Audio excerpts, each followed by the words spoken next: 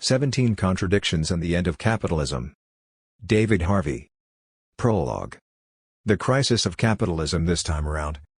Crises are essential to the reproduction of capitalism. It is in the course of crises that the instabilities of capitalism are confronted, reshaped and re-engineered to create a new version of what capitalism is about. Much gets torn down and laid waste to make way for the new. Once productive landscapes are turned into industrial wastelands, old factories are torn down or converted to new uses, working-class neighborhoods get gentrified. Elsewhere, small farms and peasant holdings are displaced by large-scale industrialized agriculture or by sleek new factories. Business parks, random wholesale warehousing and distribution centers sprawl across the land in the midst of suburban tract housing, linked together with clover-leafed highways. Central cities compete with how tall and glamorous their office towers and iconic cultural buildings might be. Mega shopping malls galore proliferate in city and suburb alike, some even doubling as airports through which hordes of tourists and business executives ceaselessly pass in a world gone cosmopolitan by default. Golf courses and gated communities pioneered in the USA can now be seen in China, Chile, and India, contrasting with sprawling squatter and self-built settlements officially designated as slums, favelas or barrios pobres. But what is so striking about crises is not so much the wholesale reconfiguration of physical landscapes, but dramatic changes in ways of thought and understanding, of institutions and dominant ideologies, of political allegiances and processes, of political subjectivities, of technologies and organizational forms, of social relations, of the cultural customs and tastes that inform daily life. Crises shake our mental conceptions of the world and of our place in it to the very core. And we, as restless participants and inhabitants of this new emerging world, have to adapt, through coercion or consent, to the new state of things, even as we, by virtue of what we do and how we think and behave, add our 2 cents worth to the messy qualities of this world. In the midst of a crisis it is hard to see where the exit might be. Crises are not singular events. While they have their obvious triggers, the tectonic shifts they represent take many years to work out. The long drawn-out crisis that began with the stock market crash of 1929 was not finally resolved until the 1950s, after the world had passed through the Depression of the 1930s and the global war of the 1940s. Likewise, the crisis whose existence was signaled by turbulence in international currency markets in the late 1960s and the events of 1968 on the streets of many cities, from Paris and Chicago to Mexico City and Bangkok, was not resolved until the mid-1980s, having passed through the early 1970s collapse of the Bretton Woods international monetary system set up in 1944, a turbulent decade of labor struggles in the 1970s and the rise and consolidation of the politics of neoliberalization under Reagan, Thatcher, Kohl, Pinochet and, ultimately, Deng in China. With the benefit of hindsight it is not hard to spot abundant signs of problems to come well before a crisis explodes into full view. The surging inequalities in monetary wealth and incomes of the 1920s and the property market asset bubble that popped in 1928 in the USA presaged the collapse of 1929, for example. Indeed, the manner of exit from one crisis contains within itself the seeds of crises to come. The debt-saturated and increasingly deregulated global financialization that began in the 1980s as a way to solve conflicts with labor by facilitating geographical mobility and dispersal produced its denouement in the fall of the investment bank of Lehman Brothers on September 15, 2008. It is, at the time of writing, more than 5 years since that event, which triggered the cascading financial collapses that followed. If the past is any guide, it would be churlish to expect at this point any clear indications of what a revivified capitalism, if such is possible, might look like. But there should by now be competing diagnoses of what is wrong and a proliferation of proposals for putting things right.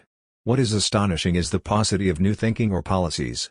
The world is broadly polarized between a continuation, as in Europe and the United States, if not a deepening of neoliberal, supply-side and monetarist remedies that emphasize austerity as the proper medicine to cure our ills, and the revival of some version, usually watered down, of a Keynesian demand-side and debt-financed expansion, as in China, that ignores Keynes's emphasis upon the redistribution of income to the lower classes as one of its key components. No matter which policy is being followed, the result is to favor the billionaires' club that now constitutes an increasingly powerful plutocracy both within countries and, like Rupert Murdoch, upon the world stage. Everywhere, the rich are getting richer by the minute. The top 100 billionaires in the world, from China, Russia, India, Mexico and Indonesia as well as from the traditional centers of wealth in North America and Europe, added $240 billion to their coffers in 2012 alone, enough, calculates Oxfam, to end world poverty overnight. By contrast, The well-being of the masses at best stagnates or more likely undergoes an accelerating if not catastrophic, as in Greece and Spain, degradation. The one big institutional difference this time around seems to be the role of the central banks, with the Federal Reserve of the United States playing a leading if not domineering role on the world stage. But ever since the inception of central banks, back in 1694 in the British case, their role has been to protect and bail out the bankers and not to take care of the well-being of the people. The fact that the United States could statistically exit the crisis in the summer of 2009 and that stock markets almost everywhere could recover their losses has had everything to do with the policies of the Federal Reserve. Does this portend a global capitalism managed under the dictatorship of the world's central bankers whose foremost charge is to protect the power of the banks and the plutocrats? If so, then that seems to offer very little prospect for a solution to current problems of stagnant economies and falling living standards for the mass of the world's population. There is also much chatter about the prospects for a technological fix to the current economic malaise. While the bundling of new technologies and organizational forms has always played an important role in facilitating an exit from crises, it has never played a determinate one. The hopeful focus these days is on a knowledge-based capitalism, with biomedical and genetic engineering and artificial intelligence at the forefront. But innovation is always a double-edged sword. The 1980s, after all, gave us deindustrialization through automation such that the likes of General Motors, which employed well-paid unionized labor in the 1960s, have now been supplanted by the likes of Walmart, with its vast non-unionized low-wage labor force, as the largest private employers in the United States. If the current burst of innovation points in any direction at all, it is towards decreasing employment opportunities for labor and the increasing significance of rents extracted from intellectual property rights for capital. But if everyone tries to live off rents and nobody invests in making anything, then plainly capitalism is headed towards a crisis of an entirely different sort. It is not only the capitalist elites and their intellectual and academic acolytes who seem incapable of making any radical break with their past or defining a viable exit from the grumbling crisis of low growth, stagnation, high unemployment and the loss of state sovereignty to the power of bondholders. The forces of the traditional left, political parties and trade unions, are plainly incapable of mounting any solid opposition to the power of capital. They have been beaten down by 30 years of ideological and political assault from the right, while democratic socialism has been discredited. The stigmatized collapse of actually existing communism and the death of Marxism after 1989 made matters worse. What remains of the radical left now operates largely outside of any institutional or organized oppositional channels, in the hope that small-scale actions and local activism can ultimately add up to some kind of satisfactory macro alternative.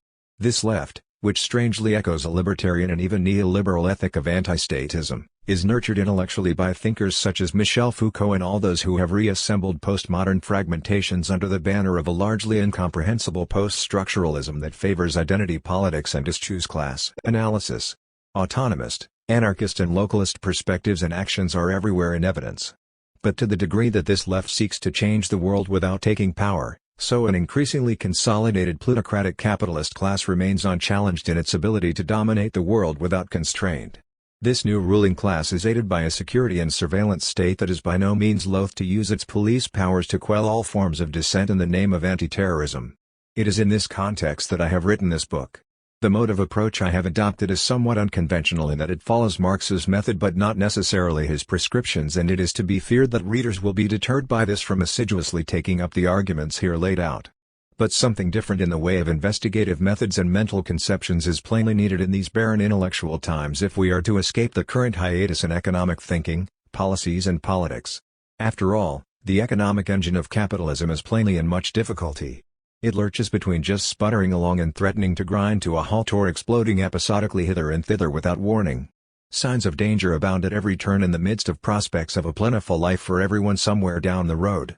Nobody seems to have a coherent understanding of how, let alone why, capitalism is so troubled. But it has always been so. World crises have always been, as Marx once put it, the real concentration and forcible adjustment of all the contradictions of bourgeois economy. One unraveling those contradictions should reveal a great deal about the economic problems that so ail us. Surely that is worth a serious try. It also seemed right to sketch in the likely outcomes and possible political consequences that flow from the application of this distinctive mode of thought to an understanding of capitalism's political economy. These consequences may not seem, at first blush, to be likely, let alone practicable or politically palatable. But it is vital that alternatives be broached, however foreign they may seem, and, if necessary, seized upon if conditions so dictate. In this way a window can be opened onto a whole field of untapped and unconsidered possibilities. We need an open forum, a global assembly, as it were, to consider where capital is, where it might be going and what should be done about it. I hope that this brief book will contribute something to the debate. New York City. January 2014. Introduction. On contradiction.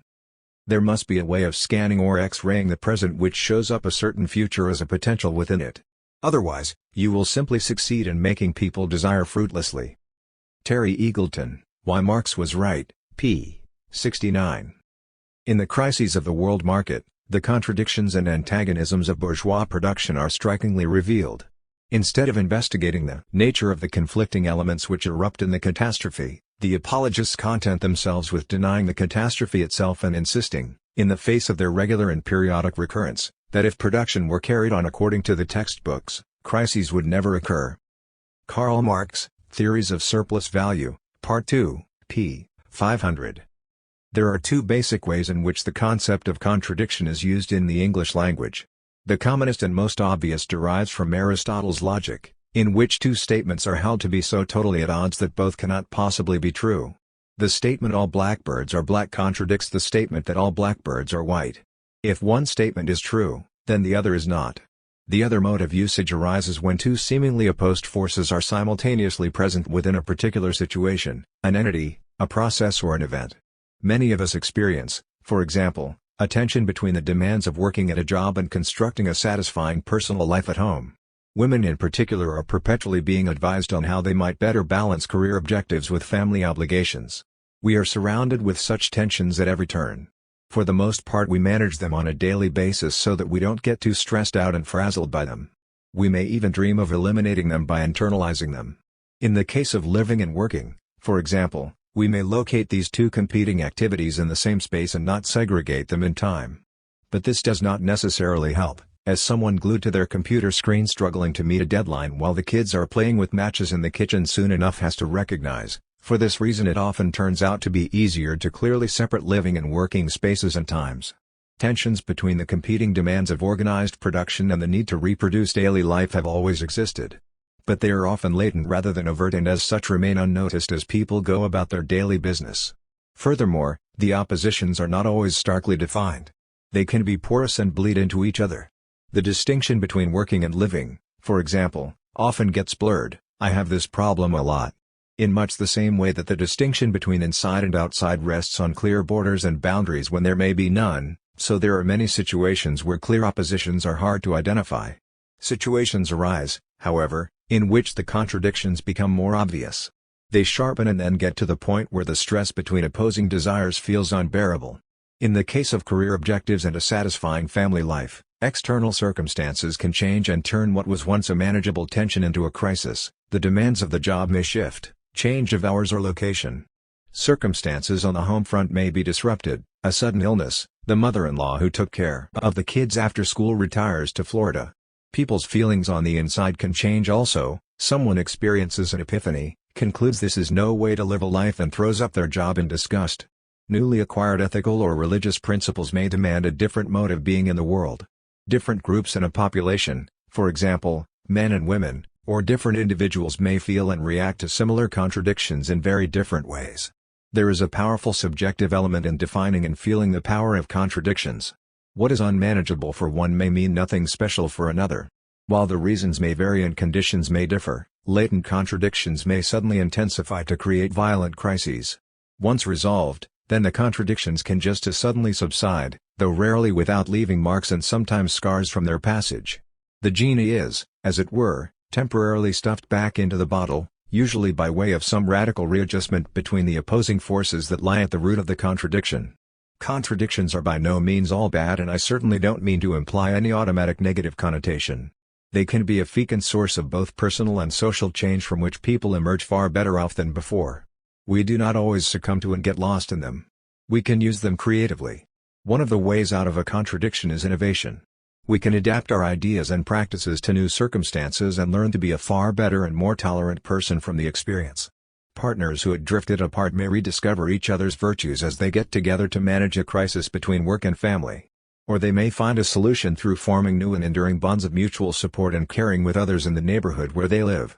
This kind of adaptation can happen at a macroeconomic scale as well as to individuals. Britain, for example, found itself in a contradictory situation in the early 18th century.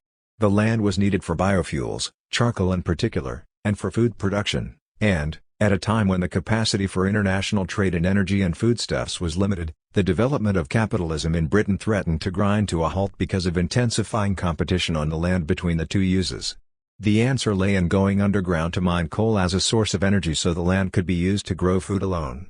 Later on, the invention of the steam engine helped revolutionize what capitalism was about as fossil fuel sources became general. A contradiction can often be the mother of invention.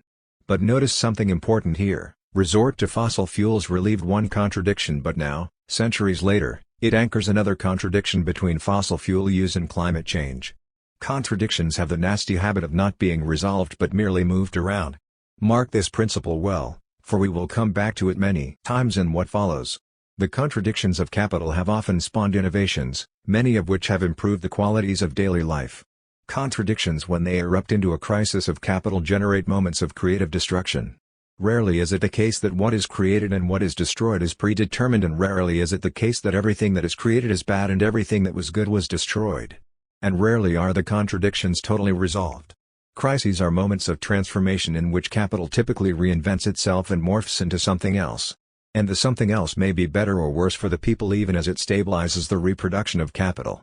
But crises are also moments of danger when the reproduction of capital is threatened by the underlying contradictions. In this study I rely on the dialectical rather than the logical Aristotelian conception of contradiction. I do not mean to imply by this that the Aristotelian definition is wrong. The two definitions, seemingly in contradiction, are autonomous and compatible. It is just that they refer to very different circumstances. I find that the dialectical conception is rich in possibilities and not at all difficult to work with. At the outset, however, I must first open up what is perhaps the most important contradiction of all, that between reality and appearance in the world in which we live. Marx famously advised that our task should be to change the world rather than to understand it. But when I look at the corpus of his writings, I have to say that he spent an inordinate amount of time seated in the library of the British Museum seeking to understand the world. This was so, I think, for one very simple reason. That reason is best captured by the term fetishism. By fetishism, Marx was referring to the various masks, disguises and distortions of what is really going on around us. If everything were as it appeared on the surface, he wrote, there would be no need for science. We need to get behind the surface appearances if we are to act coherently in the world. Otherwise, acting in response to misleading surface signals typically produces disastrous outcomes. Scientists long ago taught us, for example, that the sun does not actually go around the earth, as it appears to do, though in a recent survey in the USA it seems 20% of the population still believe it does.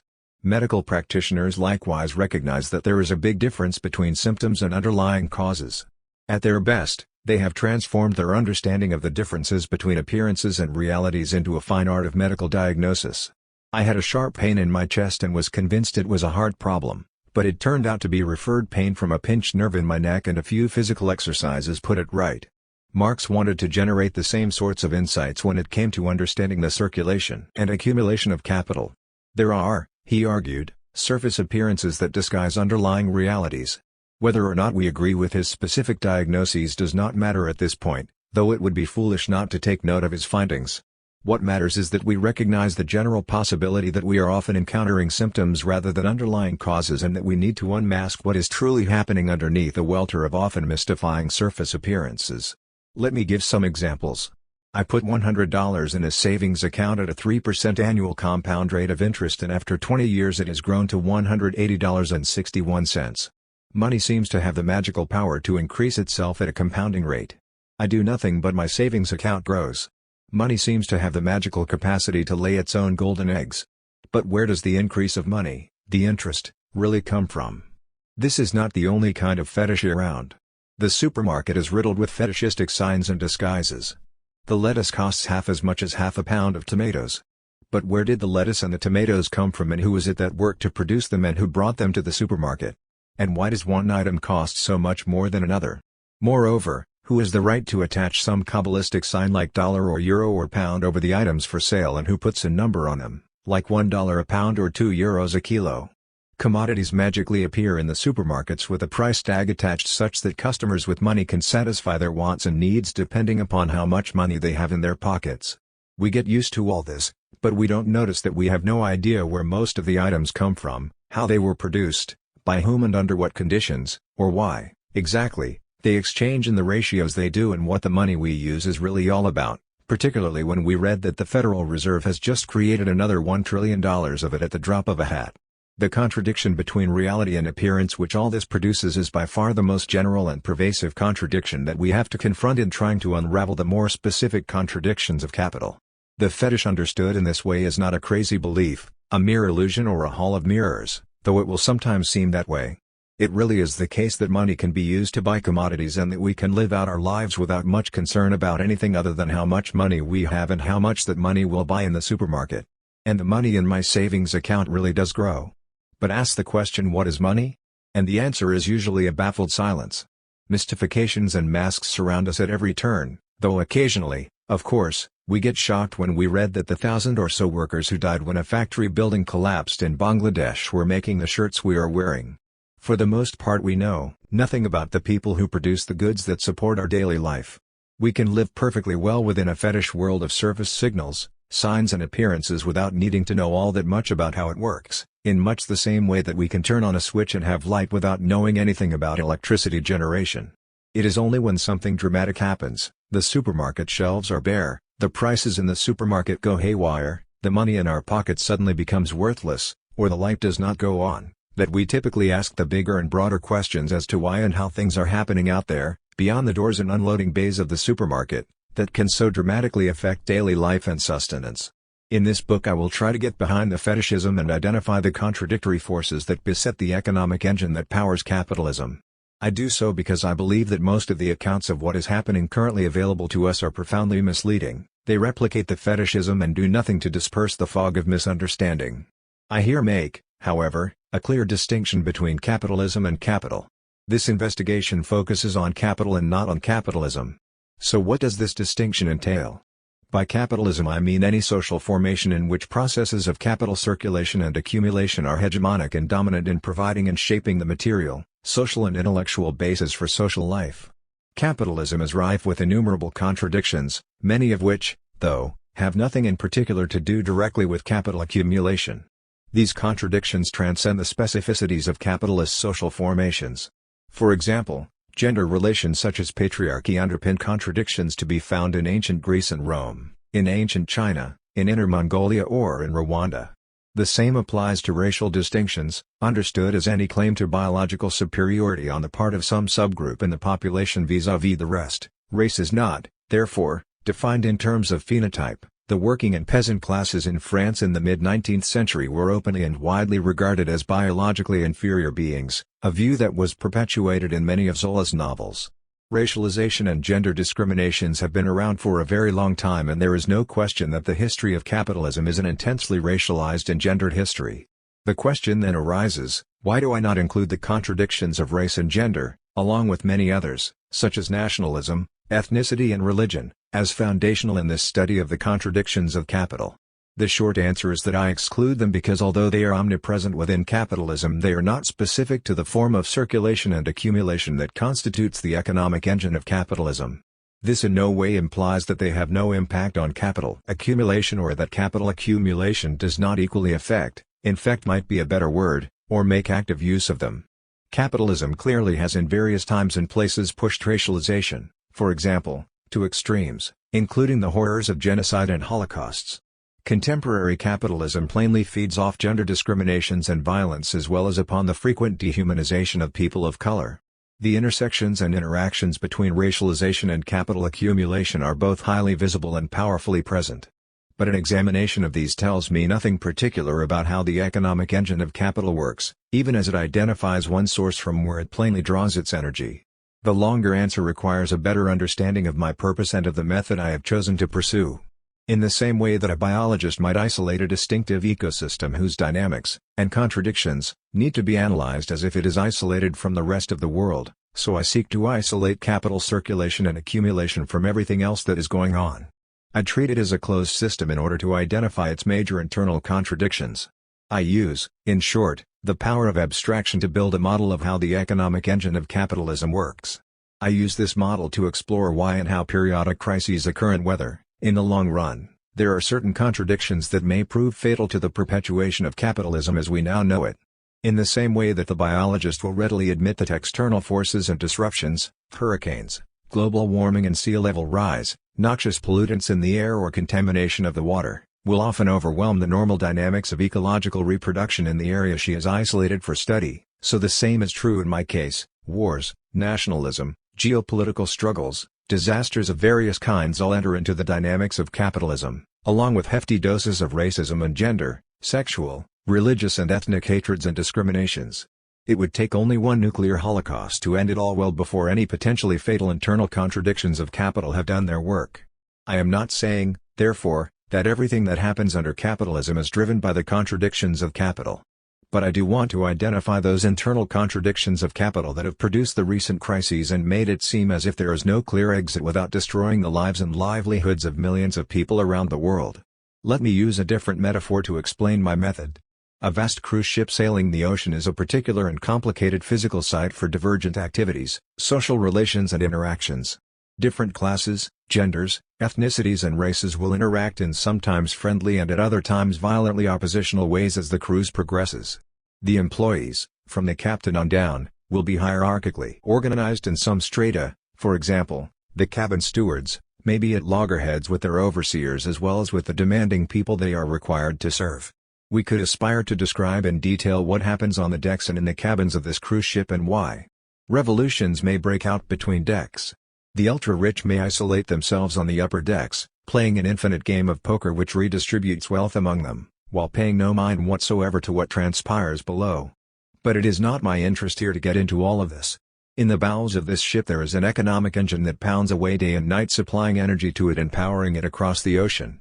Everything that happens on this ship is contingent on this engine continuing to function. If it breaks down or blows up, then the ship is dysfunctional. Plainly, the engine we have has been stuttering and grumbling of late. It appears peculiarly vulnerable. In this inquiry I shall try to establish why. If it does break down and the ship lies listless and powerless in the water, then we will all be in deep trouble. The engine will have to be either repaired or replaced with an engine of a different design. If the latter, then this poses the question of how to redesign the economic engine and to what specifications. In so doing it is helpful to know what did or did not work well in the old engine so we can emulate its qualities without replicating its faults. There are, however, a number of key points where the contradictions of capitalism affect the economic engine of capital with potentially disruptive force. If the engine gets flooded because of external events, such as a nuclear war, a global infectious disease pandemic that halts all trade, a revolutionary movement from above that attacks the engineers below or a negligent captain who steers the boat onto the rocks, then plainly the engine of capital stops for reasons other than its own internal contradictions. I will, in what follows, duly note the primary points where the engine of capital accumulation might be particularly vulnerable to such external influences. But I shall not pursue their consequences in any detail, for, as I began by insisting, my aim here is to isolate and analyze the internal contradictions of capital rather than the contradictions of capitalism taken as a whole. In certain circles it is fashionable to derogatorily dismiss studies such as this as capitalocentric. Not only do I see nothing wrong with such studies, provided, of course, that the interpretive claims that arise from them are not pressed too far and in the wrong direction, but I also think it imperative that we have much more sophisticated and profound capitalocentric studies to hand to facilitate a better understanding of the recent problems that capital accumulation has encountered.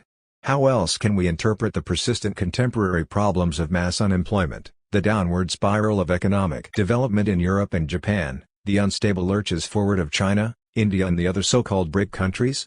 Without a ready guide to the contradictions underpinning such phenomena we will be lost. It is surely myopic, if not dangerous and ridiculous, to dismiss as capitalocentric interpretations and theories of how the economic engine of capital accumulation works in relation to the present conjuncture. Without such studies we will likely misread and misinterpret the events that are occurring around us. Erroneous interpretations will almost certainly lead to erroneous politics whose likely outcome will be to deepen rather than to alleviate crises of accumulation and the social misery that derives from them.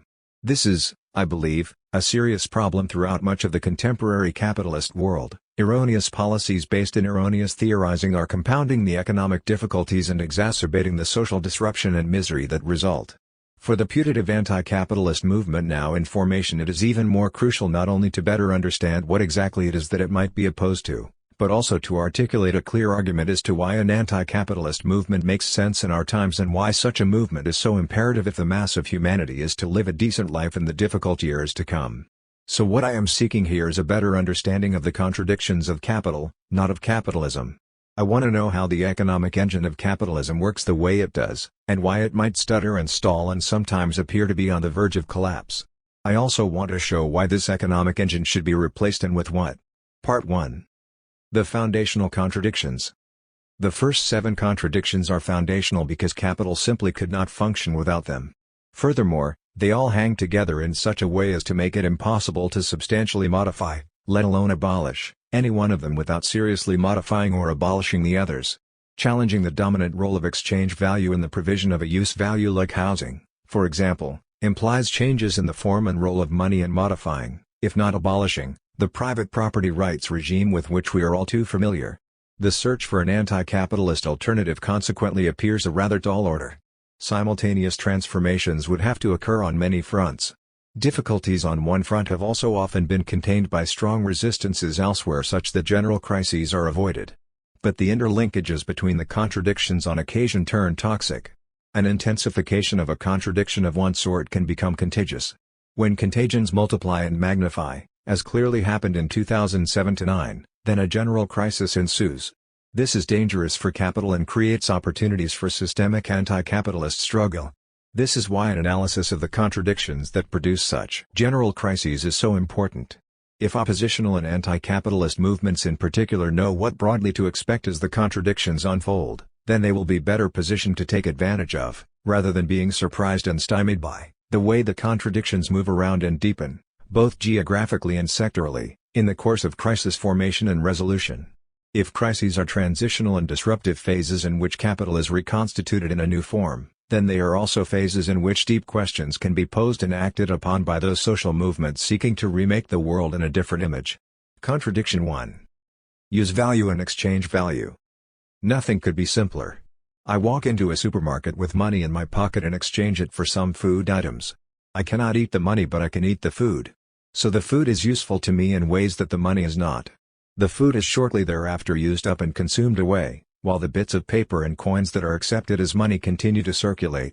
Some of the money taken in by the supermarket is paid out in the form of wages to a cashier who uses the money to buy more food. Some of the earnings go to owners in the form of profit and they spend it on all sorts of things. Some of it goes to the middlemen and eventually to the direct producers of the food, who will also spend it. And so it goes on and on. In a capitalist society, millions of transactions of this sort take place every day. Commodities like food, clothing and cell phones come and go, while the money just keeps on circulating through people's, or institutions, pockets. This is how daily life is currently lived by much of the world's population. All the commodities we buy in a capitalist society have a use value and an exchange value. The difference between the two forms of value is significant. To the degree they are often at odds with each other, they constitute a contradiction, which can, on occasion, give rise to a crisis. The use values are infinitely varied, even for the same item, while the exchange value, under normal conditions, is uniform and qualitatively identical. A dollar is a dollar is a dollar, and even when it is a euro it has a known exchange rate with the dollar. Consider, as an example, the use value and the exchange value of a house. As a use value, the house provides shelter, it is a place where people can build a home and an effective life, it is a site of daily and biological reproduction, where we cook, make love, have arguments and raise children. It offers privacy and security in an unstable world. It can also function as a symbol of status or social belonging to some subgroup, as a sign of wealth and power, as a mnemonic of historical memory, both personal and social, as a thing of architectural significance, or it simply stands to be admired and visited by tourists as a creation of elegance and beauty, like Frank Lloyd Wright's Falling Water. It can become a workshop for an aspiring innovator, like the famous garage that was the epicenter of what became Silicon Valley. I can hide a sweatshop in the basement or use it as a safe house for persecuted immigrants or as a base for trafficking sex slaves. We could go on to list a whole raft of different uses to which the house can be put. Its potential uses are, in short, myriad, seemingly infinite and very often purely idiosyncratic. But what of its exchange value? In much of the contemporary world we have to buy the house, lease it or rent it in order to have the privilege of using it. We have to lay out money for it.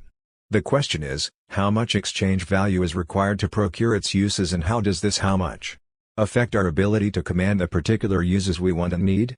It sounds a simple question, but actually its answer is rather complicated. Once upon a time, frontier pioneers built their own houses for almost no monetary cost. The land was free, they used their own labor, or procured the collective help of neighbors on a reciprocal basis. You help me now with my roof and I will help you next week with your foundations, and acquired many of the raw materials, timber, adobe etc., from all around them. The only monetary transactions would have been those concerned with the acquisition of axes, saws, nails, hammers, knives, harnesses for the horses and such like. Systems of housing production of this sort can still be found in the informal settlements constituting the so-called slums of many cities in developing countries. This is how the favelas of Brazil get built. The promotion of self-help housing by the World Bank from the 1970s onwards formally identified this system of housing provision as appropriate for low-income populations in many parts of the world. The exchange values involved are relatively limited. Houses can also be built to order. Someone has land and pays architects, contractors and builders to construct a house according to a given design. The exchange value is fixed by the cost of raw materials, the wages of labor and payment for the services required to build the house. The exchange value does not dominate. But it can limit the possibilities of creating use values. There is not enough money to build a garage, or a whole wing of the aristocratic mansion does not get built because the funding runs out. In advanced capitalist societies many people add to the existing use values of a house in this way, building an extension or a deck, for example. In much of the advanced capitalist world, however, housing is built speculatively as a commodity to be sold on the market to whoever can afford it and whoever needs it. Housing provision of this sort has long been evident in capitalist societies. This is the way in which the famous Georgian terraces of Bath, Bristol, London and the like were built at the end of the 18th century. Later on, such speculative building practices were harnessed to erect the tenement blocks of New York City, the terraced housing for the working classes in industrial cities such as Philadelphia, Lille, and Leeds, and the tract housing of the typical American suburb. The exchange value is fixed by the basic costs of the house's production, labor and raw materials, but in this case there are two other costs added in. First, the profit markup of the speculative builder, who lays out the initial necessary capital and pays the interest on any loans involved, and, second, the cost of acquiring, renting or leasing the land from property owners.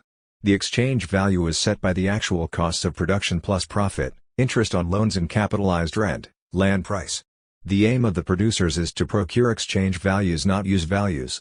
The creation of use values for others is a means to that end. The speculative quality of the activity means, however, that it is potential exchange value that matters.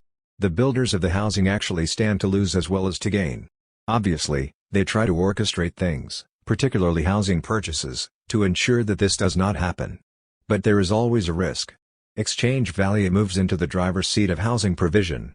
Seeing the need for adequate use values going unmet, a variety of social forces, ranging from employers anxious to keep their labor force domesticated and to hand, like Cadbury, to radical and utopian believers, like Robert Owen, the Fourierists and George Peabody, and the local and national state, have from time to time launched a variety of housing programs with public, philanthropic or paternalistic funding to provide for the needs of the lower classes at a minimum cost. If it is widely accepted that everyone has a right to a decent home and a suitable living environment, as stated in the preamble to the U.S. Housing Act of 1949, then, obviously, use-value considerations are brought back to the forefront of struggles over housing provision. This political stance very much affected housing policies in the social democratic era in Europe and had spillover effects in North America and in selected parts of the developing world. The involvement of the state in housing provision has, obviously, waxed and waned over the years, as has the interest in social housing. But exchange value considerations often creep back in as the fiscal capacities of the state are put to the test by the need to subsidize affordable housing out of shrinking public coffers. There have been, then, a variety of ways in which the tension between use values and exchange values in housing production has been managed. But there have also been phases when the system has broken down to produce a crisis of the sort that occurred in the housing markets of the United States, Ireland and Spain in 2007-9. This crisis was not unprecedented.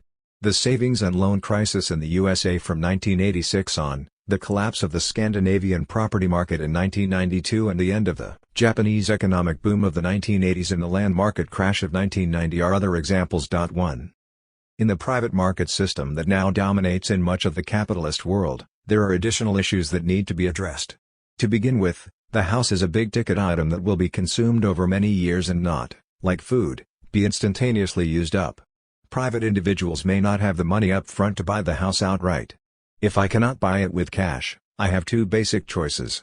Either I can rent or lease from an intermediary, a landlord, who specializes in buying speculatively built housing in order to live off the rents. Or I can borrow to buy, either getting loans from friends and relatives or taking out a mortgage with a financial institution. In the case of a mortgage, I have to pay the full exchange value of the house plus the monthly interest over the lifetime of the mortgage. I end up owning the house outright after, say, 30 years. Consequently, the house becomes a form of saving, an asset whose value, or at least that part of the value that I have acquired through my monthly payments, I can cash in at any time. Some of that asset value will have been sucked up by the costs of maintenance, for example, painting, and the need to renew deteriorated items, for example, a roof. But I can still hope to increase the net value I command as time goes on by paying off my mortgage. The mortgage finance of a housing purchase is, however, a very peculiar transaction. The total paid out on a $100,000 mortgage over 30 years at 5% is around $195,000, so the mortgagee in effect pays a premium of $95,000 extra in order to acquire an asset valued at $100,000. The transaction hardly makes sense. Why would I do this? The answer, of course, is that I need the use value of the house as somewhere to live and I pay $95,000 to live in the house until I take full ownership. It is the same as paying $95,000 rent to a landlord over 30 years except in this case I ultimately secure the exchange value of the whole house. The house becomes, in effect, a form of saving, a repository of exchange value for me. The exchange value of housing is not, however, fixed. It fluctuates over time according to a variety of social conditions and forces. To begin with, it is not independent of the exchange values of surrounding houses. If all the houses around me are deteriorating or people of the wrong sort are moving in, then my house value is very likely to fall even though I keep it in tip-top shape. Conversely, improvements in the neighborhood, for example, gentrification, will increase the value of my house even though I myself have invested nothing. The housing market is characterized by what economists call externality effects. Homeowners often take action, both individual and collective, to control such externalities. Propose building a halfway house for released criminals in a respectable neighborhood of homeowners and see what happens. The result is a lot of not in my backyard politics, exclusions of unwanted populations and activities, and neighborhood organizations whose missions are almost exclusively oriented to the maintenance and improvement of neighborhood housing values. Good neighborhood schools have a big effect. For example, people act to protect the value of their savings. But people can also lose their savings when the state or investors take over housing in a neighborhood destined for redevelopment and let that housing deteriorate, thus destroying the market value of the housing that remains. If I do invest in improvements, then I might want to be careful to do only those that clearly add to the house's exchange value. There are lots of advice books for homeowners on this topic. Building a new state-of-the-art kitchen adds value but mirrors on all the ceilings or an aviary in the backyard does not. Homeownership has become important for larger and larger segments of the population in many parts of the world. The maintenance and improvement of housing asset values have become important political objectives for larger and larger segments of the population and a major political issue because the exchange value for consumers is as important as the exchange value earned by producers. But over the last 30 years or so, housing has become an object of speculation. I buy a house for $300,000 and 3 years later its value has appreciated to $400,000. I can then capitalize upon the extra value by refinancing for $400,000 and walk away with the extra $100,000, which I can use as I wish. The enhanced exchange value of housing becomes a hot item. The house becomes a convenient cash cow, a personal ATM machine, thus boosting aggregate demand, including, of course, the further demand for housing. Michael Lewis in The Big Short explains the sort of thing that happened during the run-up to the crash of 2008. The childminder of one of his lead informants ended up owning, with her sister, 6 houses in Queens in New York City. After they bought the first one, and its value rose, the lenders came and suggested they refinance and take out $250,000, which they used to buy another. Then the price of that one rose too, and they repeated the experiment. By the time they were done, they owned 5 of them and the market was falling and they couldn't make any of the payments. 2. Speculation in housing market asset values became rife. But speculation of this sort always has a Ponzi element attached. I buy a house on borrowed money and the prices go up. More people are then attracted to the idea of buying into housing because of rising property values. They borrow even more money, easy to do when lenders are flush with money, to buy into a good thing. Housing prices go up even more, so even more people and institutions get into the game. The result is a property bubble which eventually pops. How and why such bubbles in asset values like housing form, how big or small they are and what happens when they pop depends on the configurations of different conditions and forces. For the moment all we have to accept, on the evidence of the historical record, from the property market crashes of 1928, 1973, 1987 and 2008 in the United States, for example, is that such manias and bubbles are part and parcel of what capitalist history is about. As China has moved closer to adopting the ways of capital, so it has also become increasingly subject to speculative booms and bubbles in its housing markets. We will revisit the question why and what follows. In the recent property market crash in the United States, about 4 million people lost their homes through foreclosure. For them, the pursuit of exchange value destroyed access to housing as a use value. An untold number of people are still underwater in their mortgage finance. This refers to a situation in which someone who purchased a house at the height of the boom now owes a financial institution more money than the house is worth on the market. Owners cannot get out of ownership and move without taking a substantial loss. At the height of the boom, housing prices were so high that many could not get access to use values without assuming a debt that would ultimately prove unpayable. After the crash, the financial drain of being stuck with a certain bundle of use values has had remarkably dire effects. The reckless pursuit of exchange value destroyed, in short, the capacity for many to acquire and afterwards sustain their access to housing use values. Similar problems have occurred in rental markets. In New York City, where some 60% of the population are renters, many large rental complexes were bought out at the height of the boom by private equity funds looking to make a killing by raising rents, even in the face of strong regulatory laws. The funds deliberately ran down the current use values to justify their plans for reinvestment, but then themselves went bankrupt in the financial crash, leaving tenants with deteriorated use values and higher rents living in foreclosed properties whose ownership obligations were often unclear. Who you call to fix a non-functioning furnace in a housing complex in foreclosure is not at all obvious. Nearly 10% of the rental housing stock has suffered from these sorts of problems. The ruthless pursuit of maximizing exchange values has diminished access to housing use values for a large segment of the population. And to top it all, of course, the housing market crash triggered a global crisis from which it has proved very difficult to recover. Housing provision under capitalism has moved, we can conclude, from a situation in which the pursuit of use values dominated to one where exchange values moved to the fore. In a weird reversal, the use value of housing increasingly became, first, a means of saving and, second, an instrument of speculation for consumers as well as producers, financiers and all the others, real estate brokers, loan officers, lawyers, insurance agents etc., who stood to gain from boom conditions in housing markets. The provision of adequate housing use values, in the conventional consumption sense, for the mass of the population has increasingly been held hostage to these ever-deepening exchange value considerations. The consequences for the provision of adequate and affordable housing for an increasing segment of the population have been disastrous. In the background to all this has been the shifting terrain of public opinion and public policy on the proper role of the state in the provision of adequate use values and basic needs to populations. Since the 1970s, a neoliberal consensus has emerged, or been imposed, in which the state withdraws from obligations for public provision in fields as diverse as housing, health care, education, transportation and public utilities, water, energy, even infrastructures. It does so in the interests of opening up these arenas to private capital accumulation and exchange value considerations. Everything that happened in the housing field has been affected by these shifts. Why this shift to privatization occurred is a particular question we are not at this point concerned to answer.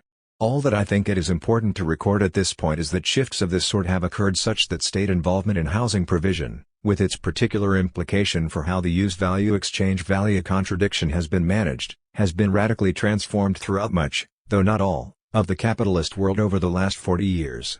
Obviously, I have chosen this case of the use value and exchange value of housing because it is a perfect example of how a simple difference, between the use value and the exchange value of a commodity in the market, can evolve into an opposition and an antagonism before becoming so heightened into an absolute contradiction as to produce a crisis not only in housing but throughout the whole financial and economic system. It did not, presumably, have to evolve that way, or did it? This is a crucial question we must ultimately answer. But that it did evolve that way in the United States and in Ireland, Spain and to some degree Britain, as well as in various other parts of the world, after 2000 or so to produce the macroeconomic crisis of 2008, a crisis not yet resolved, is unquestionable. And that it was a crisis in the exchange value side that denied more and more people adequate use values in housing in addition to a decent standard of life is also undeniable. The same thing happens to healthcare and education, higher education in particular, as exchange value considerations increasingly dominate the use value aspects of social life. The story we hear everywhere repeated, from our classrooms to throughout virtually all the media, is that the cheapest, best and most efficient way to procure use values is through unleashing the animal spirits of the entrepreneur hungry for profit to participate in the market system.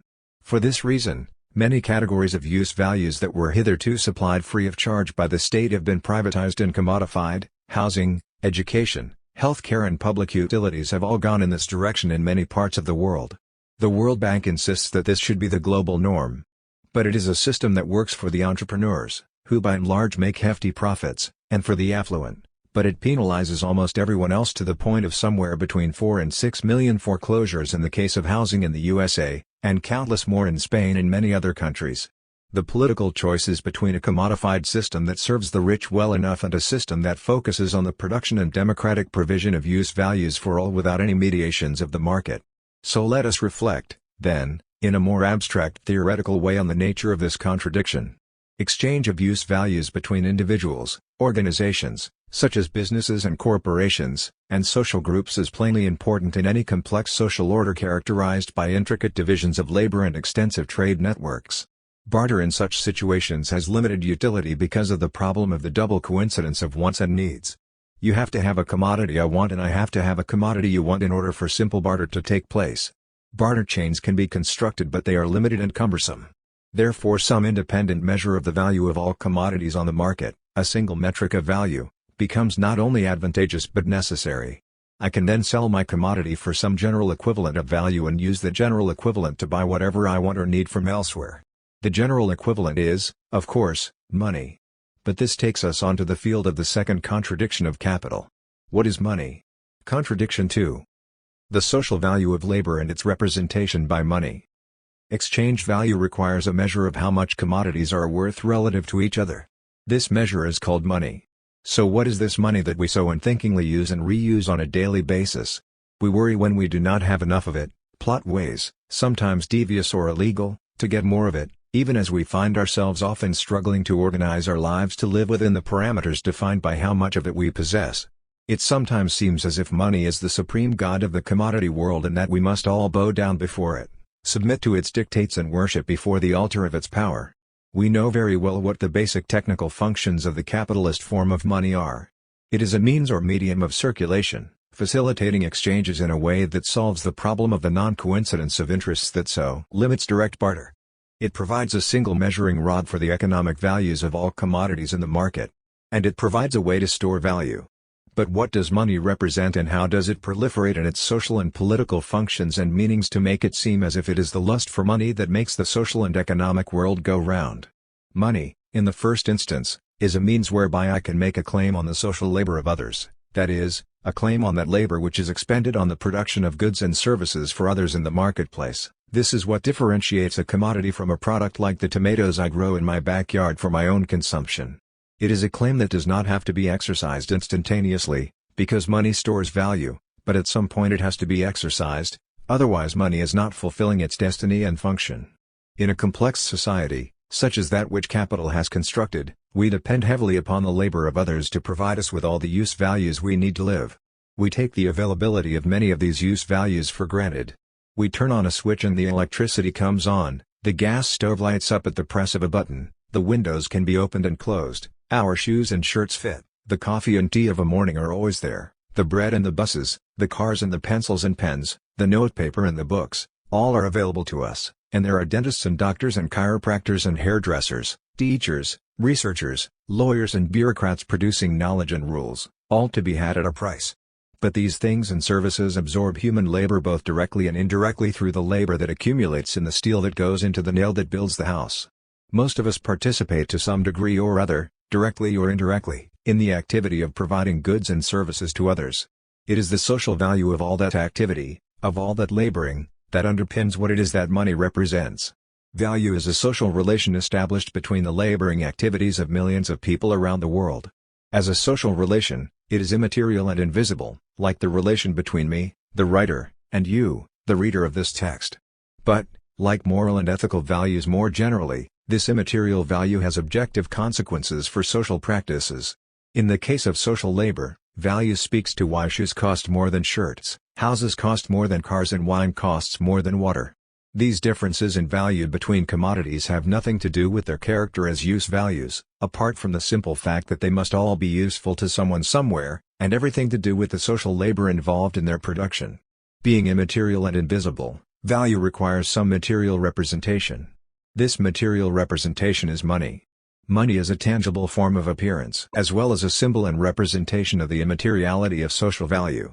But, like all forms of representation, maps come to mind. There is a gap between the representation and the social reality it is seeking to represent. The representation does a good job of capturing the relative value of social labor in some respects, but it misses out and even falsifies in others, much as maps are accurate representations of some features of the world around us but misleading about others. This gap between money and the value it represents constitutes the second foundational contradiction of capital. Money, we can say at the outset, is inseparable but also distinct from the social labor that constitutes value. Money hides the immateriality of social labor, value, behind its material form. It is all too easy to mistake the representation for the reality it seeks to represent, and to the degree that the representation falsifies, as to some degree it always does, we end up believing in and acting upon something that is false. In the same way we cannot see the social labor in any commodity, so we are particularly blinded to the nature of social labor by the money that represents it. We will look at examples shortly. The inseparability of value from its representation is important. It derives from the simple fact that without money and the commodity transactions it facilitates, value could not exist as an immaterial social relation. In other words, value could not form without the aid of the material representation, money, and the social practices of exchange. The relation between money and value is dialectical and coevolutionary, they both emerge together, rather than causal.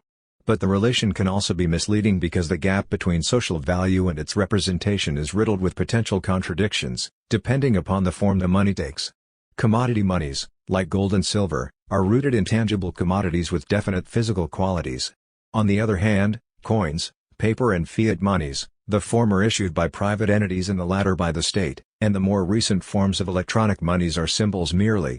Money of account dispenses with actual money payments at the moment of sale or purchase in favor of the payment of net balances at the end of a certain period. For firms that buy and sell, the net balances of multiple money transactions are usually far less than the total transactions because purchases and sales offset each other. Only the residual net balance claims are actually paid. Banks, for example, clear checks from each other. This is now done electronically, but it used to be done manually at clearing houses, 5 times a day in New York, with each bank sending runners to deposit checks at the window of the bank the check was drawn upon. At the end of the day or clearing period, the net transfers between the banks may be close to zero even though a vast number of transactions have taken place. This can be so because the checks drawn on one bank are offset by the checks deposited by many others. Money of account therefore greatly reduces the actual amount of real money needed. This kind of money also underpins a vast array of credit instruments and loans used to promote both production and consumption. In housing markets, for example, developers borrow to build speculative housing and consumers use mortgage finance to buy that housing. Credit monies in themselves constitute a hugely complicated world, that some theorists regard as radically different from other monies. From all of this arises a peculiar and seemingly tautological use for money. Money, which supposedly measures value, itself becomes a kind of commodity, money capital. Its use value is that it can be used to produce more value, profit or surplus value. Its exchange value is the interest payment, which in effect puts a value on that which measures value, a highly tautological proposition. This is what makes money as a measure so special and so odd. Whereas other standard measures, like inches and kilos, cannot be bought and sold in themselves, I can only buy kilos of potatoes, not kilos full stop. Money can be bought and sold in itself as money capital, I can buy the use of $100 for a certain period of time. The simplest way to conjure up a material representation for value is to select one commodity as the value representative for all the rest. For a variety of reasons, the precious metals, gold and silver in particular, emerged historically as best suited to fulfill this role. The reasons they were selected are important. To begin with, these metals were relatively scarce and there is a fairly constant accumulated supply. I cannot go into my backyard and dig up some gold or silver whenever I want. The supply of the precious metals is relatively inelastic, so they maintain their relative value against all other commodities over time, though bursts of production activity, like the California gold rush, did create some problems. Most of the world's gold is already mined and above ground. Second, these metals do not oxidize and deteriorate, as would happen if we chose raspberries or potatoes as our money commodity. This means that they maintain their physical characteristics over the time of a market transaction and, even more importantly, they can function relatively safely as a long-term store of value. Third, the physical properties of these metals are known and their qualities can be assayed accurately, so their measure is easily calibrated, unlike, say, the bottles of vodka, where consumer taste could be erratic, that emerged as a form of commodity money in Russia when the monetary system collapsed in the 1990s and trading collapsed into a multilateral bartering system. 1. The physical and material properties of these elements of the so-called natural world are used to anchor and represent the immateriality of value as social labor. But commodity monies are awkward to use on a daily basis for the exchange of low-value commodities. So coins, tokens and eventually bits of paper and then electronic monies became much more practicable in the marketplaces of the world. Imagine what it would be like if we had to pay for a cup of coffee on the street with the exact weight of gold or silver. So while the commodity monies may have provided a solid physical material basis to represent social labor, the British currency notes still promise to pay the bearer. Even though these notes have long ago ceased to be freely convertible into gold and silver, they were quickly displaced by far more flexible and manageable money forms. But this creates another oddity.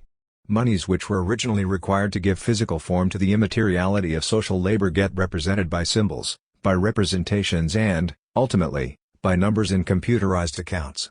When money commodities are represented by numbers, this introduces a serious and potentially misleading paradox into the monetary system. Whereas gold and silver are relatively scarce and of constant supply, the representation of money as numbers allows the quantity of money available to expand without any technical limit. We thus see the Federal Reserve in our time adding trillions of dollars to the economy at the drop of a hat through tactics like quantitative easing. There seems no limit to such possibilities except that imposed by state policies and regulation. When the metallic basis of global monies was totally abandoned in the 1970s, we indeed found ourselves in a potentially limitless world of money creation and accumulation. Furthermore, the rise of monies of account and even more importantly of credit monies, beginning with the simple use of IOUs, places a great deal of money creation in the hands of individuals and the banks rather than in the hands of state institutions. This calls forth regulatory impositions and interventions on the part of the state apparatus in what is often a desperate attempt to manage the monetary system.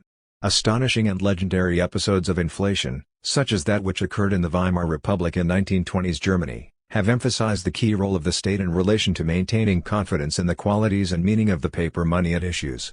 We will return to this when we look at the third foundational contradiction. All these oddities in part arise because the three basic functions of money have quite different requirements if they are to be effectively performed. Commodity monies are good at storing value but dysfunctional when it comes to circulating commodities in the market.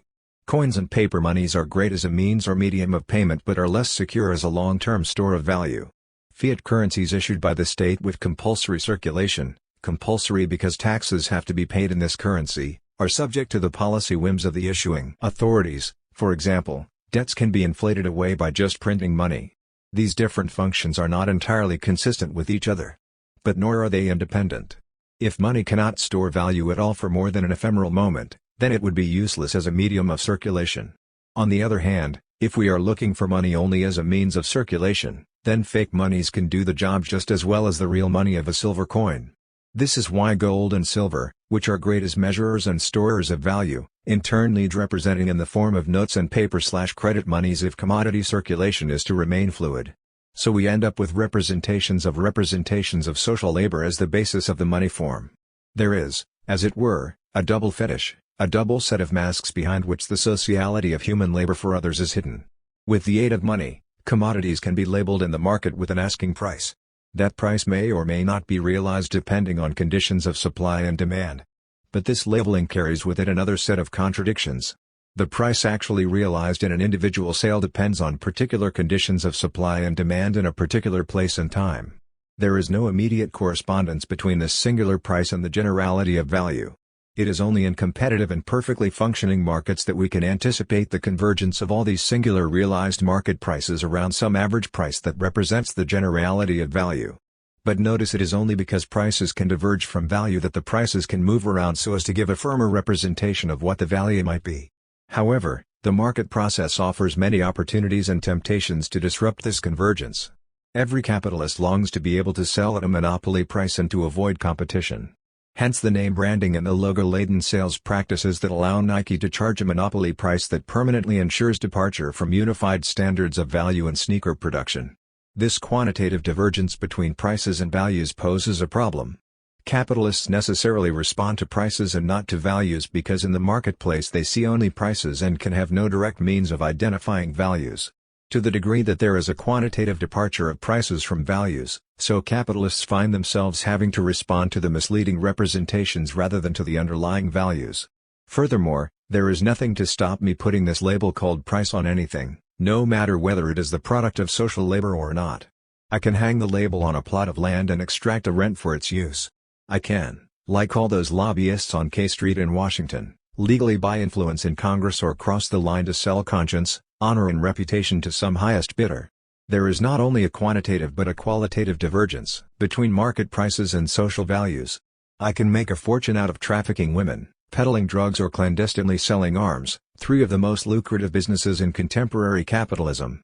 Even worse, if that is possible, I can use money to make more money, as if it is capital when it is not. The monetary signals diverge from what the logic of social labor should be all about. I can create vast pools of fictitious capital, money capital loaned out to activities that create no value at all even as they are highly profitable in money terms and return interest to me.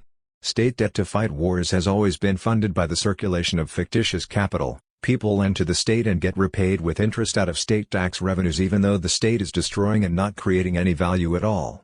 So here is yet another paradox.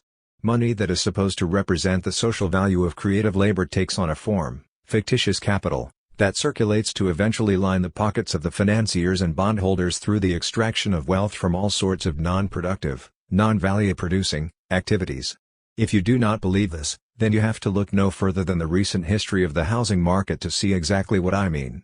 Speculation on housing values is not a productive activity, yet vast amounts of fictitious capital flowed into the housing market up until 2007-08 because the rate of return on investments was high. Easy credit meant rising housing prices and high rates of turnover meant a plethora of opportunities to earn exorbitant fees and commissions on housing transactions. The bundling together of the mortgages, a form of fictitious capital, into collateralized debt obligations created a debt instrument, an even more fictitious form of capital, that could be marketed worldwide. These instruments of fictitious capital, many of which turned out to be worthless, were marketed to unsuspecting investors around the world as if they were investments certified by the rating agencies to be as safe as houses. This was fictitious capital run wild. We are still paying the price for its excesses. The contradictions that arise around the money form are, therefore, multiple. Representations, as we have already noted, falsify even as they represent. In the case of gold and silver as representations of social value, we see that we are taking the particular circumstances for the production of those precious metals as a general measure of the value congealed in all commodities. We in effect take a particular use value, the metal gold, and use it to represent exchange value in general. Above all, we take something that is inherently social and represent it in such a way that it can be appropriated as a form of social power by private persons. This last contradiction has deep and in some ways devastating consequences for the contradictions of capital. To begin with, the fact that money permits social power to be appropriated and exclusively utilized by private persons places money at the center of a wide range of noxious human behaviors. Lust and greed for money power inevitably become central features in the body politic of capitalism. All sorts of fetishistic behaviors and beliefs center on this. The desire for money as a form of social power becomes an end in itself which distorts the neat demand-supply relation of the money that would be required simply to facilitate exchange.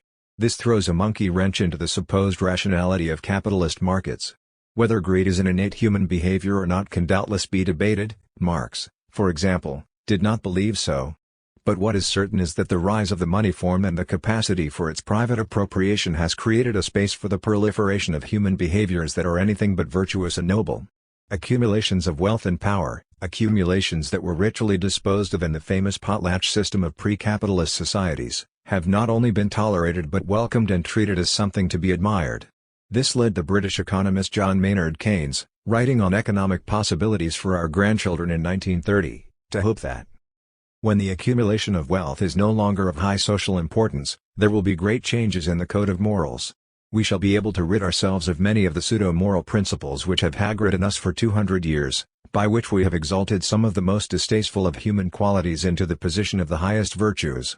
We shall be able to afford to dare to assess the money motive at its true value. The love of money as a possession, as distinguished from the love of money as a means to the enjoyments and realities of life, will be recognized for what it is, a somewhat disgusting morbidity, one of those semi-criminal, semi-pathological propensities which one hands over with a shudder to the specialists on mental disease. All kinds of social customs and economic practices, affecting the distribution of wealth and of economic rewards and penalties, which we now maintain at all costs, however distasteful and unjust they may be in themselves, because they are tremendously useful in promoting accumulation of capital, we shall then be free, at last, to discard. 2. So what should the critical response be to all this? To the degree that the circulation of speculative fictitious capital inevitably leads to crashes which exact a huge toll from capitalist society in general, and even more tragically from the most vulnerable populations therein, so an outright assault on the speculative excesses and the, largely fictitious, monetary forms that have evolved to promote them necessarily become the focus of political struggle. To the degree that these speculative forms have underpinned the immense increases in social inequality and the distribution of wealth and power such that an emergent oligarchy, the infamous 1%, which is really the even more infamous 0.1%, now effectively controls the levers of all global wealth and power, so this also defines obvious lines of class struggle crucial to the future well-being of the mass of humanity. But this is only the more obvious tip of the iceberg. Money is, it bears repeating, as inseparable from value as exchange value is inseparable from money. The bonds between the three are tightly woven. If exchange value weakens and ultimately disappears as the guiding means by which use values are both produced and distributed in society, so the need for money and all of the lustful pathologies associated with its use, as capital, and possession, as a consummate source of social power, will also disappear. While the utopian aim of a social order without exchange value and therefore moneyless needs to be articulated, the intermediate step of designing quasi-money forms that facilitate exchange but inhibit the private accumulation of social wealth and power becomes imperative. This can be done in principle. Keynes, in his influential general theory of employment, interest, and money, for example, cites the strange, unduly neglected prophet Silvio Gesell, who long ago proposed the creation of quasi-money forms that oxidize if not used. The fundamental inequality between commodities, use values, that decay and a money form, exchange value, that does not has to be rectified. Only money that goes out of date like a newspaper, rots like potatoes, evaporates like ether, is capable of standing the test as an instrument of exchange of potatoes, newspapers, iron and ether, wrote Gesell. 3 With electronic monies, this is now practicable, in ways that were not possible before. An oxidization schedule can easily be written into monetary accounts such that unused monies, like unused airline miles, dissolve after a certain period of time. This cuts the bond between money as a means of circulation and money as a measure and even more significantly as a store of value, and hence a primary means for the accumulation of private wealth and power. Obviously, moves of this sort would require wide-ranging adjustments of other facets of the economy. If money oxidizes, it would be impossible to use that money to save for future needs. Investment pension funds, for example, would disappear. This is not so appalling a prospect as it might appear. To begin with, investment pension funds are vulnerable to becoming worthless anyway, because of underfunding, mismanagement, collapses in stock market values or inflation. The value of monetarily based pension funds is contingent and not secure, as many pensioners are now finding out. Social Security, on the other hand, is a form of pension right that does not in principle depend upon using money to save for the future. Today's workers provide for those who preceded them. Far better to organize future incomes by this means than by saving and hoping investments will pay off. A guaranteed minimum income, or minimal access to a collectively managed pool of use values, for all would obviate entirely the need for a money form that would allow private savings to guarantee future economic security. The focus would then have to be on what really matters, which is the continuous creation of use values through social labor and the eradication of exchange value as the principal means by which the production of use values is organized. Marx, for one, believed that reforms within the monetary system would not in themselves guarantee the dissolution of the power of capital and that it was illusory to believe that tinkering with monetary forms could be the cutting edge of revolutionary change. He was, I believe, correct in this supposition. But what I think his analysis also makes clear is that the evolution of an alternative to capital would require as a necessary but not sufficient condition a radical reconfiguration of how exchange is organized and the ultimate dissolution of the power of money not only over social life but, as Keynes indicates, over our mental and moral conceptions of the world. Envisaging a moneyless economy is one way to get a measure of what an alternative to capitalism might look like. The possibility of this, given the potentialities of electronic monies or even substitutes for money, may not be so far off. The rise of new forms of cybercurrency, such as Bitcoin, suggests that capital itself is now on the way to invent new monetary forms. It is opportune and wise, therefore, for the left to frame political ambitions and political thought around this ultimate objective.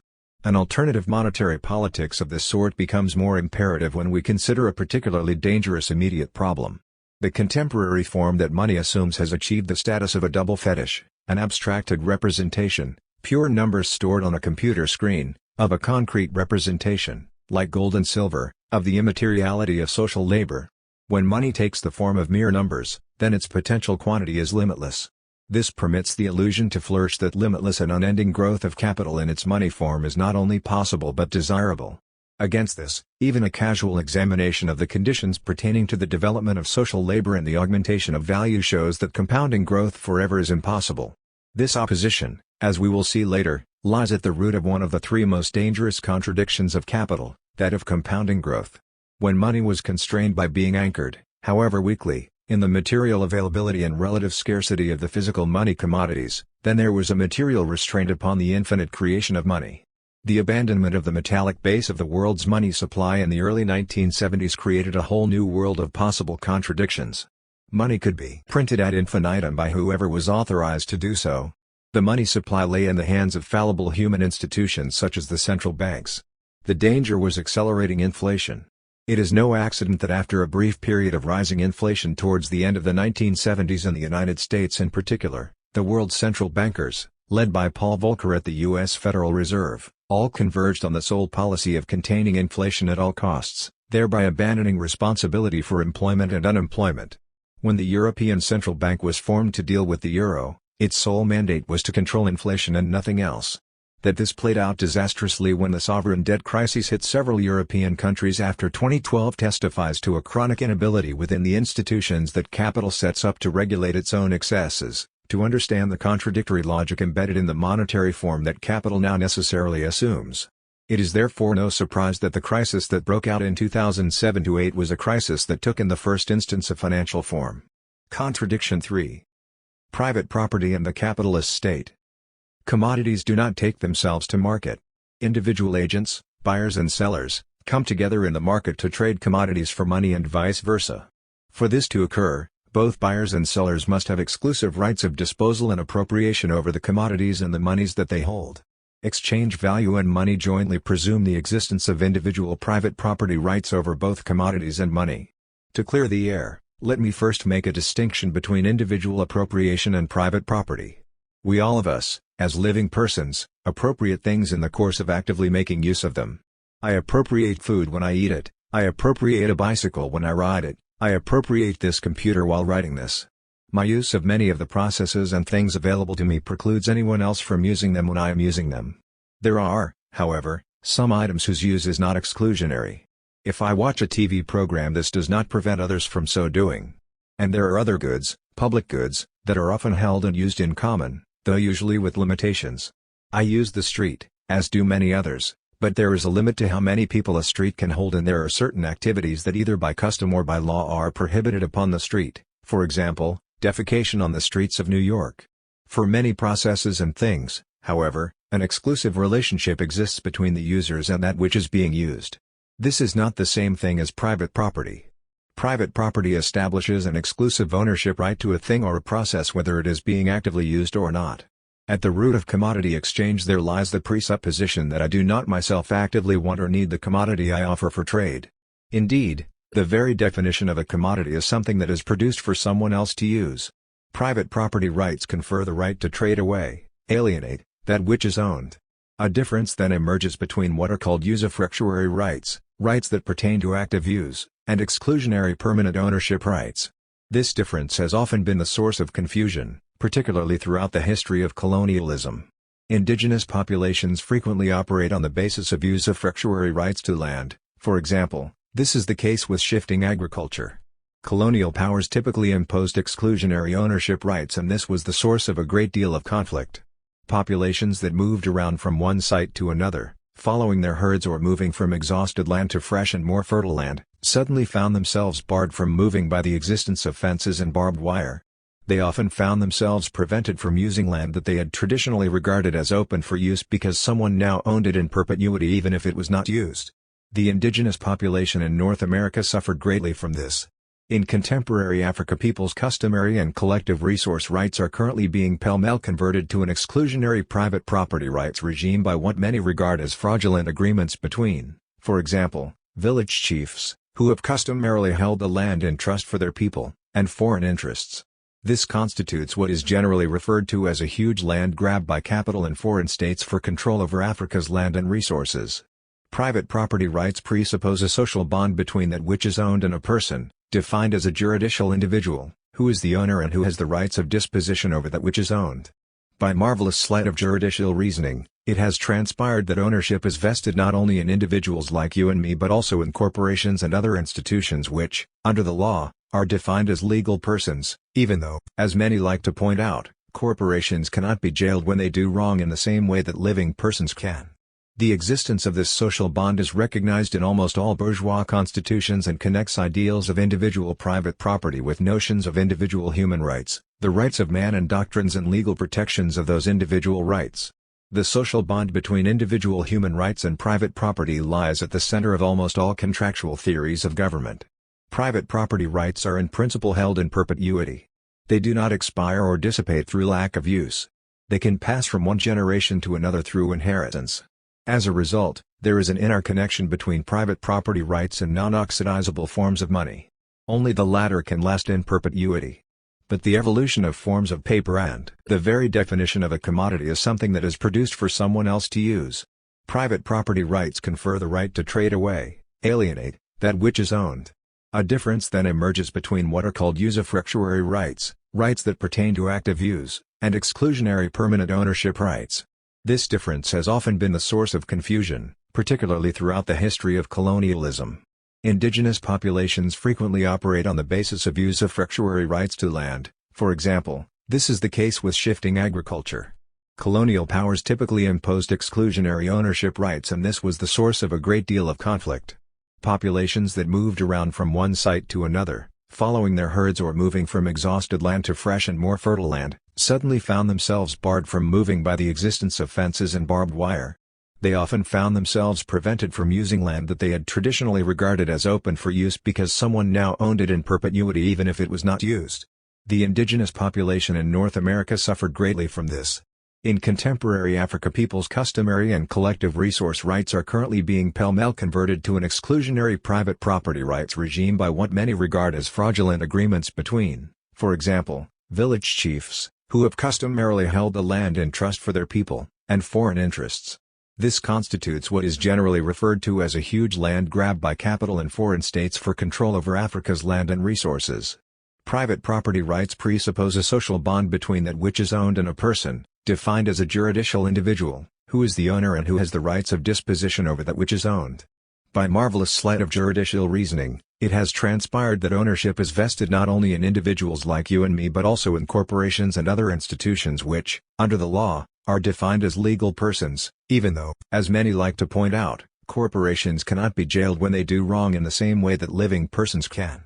The existence of this social bond is recognized in almost all bourgeois constitutions and connects ideals of individual private property with notions of individual human rights, the rights of man and doctrines and legal protections of those individual rights.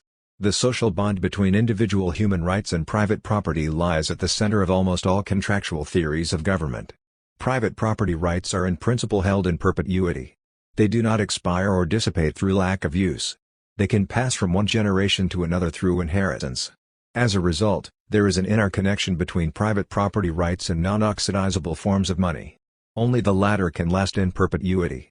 But the evolution of forms of paper and the imposition of private property rights depends upon the existence of state powers and legal systems, usually coupled with monetary taxation arrangements, that codify, define and enforce the contractual obligations that attach to both private property rights and the rights of juridical individuals.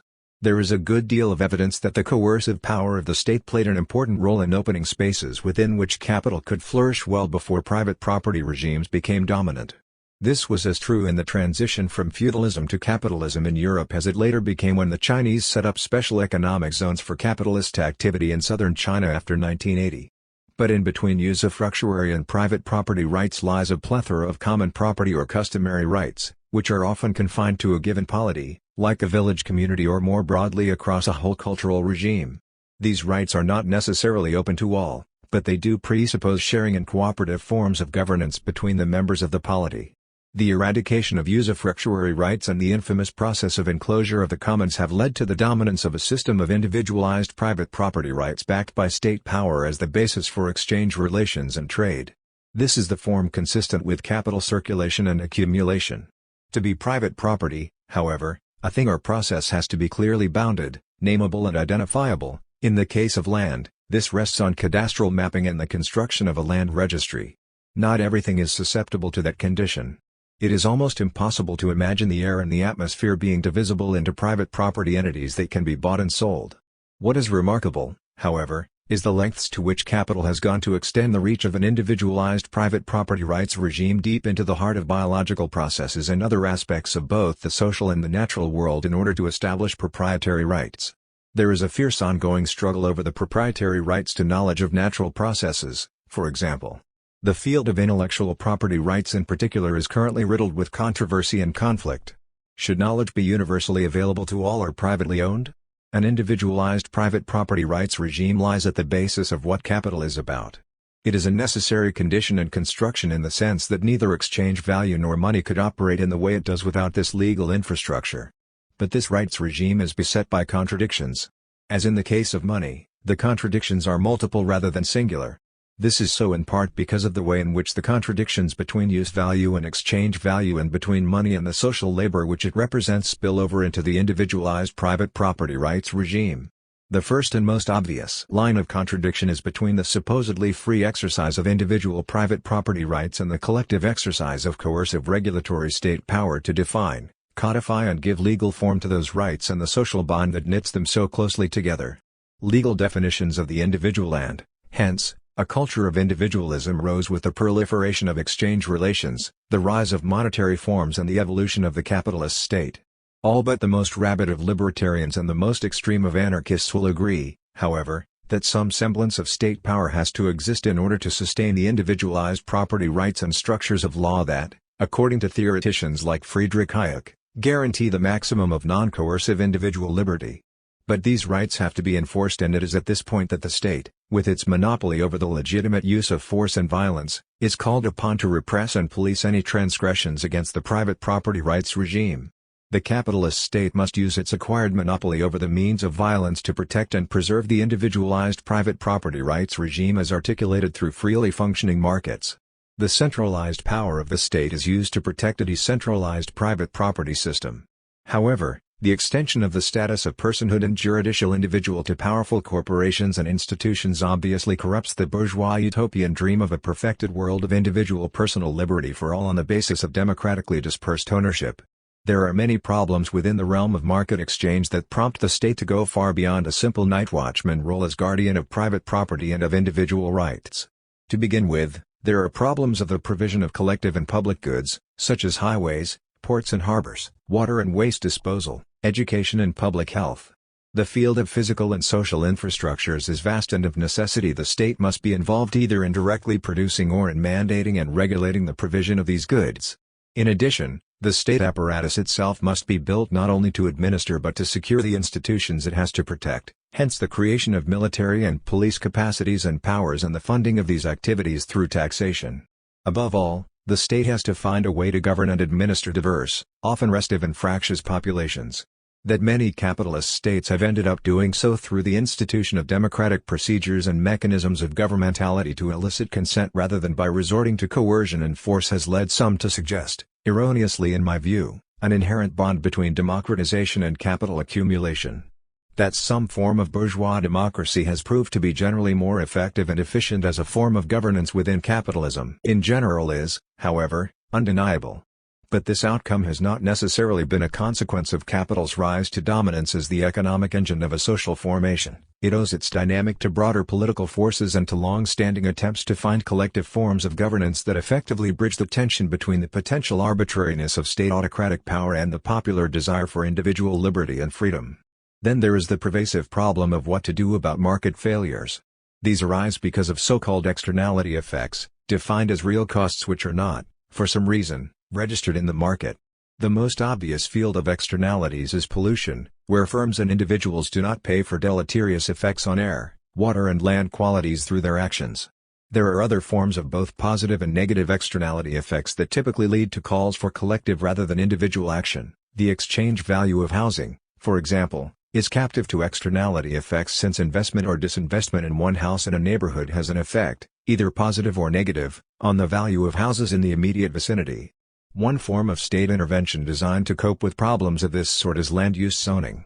Most people concede the legitimacy of state or other forms of collective action to control and regulate those activities that generate strong negative externality effects.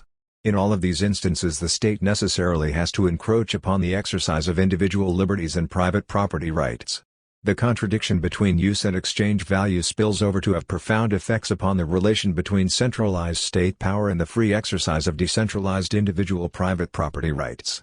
The only interesting question is how far does the state go and to what degree that encroachment might be based on coercion rather than the building of consent, a process that unfortunately entails the cultivation of nationalism.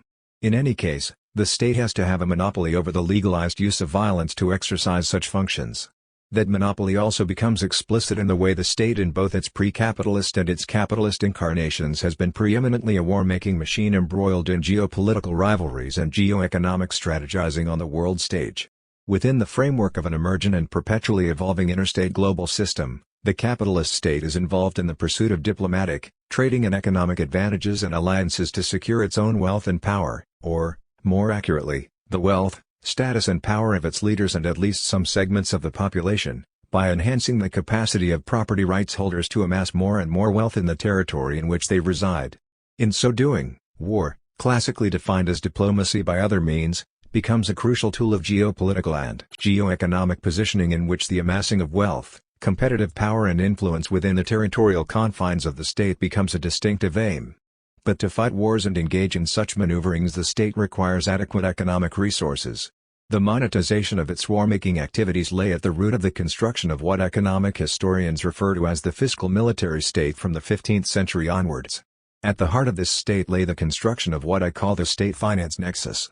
In the British case this was most clearly symbolized by the alliance between the state apparatus on the one hand and the London merchant capitalists on the other. The latter effectively funded the state's war-making powers by securing the national debt in return for an exclusive charter to monopolize and manage the monetary system through the formation of the Bank of England in 1694. This was the world's first central bank. It subsequently became a model for the rest of the capitalist world to follow. This highlights a key relationship between the state and money. Silvio Gesell, I think, has it right. Money requires the state, without a state money is not possible. Indeed, the foundation of the state may be said to date from the introduction of money. Money is the most natural and the most powerful cement of nations. The fact that money is indispensable, and that state control of money is also indispensable, gives the state unlimited power over money. Exposed to this unlimited power, the metal covering of money is as chaff before the wind. Money is as little protected by the money material from abuse of state power as the constitution of the state is protected from arbitrary usurpation of power by the parchment upon which it is written. Only the state itself, the will of those in power, autocrats or representatives, can protect money from bunglers, swindlers and speculators, on condition that those in power are capable of purposeful use of their power. Up to the present they have never, unfortunately, possessed this capability. 1. Yet, Gesell surprisingly suggests, the security of paper money is greater than that of metal money. This is so precisely because paper money is secured by all the interests and ideals which weld people into a state. The paper money of a state can only go down with the state itself. The state, which is usually defined by its monopoly over the legitimate use of violence, acquires another key function: it must have monopoly power over money and the currency. There are two caveats to this argument. First, this monopoly power is generic to the state and not particular. The global monetary system is hierarchical in character. The US dollar has functioned as the reserve currency for the global monetary system since 1945, and the USA has exclusive rights of seigniorage, creation, of that money. The monetary powers of other states are circumscribed because international debts are typically denominated in US dollars and have to be paid in dollars. An individual state cannot monetize its debts by printing its own currency because the immediate effect will be to devalue the local currency against the US dollar. There are other currencies which might be used for global trade: pound sterling, which used to be the global reserve currency, the euro and the yen, and maybe in the future the Chinese yuan. But these have so far not threatened the position of the US dollar, and occasional proposals to replace the dollar with a market basket of currencies, of the sort that Keynes originally proposed at Bretton Woods in 1944, have so far been rebuffed by the USA. Considerable benefits accrue to the USA, after all, from its control over the global reserve currency. U.S. imperial power has been exercised either directly or indirectly by dollar diplomacy. The hegemony of the U.S. state in the world system is largely sustained by its control over the world currency and its ability to print money to pay, for example, for its excessive military expenditures. In the face of this, individual states may give up their role over their own currency. Ecuador, for example, uses U.S. dollars. When the euro came into being, the individual states surrendered their monopoly power over their currencies to a set of supranational institutions, the European Central Bank, dominated by Germany and to a lesser degree by France. The second caveat is that this monopoly right of the state over the currency can be subcontracted, as it were, to merchant and banking capitalists through the chartering of central banks that are nominally independent of direct democratic or state political control. This is the case with the Bank of England, the U.S. Federal Reserve, and the European Central Bank. These powerful institutions exist in a liminal space between the state and the private banks. They are institutions which, along with the treasury departments of the state government, form the state finance nexus that has long functioned as the central nervous system for regulating and promoting capital. The state finance nexus has all the characteristics of a feudal institution, because its operations are usually hidden from view and shrouded in mystery. It operates more like the Vatican or the Kremlin than like an open and transparent institution. It assumes a human face only at times of difficulty, when, for example, Hank Paulson, Secretary of the Treasury, and Ben Bernanke, Chair of the Federal Reserve, jointly took to the airwaves to dictate national policy in the wake of the collapse of Lehman Brothers in September 2008, when both the executive branch and Congress appeared paralyzed and fearful. When the financial system and the state finance nexus fails, as it did in 1929 and 2008, then everyone recognizes there is a threat to the survival of capital and of capitalism, and no stone is left unturned and no compromise left unexamined in the endeavors to resuscitate it. 2. But all is not always harmonious in the relation between the capitalist state and private property. To the degree that the state embraces some form of democracy in order to counteract the absolutist and autocratic state forms that can be arbitrarily hostile or unreceptive to certain of the requirements of capital, regarding, for example, freedom of movement, so it is opened up to populist influences of various sorts. If, as sometimes happens, it is captured by organized labor and left political parties, so its powers may be deployed to curb the powers of capital as private property. Capital can then no longer operate freely in many domains of the economy, labor markets, labor processes, income distributions and the like. It finds itself forced to operate in the framework of a veritable regulatory force that circumscribes its freedoms. From time to time, therefore, the contradiction between state and private property gets heightened into an absolute contradiction that pits public against private, state against market. Fierce ideological and political battles can erupt around this contradiction. But let me be clear, I am not here trying to write out a general theory of what the capitalist state is all about. I am simply drawing attention to those aspects and specific functions of the state that have to operate in a certain way to support the reproduction of capital. Given its powers of taxation and the state's susceptibility to political influences and interests, state powers can sometimes be redirected politically to economic ends in ways that trump private entrepreneurial activity and interests.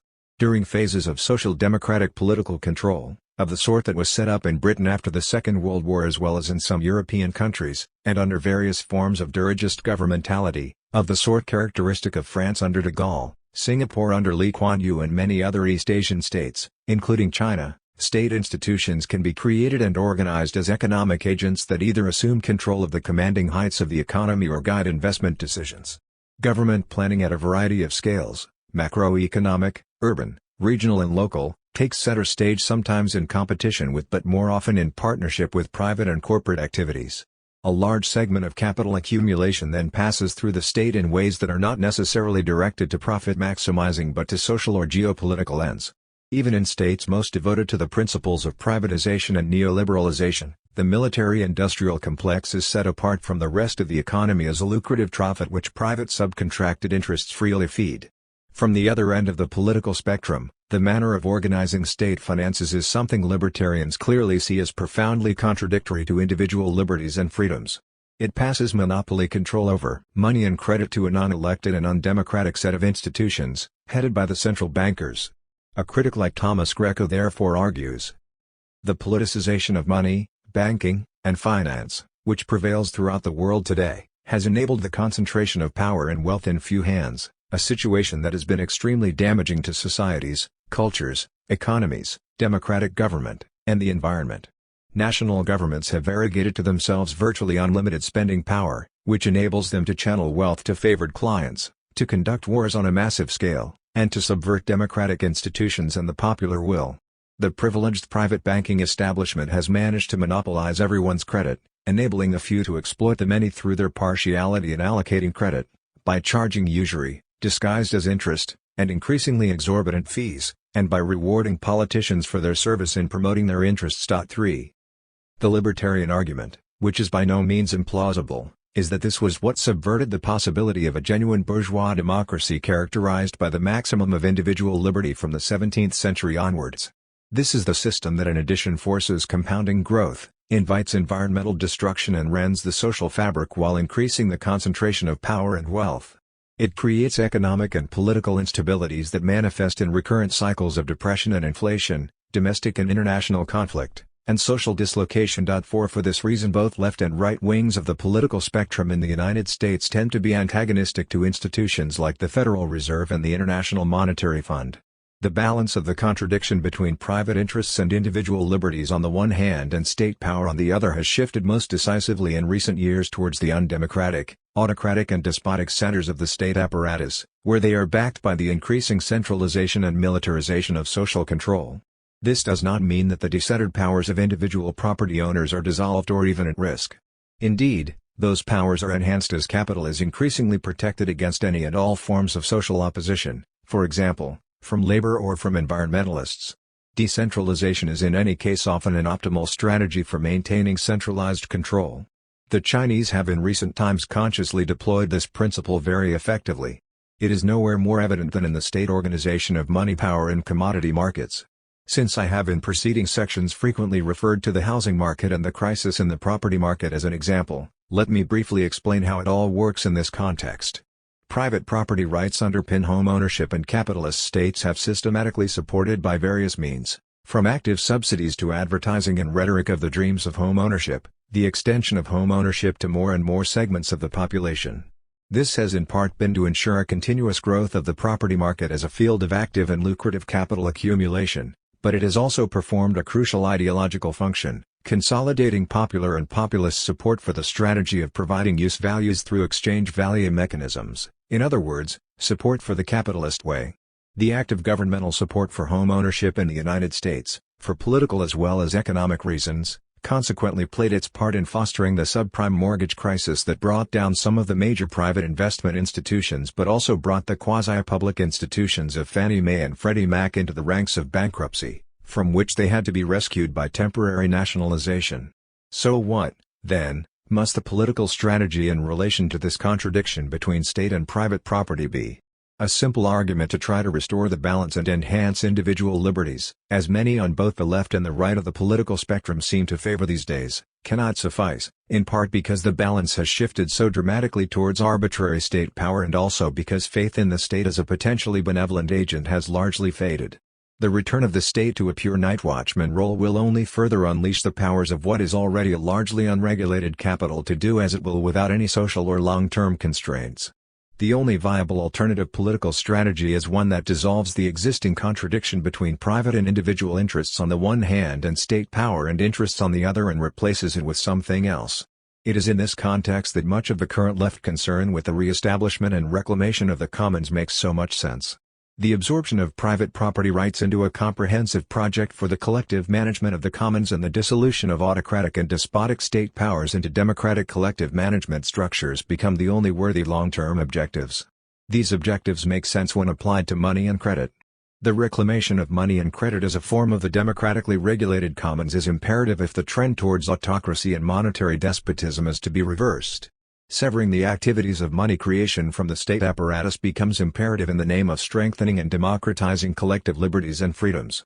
Since the power of the capitalist state rests in part on the twin pillars of a monopoly over the legitimate use of violence and monopoly power over monetary affairs and the currency, the breaking of the latter monopoly would ultimately entail a dissolution, rather than the smashing, of capitalist state power. Once deprived of power over its monetary resources, the capacity of the state to resort to militarized violence against its own restive populations would be nullified also. While this might seem far-fetched as an idea, something like it is already partially realized by the fact that the power of the bondholders is being used in countries like Greece, Italy and Spain to dictate state policies towards their own populations. Replace the power of the bondholders by the power of the people and this all too visible trend could just as easily be reversed. State power is, as already noted, generic rather than particular. Hence this politics would have to dissolve all those international monetary institutions, like the IMF, that have emerged to support the dollar imperialism of the USA and which serve to maintain its financial hegemony within the world system. The disciplinary apparatus that is currently destroying the daily life of the Greek people, as well as the lives of many others who have suffered from the interventions of the IMF, usually in combination with other multilateral state powers, such as, in the Greek case, the European Central Bank and the European Commission, would likewise need to be dissolved to make way for practices and institutions of collective management of the commonwealth of populations. Such a solution may appear abstracted and utopian in relation to current practices. But it is vital for alternative politics to have this sort of vision and long-term ambition in mind. Radical agendas, either revolutionary or reformist, must be formulated if civilization is to be saved from being drowned in the contradiction between callous and unregulated private property and increasingly autocratic and militarized police state powers dedicated to the support of capital rather than to the well-being of the people. Contradiction 4. Private appropriation and commonwealth. The commonwealth created by social labor comes in an infinite variety of use values, everything from knives and forks to cleared lands, whole cities, the aircraft we fly, the cars we drive, the food we eat, the houses we live in and the clothes we wear. The private appropriation and accumulation of this commonwealth and the social labor congealed within it occur in two quite different ways. First, there is a vast array of what we would now consider extra-legal activities, such as robbery, thievery, swindling, corruption, usury, predation, violence and coercion, along with a range of suspicious and shady practices in the market, monopolization, manipulation, market cornering, price fixing, Ponzi schemes etc. Second, individuals accumulate wealth by legally sanctioned exchanges under conditions of non-coercive trade in freely functioning markets. Theorists of capital circulation and accumulation typically exclude activities of the first sort as excrescences external to the normal and legitimate functioning of the capitalist market. They build their models of capital circulation and accumulation on the presumption that only the second mode of private appropriation and accumulation of social wealth is legitimate and relevant. I think it is time we overthrew this convenient but profoundly misleading fiction promoted by the economics textbooks and recognize the symbiotic relation between these two forms of appropriation of both social labor and the products of that social labor. I make this argument in part on the simple empirical grounds that it is stupid to seek to understand the world of capital without engaging with the drug cartels, traffickers in arms and the various mafias and other criminal forms of organization that play such a significant role in world trade. It is impossible to shun aside as accidental excrescences the vast array of predatory practices that were so easily identifiable in the recent crash of property markets in the United States, along with recent revelations of systematic banking malfeasance, such as the falsification of asset valuations in bank portfolios, money laundering, Ponzi finance, interest rate manipulations and the like. But beyond these obvious empirical reasons, there are strong theoretical grounds for believing that an economy based on dispossession lies at the heart of what capital is foundationally about. The direct dispossession of the value that social labor produces at the point of production is but one, albeit major, strain of dispossession that feeds and sustains the appropriation and accumulation by private persons, that is, legal entities including corporations, of large portions of the commonwealth. Bankers do not care in principle, for example, whether their profits and excessive bonuses come from lending money to landlords who extract exorbitant rents from oppressed tenants, from merchants who price gouge their customers, from credit card and telephone companies that bilk their users, from mortgage companies that illegally foreclose on homeowners, or from manufacturers who savagely exploit their workers. While theorists on the political left, inspired by their understanding of Marx's political economy, have typically privileged the last of these forms of appropriation as in some sense more foundational than all the others, the historical evolution of capital has exhibited immense flexibility in its capacity to appropriate the commonwealth in all these other myriad ways. The higher wages workers may get through class struggle in the workplace can all too easily be snatched back by the landlord, the credit card companies, the merchants, to say nothing of the taxman. The bankers even construct their own shell games, from which they profit immensely, and even when they get caught it is, for the most part, the bank, that is, the shareholders, who take the hit and not the bankers themselves. Only in Iceland did the bankers actually end up in jail. At the heart of this process of private appropriation of the commonwealth lies the contradictory way in which, as we have seen, money represents and symbolizes social labor, value. The fact that money, as opposed to the social value it represents, is inherently appropriable by private persons means that money, provided it functions well as both a store and measure of value, can be accumulated without limit by private persons. And to the degree that money is a repository of social power, so its accumulation and centralization by a set of individuals become critical to both the social construction of personal greed and the formation of a more or less coherent capitalist class power. Recognizing the dangers to the social world, pre-capitalist societies endeavored to erect barriers to the reckless private appropriation and use of commonwealth while resisting the commodification and monetization of everything.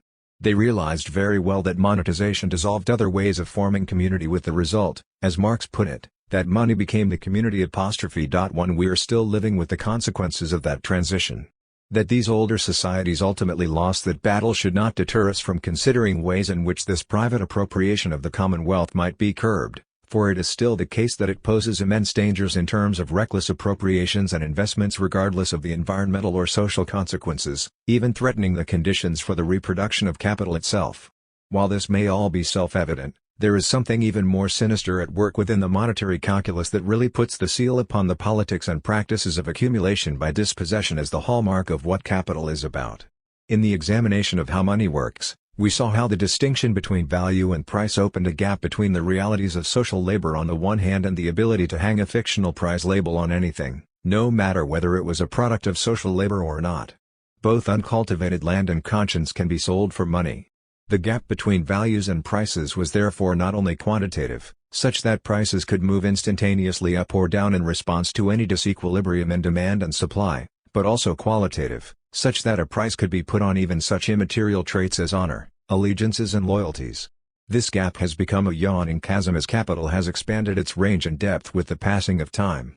Of all writers it was, perhaps, Karl Polanyi, an émigré Hungarian socialist economic historian and anthropologist who ended up working and writing in the United States at the height of the McCarthyite scourge, who most clearly saw the nature of this phenomenon and the perils to society which it posed. His influential work on the Great Transformation was first published in 1944 and remains a landmark text to this day.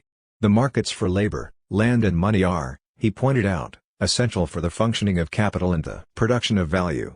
But labor, land, and money are obviously not commodities. Labor is only another name for a human activity which goes with life itself, which in its turn is not produced for sale but for entirely different reasons, nor can that activity be detached from the rest of life, be stored or mobilized. Land is only another name for nature, which is not produced by man. Actual money, finally, is merely a token of purchasing power which, as a rule, is not produced at all, but comes into being through the mechanism of banking or state finance. None of them is produced for sale. The commodity description of labor, land, and money is entirely fictitious. To allow the fictions that land, labor and money are commodities to flourish without restraint would, in Polanyi's view, result in the demolition of society. In disposing of a man's labor power, the system would, incidentally, dispose of the physical, psychological, and moral entity man attached to that tag. Robbed of the protective covering of cultural institutions, human beings would perish from the effects of social exposure. They would die as the victims of acute social dislocation through vice, perversion, crime and starvation.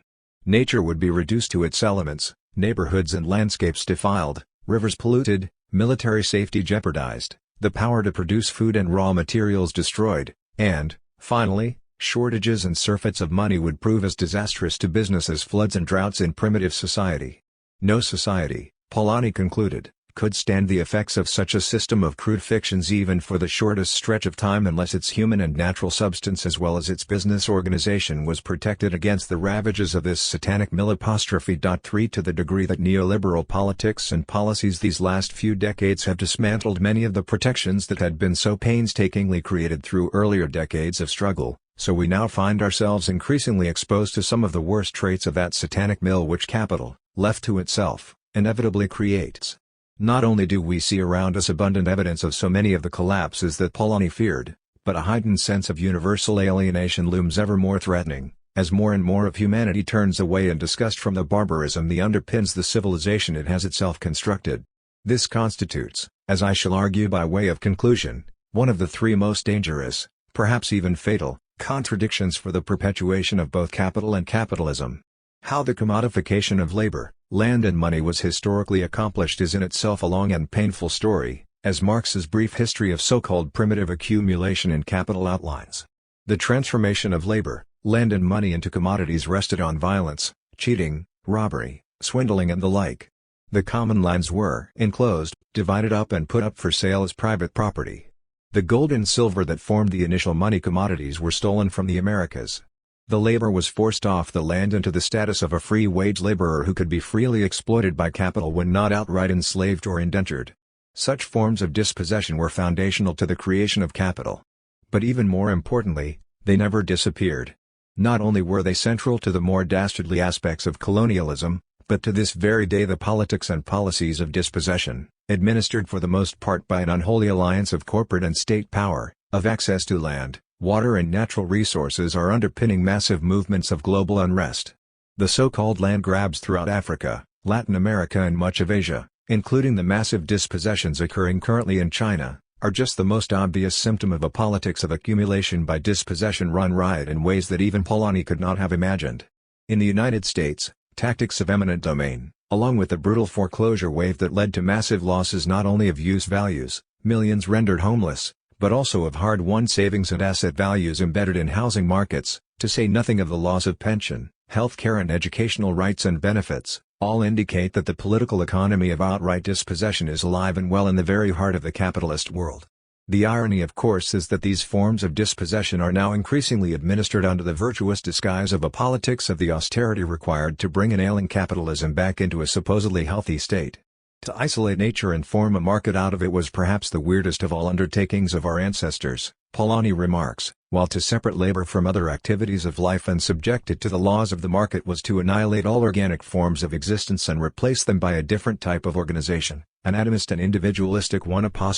For this last consequence has been crucial to how the structure of contradictions we are here examining works.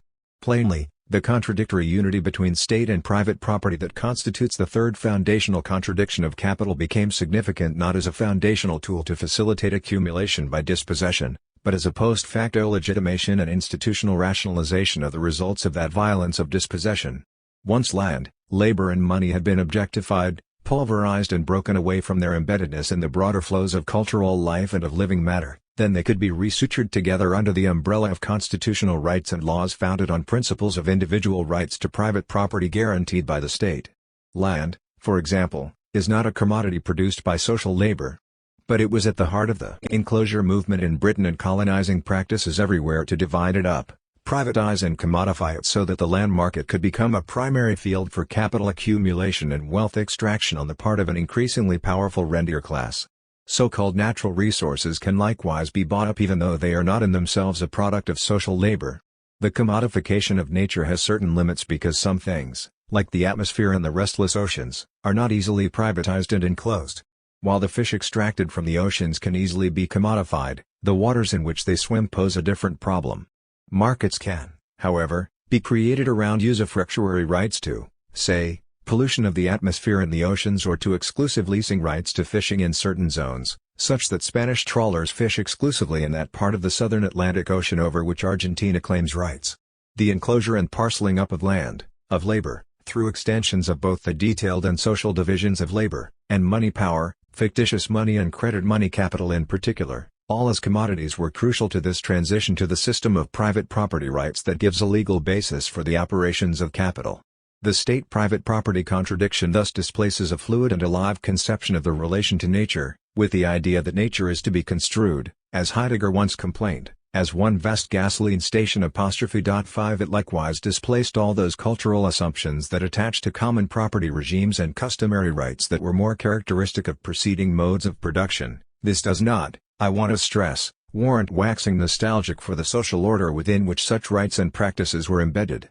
It puts in place of all of this variety of being and living in the world a doctrine of the universal, self-evident and individualized rights of man, dedicated to the production of value, that effectively masks in universalistic and naturalized legal doctrine the lurid trail of violence that accompanied the dispossession of indigenous populations.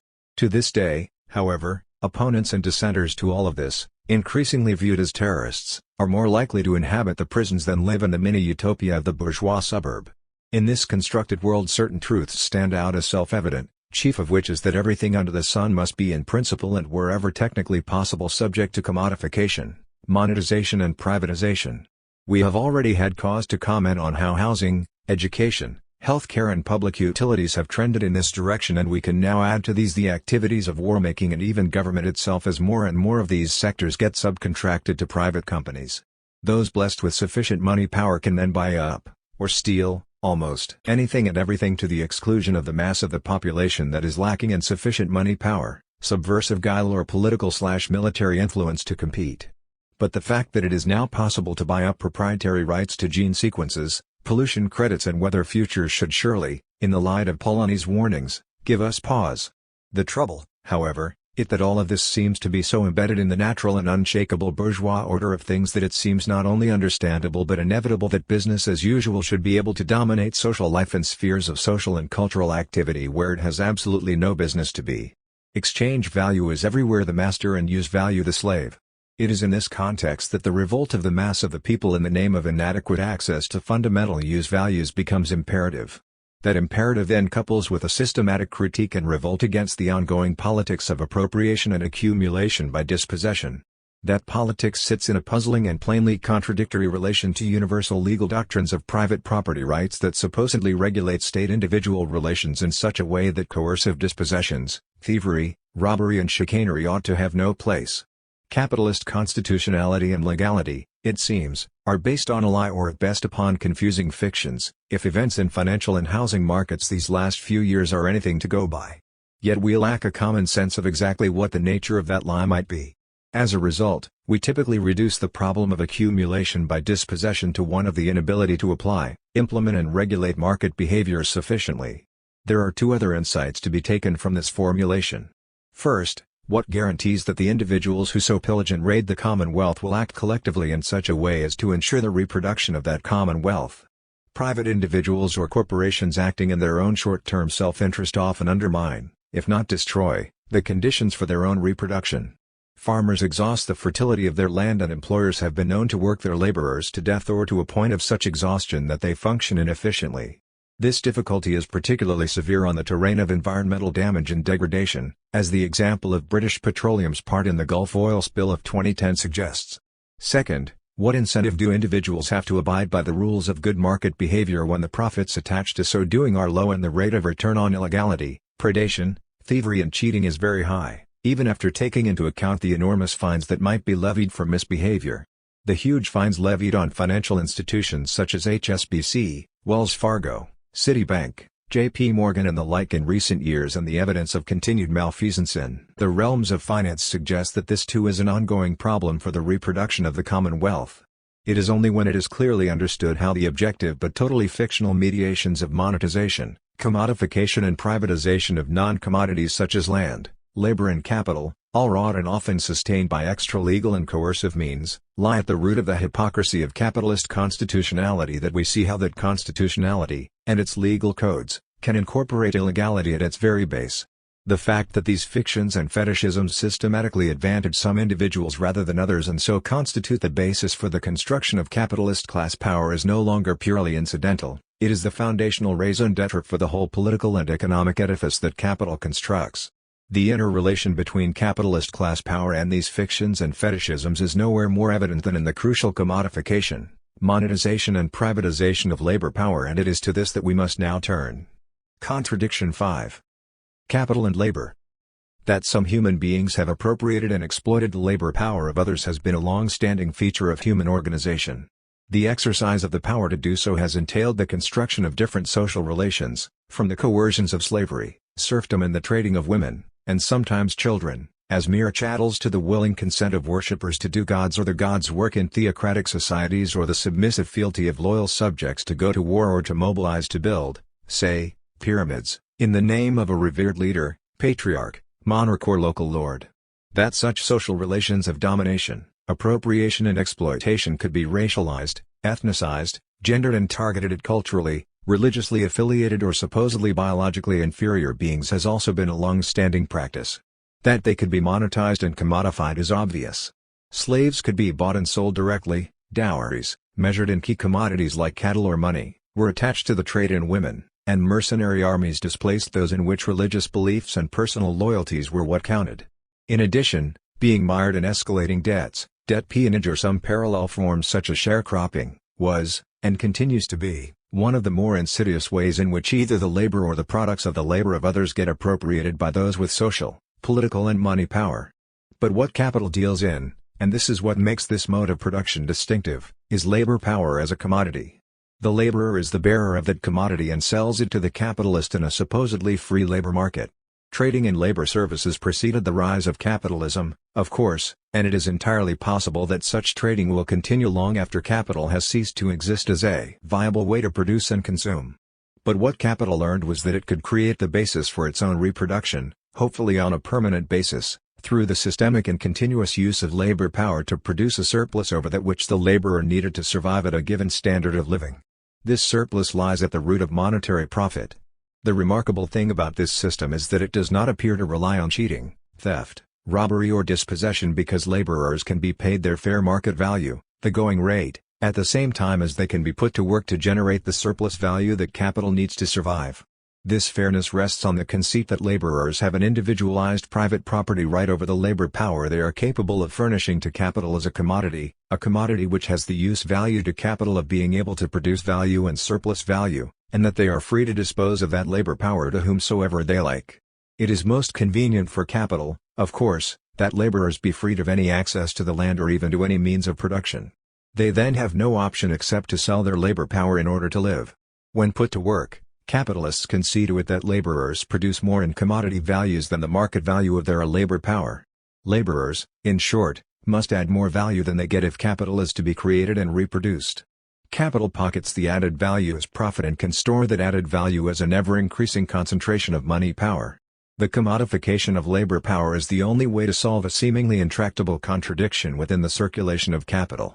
In a properly functioning market system, where coercion, cheating and robbery are ruled out, the exchanges should be based on a principle of equality. We exchange use values with each other and the value of those use values should be roughly the same. This contradicts the presumption that there will be more value for all capitalists because in a well-functioning capitalist system all capitalists should earn a profit. So where does the extra value come from to assure a profit when the market system in principle depends on equality of exchanges? There must exist a commodity that has the capacity to create more value than it itself has. And that commodity is labor power. And that is what capital relies upon for its own reproduction. The effect is to transform social labor, the labor we do for others, into alienated social labor. Work and labor are exclusively organized around the production of commodity exchange values that yield the monetary return upon which capital builds its social powers of class domination. Workers, in short, are put in a position where they can do nothing other than reproduce through their work the conditions of their own domination. This is what freedom under the rule of capital means for them. While the relation between the laborer and the capitalist is always an individual contractual relation, by virtue of the private property character of labor power, it is not hard to see how in both the labor market and the labor process there will arise a general class relation between capital and labor that will inevitably, like all private property relations, involve the state and the law as arbiter, regulator or enforcer. This is so by virtue of the systemic contradiction between individual private property rights and state power. Nothing stops the laborers individually or collectively agitating and fighting for more, and nothing stops the capitalists from striving, also individually or collectively, to either pay the laborer less than their fair market value or reduce the value of labor power, by either trimming the market basket of goods deemed necessary to the laborer's survival or reducing the cost of the existing market basket. Both capital and labor are within their rights to struggle over these issues and, as Marx famously put it, between equal rights, force decides. 1. The more that capital is successful in the struggle against labor, the greater its profits. The more the laborers succeed, the higher their standard of living and the more options they have in the labor market. The capitalist likewise typically struggles to increase the intensity, productivity and/or length of time of the labor rendered to it in the labor process, while laborers strive to diminish both the hours and the intensity as well as the physical hazards implicit in the activity of laboring. The regulatory power of the state, for example, legislation to limit the length of the working day or to limit exposure to hazardous working conditions and materials, is often involved in these relations. The forms and effectiveness of the contradictory relation between capital and labor have been much studied and have long played a critical part in defining the necessity of revolutionary as well as reformist political struggles. I can therefore be mercifully brief here, since I presume most of my readers are broadly familiar with what is entailed. For some analysts of a left-wing persuasion, Marxists in particular, it is this contradiction between capital and labor that constitutes the primary contradiction of capital. For that reason, it is often regarded as the fulcrum of all meaningful political struggles and the seedbed for all anti-capitalist revolutionary organization and movement. It is also cited by some as the sole underlying source of all forms of crises. There have certainly been places and times when what is called the profit squeeze theory of crisis formation seems to have been prominently at work. When workers become very powerful relative to capital, then they are likely to push wage levels up to the point where they reduce profits to capital. Under these conditions, capital's typical response is to go on strike, to refuse to invest or reinvest, and deliberately create unemployment as a means to discipline labor. An argument of this kind would fit the situation in North America, Britain and Europe from the late 1960s into the 1970s. But capital also just as often gets into difficulty when it dominates too easily over labor, as the unfolding situation after the crash of 2008 demonstrates. But the capital-labor contradiction cannot stand alone as an explanation of crises either analytically or even, in the final analysis, politically. It is both embedded in and dependent upon its relation to the other contradictions of capital, even, for example, the contradiction between use and exchange values. Viewed in this light, both the nature and conception of the political task and any anti-capitalist movement have to change, because the surrounding constraints, such as the vast concentrations of money power that capital typically amasses to pursue its agenda and secure its interests, often place limits on the conditions of possibility of radical transformations in the capital-labor relation in the workplace. Even if the eventual suppression of the capital-labor contradiction and the drive to establish the conditions for unalienated, as opposed to alienated, labor are the be-all and end-all of an alternative political ambition, these objectives cannot be accomplished without addressing the other contradictions, such as that of the money form and the private capacity to appropriate social wealth, with which they are associated. Consideration of the capital-labor contradiction certainly points to the political ambition to supersede capital's domination over labor in both the labor market and the workplace by forms of organization in which associated laborers collectively control their own time, their own labor processes and their own product. Social labor for others does not disappear, but alienated social labor does. The long history of attempts to create some such alternative, by way of worker cooperatives, autogestion, worker control and more latterly solidarity economies, suggests that this strategy can meet with only limited success for the reasons already stated. State-organized alternatives derived from the nationalization of the means of production and centralized planning have likewise turned out to be equally problematic if not misleadingly utopian. The difficulty of successfully implementing either of these strategies derives, I believe, from the way the capital-labor contradiction is linked to and embedded in the other contradictions of capital. If the aim of these non-capitalistic forms of labor organization is still the production of exchange values, for example, And if the capacity for private persons to appropriate the social power of money remains unchecked, then the associated workers, the solidarity economies and the centrally planned production regimes ultimately either fail or become complicit in their own self-exploitation. The drive to establish the conditions for unalienated labor falls short. There are also some unfortunate misunderstandings of the complex terrain upon which the contradiction between capital and labor is fought out. The tendency in left thinking is to privilege the labor market and the workplace as the twin central domains of class struggle. These are therefore the privileged sites for the construction of alternatives to capitalist forms of organization. This is where the proletarian vanguard supposedly fashions itself to lead the way to a socialist revolution.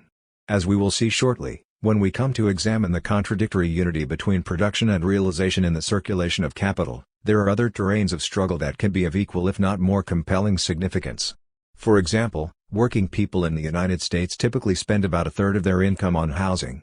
Housing provision, as we have seen, is typically driven by increasingly speculative exchange value operations and is a site for the extraction of rents, on both land and property, of interest, largely in the form of mortgage payments, and of taxes on property, as well as profit on the industrial capital deployed in housing construction. It is also a market characterized by a great deal of predatory activity, for example, extraction of legal fees and charges.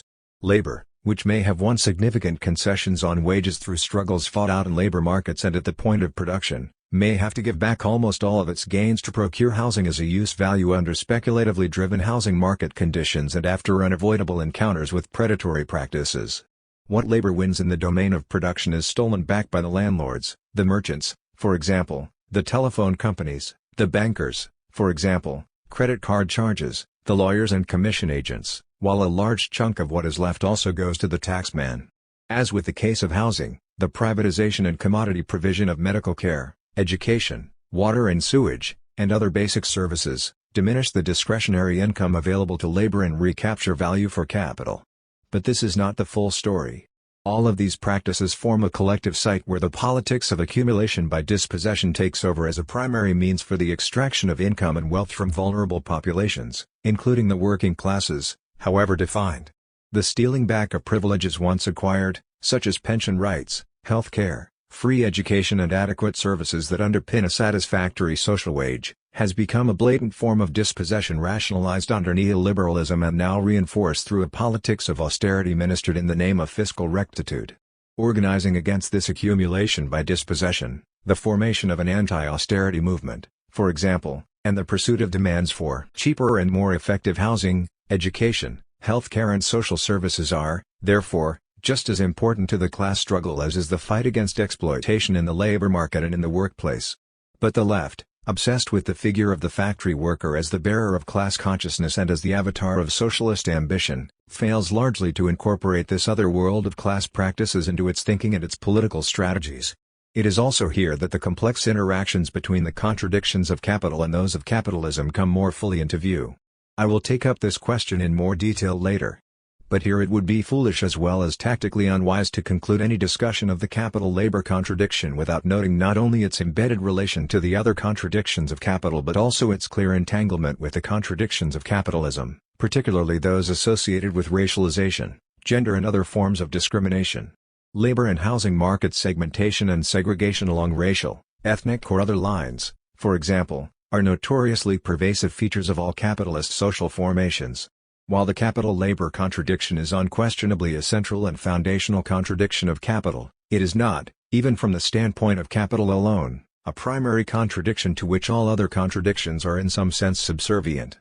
From the standpoint of capitalism, this central and foundational contradiction within the economic engine constituted by capital clearly has a vital role to play, but its tangible manifestations are mediated and tangled up through the filters of other forms of social distinction, such as race, ethnicity, gender and religious affiliation so as to make the actual politics of struggle within capitalism a far more complicated affair than would appear to be the case from the standpoint of the labor-capital relation alone. I do not say all of this to diminish the significance of the capital-labor contradiction within the panoply of capital's contradictions, for it is indeed a key contradiction of singular character and importance. It is, after all, in the workplace and through the labor market that the force of capital impinges directly upon the body of the laborer as well as upon all those dependent on the laborer for their life chances and their well-being. The alienating and coruscating nature of that experience for many people, The often savage treatment in the labor process and the experience of raw hunger in the worker's household is always a primary locus of mass alienation and, consequently, a flashpoint for outbreaks of revolutionary anger. But its overemphasis and its treatment as if it operates autonomously and independently of the other contradictions of capital have, I believe, been damaging to a full-blooded revolutionary search for an alternative to capital and, hence, to capitalism. Contradiction 6. Capital as process or thing? In years gone by, physicists endlessly debated whether light should best be conceptualized in terms of particles or waves. In the 17th century, Isaac Newton developed a corpuscular theory of light at the same time as Christian Huygens advocated his wave theory. Opinion thereafter fluctuated between one or other determination until Niels Bohr, the daddy of quantum mechanics, resolved the so-called wave-particle duality by appeal to a principle of complementarity. Light is, under this interpretation, both a particle and a wave. Both descriptions are needed to complete our understanding, but we do not need to use both descriptions at the same time. Some physicists, however, regarded the duality as simultaneous rather than complementary. And there was considerable debate over whether the duality was inherent in nature or reflected the limitations of the observer. Whatever the case, it is clear that dualities of this sort are now accepted as foundational for theory building in many areas of the natural sciences. The mind-brain duality, to take another example, lies at the root of thinking in the contemporary neurosciences. So let it not be said that the natural sciences are inherently hostile to some kind of dialectical reasoning or immune to the idea of contradiction, though, I hasten to add, the nature of their dialectical reasoning is very different from the wooden and stultifying version of dialectics that Engels and later Stalin favored. What a pity that conventional economics, which aspires to the status of a science, has not followed suit. Should capital be viewed as a process or as a thing? It has to be viewed, I shall argue, as both, and I favor a simultaneous rather than a complementary interpretation of how this duality works, even though, for purposes of exposition, it is often necessary to favor one standpoint over another. The unity of the capital circulating continuously as a process and a flow on the one hand and the different material forms it assumes, primarily money, production activities and commodities, on the other make for a contradictory unity. The focus of our inquiry has to be, therefore, upon the nature of this contradiction and how it can be the locus of creativity and change as well as of instabilities and crises. Consider a simple flow model of how a well-behaved and honest capitalist might work while respecting all the legalities that a properly regulated capitalist state might impose on market behaviors. The capitalist starts the day with a certain amount of money. Whether the money is borrowed or owned outright does not matter here.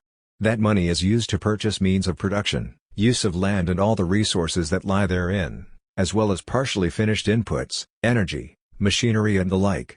The capitalist also finds a labor market at hand and hires workers under contract for a given period of work, say, 8 hours a day for 5 days for a weekly wage. The acquisition of these means of production and of labor power precedes the moment of production. The labor power is, however, usually remunerated after production has occurred, whereas the means of production are usually paid for prior to production, unless purchased on credit. Plainly, the productivity of workers depends on the technology, for example, machines, the organizational form, for example, the division of labor within the labor process and forms of cooperation, and the intensity/efficiency of the labor process as designed by the capitalist. The outcome of this production process is a new commodity, mostly things but sometimes processes, like transportation as well as services, which is taken into the marketplace and sold to consumers at a price that should yield the capitalist an equivalent sum of money to that which was initially laid out plus an additional sum that constitutes a profit. The profit at the end of the day is the motivation for going to all the trouble to engage with this process. The following day the capitalist repeats the process all over again in order to continue to make a living. But the next day she typically takes a part of the profit earned yesterday and uses it to expand production. She does this for a variety of reasons, including lust and greed for more money power, but also out of fear that upstart capitalist competitors may drive her out of business if she does not reinvest a part of yesterday's profits in expansion. There are illegal versions of this process. The initial money may have been assembled through robbery and violence. Access to land and resources may be coerced and inputs may be stolen rather than purchased fairly on the open market. The conditions of contract imposed on labor may violate legally established norms, while violations of all sorts, non-payment of wages, forced extension of working hours, fines for supposed misconduct, can be widespread.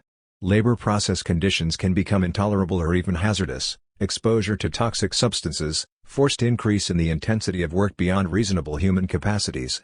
Chicanery in the marketplace through false representation, monopoly pricing and the sale of defective and even dangerous commodities can all be widespread. Competitors can be shot and monopoly prices charged.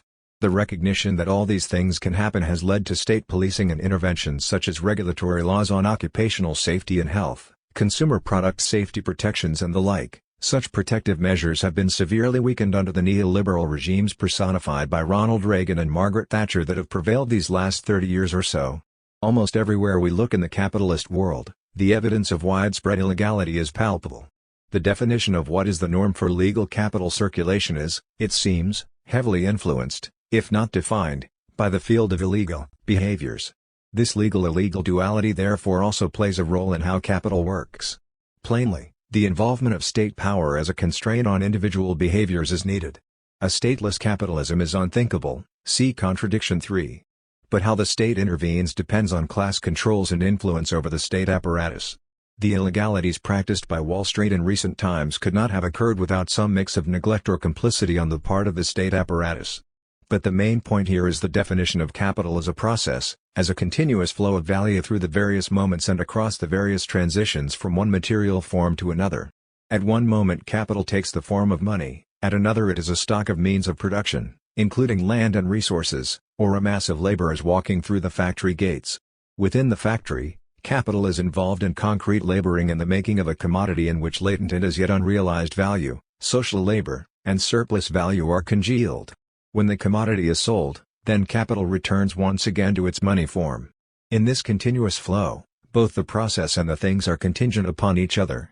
The process-thing duality is not unique to capital. It is a universal condition of existence in nature, I would argue, and, since human beings are a part of nature, it is a universal condition of social activity and social life under all modes of production. I live my life as a process even as I have thing-like qualities through which the state defines who I am, name and number. But capital confronts and mobilizes this duality in a particular way, and it is this that requires our close attention. Capital exists as a continuous flow of value through the different physical states we have identified, along with others yet to be considered. The continuity of the flow is a primary condition of capital's existence. Capital must circulate continuously or die. The speed of its circulation is also important. If I can circulate my capital faster than you, then I have a certain competitive advantage. There is considerable competitive pressure, therefore, to accelerate the turnover time of capital. The tendency towards speed up is easily identifiable in capital's history. The list of technological and organizational innovations designed to speed things up and to reduce the barriers posed by physical distance is very long. But all this presumes that the transitions from one moment to another are unproblematic. This is not, however, the case. I have money and I want to make steel, so I need to have to hand immediately all of the ingredients, labor power and means of production, to make that steel. But the iron ore and coal are still buried in the ground and it takes a lot of time to dig them out. There are not enough workers close by who are willing to sell their labor power. I need to build a blast furnace and that takes time too. Meanwhile, my money capital designated for steel production sits dormant and no value is produced. The transition from money into the commodities required for production is plagued with all sorts of potential barriers of this sort, and time lost is capital devalued or even capital lost. It is only when all these barriers are transcended that capital can finally flow into actual production. Within production there are also all manner of potential problems and barriers. It takes time to produce the steel and the intensity of the work process affects how long it takes for the steel to be produced. While different organizational and technological innovations can be sought out to shorten the working time, there are physical barriers to reducing this time to zero. Workers, furthermore, are not automatons. They may lay down their tools or go slow in the labor process. Establishing control over and collaboration with the workforce is needed for continuity. Once the steel is finished it has to be sold, and again the commodity can sit on the market for some time before a buyer shows up. If everyone out there has enough steel to last a couple of years, then there can be no buyers at all for a while and the commodity capital becomes dead capital because it has ceased to circulate. The producer has a vested interest in securing and accelerating the turnover time of consumption. One of the ways to do that is to produce steel that rusts so fast that it needs rapid replacement. Diminishing the turnover time of consumption is much easier, however, in the case of cell phones and electronic devices. Planned obsolescence, innovation, shifting fashion and the like become deeply rooted in capitalist culture. All sorts of strategies and shortcuts emerge as capital desperately seeks to transcend or bypass the barriers to circulation and to smooth out and speed up its turnover time. Producers, for example, may not want to wait to sell their commodities. For them it is easier to pass the commodity on to merchants at a discount on the full value, which furnishes the merchants with an opportunity to earn their cut of the surplus.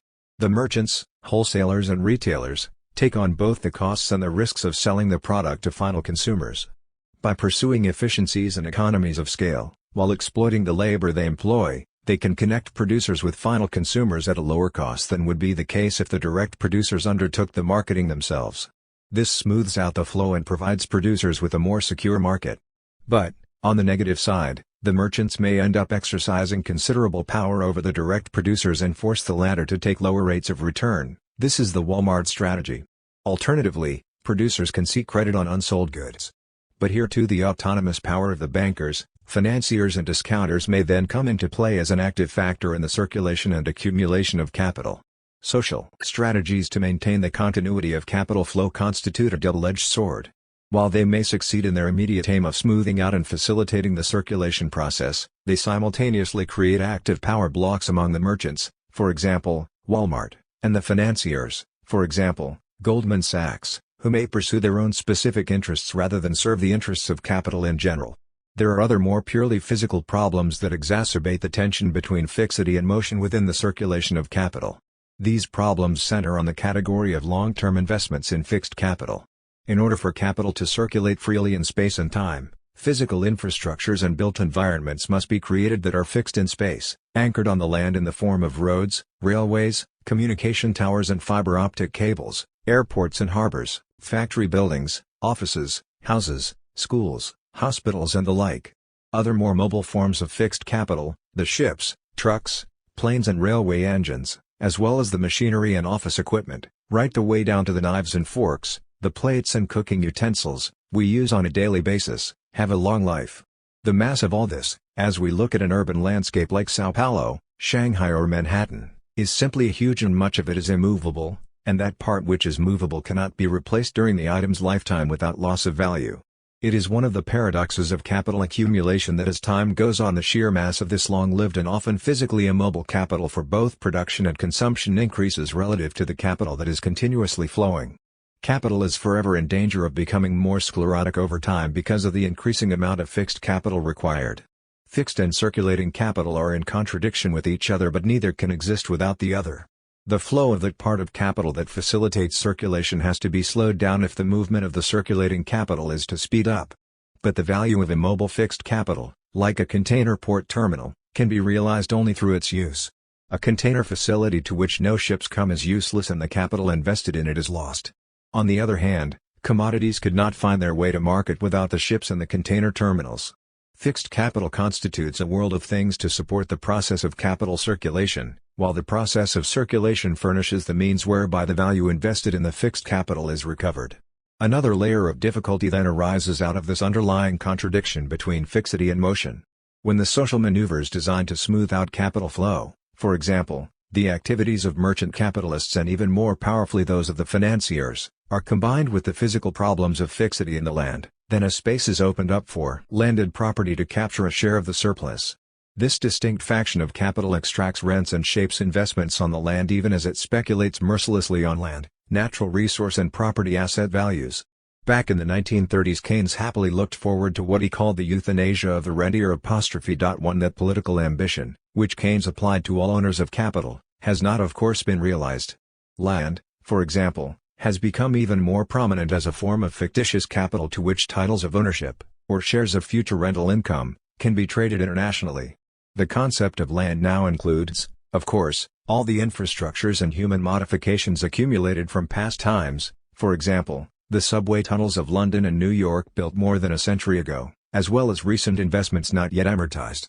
The potential stranglehold of the rentier and the landed interest on economic activity is now an even greater threat, particularly as it is backed today by the power of financial institutions that revel in the returns to be had from escalating rents and land and property prices.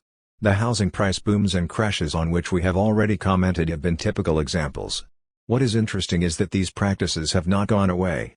They have now morphed into the astonishing land grabs going on around the world, From the resource-rich regions of northeast India to Africa and throughout much of Latin America, as institutions and individuals seek to secure their financial future by ownership of land and all the resources, both natural and humanly created, embedded therein. This suggests the arrival of a coming regime of land and resource scarcity, in a largely self-fulfilling condition based on monopoly and speculative power of the sort that the oil companies have long exercised. The rentier class rests its power on the control of fixity even as it uses the financial powers of motion to peddle its wares internationally. How this happened in housing markets in recent times is the paradigmatic case. Ownership rights to houses in Nevada were traded all over the world to unsuspecting investors who were eventually bilked of millions as Wall Street and other financial predators enjoyed their bonuses and their ill-gotten gains. The questions, then, are, when and why does this tension between fixity and motion and between process and thing become heightened into an absolute contradiction, particularly in the form of the excessive power of the rentier class, so as to produce crises? Plainly, this contradiction can be the locus of local stresses and crises. If commodities no longer flow, then the things that facilitate the flows become useless and have to be abandoned and rental returns collapse. The long and painful history of deindustrialization has left whole cities, like Detroit, bereft of activity and therefore sinks of lost value even as other cities, like Shenzhen or Dhaka, become hubs of activity that demand massive investments in fixed capital coupled with rental extractions and property market booms if they are to succeed. The history of capital is rife with stories of localized booms and crashes in which the contradiction between fixed and circulating capital, between fixity and motion, is strongly implicated. This is the world where capital as a force of creative destruction becomes most visible in the physical landscape we inhabit. The balance between creativity and destruction is often hard to discern, but the costs imposed on whole populations through deindustrialization, gyrations in property values and land rents, disinvestment and speculative building all emanate from the underlying and perpetual tension between fixity and motion which periodically and in specific geographical locations heightens to the point of an absolute contradiction and, hence, produces a serious crisis. So what kind of alternative political ambition can be derived from this analysis? One immediate and obvious target is the abolition of the powers of landed property to extract rents from the fixity they command. The capacity of rentiers to trade legal titles to immobile land and property assets fluidly across spaces, which happened as mortgages bundled into collateralized debt obligations, CDOs, were traded worldwide in recent times, must be curbed. Land, resources and the amortized built environment should be categorized and managed as a common property resource for the populations that use and rely upon them. The people as a whole gain nothing from the escalating land and property prices that have characterized recent times. The connection between financial speculation and investments in physical infrastructures and other forms of fixed capital must likewise be negated, so that financial considerations no longer dictate production and use of physical infrastructures. Finally, the use-value aspects of infrastructural provision must come to the fore. This leaves the social order with no option but to explore the field of rational planning practices on the part of political collectivities to ensure that the necessary physical use values can be produced and maintained. In this way, the admittedly always complex relations between processes and things and between fixity and motion can be orchestrated for the common good rather than mobilized for the endless accumulation of capital. Contradiction 7. The contradictory unity of production and realization. As capital flows, it passes through two major checkpoints where its performance in achieving that quantitative increase which lies at the root of profit is registered. In the labor process or its equivalent, value is added through work. But this value added remains latent rather than actual until it is realized through a sale in the market. The continuous circulation of capital depends upon the successful passage, with success measured as the rate of profit, through the two moments of, first, production in the labor process and, second, realization in the market. The unity that necessarily prevails between these two moments within the circulation process of capital is, however, a contradictory unity. So what is the main form this contradiction takes? In the first volume of his epic analysis of capital, Marx assumes away all problems of realization in the market in order to study how the surplus value that underpins profit is produced. Other things being equal, which, of course, we know they never are, we would expect capital to have a strong incentive to pay workers as little as possible, to work them for as many hours and as intensely as possible, to get them to bear as much of the costs of their own reproduction, through household activities and work, as possible and to keep them as docile and disciplined, by coercion if necessary, in the labor process as possible. To this end, it is mighty convenient, if not essential, for capital to have to hand a vast reservoir of trained but unused labor power, what Marx called an industrial reserve army in order to keep the aspirations of those employed in check. If such a labor surplus did not exist, then capital would need to create one, hence the significance of the twin forces of technologically induced unemployment and opening up access to new labor supplies, such as those in China, over the last 30 years. It would also be important for capital to prevent if possible all or any forms of collective organization on the part of the workers and to hold in check by whatever means possible any drive by them to exercise political influence over the state apparatus. The ultimate outcome of such practices on the part of capital, Marx theorized in Volume 1 of Capital, would be the production of increasing wealth for capital at one pole and increasing impoverishment, degradation and loss of dignity and power on the part of the working classes who actually produce the wealth at the other pole. In the second volume of Capital, a volume that is little read even by accomplished leftist scholars, Marx studies the conditions of realization, while assuming that there are no problems arising in production. A number of uncomfortable though tentative, the volume was never finished, theoretical conclusions are arrived at. If capital does all those things that it must do according to the Volume 1 analysis to ensure the production and appropriation of surplus value, then the aggregate demand exercised by the labor force in the marketplace will tend to be restricted, if not systematically diminished.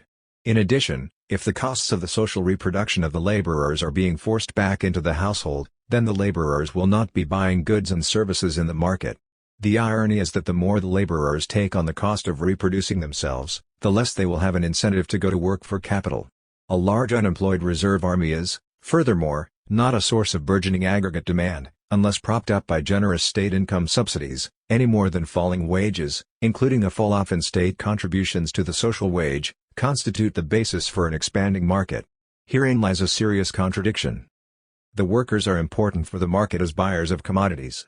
But as sellers of their commodity, labor power, capitalist society has the tendency to restrict them to their minimum price. Further contradiction, the periods in which capitalist production exerts all its forces regularly show themselves in periods of overproduction, because the limit to the application of the productive powers is not simply the production of value, but also its realization. However, the sale of commodities, the realization of commodity capital, and thus of surplus value as well, is restricted not by the consumer needs of society in general, but by the consumer needs of a society in which the great majority are always poor and must always remain poor. 1. Lack of aggregate effective demand in the market, as opposed to the social demand for needed use values on the part of a penurious population, creates a serious barrier to the continuity of capital accumulation. It leads to falling profits. Working-class consumer power is a significant component of that effective demand. Capitalism as a social formation is perpetually caught in this contradiction. It can either maximize the conditions for the production of surplus value, and so threaten the capacity to realize surplus value in the market, or keep effective demand strong in the market by empowering workers and threaten the ability to create surplus value in production. In other words, if the economy does well according to the Volume 1 prescriptions, it is likely to be in trouble from the standpoint of Volume 2, and vice versa. Capital in the advanced capitalist countries tended towards a demand management stance consistent with the Volume 2 prescriptions, emphasizing the conditions for realization of value, between 1945 and the mid-1970s, but in the process increasingly ran into problems, particularly those of a well-organized and politically powerful working-class movement, in the production of surplus value. After the mid-1970s it therefore shifted, after a fierce battle with labor, towards a supply-side stance more consistent with Volume 1. This emphasized cultivating the conditions for surplus value production, through reducing real wages, crushing working-class organization and generally disempowering workers. The neoliberal counter-revolution, as we now call it, from the mid-1970s onwards resolved the preeminent problems of surplus value production, but it did so at the expense of creating problems of realization in the marketplace. This general story is, of course, a gross oversimplification, but it provides a neat illustration of how the contradictory unity of production and realization has been manifest historically. It is clear in this instance also that the processes of crisis formation and resolution are bound together by the way crises get moved around from production to realization and back again. There have, interestingly, been parallel shifts in economic policy and theory.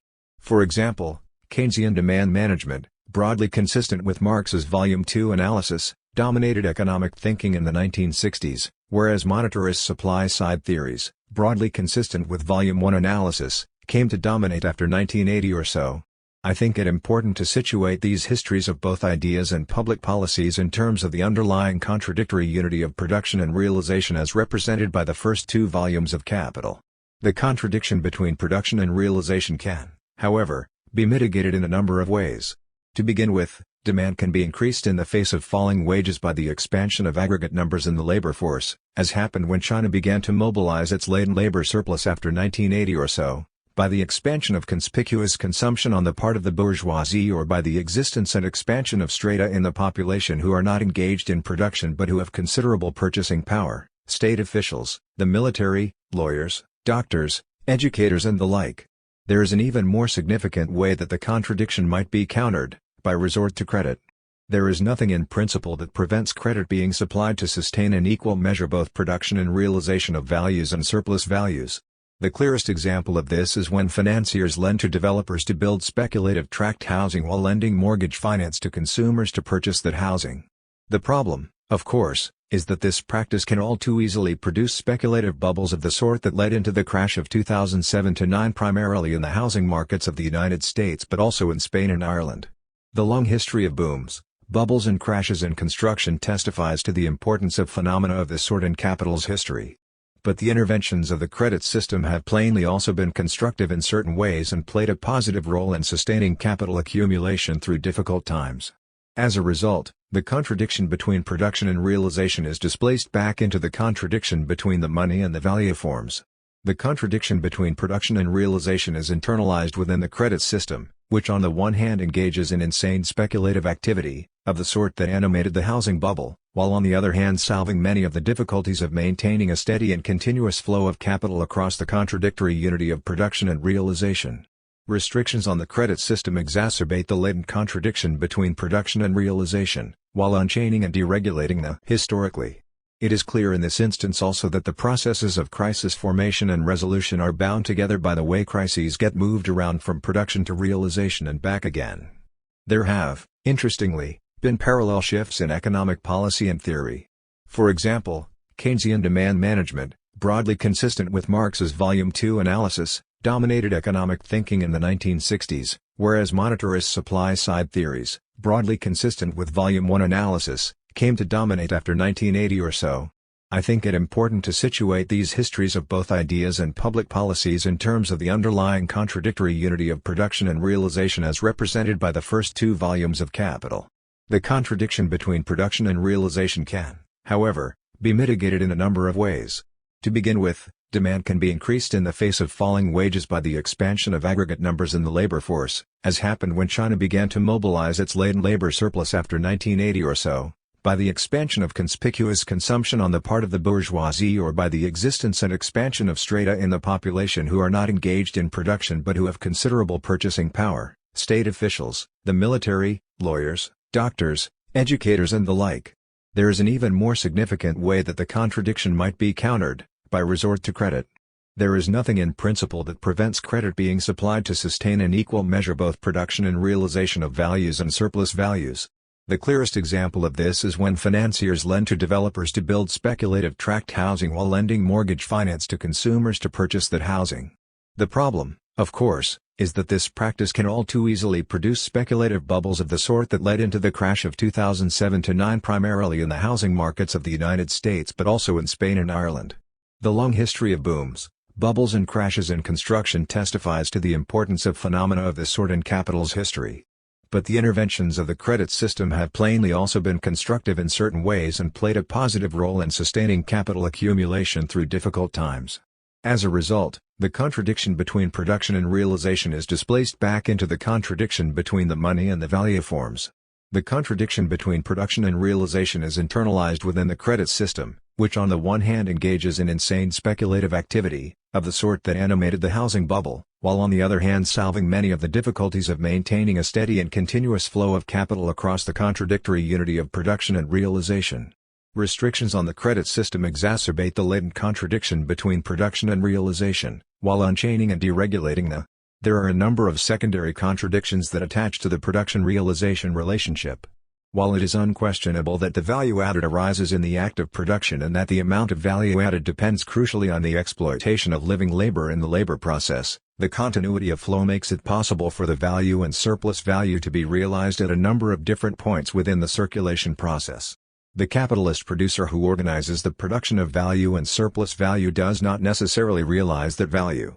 If we introduce the figures of the merchant capitalist, the bankers and the financiers, the landlords and property owners, and the taxman, then there are several different locations where the value and the surplus value can be realized.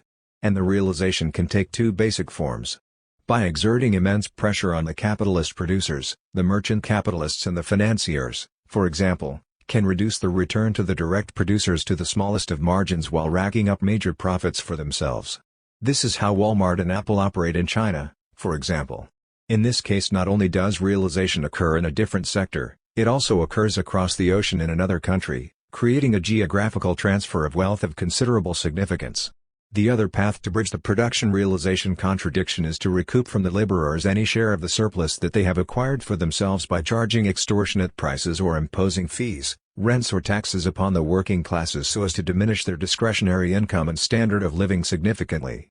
This practice can also occur through manipulation of the social wage such that gains made in pension rights, in educational and health care provision and in basic services can be rolled back as part of a political program of accumulation by dispossession.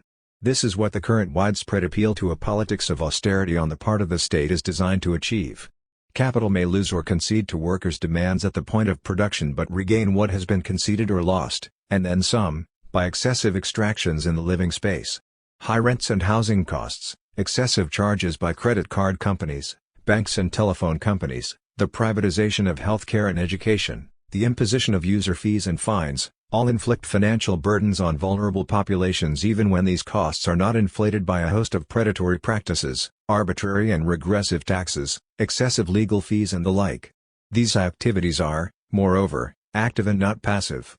The actual or attempted expulsion of low-income and vulnerable populations from high-value land and locations through gentrification, displacement and sometimes violent clearances has been a long-standing practice within the history of capitalism. It unites those residents of Rio de Janeiro's favelas subject to evictions, the former occupants of self-built housing in Seoul, those moves through eminent domain procedures in the United States and the shack dwellers in South Africa. Production here means the production of space, and realization takes the form of capital gains on land rents and property values, thus generally empowering the developers and the rentiers as opposed to other factions of capital. The contradictory unity between production and realization therefore applies as much to the fate of the workers as it does to capital. The logical conclusion, which by and large the left has tended to sideline if not ignore, is that there is necessarily a contradictory unity in class conflict and class struggle across the spheres of working and living. The political ambition that derives from this contradiction is to reverse the relation between production and realization. Realization should be replaced by the discovery and statement of the use values needed by the population at large, and production should then be orchestrated to meet these social needs. Such a reversal might be difficult to accomplish overnight, but the gradual decommodification of basic needs provision is a feasible long-term project, which fits neatly with the idea that use values and not the perpetual search for augmenting exchange values should become the basic driver of economic activity. If this seems a very tall order, it is useful to remember that the social democratic states in Europe, particularly those of Scandinavia, reoriented their economies to demand-side management from the 1960s onwards as a way to stabilize capitalism. In so doing, they partially accomplished, albeit in a somewhat half-hearted way, that reversal of the production-realization relation that the passage to an anti-capitalist economy would demand. Part 2. The moving contradictions. The foundational contradictions of capital do not stand in isolation from each other. They interlock in a variety of ways to provide a basic architecture for capital accumulation. The contradiction between use value and exchange value, 1, depends on the existence of money, which lies in a contradictory relation to value as social labor. 2. Exchange value and its measure, money, presume a certain juridical relation between those engaging in exchange, hence the existence of private property rights vested in individuals and a legal or customary framework to protect those rights. This grounds a contradiction between individualized private property and the collectivity of the capitalist state. 3. The state has a monopoly over the legitimate use of violence as well as over the issue of fiat money, the primary means of exchange. A profound connection exists between the perpetuity of the money form and the perpetuity of private property rights, both imply the other. Private individuals can legally and freely appropriate the fruits of social labor, the commonwealth, for themselves through exchange, 4. This constitutes a monetary basis for the formation of capitalist class power. But capital can systematically reproduce itself only through the commodification of labor power, which solves the problem of how to produce the inequality of profit out of a market exchange system based on equality. This solution entails converting social labor, the labor we do for others, into alienated social labor, the labor that is dedicated solely to the production and reproduction of capital. The result is a foundational contradiction between capital and labor. 5. Put in motion, these contradictions define a continuous process of capital circulation that passes through different material forms, which in turn implies an ever-deepening tension between fixity and motion in the landscape of capital. 6. Within the circulation of capital a contradictory unity necessarily exists between production and realization of capital. 7. These contradictions define a political terrain upon which an alternative to the world that capital creates can be defined. The political orientation must be towards use values rather than exchange values, towards a money form that inhibits private accumulation of wealth and power and the dissolution of the state-private property nexus into multiple overlapping regimes of collectively managed common property rights. The ability of private persons to appropriate the common wealth must be checked and the monetary basis for class power must be undermined. The contradiction between capital and labor has to be displaced by emphasizing the power of associated labor to engage in unalienated labor, to determine its own labor process while producing needed use values for others. The relation between fixity and motion, which can never be abolished since it is a universal condition of human existence, must be managed in such a way as to counteract the powers of the rentier and to facilitate the continuous and secure fulfillment of basic needs for all. Finally, instead of production for production's sake leading the way to a forced world of manic and alienated consumerism, production should be rationally organized to provide the use values necessary to achieve an adequate material standard of living for all. Realization should be converted into a wants and needs-based demand to which production responds. These are general orientations for long-term political thinking as to how an alternative to capital might be constituted. It is against the background of these orientations that specific strategies and proposals should be evaluated. The foundational contradictions are constant features of capital in any place and time. The only thing constant about the contradictions we will next consider is that they are unstable and constantly changing. This makes for an understanding of political economy that departs radically from the model of the natural sciences, where it can broadly be assumed that the principles being elucidated are true for all space and time. As Brian Arthur puts it in his perceptive and instructive book The Nature of Technology, the means by which the base laws, or in my language the foundational contradictions, are expressed change over time, and the patterns they form change and reform over time. Each new pattern, each new set of arrangements, then, yields a new structure for the economy and the old one passes, but the underlying components that form it, the base laws, remain always the same. 1. In the case of moving contradictions, the basic nature of the contradiction has first to be described, before going on to provide a general assessment of the form it now assumes. By understanding something of its evolutionary trajectory, we can then say something about future prospects and possibilities. This evolution is not predetermined. Nor is it random or accidental. But since the pace of evolutionary change tends to be relatively slow, a matter of decades rather than years, though there is evidence it is accelerating, it is then possible to say something about future prospects as well as present dilemmas. To capture the sense of movement is politically vital, for the instability and the movement provide political opportunities at the same time as they pose critical problems. Political ideas and strategies that make sense in one place and time do not necessarily apply at another. Many a political movement has failed because it sought to appeal to ideas and ambitions that were well past their sell-by date. We cannot shape our current political strategies and carve out our contemporary political ambitions to fit the defunct ideas of some long-dead political theorist. This does not mean there is nothing to be learned from a study of the past or that no advantage is to be had from drawing upon past memories and traditions for inspiration in the present. What it does imply is an obligation to write the poetry of our own future against the background of the rapidly evolving contradictions of capital's present. Contradiction 8. Technology, work, and human disposability. The central contradiction that the traditional Marxist conception of socialism/communism is supposed to resolve is that between the incredible increase in the productive forces, broadly understood as technological capacities and powers, and capital's incapacity to utilize that productivity for the common welfare because of its commitment to the prevailing class relations and their associated mechanisms of class reproduction, class domination and class rule. Left to itself, the argument goes, Capital is bound to produce an increasingly vulnerable oligarchic and plutocratic class structure under which the mass of the world's population is left to hustle a living or starve to death.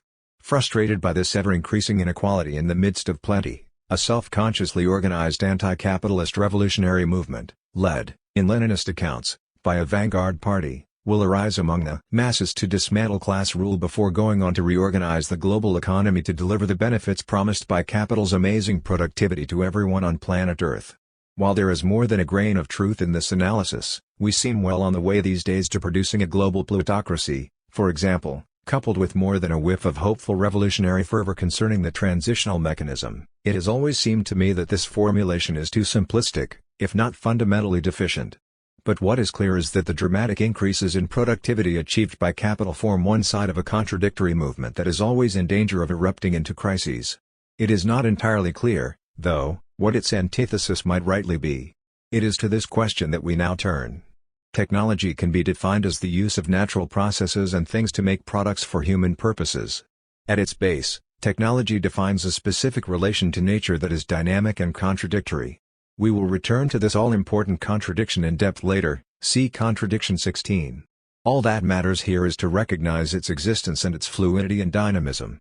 The immediate and distinctive purpose of capital, as opposed, say, to the military, the state apparatus and various other institutions in civil society, is profit, which translates socially into the perpetual accumulation of capital and the reproduction of capitalist class power. This is capital's consuming aim. To this end, capitalists adapt and reshape the hardware of technology, the machines and computers, the software, the programming of machine uses, and their organizational forms, command and control structures over labor usage in particular. Capital's immediate purpose is to increase productivity, efficiency and profit rates, and to create new and, if possible, ever more profitable product lines. When considering the trajectories of technological change, it is vital to remember that the software and the organizational forms are every bit as important as the hardware. Organizational forms, like the control structures of the contemporary corporation, the credit system, just-in-time delivery systems, along with the software incorporated into robotics, data management, artificial intelligence and electronic banking, are just as crucial to profitability as the hardware embodied in machines. To take a contemporary example, cloud computing is the organizational form, Word is the software in this Mac, upon which I write, the hardware. All three elements, hardware, software and organizational form, are combined in computer technology. Under this definition, money, banking, the credit system and the market are all technologies. This definition may appear unduly broad, but I think it absolutely essential to keep it so. Capital's technology was initially subject to internal transformation through competition between individual producers, at least, that was the theory. Capitalist firms, in competition with each other, sought to raise their individual efficiency and productivity so as to gain excess profits relative to their competitors. Those that succeeded flourished, while others were left behind. But competitive advantages, higher profits, from superior organizational forms, machines or, for example, tighter inventory control were usually short-lived. Competing firms could quickly adopt the new methods, unless, of course, the technologies were patented or protected by monopoly power. The outcome would be leapfrogging innovations in technologies across sectors. I sound a note of skepticism here because the history of capital demonstrates a penchant for monopoly rather than competition, and this would not be so favorable for innovation. Instead, we find a strong collective generic preference, a culture as it were, emerging among capitalists for increasing efficiency and productivity across all capitalist enterprises with or without the driving force of competition. Innovations at one point in a supply chain, for example, powerloom cotton fabric production, required innovations elsewhere, for example, the cotton gin, if overall productivity was to be improved. But it sometimes took and still takes a while for a whole domain of economic activity to be reorganized on a new technological basis. Last, but by no means least, individual capitalists and corporations came to recognize the importance of product innovation as a way to earn, if only for a while, monopoly profits and, when protected by patent law, a monopoly rent. Capital was not and is not the only agent involved in the pursuit of technological advantages. Different branches of the state apparatus have always been deeply involved. Most prominent, of course, has been the military in search of superior weaponry and organizational forms. War and threats of war, arms races, have been strongly associated with waves of technological innovation. In the early history of capitalism, this source of innovation probably played a dominant role. But various other facets of state administration concerned with the levying and payment of taxes, the definition of land and property rights and legal forms of contract, along with the construction of the technologies of governance, money management, mapping, surveillance, policing and other procedures for the control of whole populations, have all along been just as if not more significantly involved as capitalist firms and corporations in developing new technological forms. Collaborations on research and development between the state and private sectors with respect to military, medical, public health and energy technologies have been widespread. The spillover benefits of innovations in the public sphere on capital's practices and vice versa have been too numerous to count. Technological changes within capitalism, to which capital contributes and upon which capital voraciously feeds, derive, in short, from the activities of several different agents and institutions. For capital, these innovations create a vast domain of ever-changing possibilities for sustaining or increasing profitability. The processes of technological change have altered their character over time. Technology became a special field of business. This first clearly emerged in the 19th century with the rise of the machine tool industry. Generic technologies, like the steam engine and its offshoots, were developed in a way that could be applied across multiple industries. It was the profitability of the steam engine makers rather than that of the different industries using steam power, for example, transport, cotton factories and mining, that mattered, though plainly the profitability of the one could not be achieved without that of the other. The search for ever newer and better forms of not only the steam engine but also energy and power application quickly followed. The search for generic technologies that could be applied almost anywhere, in recent years think of fields such as computers, just-in-time delivery systems and theories of organization, became important. A vast business of invention and innovation catering to all and sundry sprang up, providing new technologies of consumption as well as of production, circulation, governance, military power, surveillance and administration. Technological innovation became big business, not big necessarily in the sense of some vast consolidated corporation, though examples of that sort now abound in fields like agribusiness, energy and pharmaceuticals, but big in the sense of multiple firms, many of them small-scale startups and venture enterprises, exploring innovation for innovation's sake. Capitalist culture became obsessed with the power of innovation. Technological innovation became a fetish object of capitalist desire. From the mid-19th century onwards, this fetish drive for new technological forms what may also promoted the fusion of science and technology. These two thereafter developed in a dialectical embrace. Scientific understandings had always depended upon new technologies, such as the telescope and the microscope, but the incorporation of scientific knowledges into new technologies has lain at the heart of what the business of technological innovation has been about. This vast business became more and more adept at imposing sometimes costly technological innovations on reluctant customers, often aided by state regulation that tended to favor large firms rather than small because the costs of regulatory compliance usually diminish with scale of operation. EU regulations have, to take one example, forced small shopkeepers and restaurants to adopt electronic machines for cash transactions for tax and record-keeping purposes, putting them at a cost disadvantage relative to chain stores. The diffusion of new technologies occurs through a mix of consent and coercion.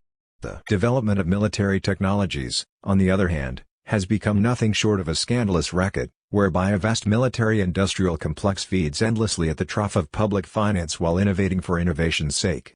The path of technological evolution has not been random or accidental. As Brian Arthur points out in The Nature of Technology, new technologies become building blocks for the construction of further new technologies.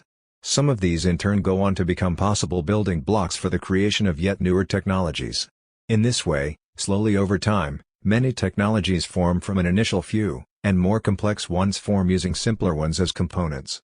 The overall collection of technologies bootstraps itself upward from the few to the many and from the simple to the complex. We can say that technology creates itself out of itself. Arthur calls this process combinatorial evolution, and I think that is a good name for it. New technologies are, however, created mentally before they are constructed physically, and when we look at the mental and conceptual processes involved, we see technological evolution as mental problem solving put into practice. A problem arises and is identified, a solution is demanded, and the solution invariably combines earlier solutions to other problems in a new configuration. The new configuration often has spillover effects elsewhere because it creates what Arthur calls opportunity niches-arenas where an innovation from one place might be meaningfully applied in another. 1. Spontaneous development of innovation centers. Some regions, cities and towns have a remarkable record for innovation, occurs because, as was long ago noted by commentators such as Jane Jacobs, the fortuitous co-presence of different skills and knowledges of the sort that Arthur regards as necessary for innovation to occur is more likely to be found in a seemingly chaotic economy characterized by innumerable small businesses and divisions of labor. Two such environments have historically been far more likely to spawn new technological mixes than a single-dimensional company town. More recently, however, the deliberate organization of the research universities, institutes, think tanks and military RAND units in a given area has become a basic business model through which the capitalist state and capitalist corporations pursue innovation for competitive advantage. But what is strange about Arthur's otherwise informative presentation on the logic of technological evolution is his avoidance of any critical discussion of the range of human purposes that technologies are supposed to serve. He waxes lyrical, for example, about the design sophistication of the F-35 Lightning II aircraft without any mention of its relation to warfare and the human purpose of geopolitical domination. To Arthur, the aircraft merely presents a particular set of difficult technical challenges that needed to be solved. Similarly, there is no critique of the specific capitalistic form the economy takes and certainly no questioning of the purposive drive of capital to maximize profits, facilitate endless capital accumulation and reproduce capitalist class power. Nevertheless, Arthur's theory of relatively autonomous technological evolution has deep implications for understanding how the economic engine of capital functions. It sheds considerable light on the contradictions that technological changes now spawn for the perpetuation and reproduction of capital. There are some important transitions occurring. The shift from a machine to an organic model of the economy has implications for economic theory. Order, closedness, and equilibrium as ways of organizing explanations are giving way to open-endedness, indeterminacy, and the emergence of perpetual novelty. 3 Arthur here instinctively echoes Alfred North Whitehead's astute observation that nature itself, and human nature is no exception, is always about the perpetual search for novelty. 4 As a result, Arthur continues, technologies are acquiring properties we associate with living organisms. As they sense and react to their environment, as they become self-assembling, self-configuring, self-healing, and cognitive, they more and more resemble living organisms. The more sophisticated and high-tech technologies become, the more they become biological. We are beginning to appreciate that technology is as much metabolism as mechanism. This shift from a mechanical to an organic, or chemical, metaphor is significant. The new economy that Arthur sees appears more natural than the mechanical rationality superimposed on the world from the Enlightenment onwards. This is nothing short of a reversion to, perhaps recuperation of would be a better phrasing, more ancient ways of understanding the relation between technology and nature. But it is not backward-looking or nostalgic, and it eschews the sentimentality and mysticism of so-called New Age cultural thinking. The new principles that must enter into economics, Arthur implies, are organic and process-based forms of thinking and theorizing. Ironically, and Arthur would doubtless be shocked to hear this was the form of political economy that Marx long ago pioneered in Grundrisse. Only in this way, Arthur suggests, will we be able to grasp the qualities of modern technology, its connectedness, its adaptiveness, its tendency to evolve, its organic quality, its messy vitality. 5. The implications of this analysis of technology for how we understand the evolving character of the economic engine that is capital are profound. The coming of new technologies does not just disrupt the status quo by finding new combinations that are better versions of the goods and methods we use. It sets up a train of technological accommodations and of new problems, and in so doing it creates new opportunity niches that call forth fresh combinations which in turn introduce further technologies, and further problems. The economy therefore exists always in a perpetual openness of change, in perpetual novelty. It exists perpetually in a process of self-creation. It is always unsatisfied, the economy is perpetually constructing itself. 6. New technological configurations displace the old and in so doing initiate phases of what the economist Joseph Schumpeter famously dubbed gales of creative destruction. 7 Whole ways of life and modes of being and thinking have to drastically alter to embrace the new at the expense of the old. The recent history of deindustrialization and its association with dramatic technological reconfigurations is an obvious case in point. Technological change is neither costless nor painless, and the cost and the pain are not evenly shared. The question always to be asked is, who gains from the creation and who bears the brunt of the destruction? So what role do the distinctive needs and requirements of capital play in this process? Curiously, Arthur ignores the specificities of this question in his otherwise perceptive study. There are within the history and logic of capital, I would argue, 5 dominant but overlapping technological imperatives. Let us consider these briefly. 1. The organization of cooperation and divisions of labor in ways that maximize efficiency, profitability and accumulation. From simple beginnings in Adam Smith's example of the pin factory, this has over time grown to encompass much of what is now covered in management and organization theory, as well as in the articulation of techniques of optimal corporate management. The increasing complexity and fluidity of which Arthur speaks are here everywhere in evidence, and the technologies involved are in perpetual flux, with increasing emphasis upon the software and the organizational forms assumed by contemporary forms of capital. The mix of command and control and market coordinations is unstable but effective. 2. The need to facilitate speed up and acceleration of capital circulation in all its phases, along with the need to annihilate space through time, has spawned an astonishing range of technological revolutions. Shortening the turnover time of capital in production and in the market, and shortening the lifetime of consumer products, culminating in a shift from the production of things that last to the production of spectacles that are ephemeral, have been imperatives in capital's history, largely enforced by competition. It is here that technology's relation to the production of nature becomes most clearly apparent, as sheep are bred to yield lamb in 1 year instead of 3 and hogs breed at an accelerated rate. The increasing speed of transport and communications reduces the friction and barrier of geographical distance, making the spatiality and temporality of capital a dynamic rather than a fixed feature of the social order. Capital literally creates its own space and time as well as its own distinctive nature. The mobility of the different forms of capital, production, commodities, money, and of labor power is also perpetually subject to revolutionary transformation. We will return to this topic later, see Contradiction 12. Revolutionary transformations in the means of communication have paralleled those occurring in transportation and in more recent times have accelerated beyond belief. Instantaneous information and news availability make this a potent force for affecting policies and politics. Control over the means of communication has become a vital aspect to the reproduction of capitalist class power, and the new media technologies, the social media in particular, have potentialities as well as pitfalls for the dynamics of class struggle, as has become all too apparent in recent uprisings in Cairo, Istanbul and other cities around the world. 3. Technologies of knowledge production and dissemination, for data and information storage and retrieval, are crucial for the survival and perpetuation of capital. They not only provide the price signals and other forms of information that guide investment decisions and market activity, but also preserve and promote the necessary mental conceptions of the world that facilitate productive activity, guide consumer choices and stimulate the creation of new technologies. Capital's memory bank is indispensable. It is already vast. Its exponential growth has to be matched by the exponential growth of sophisticated technologies to handle, process and act upon it.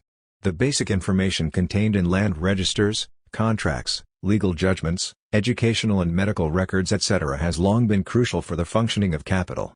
Information of this sort provides, in addition, the raw data out of which a working, but in many respects fictitious, model of a national economy can be built. This data, joblessness, trade deficits, stock market gyrations, growth figures, manufacturing activity, capacity utilization and the like, permits the health of the national economy to be assessed and provides a basis upon which strategic decisions of both businesses and state agencies can, for better or for worse, be based. Agencies like the World Bank and the IMF at times seem to be drowning in the massive data they produce. A whole host of experts come into being to help us to understand the trends. The introduction of new information processing technologies, such as computerized trading on Wall Street, and the more recent turn to nanotechnologies, has had immense implications for how capital operates. 4. Finance and money form a crucial domain for the functioning of capital, see Contradiction 2. It is only in money terms that profits and losses can be exactly calculated, and it is in money terms that most economic decisions are made. While the technologies of money remain fairly constant over long historical periods of time, there is no question that innovation in this domain picked up remarkably from the 1930s onwards. In recent years, innovations in finance and banking have shown a tendency to explode into exponential growth with the advent of computerization, electronic monies and banking, and a proliferation of a whole new range of investment vehicles. The trend to create fictitious capitals that circulate freely has accelerated remarkably alongside all manner of predatory practices within the credit system that have contributed to a wave of accumulation by dispossession and speculation in asset values. Nowhere else do we see so dramatically the acute interaction between new hardware possibilities, the creation of new organizational forms, private equity firms and hedge funds and a host of complicated state regulatory agencies, and, Of course, an astonishing rate of software development. The technologies of the world's monetary and financial system are an acute source of stress at the same time as they are a field of capitalist endeavor unsurpassed in these times in importance and in messy vitality. 5. Finally, there is the question of work and labor control. This is a crucial arena for capital and I will take it up in detail shortly. Did technologies have to evolve in the way they did? There clearly were choices made that liberated technological innovation from the kinds of constraints that had inhibited the deployment of new technologies in earlier places and times, the failure to deploy technological discoveries in China being the most conspicuous example. And there have certainly been examples of intense resistance to new technological configurations on moral and ethical grounds, everything from the struggle of the Luddites against the introduction of machines to the revolt of the physicists against the possibility of nuclear weapons. Current controversies rage over the ethics and inadvisability of genetic engineering and genetically modified foods. Such questions, however, do not seem to deter the evolutionary trajectory of technological change. This is why I designate this kind of contradiction as moving. It is not stable or permanent but perpetually changing its spots. For this reason it becomes crucial to evaluate where the processes of technological change are at right now and where they might move to in the future. Arthur asks, for example, could this process of constant evolution of technology and remaking of the economy ever come to a halt? His answer is yes in principle. But the actual prospects for a halt are exceedingly remote. The decentralized dynamic of technological evolution is too strong and the field of possible discoveries of the perpetual novelty in nature far too wide for any halt to technological and economic evolution to occur in the immediate future. The pipeline of technologies coming in the next decade is reasonably predictable. And current technologies have future improvement paths that will be followed more or less predictably. But overall, just as the collection of biological species in the far future is not predictable from the current collection, the collective of technology in the economic future is not predictable.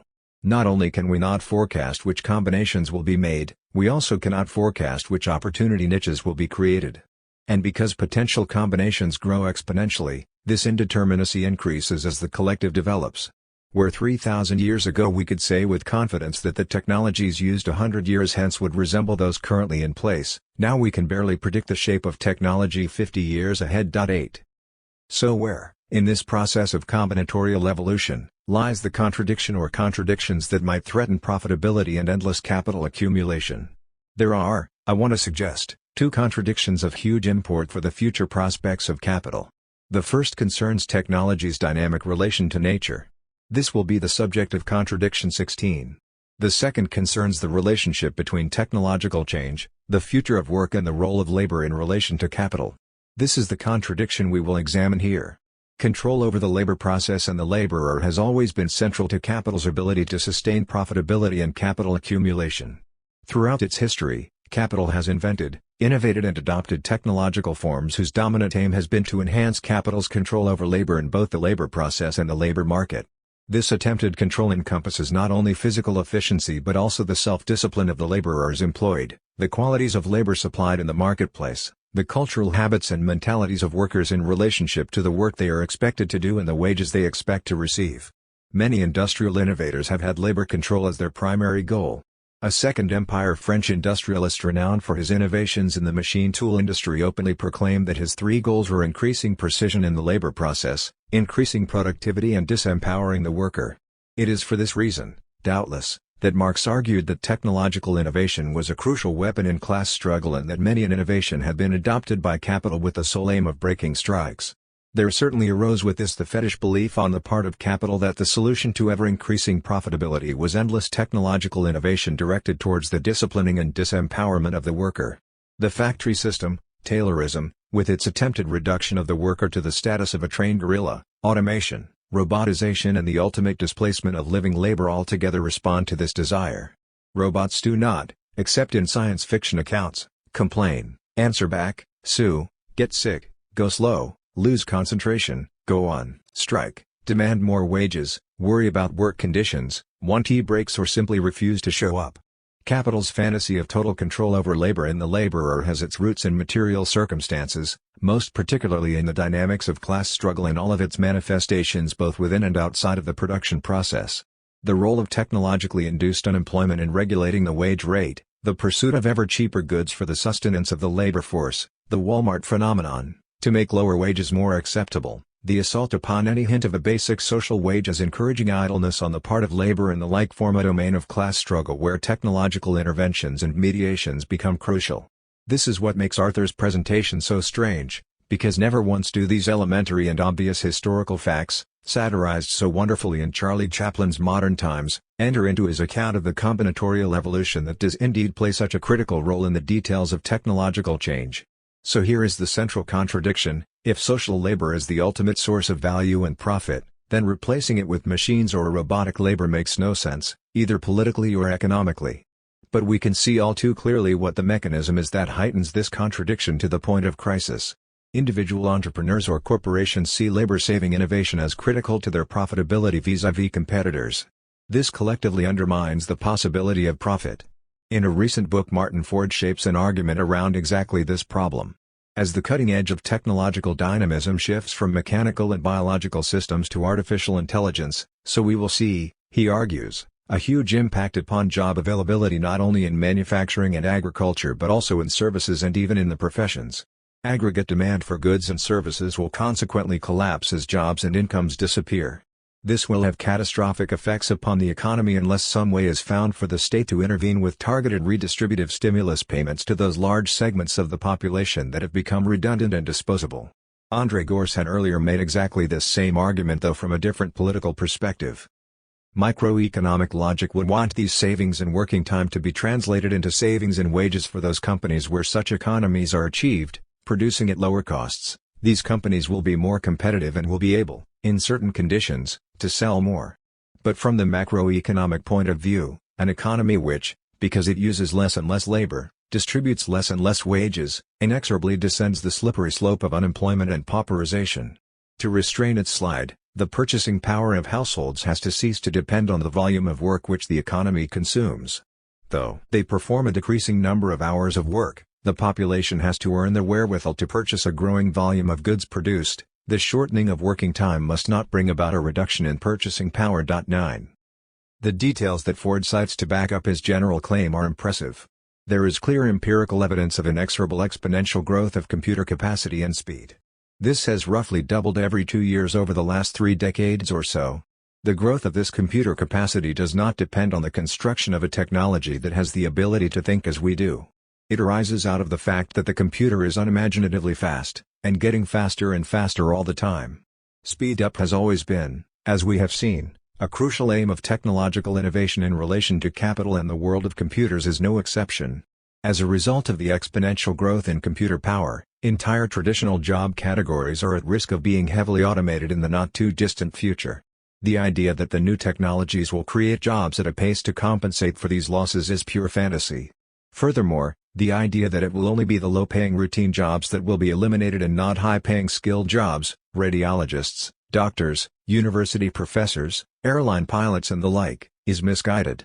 In the future, automation will fall heavily on knowledge workers and in particular on highly paid workers. Ford concludes, allowing these jobs to be eliminated by the millions, without any concrete plan to handle the issues that will result, is a clear recipe for disaster. 10. But what sort of disaster are we looking at? Larger and larger segments of the world's population will be considered redundant and disposable as productive workers from the standpoint of capital and will have a hard time surviving both materially and psychologically. Alienated from any prospect of a meaningful existence in the realm of necessary labor as defined by capital, they will have to look elsewhere to construct a meaningful life. On the other hand, output will be increasing, but where will the corresponding increase in demand come from? This is what bothers Ford most of all. Who is going to step forward and purchase all this increased output? Automation stands poised to fall across the board, on nearly every industry, on a wide range of occupations, and on workers with graduate degrees as well as on those without high school diplomas. Automation will come to the developed nations and to the developing ones. The consumers that drive our markets are virtually all people who either have a job or depend on someone who has a job. When a substantial fraction of these people are no longer employed, where will market demand come from? 11. This is a typical Keynesian-style question of demand management, and it threatens a crisis for capital of the sort that racked the global economy in the 1930s. What happens when we restate Ford's claims against the background of the contradictory unity between production and realization? Marx interestingly identifies a similar difficulty, but he does so from the perspective of production.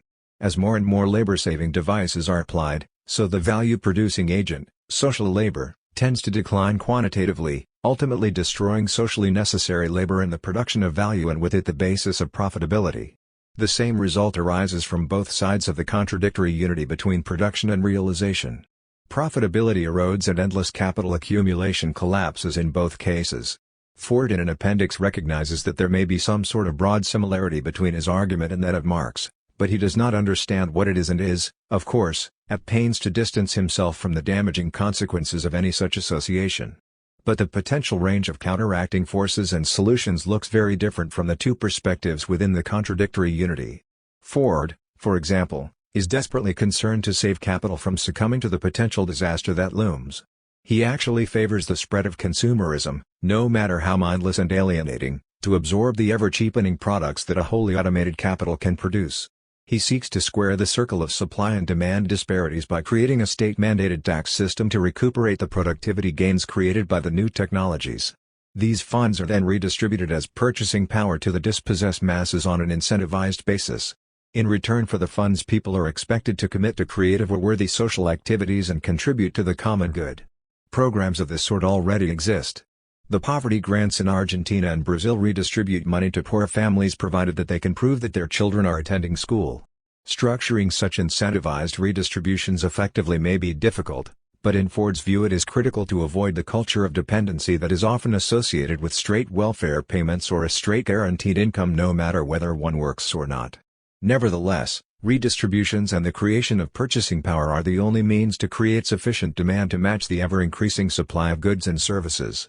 This is, concurs André Gorz, the only way of giving meaning to the decrease in the volume of socially necessary work. 12.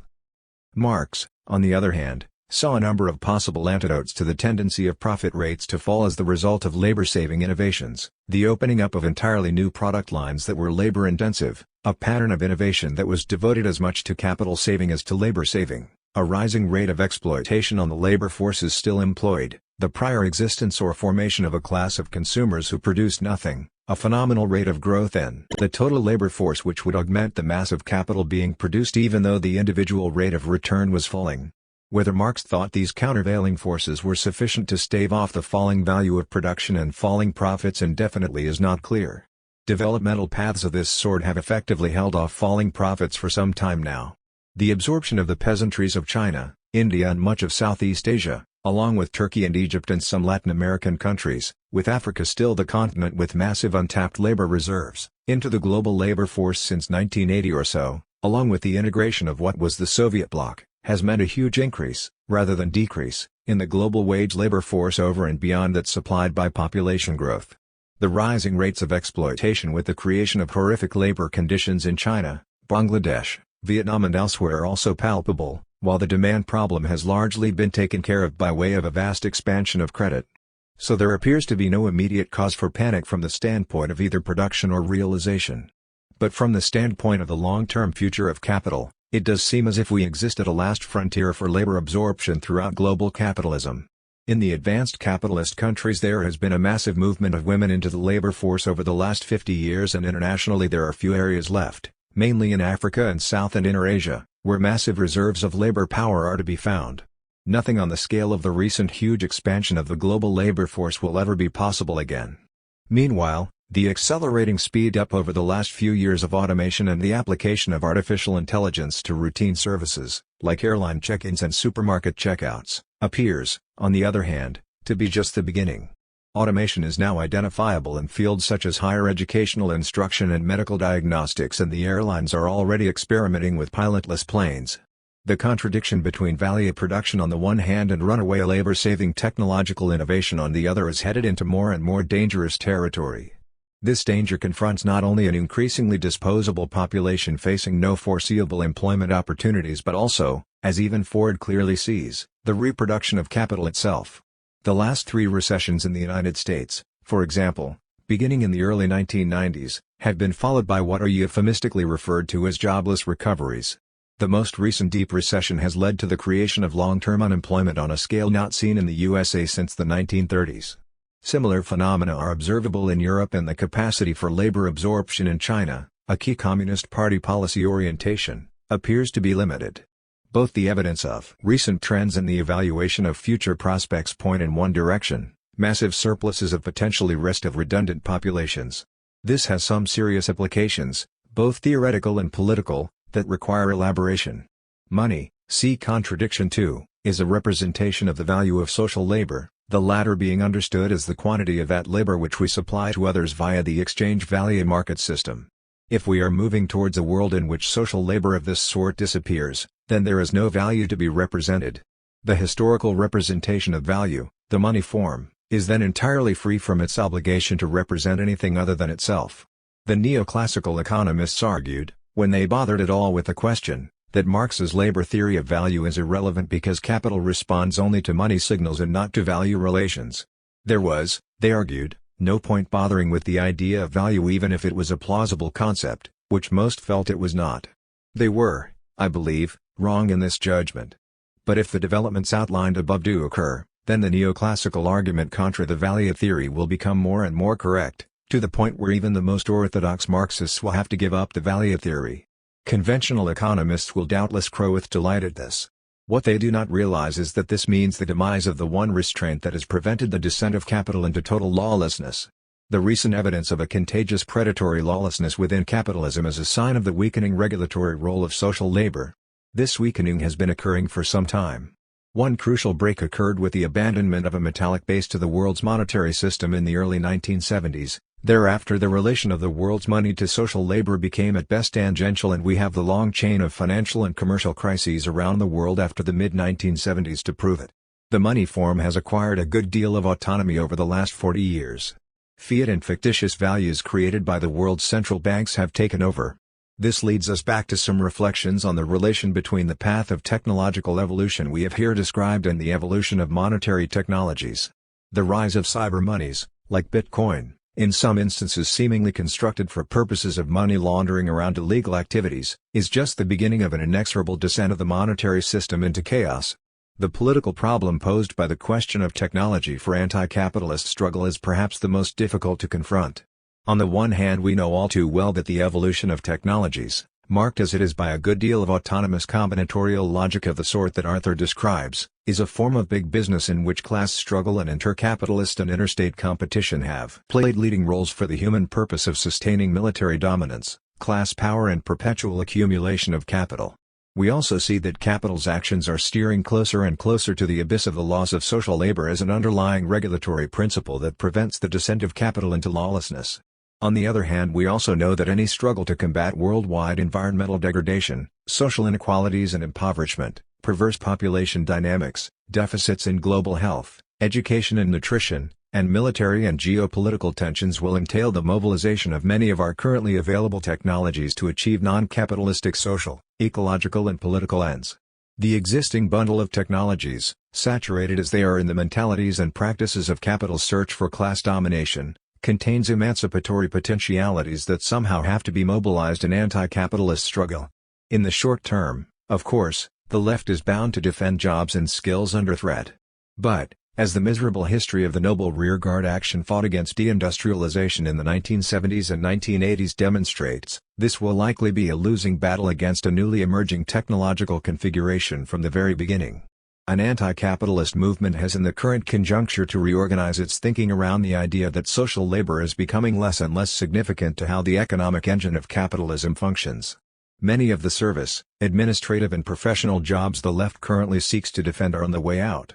Most of the world's population is becoming disposable and irrelevant from the standpoint of capital, which will increasingly rely upon the circulation of fictitious forms of capital and fetishistic constructs of value centered on the money form and within the credit system. As is to be expected, some populations are held to be more disposable than others, with the result that women and people of color bear most of the current burden and will probably do so even more in the foreseeable future. 13. Martin Ford correctly poses the question, how will the resultant disposable and redundant population live, let alone provide a market, under such conditions? A viable long-term and imaginative answer to this question has to be devised by any anti-capitalist movement. Commensurate organized action and planning to meet the new eventualities and the provision of sufficient use values must be thought through and gradually implemented. This has to be done at the same time as the left has also to mount a rearguard action against the technologies of increasingly predatory practices of accumulation by dispossession, further bouts of de-skilling, the advent of permanent joblessness, ever-increasing social inequality and accelerating environmental degradation. The contradiction that faces capital morphs into a contradiction that necessarily gets internalized within anti-capitalist politics. Contradiction 9. Divisions of labor.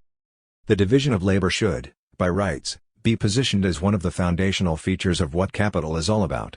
It refers to the human capacity to disaggregate complex productive and reproductive activities into specific but simpler tasks that can be undertaken by different individuals on a temporary or permanent basis.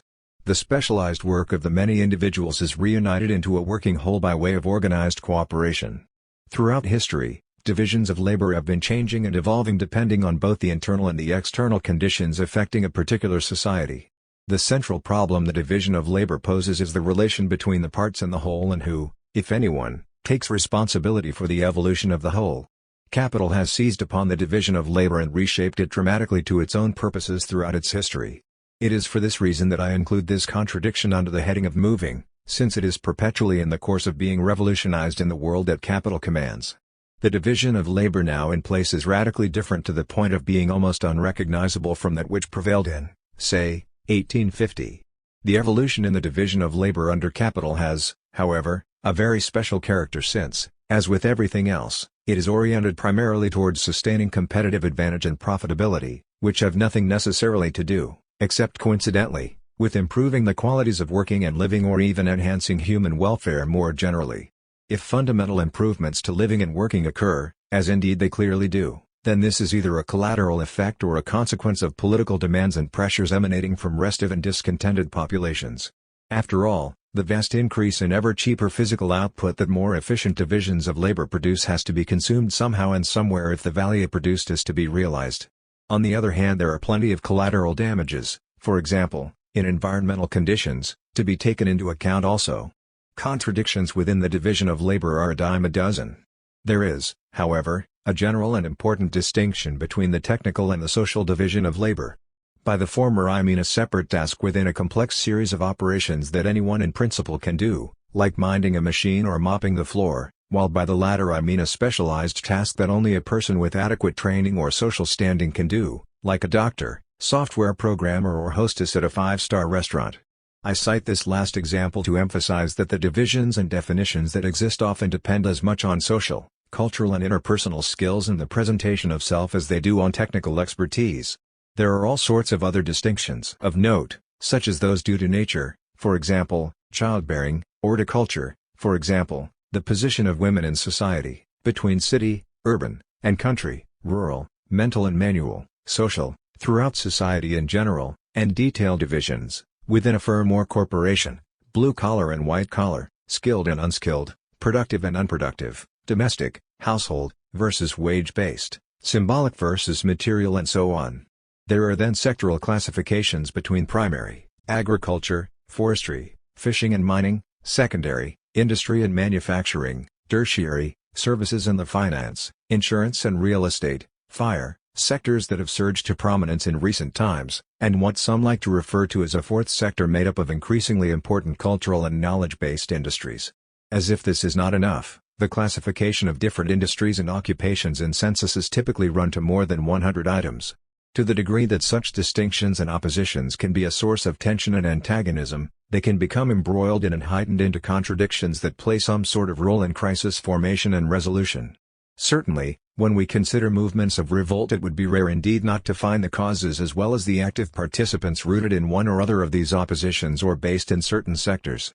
In socialist theory, of course, it has traditionally been the industrial proletariat, the productive laborers, within the overall division of labor that has been favored as the vanguard of revolutionary transformation.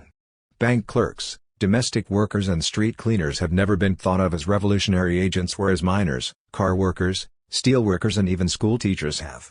Most of these dualisms turn out to be crude distinctions that have limited purchase in helping us to understand an increasingly complex and intricate world that is constantly subject to revolutionary transformation. It is, however, both useful and important at the outset to register how the technical and social bases of these distinctions intersect, Since the categories involved in the definition of the division of labor have always intermingled technical and social considerations in ways that are often confusing and misleading. There has been a long history, for example, of defining skilled labor in gendered terms such that any task that women could perform, no matter how difficult or complex, was classified as unskilled simply because women could do it. Worse still, women were often allocated these tasks for so-called natural reasons, everything from nimble fingers to a supposedly naturally submissive and patient temperament. For this reason, men in the workshops of Second Empire Paris strongly resisted the employment of women since they knew that this would lead to the reclassification of their work as unskilled and worthy only of a lower rate of remuneration. While the issue at that time was very specific, this is almost certainly a key factor in determining differential rates of remuneration in the contemporary global labor market. The fact that there has been an extensive feminization both of low-wage labor and of poverty worldwide testifies clearly to the importance of these sorts of judgments, for which there is no technical basis whatsoever. The question of gender has also entered into extensive debates over the proper role to be assigned to housework versus wage labor. While this is an important issue within capitalism and is doubtless implicated in many personal crises within households, it has had very little direct impact on the development of capital, except for a long-standing general trend to broaden the market by commodifying more and more domestic tasks, such as cooking, cleaning, washing one's hair and getting nails clipped and manicured. The campaign over wages for housework would, in any case, seem to be seriously askew from an anti-capitalist perspective because it merely deepens the penetration of monetization and commodification into the intimacies of daily life rather than using household work as a lever to try to decommodify as many forms of social provision as possible. It is here that the contradictions of capital and of capitalism intersect. It has long been the case that specific trades have often, for example, been strongly and sometimes even exclusively associated with particular ethnic, religious or racial groups in a population. It is not only gender that is involved in shaping distinctions within the division of labor. These associations which continue to be in evidence are not merely residuals from a very complicated past. Many software programmers and developers, an entirely new occupational category, come from South Asia, and the Philippines specializes in the provision and export of women domestic workers to many different countries in the world, from the USA to the Gulf states and Malaysia. The extensive migrations of labor that have occurred both historically and in recent times have frequently been channeled in such a way as to link certain places of origin with specific occupations in the receiving country. The National Health Service in Britain simply could not function without the immigration of different groups from what was once the British Empire. In recent years, migrant streams, mainly women, from Eastern Europe, Poland, Lithuania, Estonia and the like, have been recruited wholesale into various facets of the so-called leisure industries throughout much of Europe including Britain, everything from cleaning hotels to waitressing and bartending. Mexican and Caribbean migrants specialize in harvesting the crops on both the east and the west coasts of the USA. The allocation of different people to different tasks is associated with differential rates of remuneration. Ethnic, racial, religious and gender prejudices and discriminations become deeply embroiled in how the labor market as a whole gets segmented and fragmented and how pay gets determined. Jobs that are considered dirty and demeaning, for example, are typically low-paid and left to the most disadvantaged and vulnerable migrants, often those who have no legal status. Skilled worker status is often automatically accorded migrants with software qualifications from South Asia.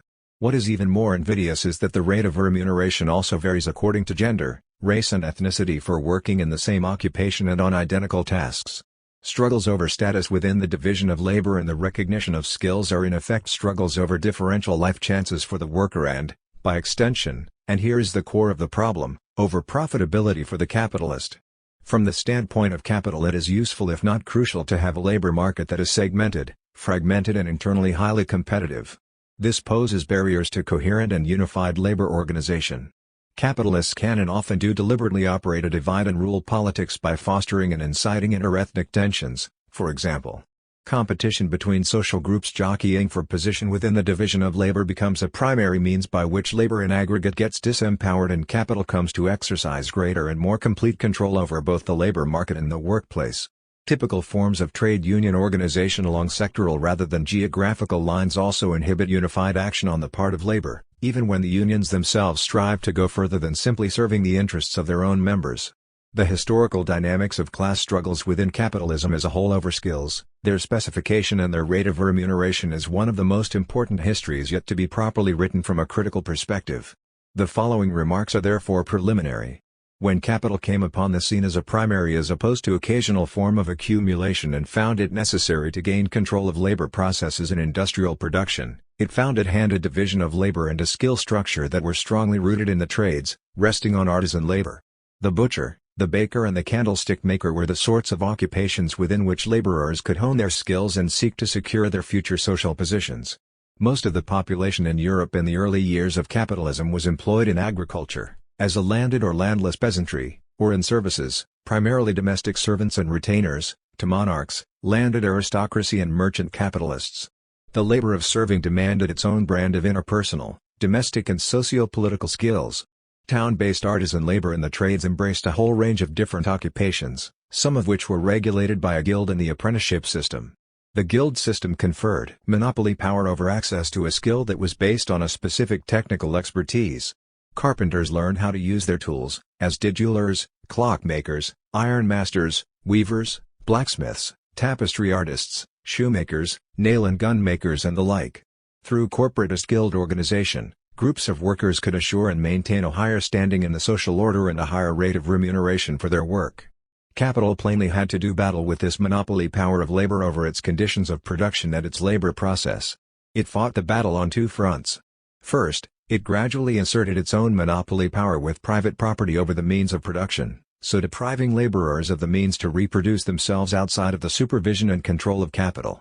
Many different craft workers could then be brought together under the direction of the capitalist into a process of collective labor to produce anything from nails to steam engines and locomotives.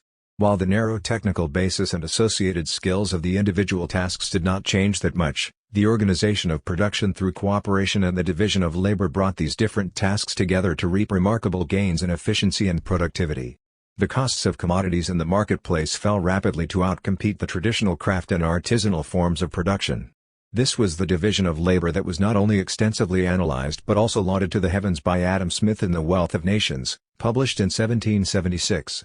In the celebrated case of the pin factory, Smith emphasized how the organized division of labor within the production process led to immense improvements in technical efficiency and labor productivity.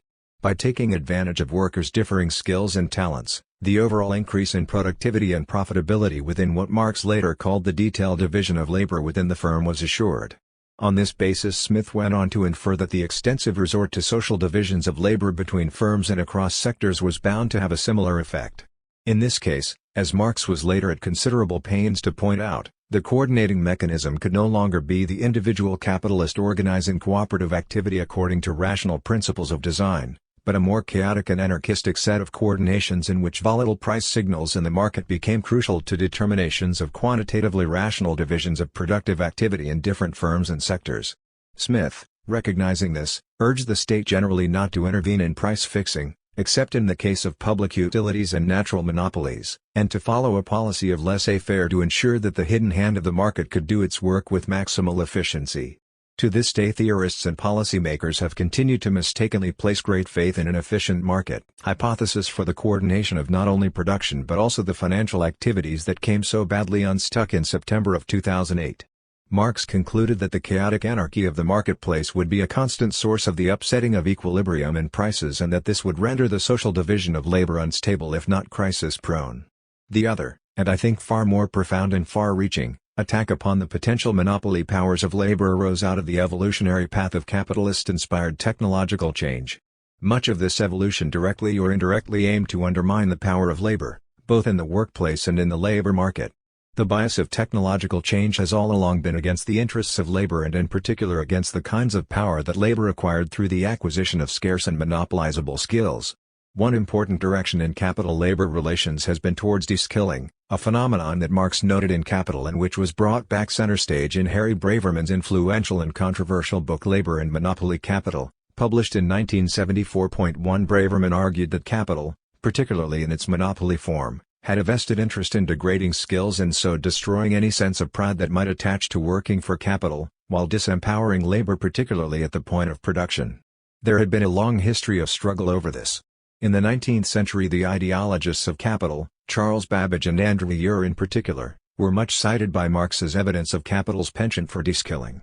Braverman likewise made much of Frederick Taylor's efforts at scientific management to disaggregate production processes to the point where a trained guerrilla would be able to undertake production tasks. The science involved here was one in which time and motion studies were brought together with techniques of specialization to simplify all the tasks, to maximize the efficiency and minimize the costs of production in any given sector or individual firm. Both Marx and Braverman recognized that some reskilling would be required to implement the extensive organizational and technical changes involved in deskilling the mass of the workers. The introduction of the assembly line empowered the engineers who installed it and managed it, just as the engineers involved in robotization or the deployment of computers had to acquire new skills to undertake their tasks. Critics of Marx and of Braverman have pointed out, correctly, that the writings of Babbage, Ure and Taylor were essentially utopian tracts that were never fully implemented, in part because of intense resistance on the part of workers and in part because the evolutionary path of technological change was and is not uniquely directed to labor control. New technologies have often called for redefinitions of skill through which certain segments of labor can be advantaged. This turns out to be much more important than either Marx or Braverman allowed. What is on capital's agenda is not the eradication of skills per se but the abolition of monopolizable skills. When new skills become important, such as computer programming, then the issue for capital is not necessarily the abolition of those skills, which it may ultimately achieve through artificial intelligence, but the undermining of their potential monopoly character by opening up abundant avenues for training in them. When the labor force equipped with programming skills grows from relatively small to superabundant, then this breaks monopoly power and brings down the cost of that labor to a much lower level than was formerly the case.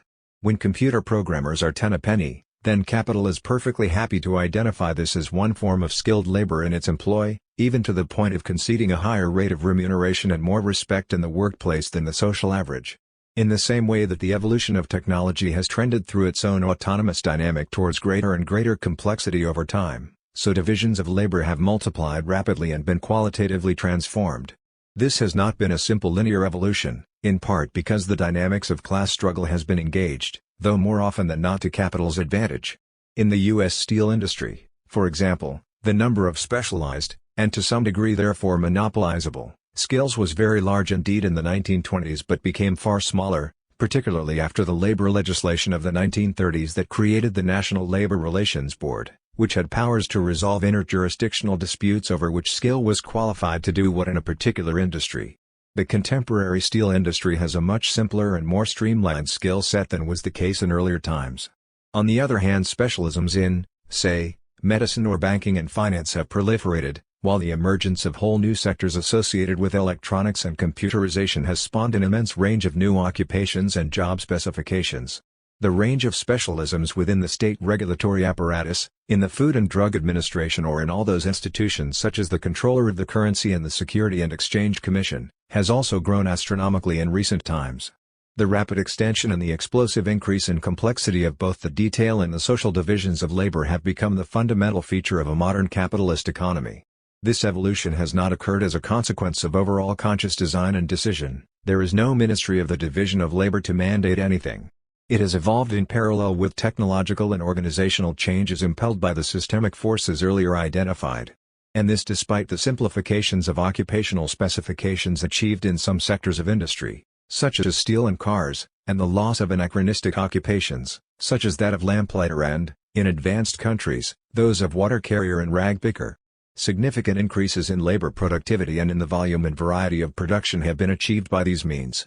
One further consequence has been increasing economic interdependence within larger and larger populations spread over larger and larger geographical areas and the emergence of an international division of labor that also requires consideration. This implies rising problems of coordination in the social division of labor and the increasing likelihood of cascading disruptions in response to the volatility of market signals. Coordinations through command, control and contractual supply relations back down a commodity supply chain have consequently become more common in certain lines of production. Corporate demands for inputs, for example, the car industry's need for engines, parts, tires, windscreens, electronics, etc., are specified and contracted for outside of the market. But with increasing simplification of tasks and increasing complexity of coordinations come increasing risks of misfires and of unintended consequences. This introduces a whole new layer in the division of labor and a vast army of new occupations involving logistical, legal, financial, marketing, advertising and other business services. Questions of security and safety, in everything from airlines to pharmaceuticals and food supplies, also become more pressing, as does the apparatus for surveillance, monitoring and quality control of different activities. Proliferating divisions of labor within the economy are paralleled by proliferating bureaucratic divisions of regulatory and administrative authority not only within a typical state apparatus but also internally within many institutions, such as hospitals, universities and school systems.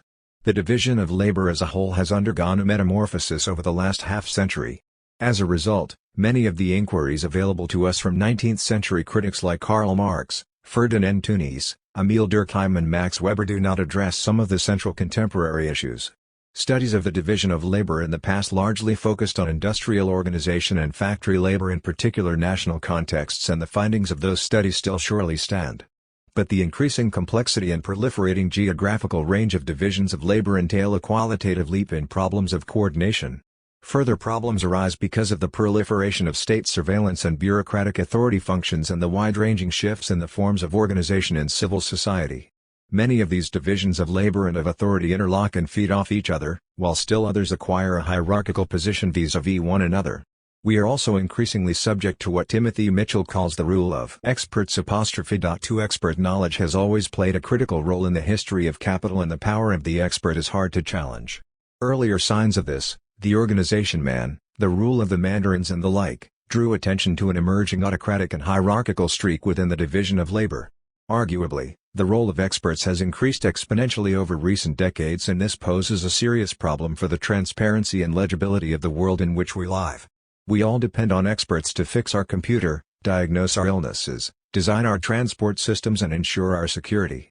In the 1970s a new perspective was introduced to the discussion with the rise of a so-called new international division of labor. David Ricardo, appealing to the doctrine of comparative advantage, had long ago insisted on the benefits and efficiency to be gained from specialization within and trade between countries. The specializations partly depended on natural factors. It is no more possible to grow bananas and coffee in Canada than it is possible to mine copper or extract oil where there is none. But they also derived from social features such as labor skills, institutional arrangements, political systems and class configurations, along with the brute facts of colonial and neo-colonial plunder and geopolitical and military power. But there is no question that after 1970 or so the global map of the international division of labor underwent a dramatic set of mutations.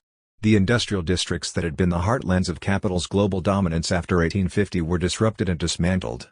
Productive capital began to move offshore, and the factories of Japan, South Korea, Singapore, Taiwan and then, after 1980, even more spectacularly, China joined the new centers of factory labor in Mexico, Bangladesh, Turkey and many other parts of the world. The West became broadly deindustrialized, while the East and the global South became centers for industrial value production alongside their more traditional role of primary commodity producers and extractors of resources for the industrializing world.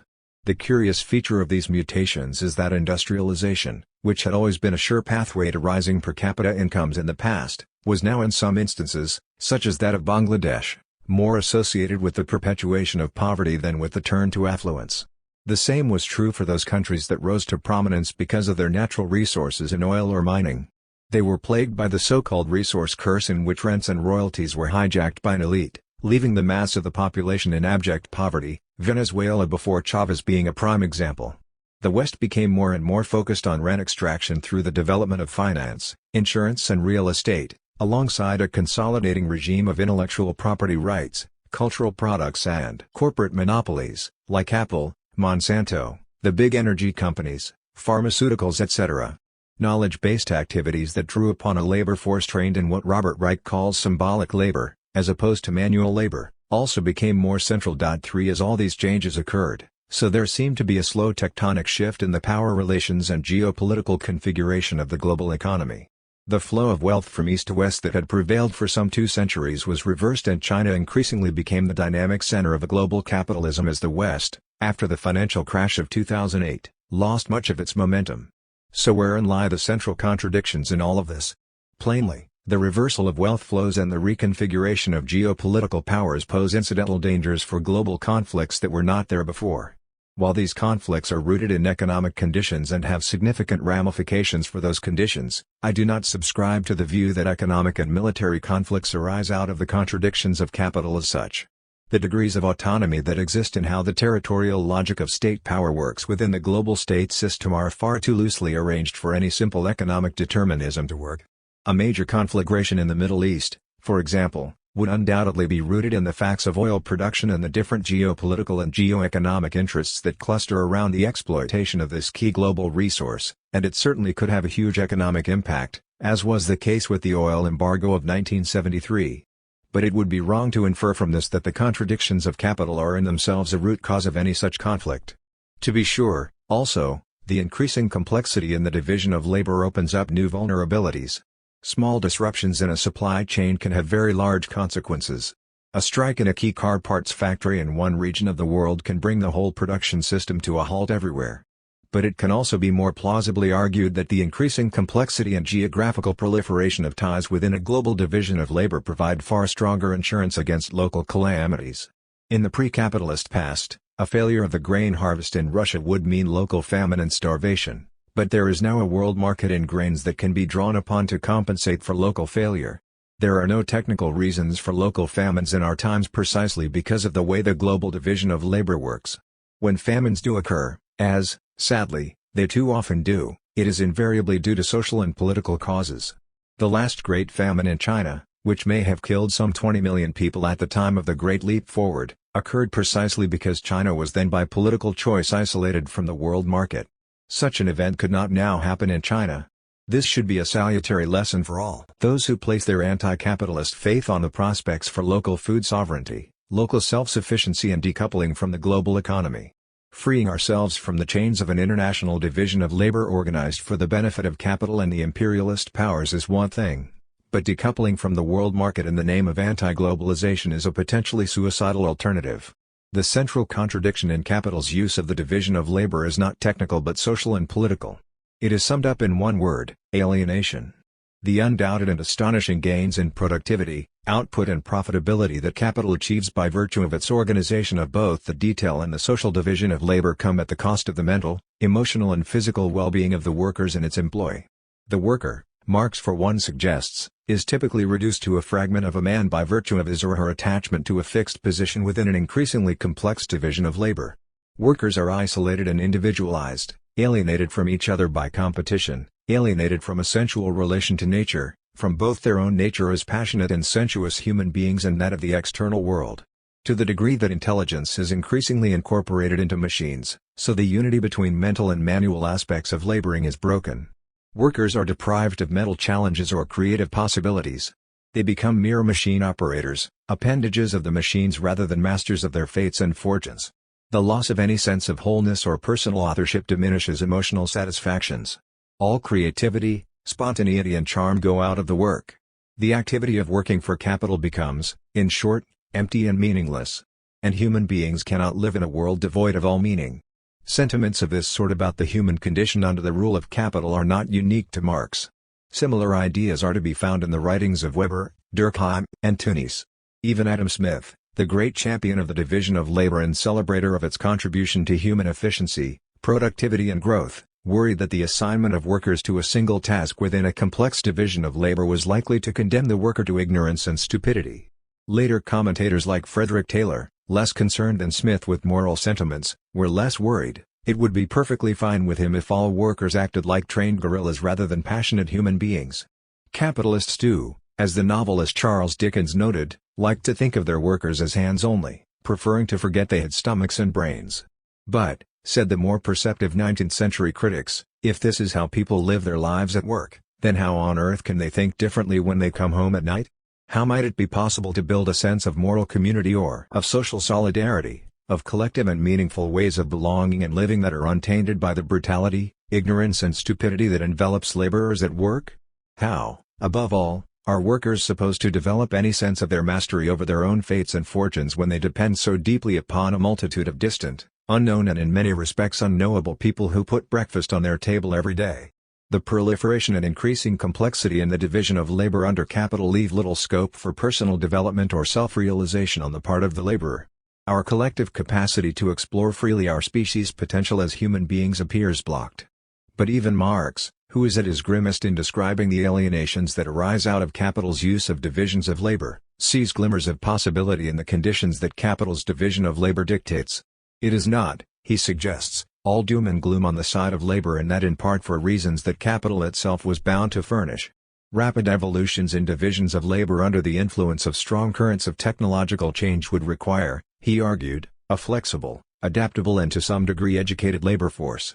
That monstrosity, the disposable working population held in reserve, in misery, for the changing requirements of capitalist exploitation, must be replaced by the individual man who is absolutely available for the different kinds of labor required of him. The partially developed individual, who is merely the bearer of one specialized social function, must be replaced by the totally developed individual, for whom the different social functions are different modes of activity he takes up in turn. For this purpose capital would require an educated and adaptable rather than specific kind of labor power, and if laborers must be educated, who knows what this totally developed individual might read and what political ideas he or she might get into their heads.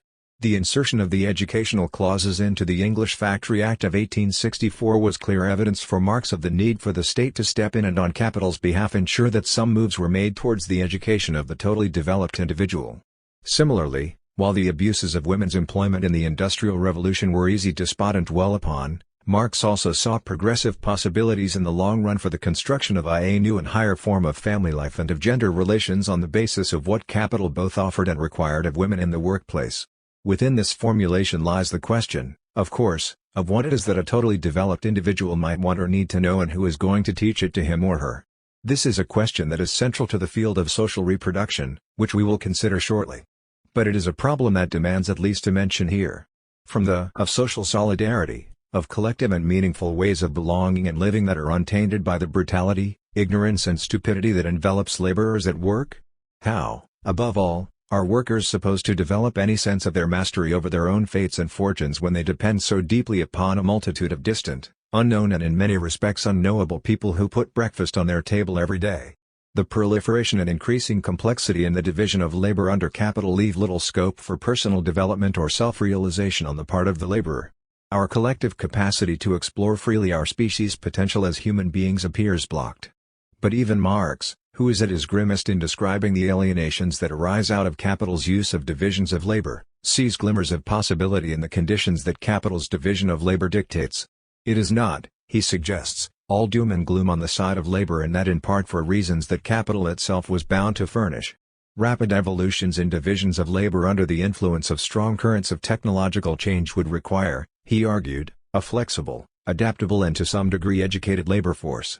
That monstrosity, the disposable working population held in reserve, in misery, for the changing requirements of capitalist exploitation, must be replaced by the individual man who is absolutely available for the different kinds of labor required of him. The partially developed individual, who is merely the bearer of one specialized social function, must be replaced by the totally developed individual, for whom the different social functions are different modes of activity he takes up in turn. For this purpose capital would require an educated and adaptable rather than specific kind of labor power, and if laborers must be educated, who knows what this totally developed individual might read and what political ideas he or she might get into their heads. The insertion of the educational clauses into the English Factory Act of 1864 was clear evidence for Marx of the need for the state to step in and on capital's behalf ensure that some moves were made towards the education of the totally developed individual.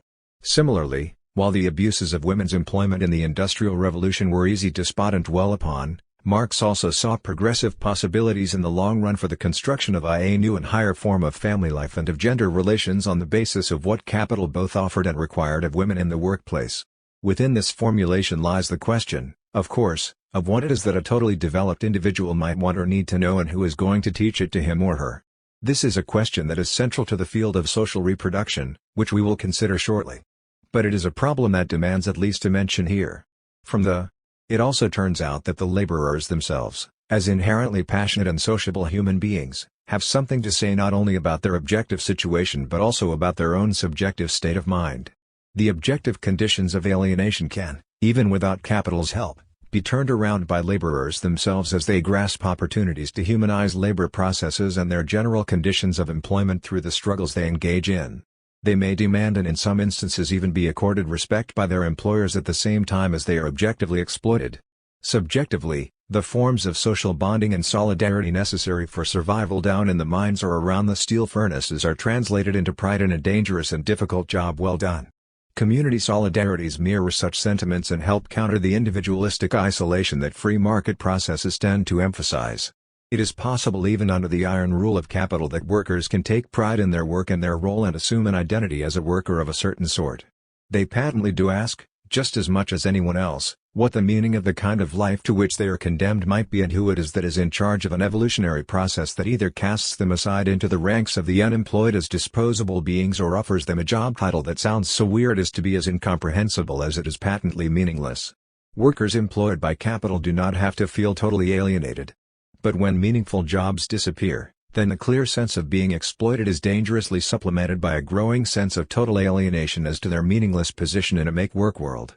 This does not imply that the balance between alienation on the one hand and coping and compromise on the other is fixed. In the advanced capitalist countries, such as the United States, Britain, Germany, Canada, Japan, and Singapore, the trends in the division of labor have favored the production of an educated workforce capable of engaging flexibly in a wide range of different labor processes.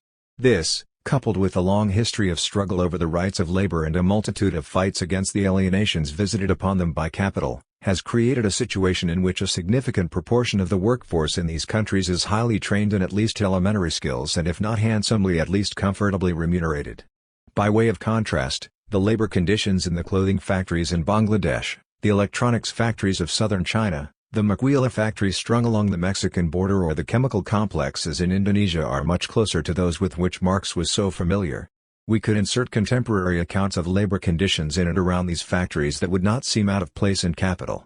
The transformations in work and social life wrought by the neoliberal counter-revolution that has gathered pace throughout the advanced capitalist world since the late 1970s has had devastating effects on large segments of the population that have been left behind and rendered disposable and dispensable by a combination of technological changes and offshoring.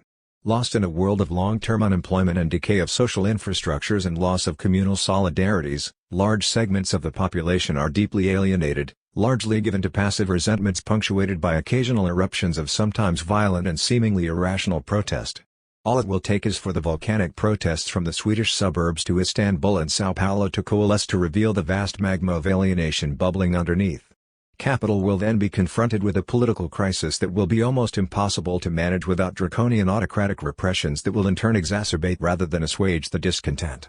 Uneven geographical developments in the division of labor and the parallel increase in social inequality and life chances are exacerbating that sense of alienation, which, if it becomes active rather than passive, will surely pose a major threat to the reproduction of capital as it is currently constituted.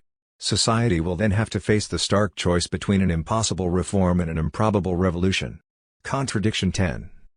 Monopoly and competition, centralization and decentralization.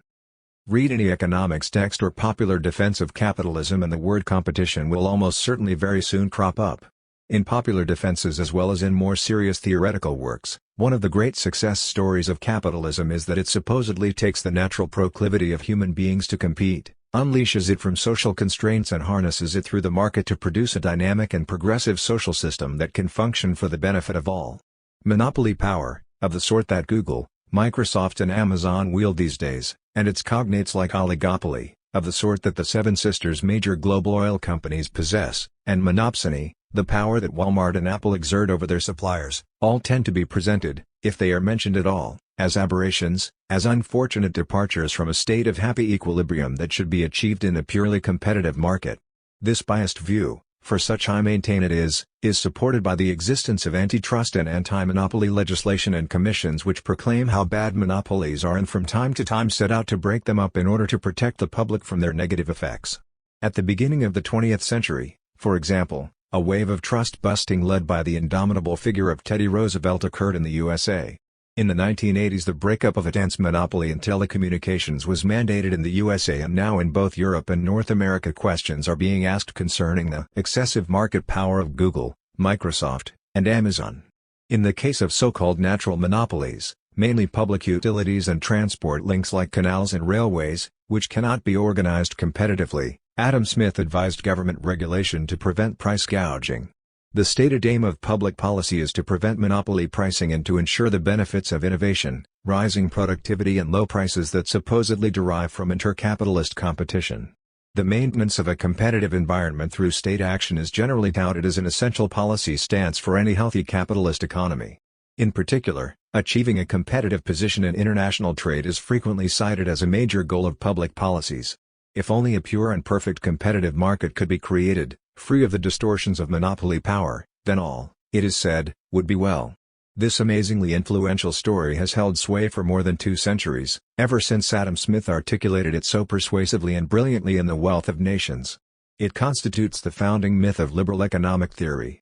The liberal political economists mounted a crusade against state interventions in price-fixing markets and against monopoly power from the late 18th century onwards. Keynes did not depart too much from it. Even more surprisingly, it is accepted as gospel in Marx's Capital, though in Marx's case the reasoning runs that if Adam Smith's utopian tale was correct, then things would not turn out to be for the benefit of all. The result would be to deepen the class divide of wealth and power and ensure that capital would become ever more crisis-prone as well as powerful. In the wake of the crisis of 2007-09 it became very difficult for economists to stick with their customary storyline. The bankers in pursuit of their individual interests plainly did not contribute to the general welfare, and in the USA the Federal Reserve bailed out the banks but not the people. This has now led to an admission that monopoly power is more than an aberration but a systemic problem that arises out of what economists refer to as rent-seeking. To put it baldly, says the economist Joseph Stiglitz, there are 2 ways to become wealthy: to create wealth or to take wealth away from others. The former adds to society. The latter typically subtracts from it, for in the process of taking it away, wealth gets destroyed. Rent-seeking is nothing more than a polite and rather neutral-sounding way of referring to what I call accumulation by dispossession.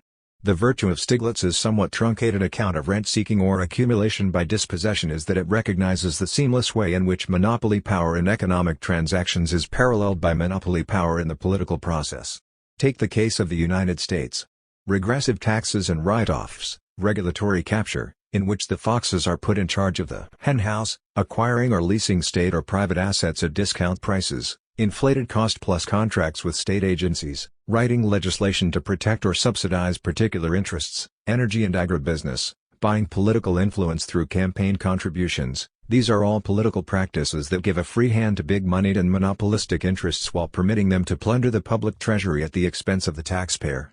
These political practices supplement conventional rent-seeking in land and property markets, rents on resources and on patents, licenses and intellectual property rights, plus excess returns due to monopoly pricing. Then there are all the quasi-legal ways of gaining excess profits. The creation of financial markets that lack any transparency or in which adequate information is lacking creates a fog of misunderstanding in which sharp practices are impossible to curb. Real money has been made out of fictitious accounting, as Enron showed so dramatically. When we add in the proliferation of abusive practices such as predatory lending in housing markets that transferred billions in asset values from the public to the financiers, abusive credit card practices, hidden charges, on phone and medical bills, as well as practices that skirt if not infringe the law, we end up with a vast array of practices where big corporations and big-moneyed interests add to their wealth hand over fist even as the economy as a whole collapses and then stagnates. As Stiglitz remarks, some of the most important innovations in business in the last 3 decades have centered not on making the economy more efficient but on how better to ensure monopoly power or how better to circumvent government regulations intended to align social returns and private rewards. 2. What is missing from Stiglitz's account of rent-seeking as a strategy, though not from his account of the social outcomes, is the demolition of a wide range of democratic rights, including economic rights to pensions and health care, and free access to vital services such as education, police and fire protection, and state-funded programs, like nutritional supplements and food stamps in the case of the USA, that have hitherto helped to support low-income populations at an adequate standard of living. The neoliberal assault on all these rights and services is a form of dispossession that passes the public expenditure savings on to the not needy but greedy class of corporate heads and billionaires. And all of this has been accomplished by resort to a consolidated class power that monopolizes both the economy and the political process while monopolizing most of the media, reducing a supposed free market in ideas to a series of factional squabbles about trivia. And yet economic orthodoxy still insists that the free market is the God in whom we must necessarily trust, and monopoly an unfortunate aberration that we could, if we put our minds to it, avoid. The view I shall take here, however, is that monopoly power is foundational rather than aberrational to the functioning of capital and that it exists in a contradictory unity with competition. This is a rather unusual stance to take, and it goes well beyond Stiglitz's account, but there is good reason to believe that it is the correct formulation. Not only does it accord with the singular fact that most capitalists, if given the choice, prefer to be monopolists rather than competitors, and that they persistently go out of their way to try to procure as much monopoly power as they possibly can. It also gets to the core of the contradictory unity between competition and monopoly in the history of capital. So how are we to understand this contradictory unity? The most obvious place to begin is at that point where the two are indistinguishable, or, to be more exact, where they are fused and the contradiction is latent rather than antagonistic. This point lies in the nature of private property, which confers a monopoly over the use of a commodity upon its owner. The monopoly power inherent in private property forms the basis for exchange and by extension for competition. This may seem elemental, trivial even, but it becomes far less so when it is recognized that the class power of capital rests entirely on the assemblage of all of these individual monopolistic property rights into a social order where the capitalist class can be defined vis-à-vis labor by its collective monopoly over the means of production, or, in its updated version, the means of financing. What is lacking in the usual discussion of monopoly is the concept and the reality of class monopoly power, the collective power of capital, including class monopoly rents, as applied to both economic and political processes. The role of the standard story in which competition features so large and monopoly not at all then becomes clearer. It obscures the monopoly basis of class power in private property and conveniently evades questions of class power and class struggle, as is the case in almost all economics textbooks. Capital is ideally construed as a wondrous series of molecular and competitive collisions of individual capitalists moving freely and hunting for profitable opportunities within a chaotic sea of economic activity. The reality of the international competition that is touted as so beneficial to all is that it exerts a downward pressure on wages to the benefit of capital. Unlike the case of technological change more generally, which can plausibly be depicted as progressive and irreversible, the balance between monopoly and competition oscillates erratically back and forth. It sometimes seems cyclical over time rather than unidirectional and is subject to the political whims and leanings of state management and intervention. Marx thought that the end point of competition was bound to be monopoly power and that there might be distinctive laws governing the centralization of capital, but he did not elaborate. Lenin famously saw capital moving into a new phase of monopoly power associated with imperialism at the turn of the 20th century when the big industrial cartels combined with finance capital to dominate the leading national economies. These were the trusts that Teddy Roosevelt strove to break up. This view re-emerged in the 1960s with Paul Braun and Paul Sweezy's book Monopoly Capitalism in the United States and in the work of various theoreticians of communist parties in Europe. 3. The rising power of monopolies was again associated with strong currents of a centralized imperialism. In the 1960s it was the large corporations, such as the big three car manufacturers in Detroit or state-run enterprises in Europe, that dominated national markets and were thought to exercise excessive monopoly power. It was the large corporations, like United Fruit in Central America or ITT in Chile, that exercised monopoly power internationally and stood behind coups and the military regimes like that in Chile that did the bidding of the imperialist powers. Capital oscillates, as Giovanni Arrighi pointed out, between the two extremes of the supposedly ruinous effects of unregulated competition and the excessive centralizing powers of monopolies and oligopolies. For the crisis of the 1970s, that on the surface exhibited a peculiar combination of stagnation and inflation, was widely interpreted as a typical crisis of monopoly capital, whereas the deflationary crisis of the 1930s, it can be said, was produced by ruinous competition. The state of the contradictory unity between monopoly and competition at any one historical phase has to be established, not presumed. While the neoliberal turn that began in the 1970s opened up new forms of international competition through globalization, the current situation in many sectors of the economy, pharmaceuticals, oil, airlines, agribusiness, banking, software, the media and social media in particular, and even box retailing, suggests strong tendencies towards oligopoly if not monopoly. It is, perhaps, testimony to the moving character of this contradiction that a degree of monopoly power, such as that exercised by Google, is now deemed in certain circles a worthy departure from a state of pure competition.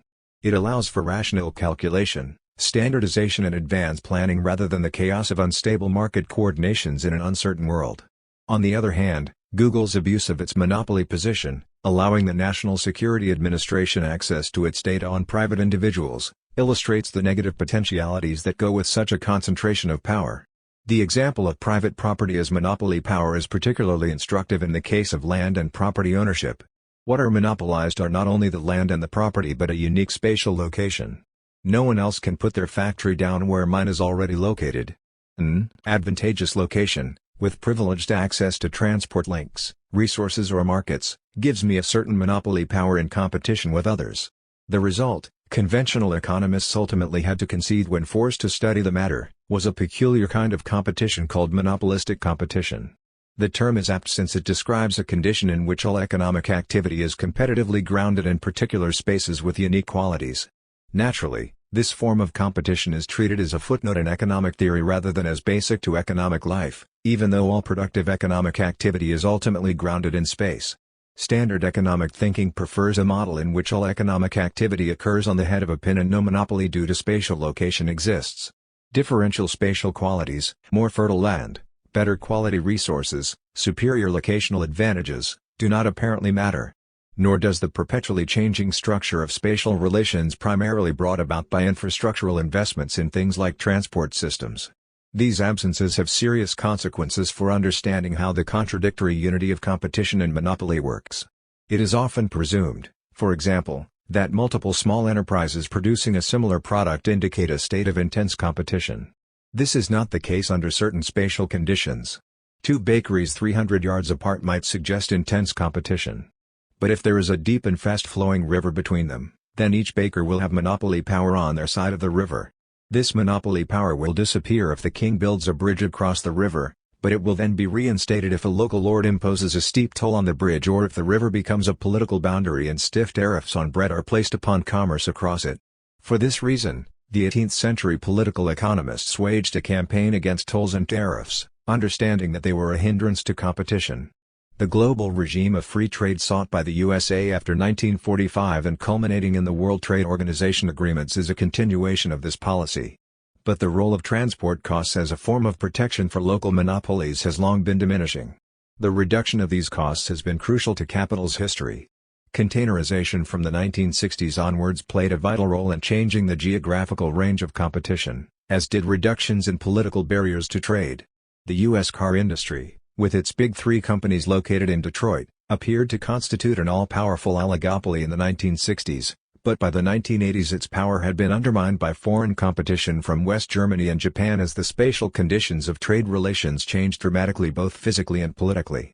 The 1980s saw the advent of the global car as parts could be produced all over the world and merely assembled somewhere like Detroit. The advent of fierce international competition plus automation left Detroit a wasteland. The history of the brewing trade is another of my favorite examples. Highly localized in the 18th century, it became regionalized thanks to the railways in the mid-19th century, before going national in the 1960s and global, thanks to containerization, in the 1980s. The field of monopolistic competition has clearly been changing and, as in the case of uneven geographical development, the spatial and geographical organization of production, distribution and consumption is itself a way of orchestrating the contradictory relation between monopoly and competition. I now eat vegetables from California and Paris and drink imported beers from all over the world in Pittsburgh. As spatial barriers diminish through the capitalist penchant for the annihilation of space through time, many local industries and services lost their local protections and monopoly privileges. They were forced into competition with producers in other locations, at first relatively close by, but then much further away. Capitalists should presumably welcome such a restoration of competition. But as has already been noted, it is a peculiar fact that most capitalists, given the choice, prefer to be monopolists. They have therefore had to find other ways to construct and preserve a much coveted monopoly position. The obvious answer is to centralize capital in megacorporations or to set up looser alliances, as in airlines and cars, that dominate markets. And we have seen plenty of that. The second path is to secure ever more firmly the monopoly rights of private property through international commercial laws that regulate all global trade. Patents and so-called intellectual property rights have consequently become a major field of struggle through which monopoly powers more generally get asserted.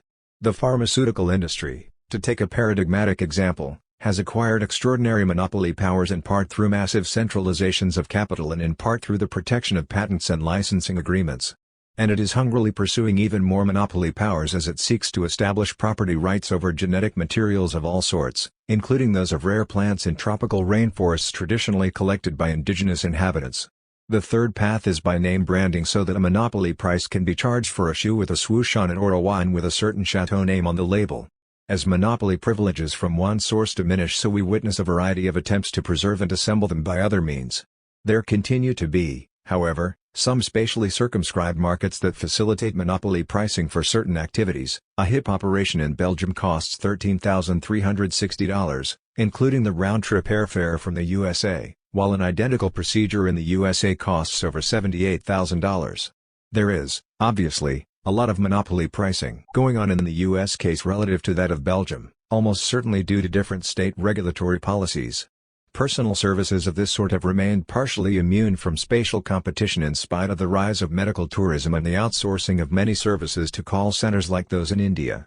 These protected markets may crumble, however, in the face of the application of artificial intelligence. Capital is, we can conclude, in love with monopoly. It prefers the certainties, the quiet life and the possibility of leisurely and cautious changes that go with a monopolistic style of working and living outside of the rough and tumble of competition.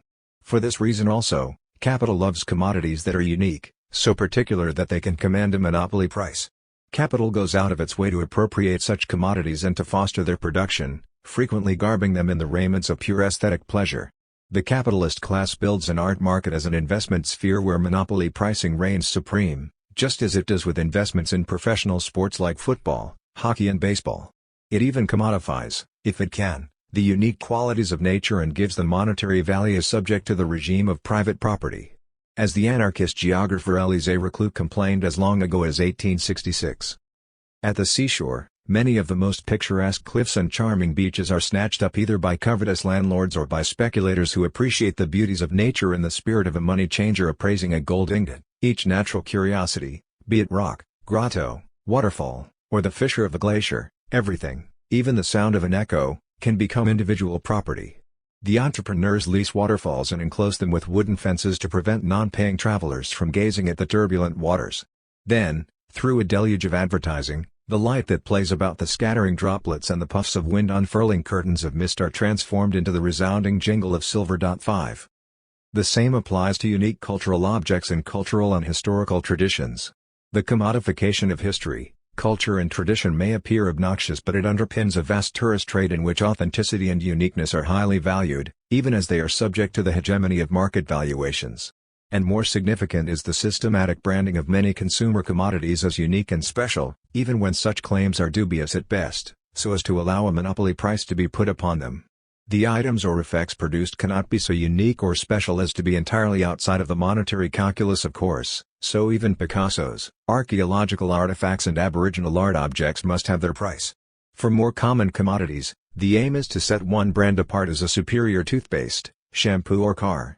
The idea is to use product differentiation as a way to secure a monopoly price. The reputation and the public image of a commodity becomes just as if not more important than its material use value. From this arises the immense importance of advertising, which is nothing more than an industry struggling to squeeze monopoly prices out of an otherwise competitive situation. Nearly 1/6 of the jobs in the United States are now in advertising or selling, an industry that is dedicated to the production of monopoly rents through the production of image and reputation of particular commodities. There is an interesting geographical version of this same phenomenon. Cities like Barcelona, Istanbul, New York and Melbourne get branded, for example, as tourist destinations or as hubs for business activities by virtue of their unique characteristics and special cultural qualities. If there are no particularly unique features to hand, then hire some famous architect, like Frank Gehry, to build a signature building, like the Guggenheim Museum in Bilbao, to fill the gap. 6 History, culture, uniqueness and authenticity are everywhere commodified and sold to tourists, prospective entrepreneurs and corporate heads alike, yielding monopoly rents to landed interests, property developers and speculators. The role of the class monopoly rent that is then gained from rising land values and property prices in cities like New York, Hong Kong, Shanghai, London and Barcelona is hugely important for capital in general. The gentrification process that is then unleashed is, worldwide, a critical part of an economy based as much on accumulation through dispossession as on creating wealth through new urban investments. In cultivating monopoly power, capital realizes far-reaching control over production and marketing. It can stabilize the business environment to allow for rational calculation and long-term planning, the reduction of risk and uncertainty. The visible hand of the corporation, as Alfred Chandler terms it, has been and continues to be just as important to capitalist history as Adam Smith's invisible hand. 7 The heavy hand of state power exercised broadly in support of capital also plays its part. Monopoly power is strongly associated with the centralization of capital. On the other hand, competition generally entails decentralization. It is useful here to consider this cognate relation between the centralization and decentralization of political economic activities as a subset of the contradictory unity between monopoly and competition. In this instance, it is also vital to see the relation between centralization and decentralization in terms of a contradictory unity. It has often proved the case, for example, that decentralization is one of the best means to preserve highly centralized power, because it masks the nature of this centralized power behind a veneer of individual liberty and freedom. In a way, this was what Adam Smith was advocating. A centralized state could amass far greater wealth and economic power by liberating decentralized individualized market freedoms. This is something that the Chinese state has recognized over the last few decades. In this case, the decentralization has been political, the decentralization of powers to regions, cities down to townships and villages, as well as economic, the liberation of state and village enterprises and the banking system in both wealth creation and rent-seeking. Giovanni Arrighi's book Adam Smith in Beijing dwells on this point at length. But in this instance, the crude assumption that decentralization is inherently more democratic has to be seriously questioned, since there is no sign of the centralized Communist Party relinquishing any of its powers. There are two ways in which we can think about the contradictory unity between decentralization and centralization in political economic life. The first is sectoral. It focuses primarily on the power of associated capitals, the visible hand of the capitalist corporation in particular, and the massing of money capital as the common capital of the class, in Marx's words, particularly within the credit and financial system. 9 The latter cannot function, however, without the singular backing of state power. The state-finance nexus, the unity of the central bank and the Treasury Department in the case of the USA, sits at the apex of this structure. It is endowed with supreme monopoly power designed to support the banking industry and the financial system at the expense, if necessary, of all else, including the people. It is backed ideologically by the innumerable think tanks, the Heritage Foundation, the Manhattan Institute, the Cato Institute, the Olin Foundation, that promote pro-capitalist and right-wing views. Critiques of this vast centralization of class monopoly power abound on both left and far-right wings of the political spectrum. That the Federal Reserve and the IMF have been totally dedicated to the protection of the class monopoly power of a financial oligarchy is now undeniable. Although the evidence for this is overwhelming, the mask such think tanks and the media construct around these institutions as the grand protectors of individual market freedoms goes a considerable way to successfully hiding their class character from the general public. The organization of the common capital of the class through the centralization of the financial system takes us back to the central contradictions in the money form. The second sphere in which the powerful forces of centralization and decentralization collide is geographical, resulting in uneven geographical development and the projection of economic, political and ultimately military power of class alliances in one space upon those in another. Hence the interrelation between monopoly, centralization, imperialism and neocolonialism. We will probe further into this angle when we consider uneven geographical development explicitly. The two ways in which the decentralizing and centralizing tendencies of capital play out are not independent of each other. The massing of centralized financial powers in the major centers of global finance, New York, London, Tokyo, Shanghai, Frankfurt, Sao Paulo etc., is of significance, as is the long history of the flourishing of innovations in new territories like Silicon Valley, Bavaria, the so-called Third Italy in the 1980s and so on, where the seeming liberty of maneuver and lack of regulatory control allow things to happen that might otherwise get constrained by stifling and dominant powers of state and corporate capital grown obese. So pervasive and palpable has this tension been that policymakers now seek to capture the possibilities of knowledge-based, cultural and creative economies by centralized initiatives that support the decentralization and deregulation of economic and political power. This is what the central state's creation of special economic zones in China and India is supposed to be about. Elsewhere, development is left to local initiatives on the part of increasingly entrepreneurial local state or regional metropolitan apparatuses.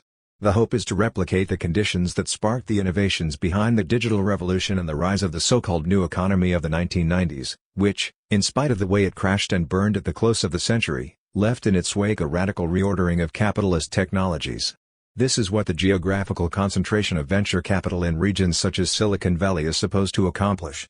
While the checkered success of such policies should give us pause, this is, nevertheless, a fine illustration of how capital seizes upon certain contradictions, like that between centralization and decentralization or between monopoly and competition, and turns them to its own advantage. So what, then, are the political implications of these findings for anti-capitalist politics? We first must recognize how successful capital has generally been in managing the contradictions between monopoly and competition, as well as between centralization and decentralization, to its own advantage, even as it uses crises to do so.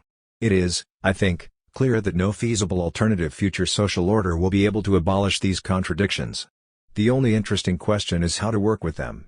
But we should beware the trap of thinking of the oppositions as being independent rather than contradictory unities.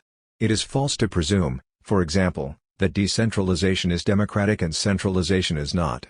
By pursuing the chimera of pure decentralization, as some on the left are these days wont to do, there is a strong possibility of opening the way to a hidden centralized monopoly control. By pursuing the other chimera of totally rationalized centralized control, others on the left point the way to an unacceptable and totalitarian stagnation. Capital has organically arrived at a way to balance and rebalance the tendencies towards a monopolistic centralization and decentralized competition through the crises that arise out of its imbalances. It has also learned something else of considerable importance. Capital changes the scale at which it operates in such a way as to locate powers and influence at that scale which are most advantageous for the reproduction of its own powers. When, in the United States, the cities and the states were too strong in the first half of the 20th century, capital looked mainly to the federal level for support, but by the end of the 1960s when the federal government was proving too interventionist and prone to regulation, capital gradually moved to support state rights, and it is in the states that the Republican Party is now most fiercely waging its populist pro-capitalist agenda. In this regard the anti-capitalist left has much to learn from capital at the same time as it combats it. Interestingly, much of the anti-capitalist as opposed to social democratic left prefers in these times to wage its war at the micro scale, where autonomista and anarchist formulations and solutions are most effective, leaving the macro level almost bare of oppositional powers.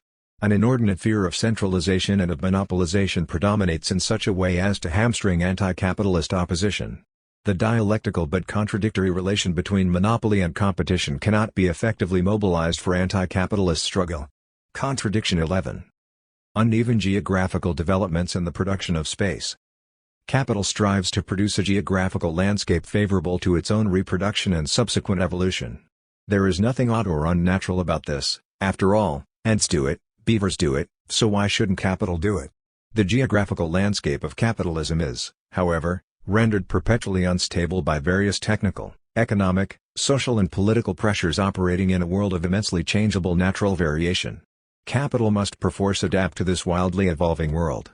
But capital also has a key role in shaping that world. The contradictions between capital and labor, competition and monopoly, private property and the state, centralization and decentralization, fixity and motion, dynamism and inertia, poverty and wealth, as well as between different scales of activity, are all writ large and given material form in the geographical landscape. Among all these diverse forces, though, priority has to be accorded to a combination of the molecular processes of endless capital accumulation in space and time, the daily ebb and flow of competitive entrepreneurial and corporate activity engaging in the circulation and accumulation of capital, and the attempt to organize the space of the landscape in some systematic way through the exercise of state powers. The geographical landscape that capital makes is not a mere passive product. It evolves according to certain rough and ready rules which, like those that govern the combinatorial evolution of technologies, have their own autonomous but contradictory logic. How the landscape evolves affects capital accumulation as well as how the contradictions of capital and of capitalism are manifest in space, place and time. The independent manner in which the geographical landscape evolves plays a key role in crisis formation. Without uneven geographical development and its contradictions, capital would long ago have ossified and fallen into disarray. This is a key means by which capital periodically reinvents itself. Capital and the capitalist state play a leading role in producing the spaces and places that ground capitalist activity. It takes a lot of capital to build a railway, for example. If the railway is to be profitable, then other capitals must use it, preferably for the lifetime of the investment fixed in it. If this does not happen, then the railway goes bankrupt and the capital invested in it is lost or at least devalued. So capital needs to use the railway once it is built. But why does capital need a railway? Time is money for capital. Traversing space takes both time and money. Economy of time and money is a key to profitability. A premium is therefore placed on innovations, technical, organizational and logistical, that reduce the costs and time of spatial movement. The producers of new technologies are well aware of this. They concentrate a lot of their autonomous effort upon developing new ways to reduce costs or time of capital circulation. Technologies that accomplish these goals will command a ready market. What Marx called the annihilation of space through time is one of the holy grails of capital's endeavors. Cost and time reductions can be accomplished in two ways. The first entails continuous innovations in transport and communications technologies. The history of such innovations under capitalism, from canals to jet aircraft, has been outstanding. The impacts depend, however, on the kind of capital being moved around. Money in its credit form now flits around the world instantaneously. It was not always so. Our own era is marked by the far superior mobility of money capital due to information technologies. Commodities are generally less mobile. There is a huge difference between, say, the live transmission of a World Cup football match and lugging around bottled water, steel girders, furniture or perishable items like soft fruit, hot pork pies, milk and bread. Commodities are variably mobile depending upon their qualities and transportability. Production, with some exceptions like transportation itself, is the least mobile form of capital. It is usually locked down in place for a time. In some instances, like shipbuilding, the time may be considerable. But the sewing machines used in sweatshop shirt production are more easily moved around than a steel or car plant. The locational constraints in primary sectors like agriculture, forestry, mining and fishing are very special for obvious reasons. Lower costs in transport and communications can facilitate dispersal and decentralization of activity across larger and larger geographical spaces. The near elimination of transport costs and times as a factor in location decisions permits capital to explore differential profit opportunities in widely disparate places. Divisions of labor within a firm can be decentralized to different locations. Offshoring becomes possible and the monopolistic element in competition is reduced. Regional specializations and divisions of labor become even more marked because small differences in costs, such as local taxes, translate into higher profits for capital. New geographical patterns to production typically arise out of the sharpened spatial competition facilitated by cheaper and more efficient transport and communications. Startups in, say, South Korea, where steel production is much cheaper because of lower-cost labor, easier access to raw materials and markets, and the like, drive out the more costly and less efficient industries in older regions such as Pittsburgh and Sheffield. In the car industry it was not only the introduction of foreign competition that undermined Detroit, but also the setting up of new plants in Tennessee and Alabama, where labor costs were lower and trade union power weaker. In the 19th century cheap food grains from North America inflicted severe damage on UK and European agricultural interests. This happened because the newly minted railways and steamships greatly reduced the cost and time of movement of agricultural commodities after 1850 or so, much as containerization did for world trade after 1970. Deindustrialization, the nether side of geographical expansion, has been going on for a very long time. The second way to reduce the time and cost of movement is for capitalists to locate so as to minimize their costs of procuring means of production, including raw materials, and labor supplies and of getting to market. What are called agglomeration economies arise when many different capitals cluster together. For example, the car parts and tire industries locate close to car plants. Different firms and industries can share facilities, access to labor skills, information and infrastructures. Positive benefits arise which all firms can take advantage of. One firm trains workers that other firms can then hire right away without having to train them first, for example. Labor is likewise drawn to the opportunities of dynamic centers, even in the absence of the forces that push them off the land. Urban agglomerations are in effect constructed spatial environments favorable to collectively sustaining particular sets of productive activities. Agglomeration produces geographical centralization. The molecular processes of capital accumulation converge, as it were, on the production of economic regions.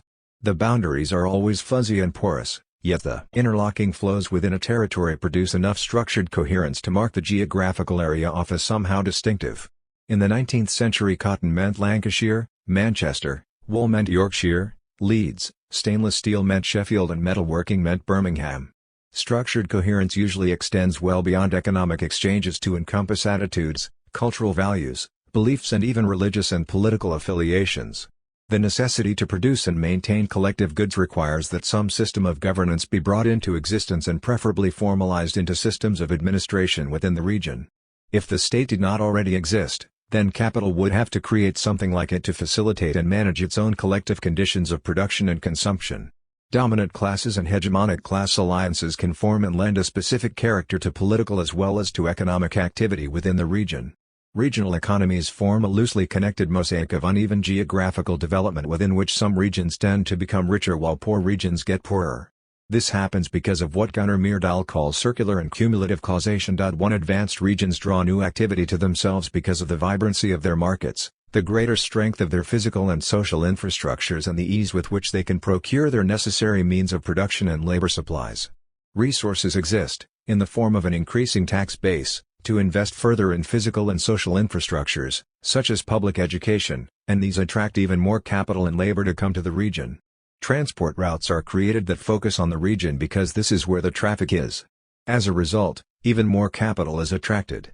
Other regions, by contrast, are underserved if not increasingly bereft of activities.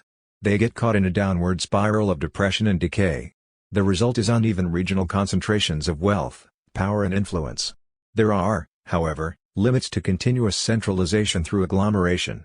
Overcrowding and rising pollution, administrative and maintenance costs, rising tax rates and user fees, take a toll.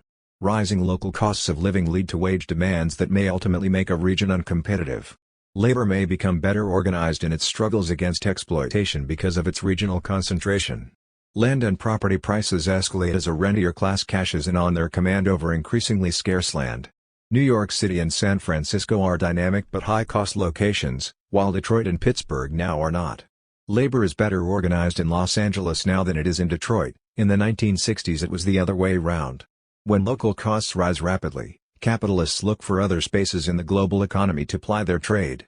This is particularly so when new technological and production mixes are emerging and labor struggles are acute. From the late 1960s onwards, for example, Silicon Valley steadily displaced Detroit as an epicenter of the U.S. capitalist economy. Bavaria likewise displaced the Ruhr in Germany and Tuscany displaced Turin in Italy, while new global players like Singapore, Hong Kong, Taiwan, South Korea and, eventually, China moved far ahead in the global stakes for competitive preeminence in certain lines of production. These moves generated crises of devaluation that reverberated throughout other regions of the global economy. The Midwest Rust Belt that was once the heart of industrial capital in the USA contrasts with a rising Sun Belt. Regional crises of employment and production typically signal crucial moments when power shifts are occurring within the forces producing the geographical landscape of capital. This, in turn, usually signals a radical shift in the evolution of capital itself. Capital must be able to withstand the shock of the destruction of the old and stand ready to build a new geographical landscape on its ashes. Surpluses of capital and labor must be available for this purpose. Fortunately, capital, by its very nature, perpetually creates such surpluses, often in the form of mass unemployment of labor and an overaccumulation of capital. The absorption of these surpluses through geographical expansion and spatial reorganization helps resolve the problem of surpluses lacking profitable outlets. Urbanization and regional development become autonomous spheres of capitalist activity, requiring large investments, usually debt-financed, that take many years to mature. Capital typically turns to these avenues for the absorption of capital and labor surpluses at times of crisis. State-funded infrastructural projects are set in motion during crises to rekindle economic growth. The U.S. government tried to mop up surplus capital and unemployed labor in the 1930s by setting up future-oriented public works projects in hitherto undeveloped locations. Some 8 million people were employed in the WPA programs in the 1930s in the United States. The Nazis built the Autobahns in Germany for similar reasons at the same time. The Chinese, after the financial crash of 2008, spent billions on urban and infrastructural projects to absorb surpluses of both capital and labor in order to compensate for the crash in export markets. Whole new cities were designed and built. The Chinese landscape has been radically and dramatically transformed as a result. In this way, capital develops what I call spatio-temporal fixes to the capital and labor surplus absorption problem. To fix here has a double meaning. A certain portion of the total capital gets fixed literally and physically in and on the land for a relatively long period of time. But fix also refers metaphorically to how long-term investments in geographical expansions provide a solution, a fix, for crises of overaccumulation of capital. So how and when do these two meanings collide? The organization of new territorial divisions of labor, of new resource complexes and of new regions as dynamic spaces of capital accumulation all provide new opportunities to generate profits and to absorb surpluses of capital and labor. Such geographical expansions often threaten, however, the values already fixed in place elsewhere. This contradiction is inescapable. Either capital moves out and leaves behind a trail of devastation and devaluation, for example, Detroit. Or it stays put only to drown in the capital surpluses it inevitably produces but cannot find profitable outlets for. Resort to credit financing heightens this contradiction at the same time as it purports to solve it. Credit makes territories vulnerable to flows of speculative capital that can both stimulate and undermine capitalist development. Territorial indebtedness became a global problem after 1980 or so, and many of the poorer countries, and even some major powers, like Russia in 1998 and Argentina after 2001, found it impossible to repay their debts. Many poor countries, like Ecuador and even Poland, behind the Iron Curtain, were lured into becoming sinks for surplus capitals for which they were then held liable. The indebted country has to bear the cost of any subsequent devaluation of capital while the creditor country is protected. The resources of indebted countries can then be plundered under the draconian rules of debt repayment. The current case of Greece is a horrible example of this process carried to extremes. The bondholders are prepared to rip to shreds and feed relentlessly upon whole states that have been rash enough to fall into their clutches. The export of capital typically has longer-term effects relative to the movement of hot credit monies. Surpluses of capital and labor are sent elsewhere to set capital accumulation in motion in the new regional space. Surpluses of British capital and labor generated in the 19th century found their way to the United States and to the settler colonies, like South Africa, Australia, and Canada, creating new and dynamic centers of accumulation which generated a demand for goods from Britain. Since it may take many years for capitalism to mature in these new territories, if it ever does, to the point where they too begin to produce surpluses of capital, the originating country can hope to benefit from this process for a not inconsiderable period of time. This is particularly the case with investments in railways, roads, ports, dams and other infrastructures that mature slowly. But the rate of return on these investments eventually depends upon the evolution of a strong dynamic of accumulation in the receiving region. Britain lent to the United States in this way during the 19th century. Much later, the United States, via the Marshall Plan for Europe, West Germany in particular, and Japan, clearly saw that its own economic security, leaving aside the military aspect of the Cold War, rested on the active revival of capitalist activity in these other spaces. Contradictions arise because these new dynamic spaces of capital accumulation ultimately generate surpluses and need to find ways to absorb them through further geographical expansions. This can spark geopolitical conflicts and tensions. In recent times we have witnessed cascading and proliferating spatio-temporal fixes primarily throughout East and Southeast Asia. Surplus capital from Japan started to course around the world in the 1970s in search of profitable outlets, followed shortly thereafter by surplus capital from South Korea and then Taiwan in the mid-1980s. While these cascading spatio-temporal fixes are recorded as relationships between territories, they are in fact material and social relations between regions within territories. The formal territorial difficulties between Taiwan and mainland China appear anachronistic beside the growing integration of the industrial regions of Taipei and Shanghai. Capital flows from time to time get redirected from one space to another. The capitalist system remains relatively stable as a whole, even though the parts experience periodic difficulties, such as deindustrialization here or partial devaluations there. The overall effect of such interregional volatility is to temporarily reduce the aggregate dangers of overaccumulation and devaluation even though localized distress may be acute. The regional volatility experienced since 1980 or so seems to have largely been of this type. At each step, of course, the issue arises as to which will be the next space into which capital can profitably flow and why and which will be the next space to be abandoned and devalued. The general effect can be misleading, since capital is always doing well somewhere. The illusion arises that all will be well everywhere if we only readjust the form of capital to that predominant in Japan and West Germany, the 1980s, the United States, the 1990s, or China, after 2000. Capital never has to address its systemic failings because it moves them around geographically. A second possible outcome, however, is increasingly fierce international competition within the international division of labor as multiple dynamic centers of capital accumulation compete on the world stage in the midst of strong currents of overaccumulation, lack of markets for realization, or under conditions of competing scarcities for raw materials and other key means of production. Since they cannot all succeed, Either the weakest succumb and fall into serious crises of localized devaluation, or geopolitical struggles arise between regions and states. The latter take the form of trade wars, currency and resource wars, with the ever-present danger of military confrontations, of the sort that gave us 2 world wars between capitalist powers in the 20th century. In this case, the spatio-temporal fix takes on a much more sinister meaning as it transmutes into the export of localized and regional devaluations and destruction of capital, of the sort that occurred on a massive scale in East and Southeast Asia and in Russia in 1997-8. How and when this occurs will depend, however, just as much upon the explicit forms of political action on the part of state powers as it does upon the molecular processes of capital accumulation in space and time. The dialectic between the territorial logic and the capitalistic logic is then fully engaged. So how does the relative spatial fixity and distinctive logic of territorial power, as manifest in the state, fit with the fluid dynamics of capital accumulation in space and time? Is this not the locus of an acute and abiding contradiction for capital, perhaps the apogee of the contradiction between fixity, the state, and motion, capital? Recall, in order for capital to circulate freely in space and time, physical infrastructures and built environments must be created that are fixed in space. The mass of all this fixed capital increases over time relative to the capital that is continuously flowing. Capital has periodically to break out of the constraints imposed by the world it has constructed. It is in mortal danger of becoming sclerotic. The building of a geographical landscape favorable to capital accumulation in one era becomes, in short, a fetter upon accumulation in the next. Capital has therefore to devalue much of the fixed capital in the existing geographical landscape in order to build a wholly new landscape in a different image. This sparks intense and destructive localized crises.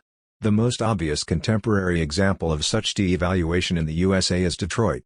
But many older industrial cities in all the advanced capitalist countries and beyond, even North China and Mumbai, have had to remake themselves as their economic bases have been eroded by competition from elsewhere.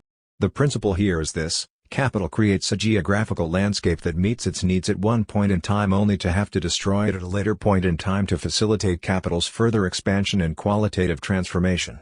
Capital unleashes the powers of creative destruction upon the land. Some factions benefit from the creativity, while others suffer the brunt of the destruction. Invariably, this involves a class disparity.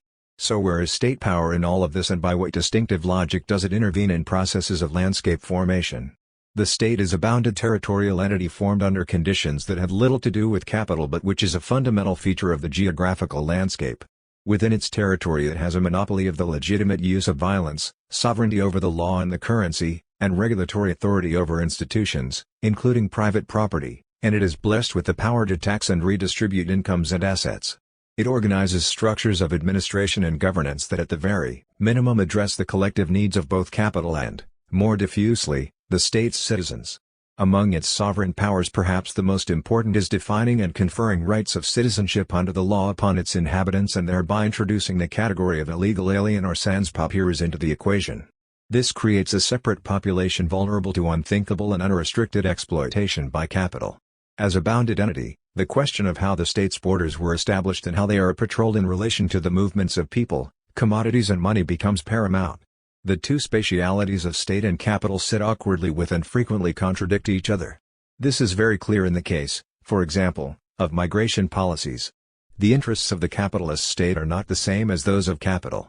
The state is not a simple thing and its various branches do not always cohere, although key institutions within the state do typically play a directly supportive role in the management of capital's economy, with treasury departments usually in alliance with central banks to constitute the state finance nexus. The governance of the state depends upon the nature of its political system, which sometimes pretends to be democratic and is often influenced by the dynamics of class and other social struggles. The practices that constitute the exercise of state powers are far from monolithic or even coherent, which means that the state cannot be construed as a solid thing exercising distinctive powers. It is a bundle of practices and processes assembled together in unbounded ways, since the distinction between the state and civil society, for example, in a field like education, healthcare or housing, is highly porous. Capital is not the only interest to which the state must respond, and the pressures upon it come from a variety of interests. Furthermore, the ruling ideology behind state interventions, usually expressed as an economic and policy orthodoxy, can vary considerably. There is, also, an interstate system.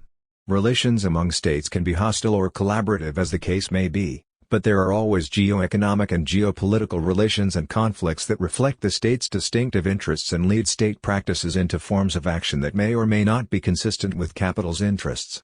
The logic that attaches to the territoriality of state power is very different from the logic of capital. The state is, among other things, interested in the accumulation of wealth and power on a territorial basis, and it was Adam Smith's genius to advise and generally persuade statesmen that the best way to do this was to unleash and rationalize the forces of capital and the free market within its territory and open its doors to free trade with others. The capitalist state is one that broadly follows pro-business policies, albeit tempered by ruling ideologies and the innumerable and divergent social pressures mobilized through the organization of its citizens.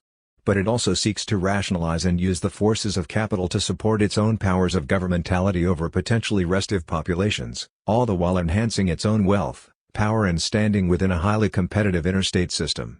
This rationality contrasts with that of capital, which is primarily concerned with the private appropriation and accumulation of social wealth. The constructed loyalty of citizens to their states conflicts in principle with capital's singular loyalty to making money and nothing else. The kind of rationality the state typically imposes is illustrated by its urban and regional planning practices. These state interventions and investments attempt to contain the otherwise chaotic consequences of unregulated market development. The state imposes Cartesian structures of administration, law, taxation and individual identification.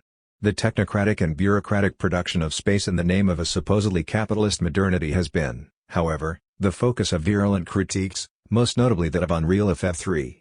What tends to be produced is a soulless, rationalized geographical landscape against which populations periodically revolt. But the application of state powers to these purposes never did run smooth. They are all too easily subverted, co-opted and corrupted by moneyed interests. Conversely, the foundational interests of the state in, for example, the case of national security can be subverted by capital and turned into a permanent feeding trough for capitalist ambitions, hence the historical role of the infamous military-industrial complex in the development of capital.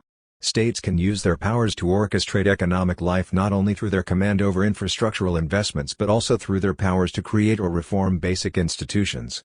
When, for example, local banking was supplanted by national banks in Britain and France in the 19th century, the free flow of money capital across the national space altered regional dynamics. More recently, the abolition in the United States of restrictive local banking laws, followed by a wave of takeovers and mergers of regional banks, changed the whole investment climate in the country away from local and into a more open and fluid construction of regional configurations. Reforms in the organization of international banking coupled with information technologies have over the last 40 years revolutionized the global mobility of finance capital. There has been a long-standing impulse towards the transformation of the geographical scale at which capitalist activity gets defined. Just as the coming of the railways and the telegraph in the 19th century completely reorganized the scale and diversity of regional specializations, so the more recent round of innovations, everything from jet transport, containerization and the Internet, has changed the scales at which economic activity gets articulated. In the 1980s much was made of the global car, with parts produced almost anywhere in the world being assembled rather than produced at the final factory. This is now normal practice in many lines of production so that labels like Made in the USA no longer make much sense. The corporate shift to the global scale is far more emphatic now than it was in the past. The sovereign powers of the state over capital and money flows have definitively been eroded over the last few decades. This does not mean the state is powerless, but rather that its power is more contingent on that of finance capital and the bondholders. State powers and practices have been more and more directed to satisfying the demands of corporations and bondholders, often at the expense of citizens. This entails strong state support for the creation of a good business climate favorable to capital. The result in many instances is that states can be doing very well while their populations fare poorly. This even applies, somewhat surprisingly, to countries like Germany, where wage repression contains working-class consumption at the same time as German-based capital and the country's financial state look to be in very good shape. Changes in the molecular movement of capital are also putting strong pressures upon the scale at which state power might be constructed. Political reterritorialization such as the European Union become not only more practicable but more and more of an economic necessity. These political shifts are not a simple function of material transformations in space relations, matters are far more complicated than that. But changing space relations on the part of capital circulation and accumulation do have transformative implications for the new political configurations, for example, the formation of NAFTA, Mercosur, the European Union, as well as the expansion of what used to be the G7 to the G20 as a decision-making body. The geographical landscape of capitalism, as opposed to that of capital, is plainly shaped by a multitude of interests as individuals and groups seek to define spaces and places for themselves against the background of the macroeconomic processes of uneven geographical development that the rules of capital accumulation and state power jointly affect. Capital has to be somewhat sensitive to the wants and needs of the populations it exploits, of course, and even if it were not, social and class struggles would surely force it to the table to compromise with critics and tamp down on some of its wilder ambitions. It is, however, all too easy to blame the victims for what happens when capital leaves town. The ruling narrative is that it was greedy unions, profligate politicians, bad managers and the like who forced capital out. But it was capital and not people that abandoned and deindustrialized Detroit, Pittsburgh, Sheffield, Manchester, Mumbai and the like. While there have been obvious examples of mismanagement and heightened class conflicts in this or that region or city, it is preposterous to claim that these can account for the total devastation of industrial regions that had for generations been the backbone of capital accumulation in so many different parts of the world. For this we have to thank the neoliberal counter-revolution that began in the 1970s and has intensified to this day. Uneven geographical developments conveniently mask the true nature of capital. Hope can spring eternal because there is always a successful neighborhood, region or state where things are going right even in the midst of multiple calamities. Macro crises get disaggregated into localized events that others elsewhere care or even know very little about. Major crises in Indonesia or Argentina pass by but the rest of the world says too bad or so what? Particular rather than systemic explanations of crises dominate thinking. Argentina, Greece or Detroit should reform their ways, it is said, but capital gets off scot-free. There is something else remarkable about the landscape of capital that plays a vital ideological role in contemporary life and politics. The capitalist city, for example, is built as a work of art in its own right, replete with fabulous architecture and competing iconic meanings. The mansions and penthouses of the masters of the universe working now in palatial offices and gleaming skyscrapers in global financial centers contrast with the older industrial architecture of the traditional factories. Spectacular palaces of consumerism and the perpetual creation of postmodern urban spectacle contrast with suburban sprawl and gated communities, which in turn contrast with tenement housing, working class and immigrant neighborhoods and, in many cities of the world, large tracts of self-help housing. The capitalist city is the high point of capital's attempt to appear civilized and to represent the grandest of human aspirations. There is a sense in which this claim is effective. We can marvel at the product and admire the views of Paris, Barcelona, Hong Kong and Shanghai in part because this urban spectacle hides the processes and the human labor that went into its production. Capital does not, apparently, want to have its own distinctive image. Judging from anti-capitalist cartoons, it would be far from flattering. The city landscape of capitalism exists as a diversionary image of another world closer to some transcendental sense of human longing and desire. To look upon Venice, Rome, Istanbul, San Francisco, Brasilia, Cairo or Lagos is to look upon the hopes, achievements and chronic failures of that human endeavor. And it is not only the great cities that we are talking of here. The different rural landscapes that have been carved out around the world can inspire as much affection, loyalty and admiration as any city.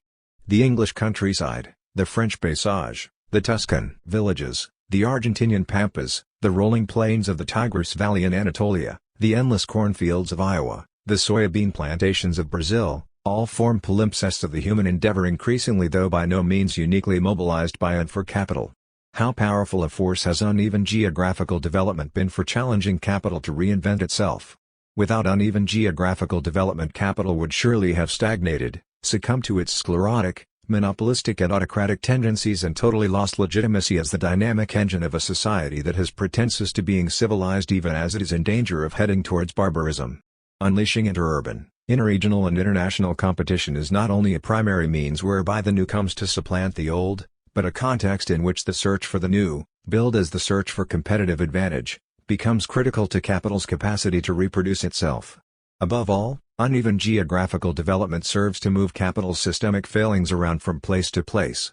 Those failings are a perpetually moving target. The homogeneity now being imposed by an international order dominated by the central banks and a few international institutions, such as the IMF, is from this perspective potentially devastating for capital's future chances of survival.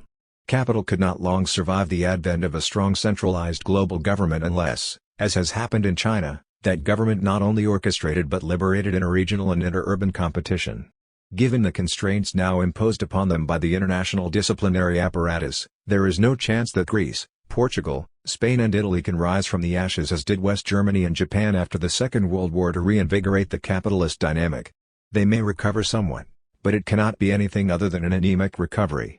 Whether unchaining uneven geographical development can today work by itself as a panacea for capital's malaise is doubtful, given the storm clouds of systemic stagnation that are gathering strength and darkening the future.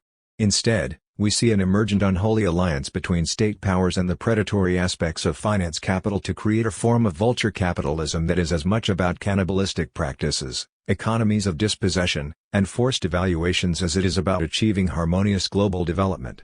The vultures, like the hedge funds and the private equity funds, will feed off the destruction of ways of life in whole territories if necessary.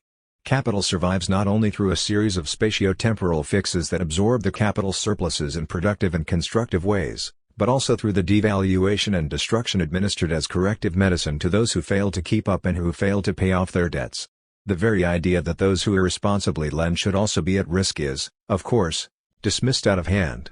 That would require calling the wealthy property-owning classes everywhere to account and insisting that they look to their responsibilities rather than to their inalienable rights to private property and accumulation without limit. The sinister and destructive side of spatio-temporal fixes, just look at how Greece is being pillaged and devastated, becomes just as crucial to capital as its creative counterpart in building a new landscape to facilitate the endless accumulation of capital and the endless accumulation of political power. So what, then, should an anti-capitalist movement make of all this? It is first vital to recognize that capital is always a moving target for opposition because of its uneven geographical development. Any anti-capitalist movement has to learn to cope with this. Oppositional movements in one space have often been defanged because capital moved to another. Anti-capitalist movements must abandon all thoughts of regional equality and convergence around some theory of socialist harmony. These are recipes for an unacceptable and unachievable global monotony.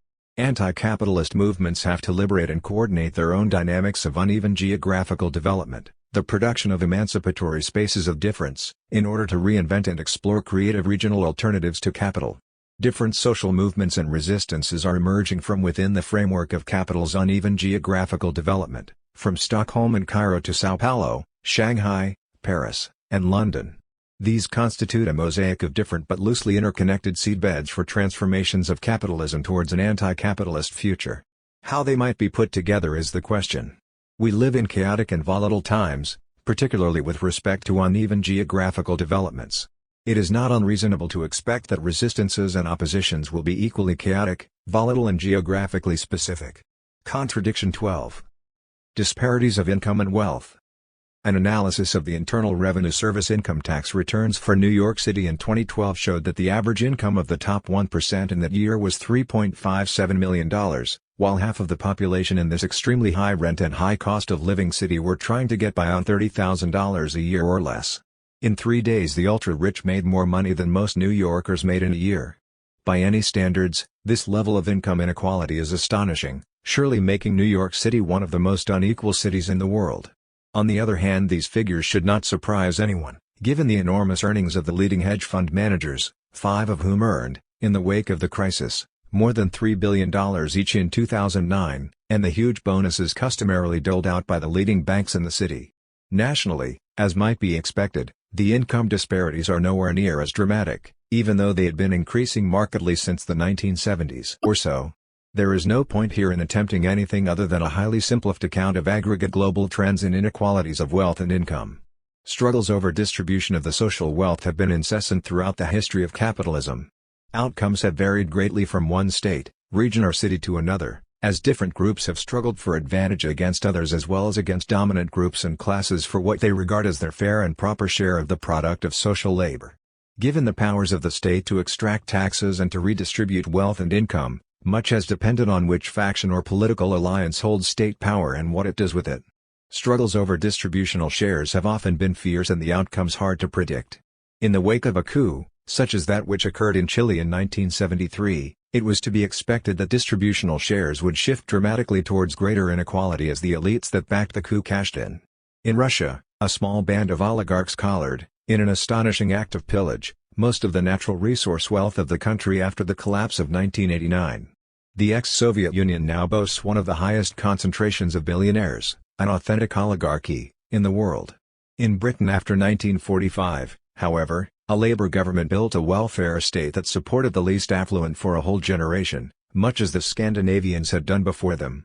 The strong influence of communism during the Cold War over social policies in the capitalist world, coupled with strong social democratic impulses within that world, deriving from a history of working-class organization and a sharpened class consciousness, meant capitalist states in general had to put a floor under conditions of life for whole populations. The welfare state that resulted was far from being socialist. It had strong elements of gender bias and was paternalistic and even pro-capitalist to the extent that it became demeaning, punitive and bureaucratic in its approach to its own clientele. To be a ward of the welfare state was more often than not unpleasant and inhuman, even as some state benefits, like Social Security and old age pensions, brought more security to everyone. This was the kind of state that was criticized by the progressive left and then later obligingly abolished during the Thatcherite neoliberal counter-revolution of the 1980s. The collapse of communism in 1989 removed the external pressure on states to either look to the well-being of their populations or face strong political opposition. Even in the absence of such dramatic realignments, the to and fro of social struggles between classes and ethnic/racial groupings, along with the fluctuating conditions of boom and slump in the economy, have impacts on distributional arrangements that vary a great deal from one part of the world to another. The distribution of income and wealth in Nordic countries, for example, has until recently been much more egalitarian than that in the United States, even before the Reagan Revolution started to shift the balance of concern away from labor and the poor towards subsidizing and rewarding capital. But both the USA and Sweden are solidly capitalist. Capital seems to work just fine in a variety of distributional settings. This variability and adaptability of capital to complex configurations of distribution does double duty when inserted into the incredible complexity and diversity of social groupings that can exist throughout capitalism in general.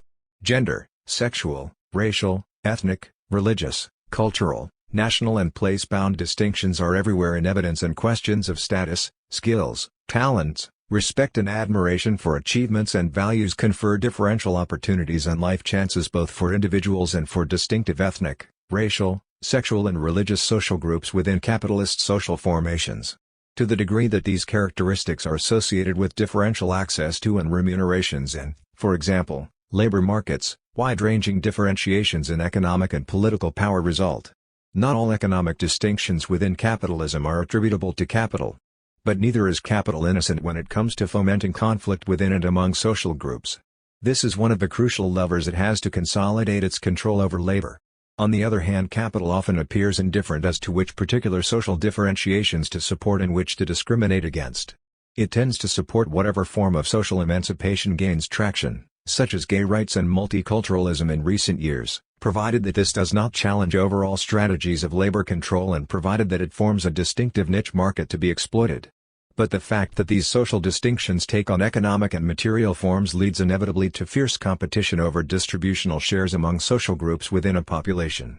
We are here positioned at one of those key and sometimes confusing and confounding points of interaction where capital and capitalism cannot be kept clearly asunder. This is particularly the case with regards to questions of race. Racial issues in many parts of the world, such as the United States, have long been so intertwined with questions of class as to make the two mutually reinforcing if not sometimes indistinguishable categories.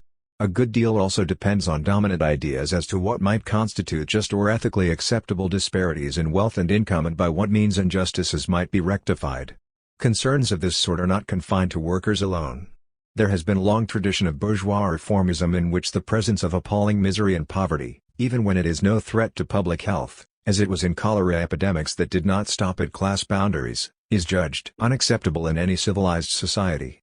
Polls repeatedly show, for example, that most Americans have strong egalitarian views and that they are committed not only to equality of opportunities, as the right wing ritualistically maintains, but also to equality of outcomes. In a 2005 survey of more than 5,000 people in the United States, the respondents, irrespective of political party or of income, said they believed on average that the top 20% should own no more than 32% of the wealth. When shown, without attribution, the wealth distribution from Sweden, where 38% of the wealth is held by the top 20%, and parallel data from the United States, where 84% of the wealth is held by the top 20%, 92% of respondents preferred the Swedish distribution. The respondents, it turned out, had little or no idea of what the actual distribution of wealth in the USA actually was. They believed that the top 20% controlled 58% of the wealth rather than the 84% which was actually the case. Either way, this was a far cry from the 32% they thought would be fair. 1. So why is there so little political movement in the USA to rectify this lopsided distribution in the face of their beliefs as to what should be? The answer mainly lies in the intense popular hostility towards state interventions. This prevents the one institution capable of rectifying income and wealth disparities from doing very much about it. In the debate over Obama's health care law, for example, Republicans did not oppose the principle of universal access to decent health care, but violently denounced the right of the nanny state to mandate it or to mandate individual behaviors. And so it goes with any tax proposals to redistribute from the rich to the poor. In recent times the redistributions have actually been in the other direction in the name of austerity, budget deficit reduction, tax cutting and mandating a smaller and less intrusive government. It is hard not to conclude that capital's intense interest in putting a downward pressure on wages lies behind these budgetary and fiscal maneuvers. Struggles over the distribution of wealth and income are not the only kinds of distributional struggles that matter. Struggles for recognition, respect, true equality before the law, over citizenship rights and cultural and religious freedoms, over proper political representations, educational opportunities and access to job opportunities, and even over the right to be lazy are ongoing. Many of these struggles are collectively waged by particular segments of the population seeking redress or advantage as the case may be, for example, women, LGBT groups, racial, ethnic or religious minorities, senior citizens, trade unions, chambers of commerce, to say nothing of the social and political institutions that seek to defend the interests of labor. The flux and flow of these social struggles produces diverse outcomes, many of which have side implications for the distribution of wealth and income. Access to educational opportunity, for example, has clear impacts on future income distributions. Capitalism, taken as a whole, is riven with such conflicts and struggles. But the questions I wish to pose here are far narrower. In what ways does capital, understood as the organization of the economic engine of capital circulation and accumulation, rest upon certain basic principles for the distribution of wealth and income? Are the identifiable large-scale shifts in income distributions that have occurred over the last 40 years attributable to the way the internal contradictions of capital have been reconfigured? Finally, does the plainly intensifying contradiction between poverty and wealth pose a threat to the reproduction of capital? The statistical evidence confirms the adaptability of capital to wildly disparate distributional arrangements. But while there clearly is no unique distribution of income and wealth that might be considered optimal from the standpoint of the reproduction and growth of capital, no one believes that perfect equality of distribution is possible. It has been suggested, on the other hand, that grossly lopsided distributions might spell trouble not only because of the social instability and unrest they may provoke, a fear the IMF and the Davos conferences of the global capitalist elites frequently invoke, but because the historical evidence suggests gross inequalities might be a harbinger of a macroeconomic crisis to come. This is so because the contradictory unity between production and realization becomes far harder to keep in balance when realization depends on the vagaries and discretionary habits of wealthy people as opposed to the solid and reliable non-discretionary demands of the working poor. The last time the USA experienced equivalent levels of inequality to those now prevailing was the 1920s, and this clearly played an important role in fomenting if not triggering the Depression of the 1930s. The situation today seems broadly comparable. Can we hope to get out of the current stagnation without radically reordering distributional arrangements? Consider some recent trends in distribution. An Oxfam media briefing offers the following capsule description. Over the last 30 years, inequality has grown dramatically in many countries. In the U.S., the share of national income going to the top 1% has doubled since 1980 from 10 to 20%. For the top 0.01% it has quadrupled to levels never seen before. At the global level, the top 1%, 60 million people, and particularly for the more select few in the top 0.01%, 600,000 individuals, there are around 1,200 billionaires in the world. The last 30 years has been an incredible feeding frenzy. This is not confined to the US, or indeed to the rich countries. In the UK, inequality is rapidly returning to levels not seen since the time of Charles Dickens. In China, the top 10% now take home nearly 60% of the income. Chinese inequality levels are now similar to those in South Africa, the most unequal country on earth, where incomes are significantly more unequal than at the end of apartheid. Even in many of the poorest countries, inequality has grown rapidly. Globally, the incomes of the top 1% have increased 60% in 20 years. The growth in income for the top 0.01% has been even greater. The crisis of 2007-9 onwards made matters worse. The top 100 billionaires added $240 billion to their wealth in 2012, enough to end world poverty 4 times over. 2 billionaires have erupted all over the place, with large numbers now recorded in Russia, India, China, Brazil, and Mexico, as well as in the more traditionally wealthy countries in North America, Europe, and Japan. One of the more significant shifts is that the ambitious no longer have to migrate to the affluent countries to become billionaires. They can simply stay at home in India, where the number of billionaires has more than doubled over the last few years, Indonesia or wherever. As Branko Milanovic concludes, we are witnessing the rise of a global plutocracy in which global power is held by a relatively small number of very rich people. 3 The threat to the contradictory unity between production and realization in the global economy is palpable. Yet by other measures the world is a much more equal place than it once was. Millions of people have escaped from poverty. Much of this has been due to the phenomenal growth of China, along with substantial bursts of growth in the other so-called BRIC countries, Brazil, Russia and India. Disparities in the global distribution of wealth and income between countries have been much reduced with rising per capita incomes in many developing parts of the world. The net drain of wealth from east to west that had prevailed for over 2 centuries has been reversed as East Asia in particular has risen to prominence as a powerhouse in the global economy. The recovery of the global economy, anemic though it was, from the traumas of 2007-9 had largely been based by 2013 on the rapid expansions in so-called emerging markets, mainly the BRIC countries. This shift had even extended to Africa, which was the one part of the world that seemed to have escaped almost entirely from any effects of the crisis.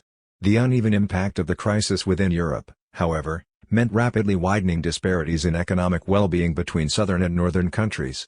But none of these trends seemed very stable. At the mere mention of a shift in Federal Reserve monetary policy in mid-2013, for example, there was an immediate outflow of capital from emerging markets such that the latter went into a swoon, only to revive when the Fed announced it was rethinking its policies. There has been a double movement over the last 40 years. On the one hand, a general trend towards a leveling up in per capita wealth and incomes across states, apart nearly 60% of the income.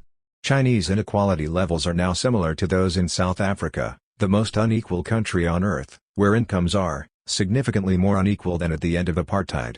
Even in many of the poorest countries, inequality has grown rapidly. Globally, the incomes of the top 1% have increased 60% in 20 years. The growth in income for the top 0.01% has been even greater. The crisis of 2007-9 onwards made matters worse. The top 100 billionaires added $240 billion to their wealth in 2012, enough to end world poverty 4 times over. 2 billionaires have erupted all over the place, with large numbers now recorded in Russia, India, China, Brazil, and Mexico, as well as in the more traditionally wealthy countries in North America, Europe, and Japan.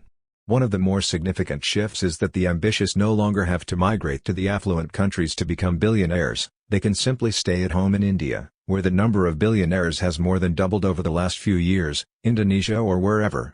As Branko Milanovic concludes, we are witnessing the rise of a global plutocracy in which global power is held by a relatively small number of very rich people. 3 The threat to the contradictory unity between production and realization in the global economy is palpable. Yet by other measures the world is a much more equal place than it once was. Millions of people have escaped from poverty. Much of this has been due to the phenomenal growth of China, along with substantial bursts of growth in the other so-called BRIC countries, Brazil, Russia and India. Disparities in the global distribution of wealth and income between countries have been much reduced with rising per capita incomes in many developing parts of the world. The net drain of wealth from east to west that had prevailed for over 2 centuries has been reversed as East Asia in particular has risen to prominence as a powerhouse in the global economy. The recovery of the global economy, anemic though it was, from the traumas of 2007-9 had largely been based by 2013 on the rapid expansions in so-called emerging markets, mainly the BRIC countries. This shift had even extended to Africa, which was the one part of the world that seemed to have escaped almost entirely from any effects of the crisis. The uneven impact of the crisis within Europe, however, meant rapidly widening disparities in economic well-being between southern and northern countries. But none of these trends seemed very stable.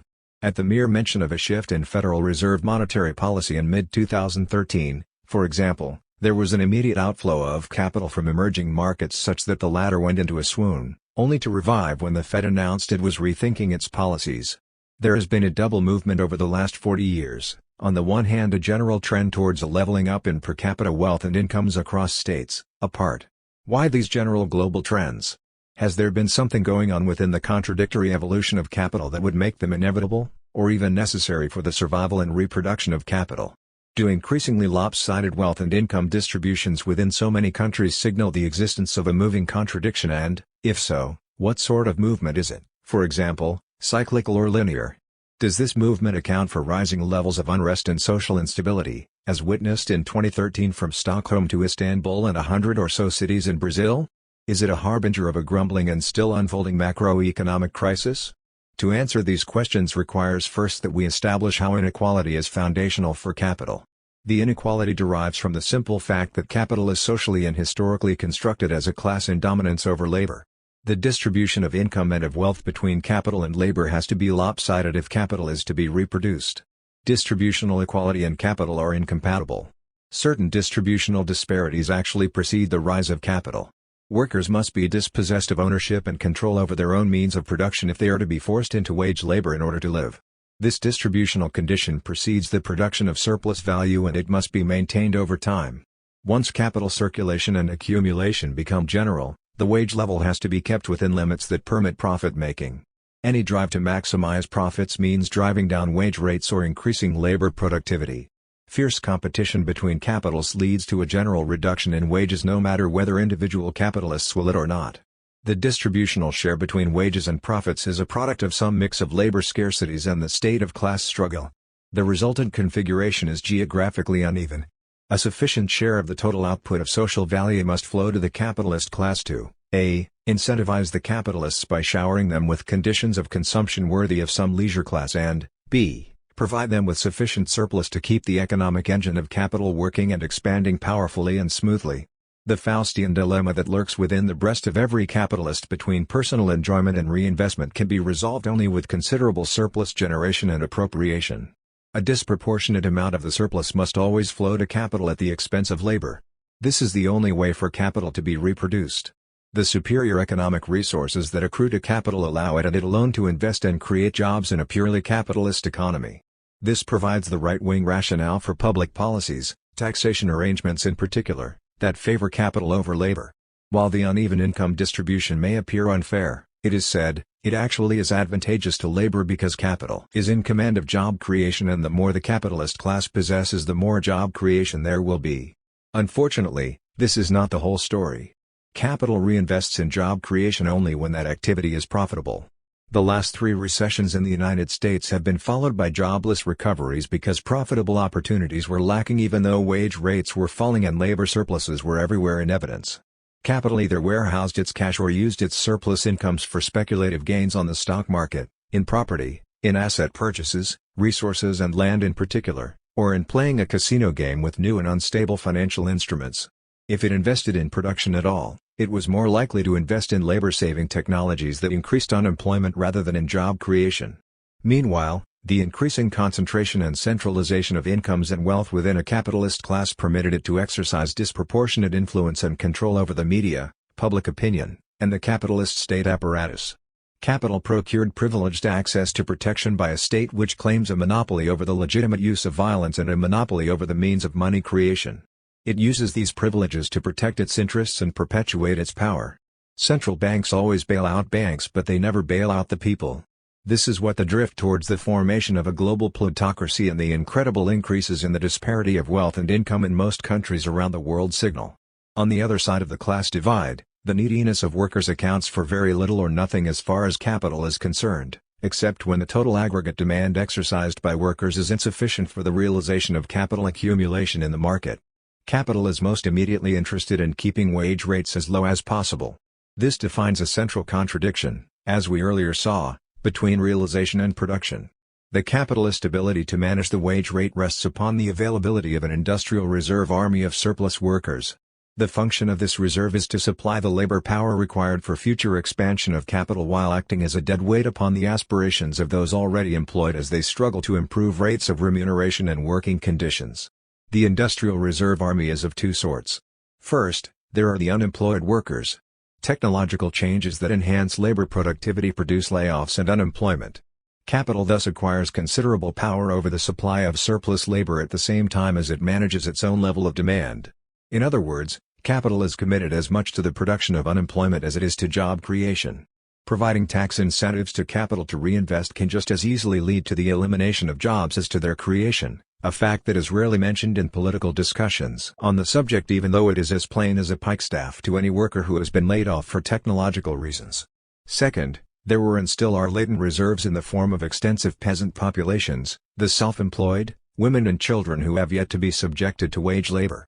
The recent vast increase of wage labor in China has entailed a transformation of this kind. Africa still constitutes a vast potential reserve of labor that has yet to be mobilized. Much of the growth that has occurred in the BRIC countries and elsewhere has entailed a mobilization of this latent reserve. In the advanced capitalist countries, the mobilization of women into the labor force earlier performed an analogous function, even as the pool of surplus rural labor was early on drained dry. This latent reserve is not necessarily available in situ.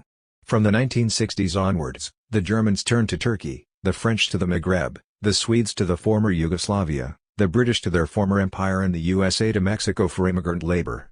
When a rising anti-immigrant fervor among the working classes grabbed hold, capital migrated to the Mexican maquilas, the Chinese and Bangladeshi factories, in a mass movement to wherever surplus labor was to be had. Even when capital does not migrate, the very threat that it might do so often serves to keep labor quiescent in its demands. The intricate details of this need not detain us. All that matters is that we clearly register by what general means capital can keep the distributive share of labor in check and can manage it, even in the face of strong currents of organized opposition and the danger of triggering a realization crisis by stifling workers' effective demand. That it has done so over the last 40 years by some mix of labor-saving technological changes and annihilatory globalization is obvious, even as conditions of fiercer international competition have put downward pressures upon profit rates in spite of rising rates of exploitation of labor power. The net effect has been a global trend towards the reduction in the share of labor in the social product.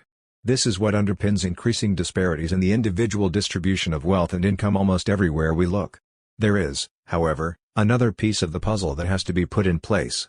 The obvious advantage that capital derives from the presence of a vast reserve of surplus labor poses the problem of how does the reserve population live when it is unemployed? In the case of latent reserves, this problem is often dealt with by what is called partial proletarianization. Where labor reserves are drawn from rural regions, then workers can return to their rural base when thrown out of work and eke out a living there as they have always traditionally done. Much of the cost of reproduction and child rearing is also borne in the rural areas on the basis of remittances sent home by urban workers. This has been true of China, for example. It also applies to migrant, particularly undocumented, workers in the USA who return to Mexico, where they were born, when they are laid off or get sick, from excessive exposure to pesticides, for example. But, obviously, this does not work when whole families migrate into the city and cut their rural ties. Informal economies spring up, including those that entail criminal activities, to sustain life on marginal terms in low-cost accommodation in shacks, shanty towns and favelas. The unemployed eke out a living however they can in the urban slums.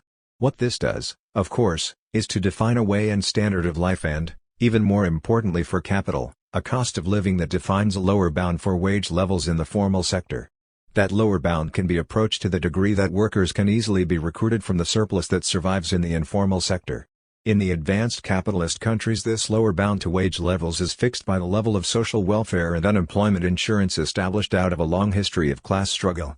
This has led right-wing theorists to argue that unemployment arises because the standard of living available to the unemployed is too generous. The best way to attack unemployment is to reduce unemployment benefits. Employers who cannot profitably produce because wage levels are too high will then increase employment opportunities at these lower wage levels. There is some evidence that something like this can indeed happen. The problem, of course, is that wage levels throughout the whole labor force diminish without necessarily generating much new employment, thus contributing to the rising rate of exploitation of labor and, other things being equal, higher profits for capital and widening income disparities. This was one of the effects of President Clinton's reform of the welfare system in the United States and the introduction of workfare requirements in 1995. The far more punitive conditions of welfare for the unemployed end up, of course, increasing the vast pool of poverty-ridden unemployed who cannot find a job because none are being generated in the face of the twin forces of globalization, and competition with massive latent reserves, and labor-saving technological changes. Clinton has been handsomely rewarded since by business organizations, earning some $17 million in 2012 from speakers' fees mainly from business groups. The neoliberal approach to labor force management takes this tack.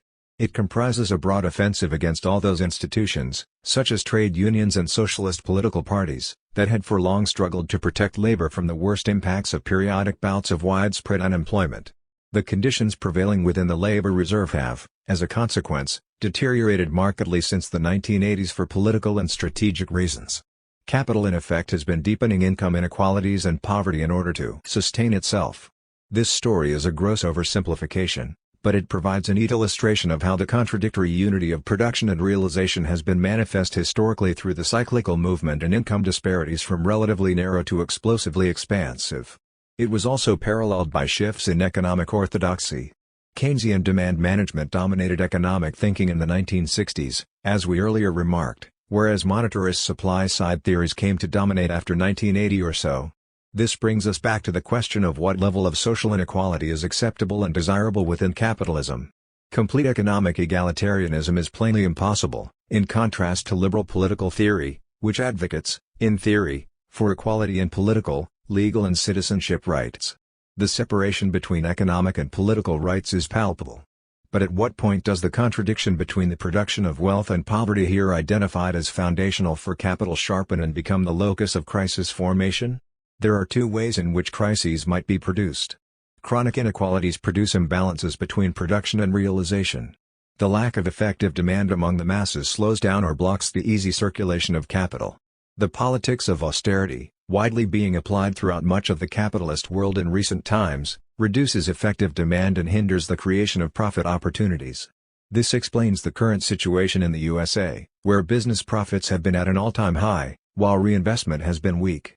The second way is for unacceptable levels of inequality to fuel social discontent and revolutionary movements. This threat is not confined to situations of absolute deprivation. It can arise out of relative deprivation, particularly when that deprivation is tied to the inferior economic condition of some specific religious, ethnic, gendered or racial group.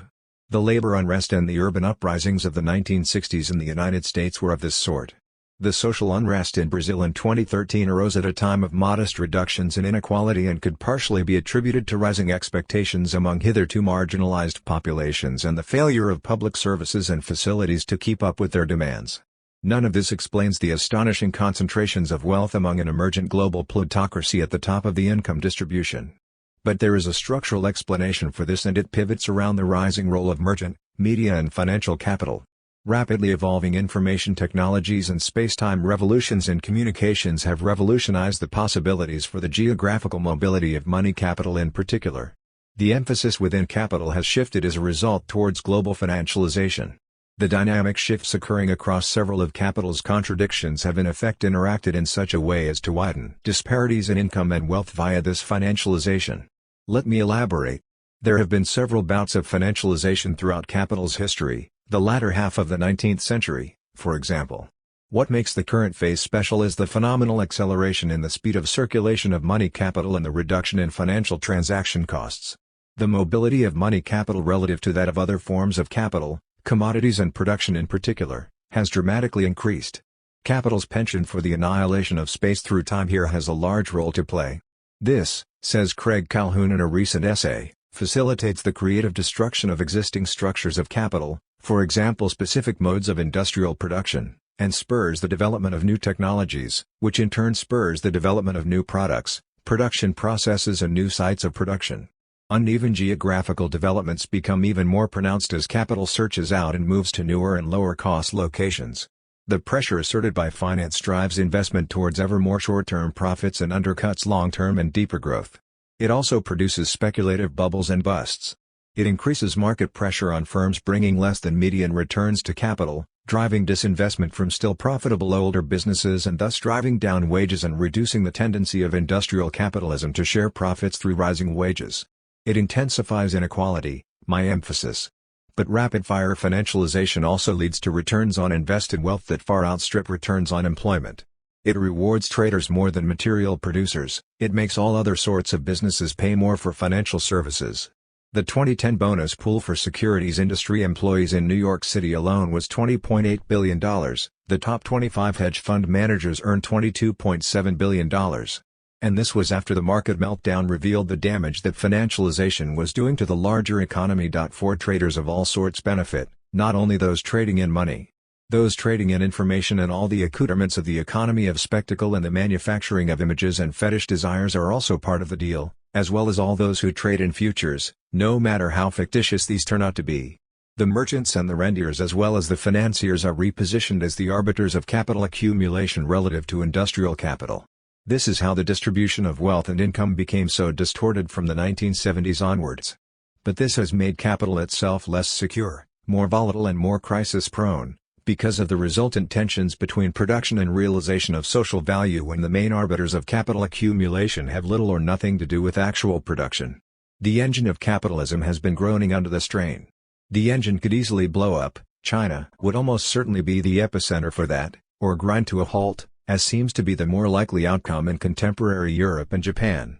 There is, in all of this, a deep irony. Historically, industrial capital waged a mighty struggle to free itself from the chains of the landlords who extracted rent, the usurious financiers and the merchants who looked to rob or buy cheap and sell dear in unevenly constructed markets. 21st century capitalism seems to be busy weaving a net of constraints in which the rentiers, the merchants, the media and communications moguls and, above all, the financiers ruthlessly squeeze the lifeblood out of productive industrial capital, to say nothing of the workers employed. It is not that industrial capital disappears. It has merely become subservient to capital in its other more fantastic and virulent forms. A form of capital has emerged that is ruthlessly dynamic in the field of technological changes and in the globalization of social relations, yet which not only pays no mind to the conditions under which social labor produces but even seems not to care too much whether production takes place at all. However, if all capitalists seek to live off rents, interest, profit on merchants and media capital, or even worse just on speculating in asset values or living off capital gains, as most of the top 1% of income earners do in the USA, without producing social value, then the only possible outcome is a calamitous crisis. A political economy of this kind also betokens the concentration and centralization of immense economic wealth, power and privilege among the merchant and media capitalists, the financiers and the rentiers. The emergence of such a plutocracy is, sadly, all too plain to see. The fact that it does so well while the mass of the people does so badly is hard to disguise. The big question is if and when a mass political movement of the dispossessed might arise to repossess that which has been lost. This leaves us with one critical residual question: if the immense disparities of wealth and income now emerging are a reflection of the rise of this new form of capital, then what were the contradictions that made for the rise of this new form of capital? This is a crucial question that will be taken up later in the context of the dangerous contradictions. It was not, I shall hope to show, a mere accident of history. The political implications of all this for an anti-capitalist strategy are simple enough but far-reaching. If, for example, the poll data for the United States is at all emblematic, then there will be massive public support for a reform movement that produces far more egalitarian outcomes than is currently the case, even as it demands that the state not be the vehicle to accomplish this. There would be and is widespread support for worker control initiatives, solidarity economies and autonomous communitarian and cooperative structures. The example of Mondragon, the largest and most long-lasting workers' cooperative in Europe, with its collective management bragging, until very recently, an income disparity of no more than 3 to 1, compared to the 350 to 1 in a typical U.S. corporation, is appealing. In this case we also see the potential value of a very important category of political action. This is the idea of revolutionary reform. Plainly, the reduction of wealth and income disparities from their current levels would not challenge the reproduction of capital one whit. Indeed, such a reduction, it can be plausibly argued, is absolutely necessary for capital to survive in the present conjuncture because the current disparities threaten to become an absolute contradiction by virtue of escalating imbalances between the capacity to manage the contradictory unity between production and realization. But, if the theory of capital's necessary inequalities is correct, then there will come a point where a program to reduce wealth and income inequalities will threaten the reproduction of capital. Once a move towards a profit squeeze gets underway, then it can ultimately threaten to squeeze the lifeblood out of capital to compensate for the way capital systematically sucks the lifeblood out of labor. Nobody knows exactly where the breaking point might lie, but it will surely be well before the levels of equality preferred in the U.S. public opinion polls are reached. A reform movement around reducing social inequality can become the cutting edge for revolutionary transformation. Contradiction 13. Social reproduction. Once upon a time it could reasonably be said that capital cared not a whit about the neediness of the worker, leaving it to the initiative and ingenuity of the workers to reproduce themselves biologically, psychologically and culturally on the basis of the pittance of a wage that capital provided. The workers for the most part conveniently obliged because they had no option. This was the situation that Karl Marx encountered, and it was probably for this reason that he left the question of the social reproduction of the labor force to one side in his theorizing of capital's political economy. But plainly, if laborers do not reproduce themselves or are overworked to a premature death down the mines and in the factories, or commit suicide from overwork, as has been regularly happening in Chinese factories, and if capital's easy access to a labor surplus is somehow blocked, then capital cannot reproduce. Marx recognized this danger when he clearly saw that limits had to be put upon the exorbitant length of the working day and murderous rates of exploitation, and that state legislation on this point was just as important to protect the reproduction of capital as it was to protect the lives of the laborers. The contradiction between the conditions required to ensure the social reproduction of the labor force and those needed to reproduce capital has always been latently present.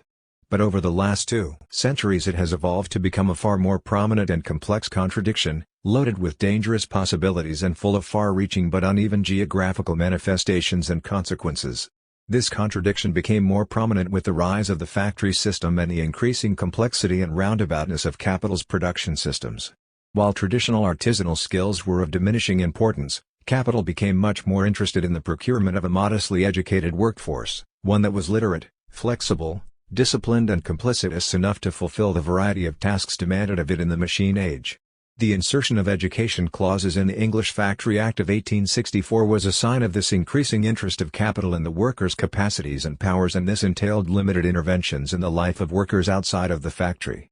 Within capitalism as a whole, this concern for the reproduction of labor power of adequate qualities coincided in many parts of the world with a political project on the part of a reformist bourgeoisie to create a respectable working class that would refrain from riot and revolution and succumb to the blandishments that capital could offer.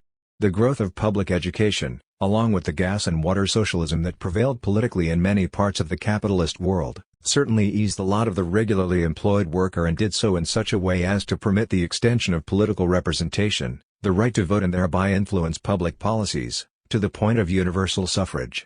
The increasing interest in the education of the workforce and the mobilization of financial resources to accomplish this task has been a major feature in capital's history. But it has not been a disinterested history, nor has it evolved without complications deriving from the dynamics of class struggle between capital and labor. For what has been at stake here, as earlier noted, is what it is that capital wishes the working classes to be educated in and what it is that the working classes themselves want and desire to know.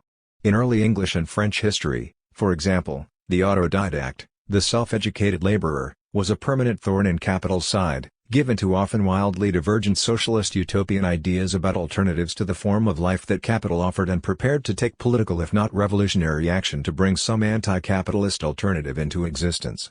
The incredible flourishing of emancipatory and utopian tracts and sects in France during the 1830s and 1840s, associated with names like Fourier, Saint-Simon, Proudhon, Cabet, etc., was paralleled across the English Channel by a more sober but nonetheless persistent literature on worker rights and the necessity to construct institutional solidarities such as trade unions and various modes of political agitation, Chartism, and organization, some of which was supported by utopian thinkers and practitioners such as Robert Owen. If this was what constituted the education of the working classes, then capital wanted none of it. But faced with the persistent pursuit of self-education on the part of at least an influential segment of the working classes, capital had to come up with something to put in its place. As Mr. Dombey put it in Charles Dickens's Dombey and Son, he had no objection to public education provided it taught the worker his proper place in society. Marx, for his part, while critical of much of the socialist utopian literature, learned mightily from it and likewise sought to create a whole anti-capitalist knowledge field that would provide a fount of ideas for anti-capitalist agitation. Heaven forbid that the workers would read such stuff. While public education has done much to meet capital's demand for ideological conformity combined with the production of skill sets appropriate to the state of the division of labor, it has not eradicated the underlying conflict. And this is so in part because state interests also enter into attempt to forge a sense of cross-class national identity and solidarity that is at war with capital's penchant for some form of rootless cosmopolitan individualism, to be emulated by both capitalist and worker alike.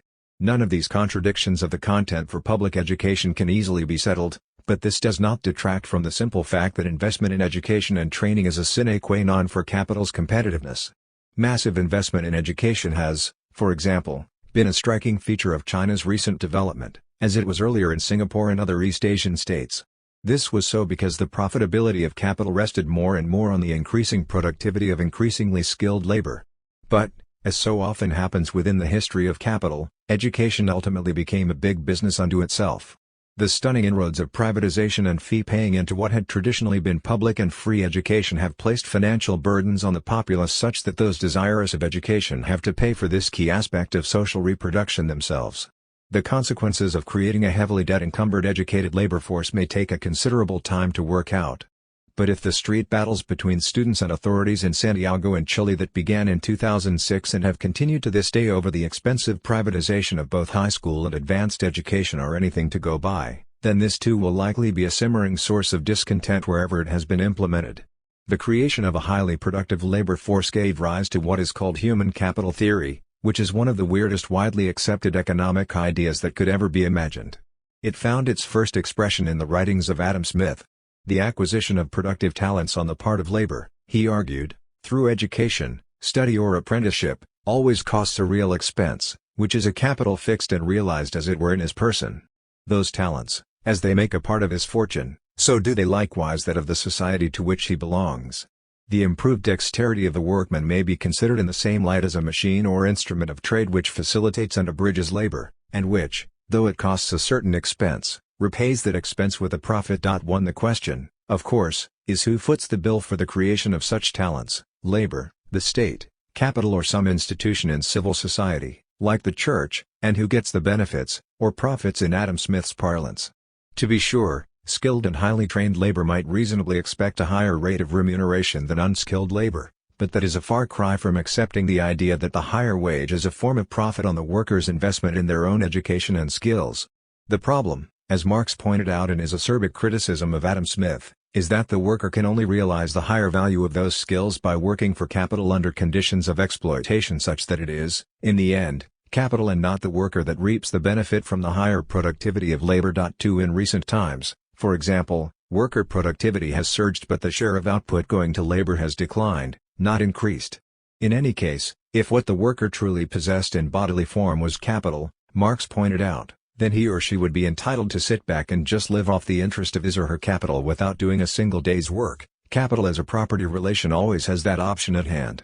As far as I can tell, the main point of the revival of human capital theory, at the hands of Gary Becker in the 1960s, for example, was to bury the significance of the class relation between capital and labor and make it seem as if we are all just capitalists earning different rates of return on our capital, human or otherwise. If labor was getting very low wages, it could then be argued that this was simply a reflection of the fact that workers had not invested enough effort in building up their human capital. It was, in short, their fault if they were low paid. Hardly surprisingly, all the major institutions of capital, from economics departments to the World Bank and the IMF, wholeheartedly embrace this theoretical fiction for ideological and certainly not for sound intellectual reasons. These same institutions have more recently similarly embraced the wondrous fiction that the informal sector of social reproduction which dominates in many cities of the developing world is in fact a seething mass of micro-enterprises that need only a dose of microfinance, at usurious rates of interest pocketed at the end of the trail by major financial institutions, in order to become fully fledged card-carrying members of the capitalist class. For exactly the same reasons, I have profound objections to Bourdieu's characterization of personal endowments, which are undeniably of great importance in social life, as a form of capital called cultural capital'. For while it is perfectly fine to emphasize the role of such endowments in confirming status position in our society and thereby contributing to the replication of class distinctions in the course of social reproduction, to treat this as a form of capital in the sense we are using this term here is confusing if not perverse. It would propose that there is some way of accumulating monetary wealth and income by learning to appreciate Scarlatti, if you are French, and Snoop Dogg if you are American. Where the idea of cultural capital does enter in, but this is not Bourdieu's point, is in the branding and marketing of goods and places in such a way as to command a monopoly rent, as in the case of fine wines and perfect tourist destinations. But what we are dealing with here is the manufacture of symbols of distinction which, if they stick, can be a source of permanent monopoly rents and monetary gain. Product differentiation to emphasize that my brand of toothpaste is unique and special has always been a way to avoid the leveling effect of market exchange. Who invents the symbolic world that lies behind the branding of goods and places, a manipulative work that lies at the heart of contemporary advertising and the tourism industry, then becomes critical to the manipulation of human desires for monetary gain. It is, of course, the capitalists who take the monetary gain and who pay for the branding of their products. And in some instances they certainly do not hesitate to attach signs of class and even more emphatically seductive gender images to the qualities of their products. Capital undoubtedly uses such signs of distinction in its sales practices and pitches, but that does not mean that distinction is a form of capital, as Bourdieu proposes, though it does often give rise to monopoly rents if the distinction is unique and original, like a Picasso painting. Capital and the capitalist state, though mainly the latter, have in recent times taken a deep interest in aspects of social reproduction that affect the competitive qualities of the labor force.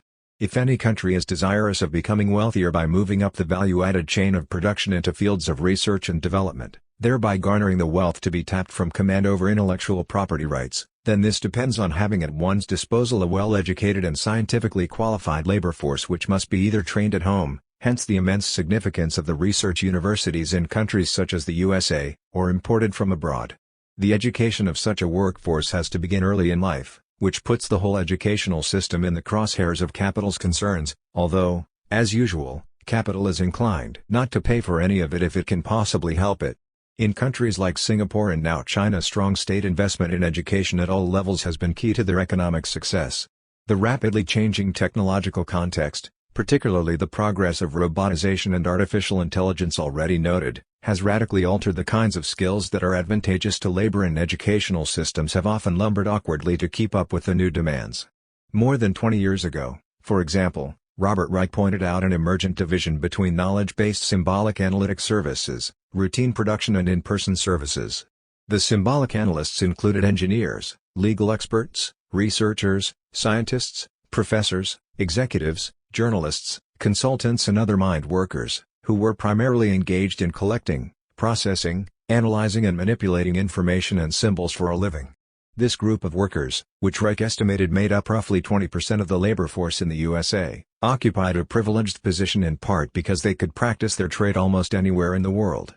They needed, however, to be well educated in analytic and symbolic skills, and much of this begins in the home, where, loaded down with electronic gadgets, children learn at an early age how to use and manipulate data and information adequate for an emergent knowledge-based economy. 5 This group forms the core of a relatively affluent though highly mobile upper middle class within capitalism, and one that increasingly tends to segregate itself, and to enclose its processes of social reproduction, in privileged enclaves away from the rest of society.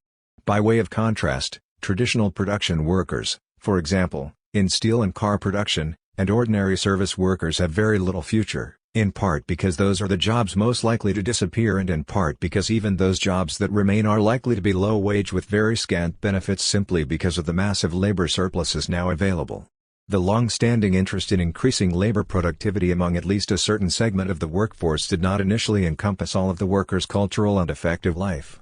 Aspects of social reproduction, such as the raising of children or caring for the sick and elderly, continued in many instances and places to be very much the individual worker's affair and outside of market considerations, as were many of the particular trappings of cultural life. But with the complexities of capitalist industrialization and urbanization, the capitalist state increasingly found itself necessarily embroiled in the regulation and provision of public health, of education, social control, and even the cultivation of certain habits of heart and mind conducive to self-discipline and citizenship among the populace at large. While the whole field of social reproduction is, as Cindy Katz puts it, the fleshy, messy, and indeterminate stuff of everyday life, it is also a set of structured practices that unfold in dialectical relation with production, with which it is mutually constitutive and intention. The contradictory unity between social reproduction and the reproduction of capital crystallizes out as a moving contradiction of singular interest throughout the history of capital. What it is about now is light years away from what it was in 1850. Social reproduction, Katz continues, encompasses daily and long-term reproduction, both of the means of production and the labor power to make them work. At its most basic, it hinges on the biological reproduction of the labor force, both generationally and on a daily basis. It also encompasses the production and reproduction of manual, mental and conceptual skills. 6 All of this is achieved on the basis of the individual wage plus the social wage provided by various state agencies, for example, education and healthcare, and key institutions of civil society, for example, the church and a wide range of philanthropically supported NGOs. From the standpoint of labor, social reproduction has a very particular meaning. The laborers receive a money wage and it is their choice how they spend it. What they spend it on and why were, in the early days, of no interest to capital. But that is by no means true today, as we shall see. How much laborers need to survive and reproduce themselves in part depends upon how much laborers and their families and communities can do for themselves. There is a vast amount of unpaid labor absorbed in social reproduction, most of it, as feminists have repeatedly and quite correctly pointed out, traditionally and even to this day being done by women. Social reproduction is for capital a large and convenient sphere in which real costs are externalized onto households and other communal entities. Its costs weigh disproportionately on different groups in the population. In the case of partial proletarianization, as discussed earlier, for example, almost all the costs of child rearing and caring for the sick and the aged are left to the household labors of peasant or rural societies. Under conditions of social democracy, however, political movements drove capital to internalize some of these costs either directly, through pension, insurance and healthcare provisions and wage contracts, or indirectly, through taxation on capital to support the state provision of services via welfare state. Part of the neoliberal political program and ethos in recent times has been to externalize as much as possible the costs of social reproduction onto the populace at large in order to raise the profit rate for capital by reducing its tax burden. The argument has been that the welfare state was becoming too costly and that tax relief for capital would stimulate deeper and faster economic growth, which, when the benefits were spread around, would make everyone better off. It never worked out that way, of course, because the rich took virtually all of the savings and passed on none of the benefits, except in the form of some morally questionable therapeutic philanthropy. Households are not, however, isolated entities.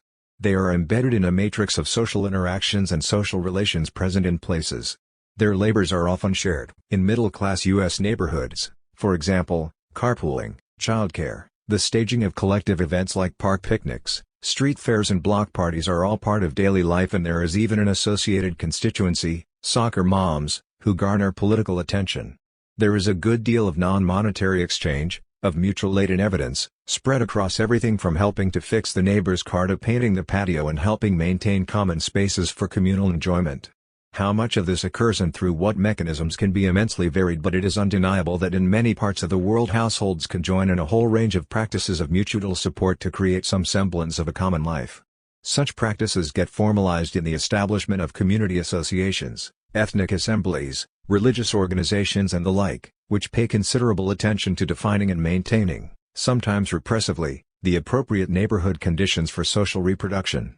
Such associations can form the basis for larger social movements, and it is from them that much inspiration is drawn for the idea that another life is possible to that given by pure market and monetary transactions. While it would seem that the neoliberal assault on state provision of social services might be counteracted by an upsurge of practices of mutual aid, the evidence for the most part seems otherwise, that the individualistic and self-centered profit-maximizing ethic through which neoliberalism works, along with other features such as increased geographical mobility, has if anything diminished mutual aid as a feature of a common social life except in communities that define their ties in religious or ethnic bonding terms. None of this is helped by the increasing predilection of consumers to treat their home as a short-term speculative investment rather than as a place to create a solid and settled life. It is also true that the modes of urban living that capital typically produces, particularly with respect to dependence on the car, are not very conducive to the creation of mutually supportive social networks that can encourage more adequate and fulfilling forms of social reproduction. Behind all of this there lurks an incipient and potentially damaging contradiction that we have encountered before in different guises. Laborers and households are a significant source of effective demand, and they play a significant role in the realization of values in the market. If they are largely producing for themselves outside of the market, then they do not buy in the market and they furnish less in the way of effective demand.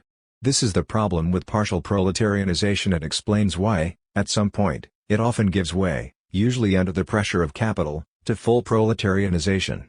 If the welfare state is dismantled, then bang goes a hefty chunk of effective demand and the field for realization of value shrinks. This is the problem with austerity politics.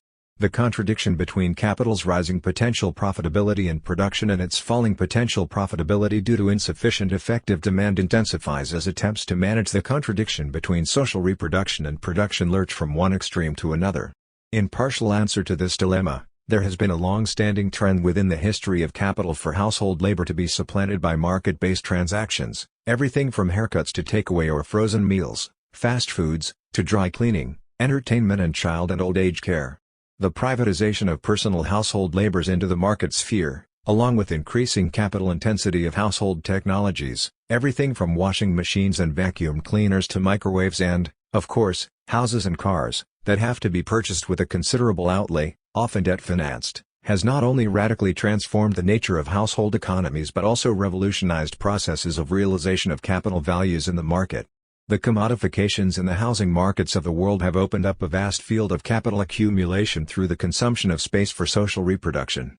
Capital has long been concerned, as we have seen, with promoting rational consumption, understood as that form of household consumerism that fuels capital accumulation irrespective of whether it meets real human wants and needs, whatever these might be, or not.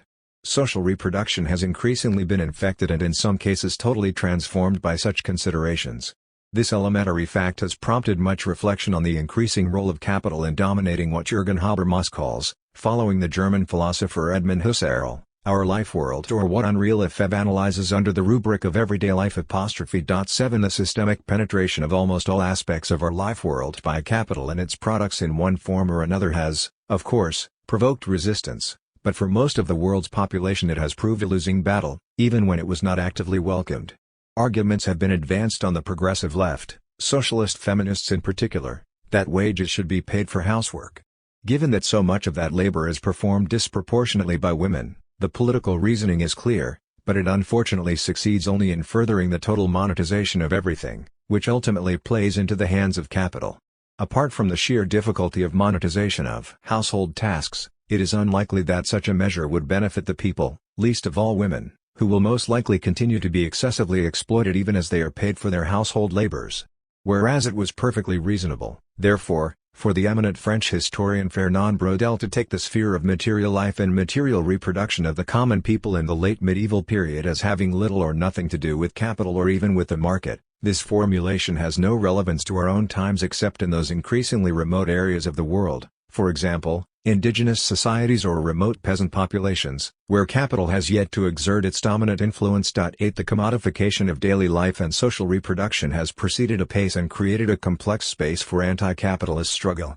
The sphere of social reproduction has in fact almost everywhere become the site of highly intrusive capitalist activities. The tentacles of the states and capital's influence and power now proliferate within the spheres of social reproduction in many parts of the world in myriad ways. Not all of these interventions are pernicious, of course. Social reproduction is the site where the oppression of and violence against women flourishes in many parts of the world, where educational opportunities for women are denied, where violence and abuse of children all too frequently occur, where intolerance breeds contempt for others, where labor all too often transfers its own bitter experience of violence and oppression in the labor process back onto others in the household, where drink and drugs take their toll. It is for this reason that a modicum of social regulation and even, perhaps, state interventionism in the world of social reproduction becomes so necessary. But this then constitutes a bureaucratic framing of daily life and of social reproduction that leaves very little room for autonomous development. Furthermore, the deeper material embedding of all processes of production, exchange, distribution and consumption in the web of social and biological life has produced a world where a contradiction between a potentially alienating household consumerism of excess and the consumption necessary for adequate social reproduction becomes every bit as salient as the contradiction between the social reproduction of the labor force and the reproduction of capital. How much of contemporary social reproduction in, say, the United States is given over to training as many people as possible in the insane arts of conspicuous consumption and speculative finance as opposed to training them to be good and well-educated workers? What Randy Martin calls the financialization of daily life has become a conspicuous insertion into social reproduction over the last generation. 9 If we ask the elementary questions, how much social reproduction is debt-financed and what are the implications of that fact? The answers are quite stunning. In many parts of the world the usurious moneylender has always been a significant figure and continues to be so up to this day. Social reproduction takes place in much of India under the shadow of the looming power of the usurer. This is not relieved by the arrival of the institutions of microcredit and microfinance, which in some instances have driven people, mostly women, to suicide as the only relief from their collective indebtedness. But personal indebtedness associated with social reproduction has now become a calamitous problem in one form or another almost everywhere. The huge indebtedness of students in the United States is now being mimicked in Britain, Chile, and China, while borrowings to finance the conduct of everyday life have been mounting at astonishing rates. In just a few years, personal debt in China has soared way beyond incomes from a base of close to zero in, say, 1980. This generalization is cut across, however, by the uneven geographical development of these contradictions.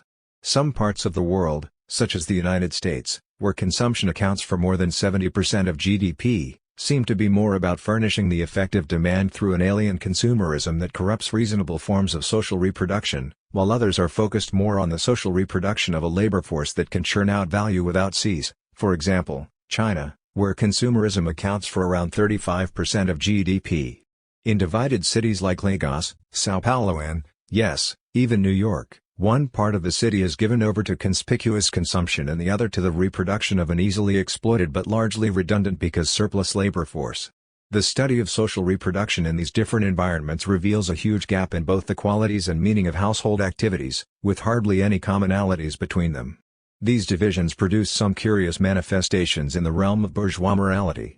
While moral opprobrium is cast upon the practices first in Pakistan and later in India of having young children working for pennies on a 10 or 12-hour day schedule to produce footballs to be kicked around by players who earn millions, these very same moralists are totally blind to the exploitation by capital of their own children as consumers in the marketplace, even as those children are also being inculcated into the dark arts of the deal, as well as stock market manipulations, money for nothing, by pushing buttons on their keyboards. Google the case of Jonathan Lebed to see what I mean. By the time he was 15 years old he had gained several $1 million from trading in penny stocks, setting up chat rooms to promote stocks he had just bought and selling at the higher price that his favorable ratings in the chat room created. Prosecuted by the Securities and Exchange Commission, he simply maintained that this was all that Wall Street did anyway. The SEC fined him a small amount and dropped the whole project of prosecution like a hot potato because Lebed was quite right. The contradictions of social reproduction cannot be understood outside of these geographically differentiated circumstances, even as they have also dramatically changed their general character over time. The contingencies of material activity, of cultural forms and local ways of living, are of great import in many parts of the world. As Katz notes, social reproduction necessarily remains mainly place-bound in a context where capital is highly mobile. The result is that all sorts of disjunctures occur across space, across boundaries, and across scale, which are as likely to draw upon sedimented inequalities in social relations as to provoke new ones. Agricultural laborers are reproduced in Mexico but end up working in the fields of California. Women workers raised in the Philippines play a large part in furnishing domestic labor in New York City. Mathematical engineers trained under communism in what was once the Soviet Union end up in Cape Canaveral, while software engineers educated in India go to Seattle. Social reproduction is not only about labor skills and the organization of consumer habits. The reproduction of the labor force calls forth a range of cultural forms and practices that are also geographically and historically specific, says Katz, and this includes all those associated with knowledge and learning, mental conceptions of the world, ethical and aesthetic judgments, relations to nature, cultural mores and values, as well as the sense of belonging that underpins loyalties to place, region and nation. Social reproduction also inculcates the practices that maintain and reinforce class and other categories of difference and a set of cultural forms and practices that works to reinforce and naturalize the dominant social relations of production and reproduction. Through these social practices social actors become members of a culture they simultaneously help to create and construct their identities within and against.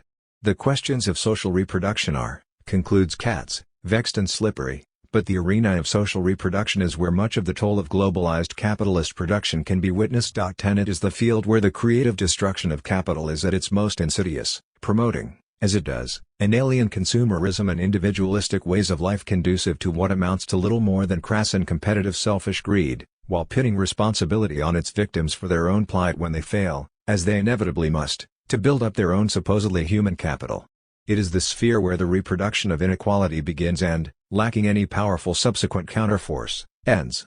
In the United States, for example, social mobility is almost at a standstill, so everything rests on a social reproduction process that is highly unequal and tightly channeled, if not outright discriminatory. Where once upon a time the populace at large fended for itself to reproduce itself without one iota of assistance from capital or the state, the populace now has to reproduce itself in the midst of massive corruptions and interventions of both state and capital in the construction of a daily life oriented not only to fill the highly differentiated slots, including that of ne'er-do-well, in a particular kind of labor force, but also to being a sink for a wide range of unnecessary and unwanted products that capital produces and markets with such flair. There are those, of course, who see the contradiction and seek ways around it. Some long for a return to indigenous ways of thinking and of living, or at least see some hope of mounting a challenge to the crass forms of contemporary social reproduction under fully organized consumerist capitalism by building alternative communities on the basis of networked households and workers' associations. But capital's strategy to infect social reproduction with consumerism has been both persistent and long-standing, as well as generously financed by an advertising and promotional industry that will stop at nothing to get products sold.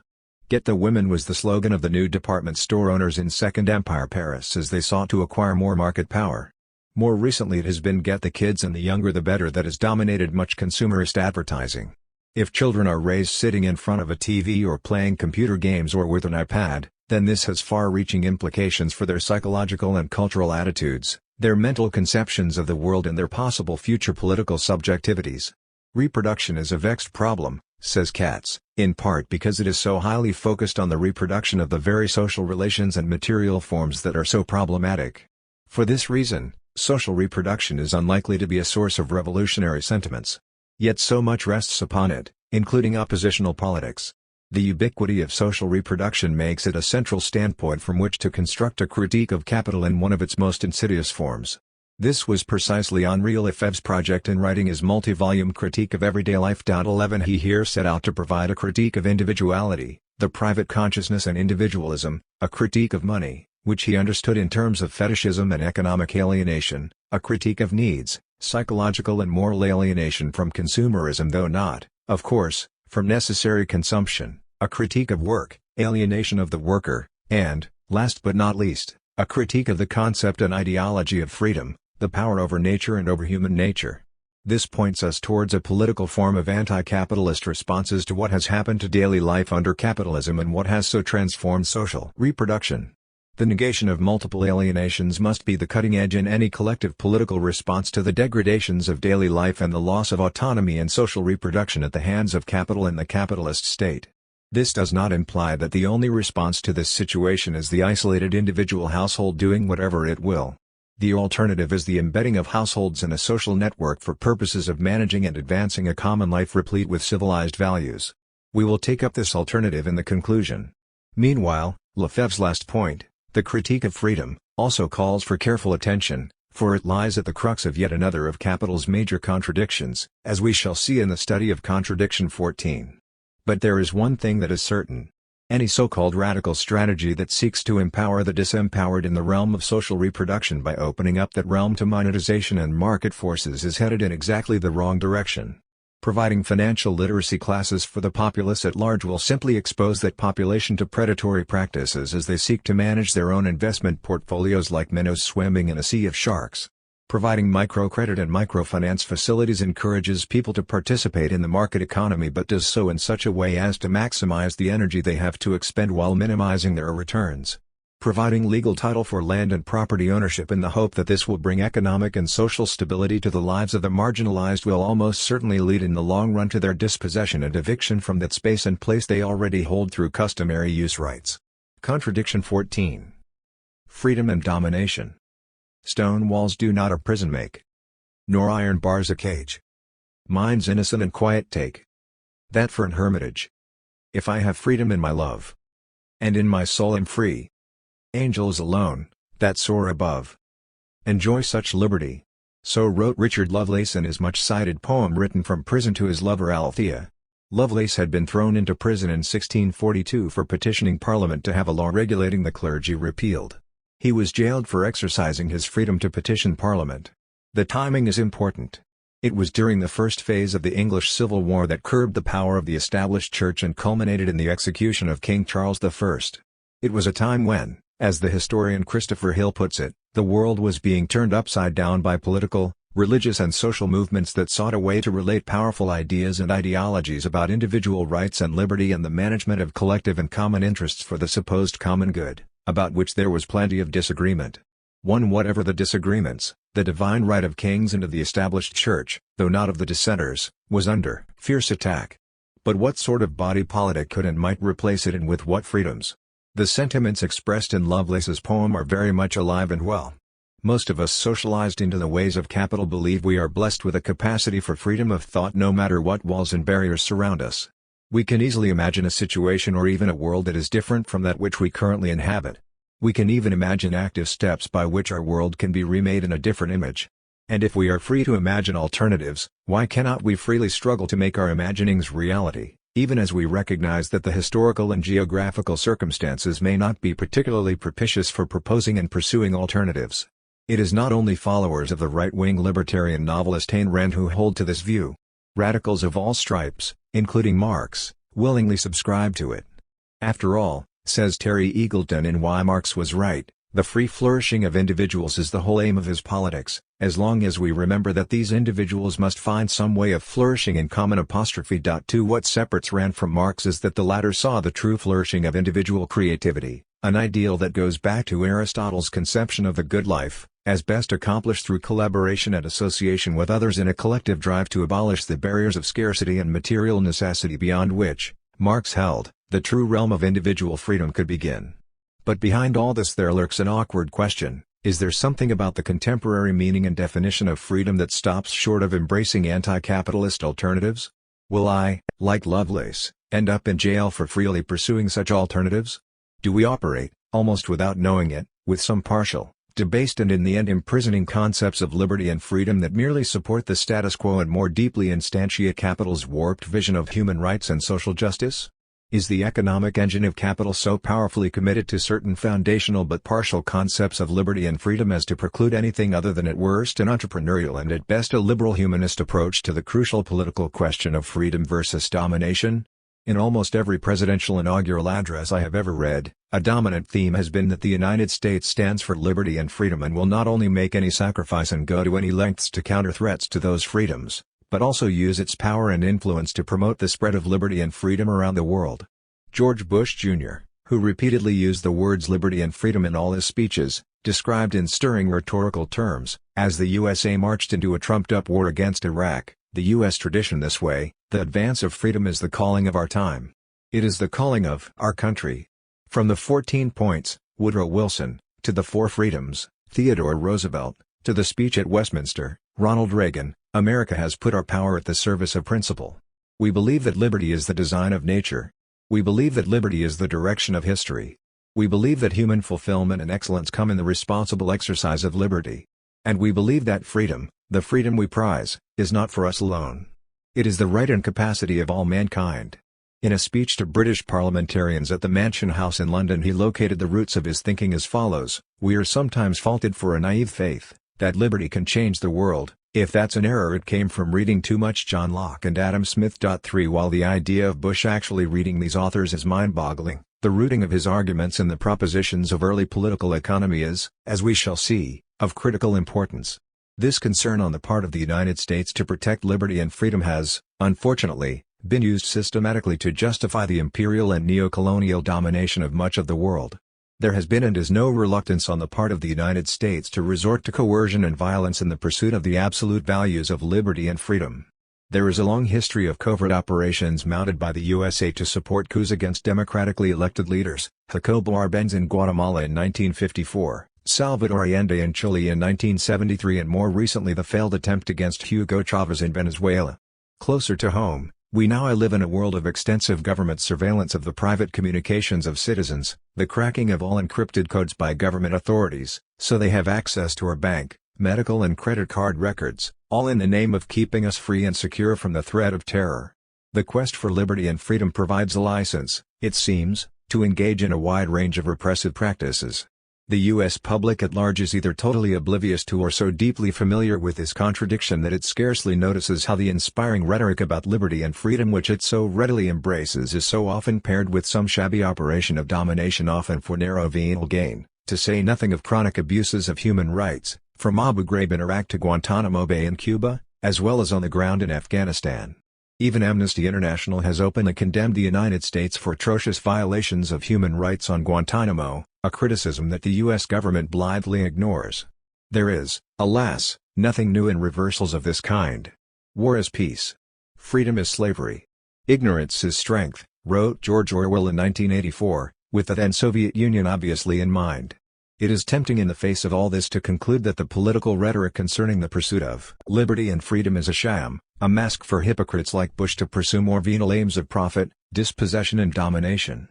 But this would deny the force of that other history which, from peasant revolts to revolutionary movements, American, French, Russian, Chinese etc., to the struggle to abolish slavery and the fight to liberate whole populations from their chains of colonial rule, has in the name of freedom wrought a seismic reworking of the contours of how our world society works. All of this has been going on while social forces have been extending the field of freedom and liberty through struggles against apartheid, for civil rights, workers' rights, women's rights and the rights of many other minorities, LGBT, indigenous or disabled populations etc. All of these struggles have worked their way through the history of capitalism in myriad ways to transform our social world. When protesters against tyrannical rule planted liberty trees, the gesture was more than empty. When the cry demanding freedom now echoes in the streets, then the ruling social order has to tremble or concede something, even if what it offers turns out to be of little more than symbolic value. The popular desire for liberty and freedom has been a powerful motive force throughout capital's history. That quest will not easily die no matter how much it may get banalized and degraded in the rhetoric of the ruling classes and their political representatives. But there is a dark side to this coin. At some point in their trajectory, particularly the closer they come to achieving their aims, all these progressive movements have to decide who or what has to be dominated to secure the liberty and freedom that they seek. In revolutionary situations somebody's ox gets scored and the question then is whose and why? Poor Lovelace ends up in jail and that seems unfair. The terror was launched in the French Revolution in the cause of consolidating liberty, equality, fraternity. The hopes and dreams of generations of communist insurgents have crashed on the rocks of this contradiction as the promise of human emancipation crumbles into the dust of bureaucratized and sclerotic state management backed by an apparatus of police state repression.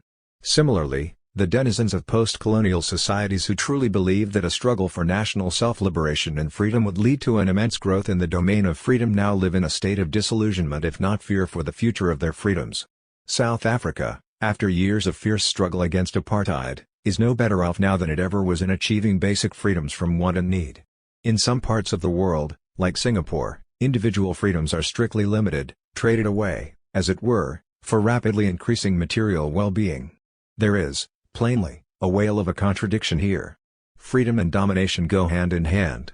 There is no such thing as freedom that does not in some way have to deal in the dark arts of domination. Domination over one's own fears in the face of overwhelming odds, over cynics and doubters, to say nothing of external enemies, may be necessary to open the way to greater freedoms. This unity of freedom and domination is, as always, a contradictory unity. Unjust means may be required to prosecute a just cause. The two polar terms of freedom and domination lie at the extremes of a contradiction that takes many subtle and nuanced, to say nothing of disguised, forms. Domination can be masked as consent or be established by persuasion and ideological manipulation.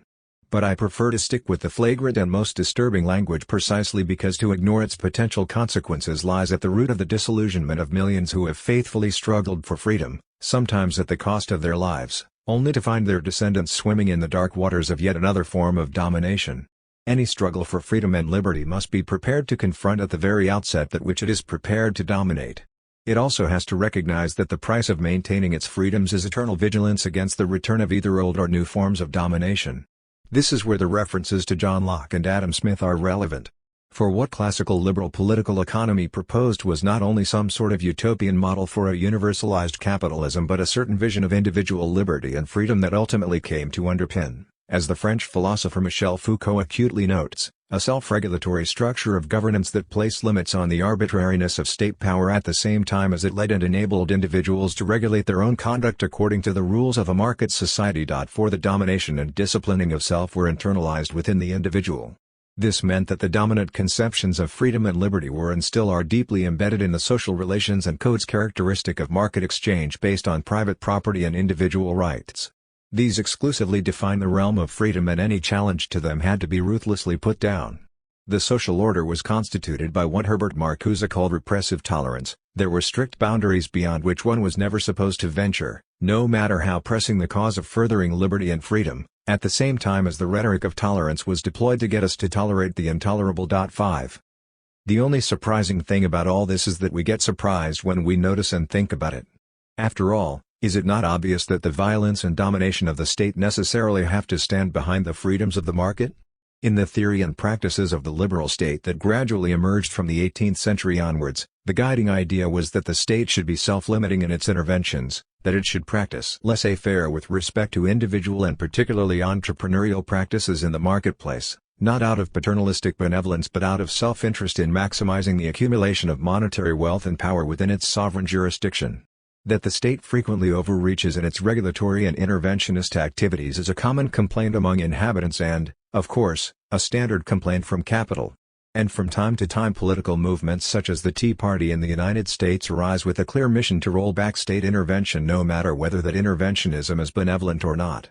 It is time, say libertarian critics, for the nanny state to be gone and the true reign of individual liberty and freedom to begin. Karl Polanyi understood these relations all too well, though from the other side of the political argument. The passing of market economy, he hypothetically wrote, can become the beginning of an era of unprecedented freedom. Juridical and actual freedom can be made much wider and more general than ever before. Regulation and control can achieve freedom not only for the few, but for all. Freedom, not as an appurtenance of privilege, tainted at the source, but as a prescriptive right extending far beyond the narrow confines of the political sphere into the intimate organization of society itself. Thus will old freedoms and civil rights be added to the fund of new freedom generated by the leisure and security that industrial society offers to all. Such a society can afford to be just and free. The difficulty of achieving this extension of the realm of freedom lay in the class interests and the entrenched privileges that attach to great concentrations of wealth. The affluent classes, secure in their own freedoms, resist any restrictions on their actions, claim they are being reduced to the status of a slave to socialist totalitarianism and ceaselessly agitate for the extension of their own particular freedoms at the expense of others. Free enterprise and private ownership are declared to be essentials of freedom. No society built on other foundations is said to deserve to be called free. The freedom that regulation creates is denounced as unfreedom. The justice, liberty and welfare it offers are decried as a camouflage of slavery. This means the fullness of freedom for those whose income, leisure and security need no enhancing, and a mere pittance of liberty for the people, who may in vain attempt to make use of their democratic rights to gain shelter from the owners of property. 6 Thus does Polanyi construct a telling rebuttal to the central theses of Friedrich Hayek's Road to Serfdom, written in 1942-3 but to this day a Bible of the libertarian right and a mightily influential text, having sold more than 2 million copies. Clearly at the root of the dilemma lies the meaning of freedom itself. The utopianism of liberal political economy gave a false direction to our ideals, notes Polanyi. It failed to recognize that no society is possible in which power and compulsion are absent nor a world in which force has no function. By clinging to a pure free market view of society it equated economics with contractual relationships, and contractual relations with freedom. 7 This is the world that libertarian Republicans construct. It is also the view of individual liberty and freedom embraced by much of the anarchist and autonomist left, even as the capitalist version of the free market is roundly condemned. It is impossible to escape the contradictory unity of freedom and domination no matter what politics are espoused. The political consequence was, Polanyi argued, that neither voters, nor owners, neither producers, nor consumers could be held responsible for such brutal restrictions of freedom as were involved in the occurrence of unemployment and destitution. Such conditions were the result of natural causes beyond anyone's control and for which no one in particular was responsible. The obligation to do anything about such conditions could be denied in the name of freedom. 8 The House of Representatives in the United States with its Republican majority can happily vote to cut off food stamp aid to an increasingly impoverished population, while affirming the subsidies paid out to agribusiness, in the name of supporting the cause and increasing the realm of freedom. We cannot, Polanyi concluded, approach the question of freedom without first discarding the utopian vision of classical political economy and much of its cognate libertarian politics. Only then could we come face to face with the reality of society and its contradictions. Otherwise, as is today most spectacularly the case, our freedoms are contingent on the denial of social reality. This denial of reality is what most right-wing discourses, such as that of President Bush, accomplish so precisely. The interconnection between conceptions of liberty and freedom and capital, mediated through the utopian writings of the political economists, should not be surprising. After all, the extraction of surpluses from labor presupposes the domination and the relative unfreedom of labor under the rule of capital. As Marx ironically noted, laborers are free in the double sense: they are free to sell their labor power to whomsoever they like, at the same time as they have been freed from control over those means of production, for example, the land, which would permit them to make a livelihood other than that defined by wage labor. The historical divorce of labor from access to the means of production entailed a long and continuing history of violence and coercion in the name of capital's freedom of access to wage labor. Capital also required a freedom to roam the world in search of profitable possibilities, and this required, as we earlier saw, the eradication or reduction of physical, social and political barriers to its mobility. Laissez-faire and laissez-passer became the watchwords of the capitalist order. This applies not only to mobility but also to freedom from regulatory interference, except under those circumstances where external damages to other capitalists or to the economy as a whole became so totally unacceptable or so dangerous as to mandate state interventions. The freedom to pillage resources from under the feet of local and indigenous populations, to displace and despoil whole landscapes where necessary, to stretch the use of ecosystems up to and in some instances well beyond their capacity to reproduce, all became a key part of capital's necessary freedoms. Capital demands that the state protect private property and enforce contracts and intellectual property rights against the threat of expropriation, except in cases where the public interest, usually a stalking horse for capital itself, demands. None of the freedoms that capital needs and demands has passed uncontested. Indeed, from time to time the contestation has been fierce. Capital's freedoms clearly rested, many people recognized, on the unfreedom of others. Both sides, Marx noted, had right on their side, as capital sought to extract as much labor time as possible from the workforce while the workers sought to protect their freedom to live their lives without being worked to death. Between two such rights, Marx famously said, force decides. But this was the exploitative world that the political economists justified in the name of a utopian program of universal progress that was supposed to redound to the ultimate benefit of all. But if, said Marx, the true realm of freedom begins when and where necessity is left behind, then a political economic system that is based on the active cultivation of scarcity, impoverishment, labor surpluses and unfulfilled needs cannot possibly allow us entry into the true realm of freedom, where individual human flourishing for all and sundry becomes a real possibility. The paradox is that automation and artificial intelligence now provide us with abundant means to achieve the Marxian dream of freedom beyond the realm of necessity, at the same time as the laws of capital's political economy put this freedom further and further out of reach. The corrosive power of capital's economic reasoning sadly works its way into the heart of deeply felt humanist efforts to extend the realm of freedom beyond the gated communities in which the rich and wealthy of this world are increasingly imprisoned. Consider, for example, the exemplary work of Amartya Sen, who in his book Development is Freedom strives mightily to push economic reason to its humanitarian limits in the name of freedom. Sen understands freedom as both process and what he calls substantive opportunities. The distinction is important, for it harbors a critique of a traditional welfare statism that treated the workers and the populace in general as mere objects of policy rather than as subjects of history. For Sen, it is just as important to mobilize the populace and to develop its capabilities as active agents in economic development as it is to bring the people to a state where they have the necessary substantive opportunities, access to material goods and services, to live a valued life. He notes, correctly I believe, the many instances in which subjects would willingly trade in substantive freedoms in order to freely participate in the active and unalienated pursuit of their own fates and fortunes. Slaves and serfs may have been substantively better off than wage workers, but the latter would be unlikely to trade away their relative freedom as wage workers for that reason. Freedom to participate and to develop one's own capabilities is crucial as a means of achieving development. This is far preferable to substantive changes, however impressive, being imposed and orchestrated by alien and often paternalistic state powers. Sen uses this perspective on freedom in the evaluative analysis for assessing change and in the descriptive and predictive analysis in seeing freedom as a causally effective factor in rapid change.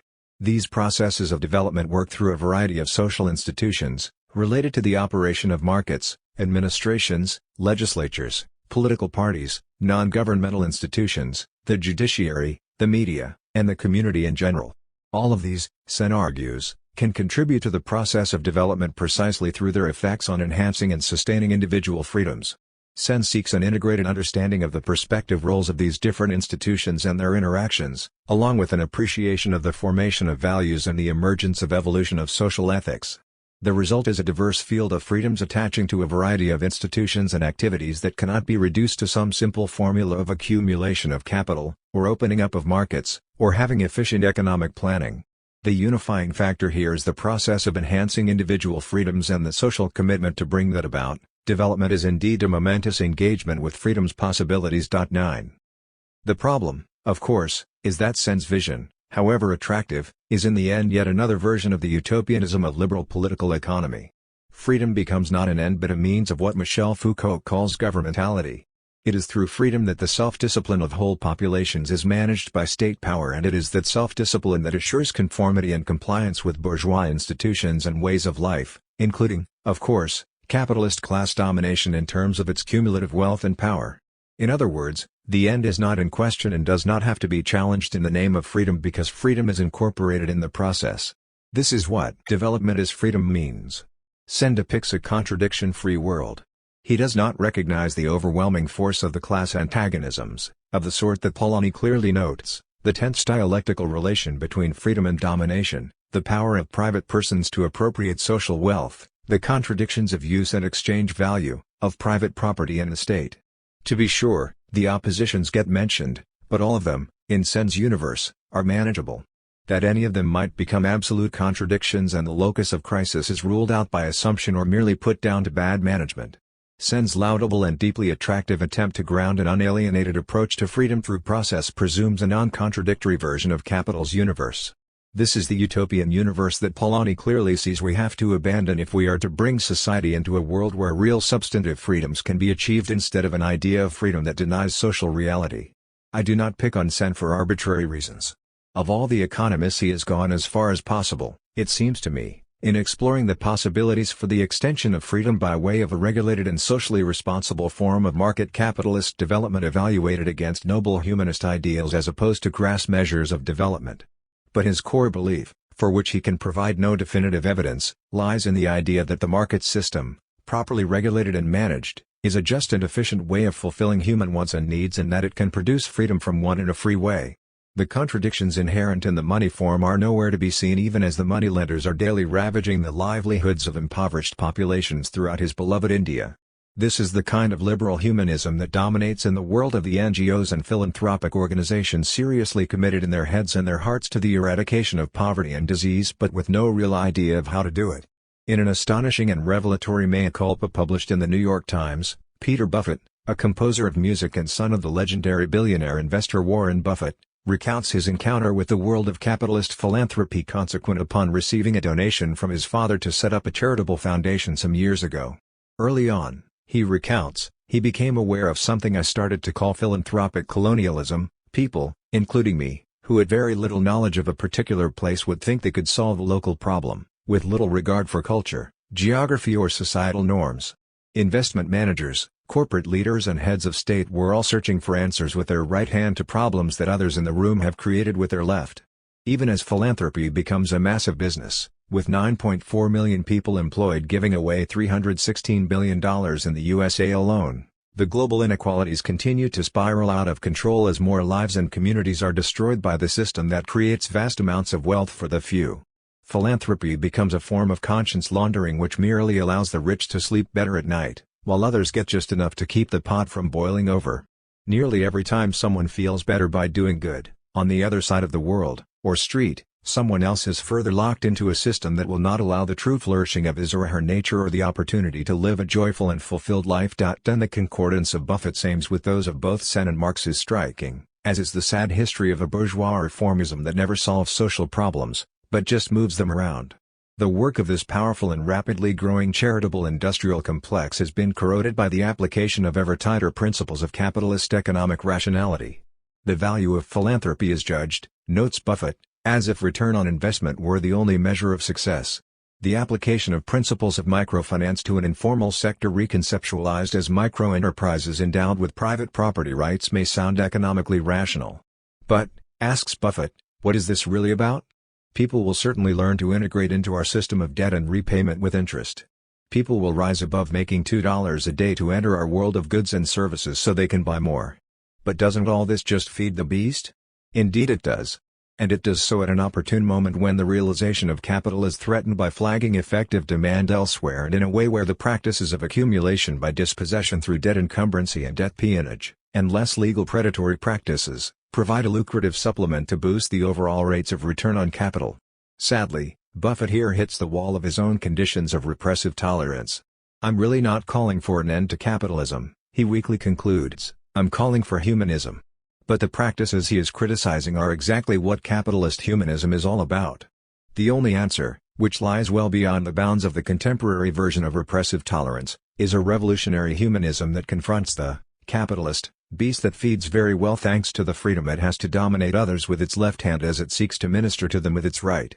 Marx not only took on the partisan ways in which bourgeois conceptions of liberty and freedom were deployed against the interests of the common people. He probed further into the very depths of what true wealth might mean in a genuinely free society.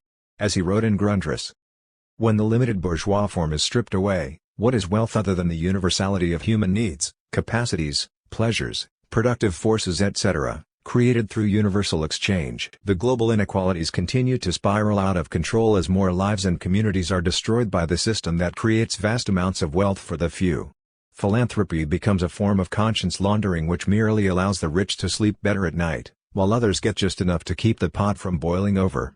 Nearly every time someone feels better by doing good, on the other side of the world, or street, someone else is further locked into a system that will not allow the true flourishing of his or her nature or the opportunity to live a joyful and fulfilled life. Then the concordance of Buffett's aims with those of both Sen and Marx is striking, as is the sad history of a bourgeois reformism that never solves social problems, but just moves them around. The work of this powerful and rapidly growing charitable industrial complex has been corroded by the application of ever tighter principles of capitalist economic rationality. The value of philanthropy is judged, notes Buffett, as if return on investment were the only measure of success. The application of principles of microfinance to an informal sector reconceptualized as micro-enterprises endowed with private property rights may sound economically rational. But, asks Buffett, what is this really about? People will certainly learn to integrate into our system of debt and repayment with interest. People will rise above making $2 a day to enter our world of goods and services so they can buy more. But doesn't all this just feed the beast? Indeed it does. And it does so at an opportune moment when the realization of capital is threatened by flagging effective demand elsewhere and in a way where the practices of accumulation by dispossession through debt encumbrancy and debt peonage, and less legal predatory practices, provide a lucrative supplement to boost the overall rates of return on capital. Sadly, Buffett here hits the wall of his own conditions of repressive tolerance. "I'm really not calling for an end to capitalism," he weakly concludes, "I'm calling for humanism." But the practices he is criticizing are exactly what capitalist humanism is all about. The only answer, which lies well beyond the bounds of the contemporary version of repressive tolerance, is a revolutionary humanism that confronts the capitalist beast that feeds very well thanks to the freedom it has to dominate others with its left hand as it seeks to minister to them with its right. Marx not only took on the partisan ways in which bourgeois conceptions of liberty and freedom were deployed against the interests of the common people. He probed further into the very depths of what true wealth might mean in a genuinely free society. As he wrote in Grundrisse, "When the limited bourgeois form is stripped away, what is wealth other than the universality of human needs, capacities, pleasures, productive forces etc., created through universal exchange?" Marx thought he found the answer in the writings of Rousseau. He who dares to undertake the making of a people's institutions ought to feel capable, so to speak, of changing human nature, of transforming each individual, who is by himself a complete and solitary whole, into part of a great whole from which in a manner he receives his life and being, of altering man's constitution for the purpose of strengthening it, and of substituting a partial and moral existence for the physical existence nature has conferred on us all. He must, in a word, take away from man his own resources and give him instead new ones alien to him, and incapable of being made use of without the help of other men. 13. In other words, a fully socialized individual acquires a different political subjectivity, a different conception of what freedom means, from that of the isolated individual. While this answer in itself is far too glib to bear the historical weight that it would have to bear, it does point to a fertile direction for inquiry. Is human freedom for all better defended by a regime of exclusionary individual private property rights or by common rights collectively managed by associated individuals?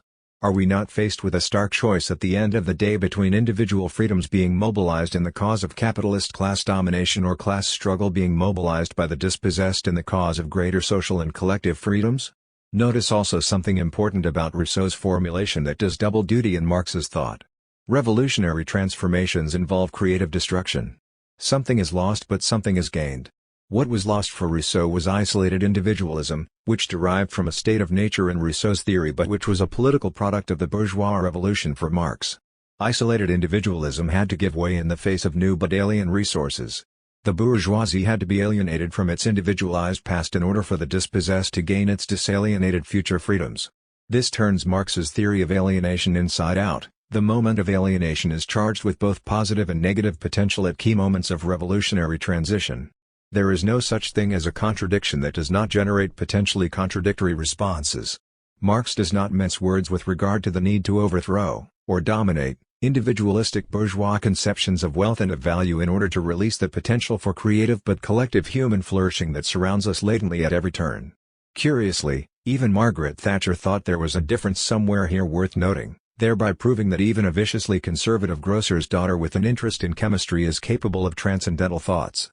"It is not the creation of wealth that is wrong," she said, though I doubt she explicitly had Marx's conception of wealth as the full realization of all individual human capacities and powers in mind, but the love of money for its own sake. The world of true freedom is thoroughly unpredictable. Once the shackles on human flourishing have been removed, Eagleton remarks, it is far harder to say what will happen. For men and women are then a lot more free to behave as they wish within the confines of their responsibility for one another. If they are able to spend more of their time in what we now call leisure activities rather than hard at work, their behavior becomes even harder to predict. I say what we now call leisure because if we really did use the resources accumulated by capitalism to release large numbers of people from work, then we would not call what they did instead leisure. Full advantage could then be taken of automation and artificial intelligence to actually release rather than imprison people in meaningless labors. For Marx, says Eagleton, socialism is the point where we begin collectively to determine our own destinies. It is democracy taken with full seriousness rather than democracy as, for the most part, a political charade. And the fact that people are more free means that it will be harder to say what they will be doing at 5 o'clock on Wednesday. 14 But that does not imply there will then be no need for self-discipline, commitment and dedication to those complex tasks we might freely choose to undertake for our own satisfaction as well as for the well-being of others. Freedom attaches, as Aristotle long ago understood, to the good life, and the good life is an active life dedicated like all of nature to the perpetual search for novelty. An unalienated version of the dialectic between freedom and domination is possible in the quest for individuals, always in association with others, to reach the summit of their potentialities and powers. But that search for unalienated relations cannot proceed without the prior experience of alienation and its contradictory possibilities. Part 3. The dangerous contradictions. The moving contradictions evolve differentially and provide much of the dynamic force behind capital's historical and geographical evolution. In some instances their movement tends to be progressive, though never without reverses here and setbacks there. Technological change has by and large been cumulative, as has the geographical production of space, though in both instances there are strong countercurrents and reversals. Viable technologies get left behind and fade away. Spaces and places that were once vigorous centers of capitalist activity become ghost towns or shrinking cities. In other instances the movement is more like a pendulum, as between monopoly and competition or the balance between poverty and wealth. And elsewhere, as in the case of freedom and domination, the movement is more chaotic and random, depending upon the ebb and flow of political forces in struggle with one another, while in still other instances, such as the complex field of social reproduction, the intersections between the historical evolution of capitalism and the specific requirements of capital are so indeterminate and intermingled as to make the direction and strength of movement episodic and rarely consistent. The advances, for such they are, in the rights of women, of the handicapped, of sexual minorities, the LGBT social group, as well as of religious groupings that have strict codes on various facets of social reproduction, such as marriage, family, child-rearing practices and the like, make it hard to calculate exactly how capital and capitalism are or are not working with or against each other in terms of foundational contradictions. And if this is true of the contradictions of social reproduction, it is even more so in the complex case of domination and freedom. The patterning of the moving contradictions provides much of the energy and much of the innovative zest in the coevolution of both capital and capitalism and opens a wealth, and I use that word advisedly as meaning a potential flourishing of human capabilities rather than of mere possessions, of possibilities for new initiatives. These are the contradictions and spaces in which hope for a better society is latent and from which alternative architectures and constructions might emerge. As in the case of foundational contradictions, the moving contradictions intersect, interact and run interference with each other in intriguing ways within the totality of what capital is about. The production of space and the dynamics of uneven geographical development have been strongly impacted by technological changes in both organizational forms, for example, of state apparatuses and territorial forms of organization, and technologies of transportation and the production of space. It is within the field of uneven geographical development that differentiations in social reproduction and in the balance between freedom and domination flourish to the point where they in themselves become part of the production of space and of uneven development. The creation of heterotopic spaces, where radically different forms of production, social organization and political power might flourish for a while, implies a terrain of anti-capitalist possibility that is perpetually opening and shutting down. It is here too that questions of monopoly and centralization of power versus decentralization and competition play out to influence technological and organizational dynamism and to animate geopolitical competition for economic advantage. And it goes without saying that the balance between poverty and wealth is constantly being modified by interterritorial competition, migratory streams and competitive innovations regarding labor productivities and the creation of new product lines. It is within the framework of these interactive and dynamic contradictions that multiple alternative political projects are to be found. Many of these are constituted as distinctive responses of capital to its own contradictions and are therefore primarily directed to facilitate the reproduction of capital under conditions of perpetual risk and uncertainty if not outright crises. But even in these instances there lie innumerable possibilities for the insertion of initiatives that so modify the functioning of capital as to open perspectives on what an anti-capitalist alternative might look like. I believe, as did Marx, that the future is already largely present in the world around us and that political innovation, like technological innovation, is a matter of putting existing but hitherto isolated and separated political possibilities together in a different way. Uneven geographical developments cannot but generate spaces of hope and heterotopic situations where new modes of cooperation might flourish, at least for a while, before they get reabsorbed into the dominant practices of capital. New technologies, like the Internet, open up new spaces of potential freedom from domination that can advance the cause of democratic governance. Initiatives in the field of social reproduction can produce new political subjects desirous of revolutionizing and humanizing social relations more generally and cultivating a more aesthetically satisfying and sensitive approach to our metabolic relation to nature.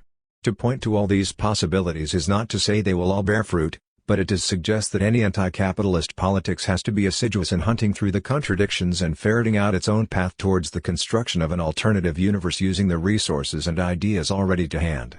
This then brings us to the dangerous, if not potentially fatal, contradictions. Marx is famously supposed to have said that capital would ultimately collapse under the weight of its own internal contradictions. I cannot actually find where Marx said this, and from my own reading of him I think it extremely unlikely that he would ever have said such a thing. It presupposes a mechanical breakdown of the economic engine of capitalism that will occur without any human agent throwing sand in the machine or militantly setting about halting its progress and replacing it. Marx's position, and I broadly follow him in this, against certain currents in the Marxist/communist tradition, as well as against the grain of the views his many critics typically attribute to him, is that capital can probably continue to function indefinitely but in a manner that will provoke progressive degradation on the land and mass impoverishment, dramatically increasing social class inequality, along with dehumanization of most of humanity, which will be held down by an increasingly repressive and autocratic denial of the potential for individual human flourishing. In other words, an intensification of the totalitarian police state surveillance and militarized control system and the totalitarian democracy we are now largely experiencing. The resultant unbearable denial of the free development of human creative capacities and powers amounts to throwing away the cornucopia of possibilities that capital had bequeathed us and squandering the real wealth of human possibilities in the name of perpetual augmentation of monetary wealth and the satiation of narrow economic class interests.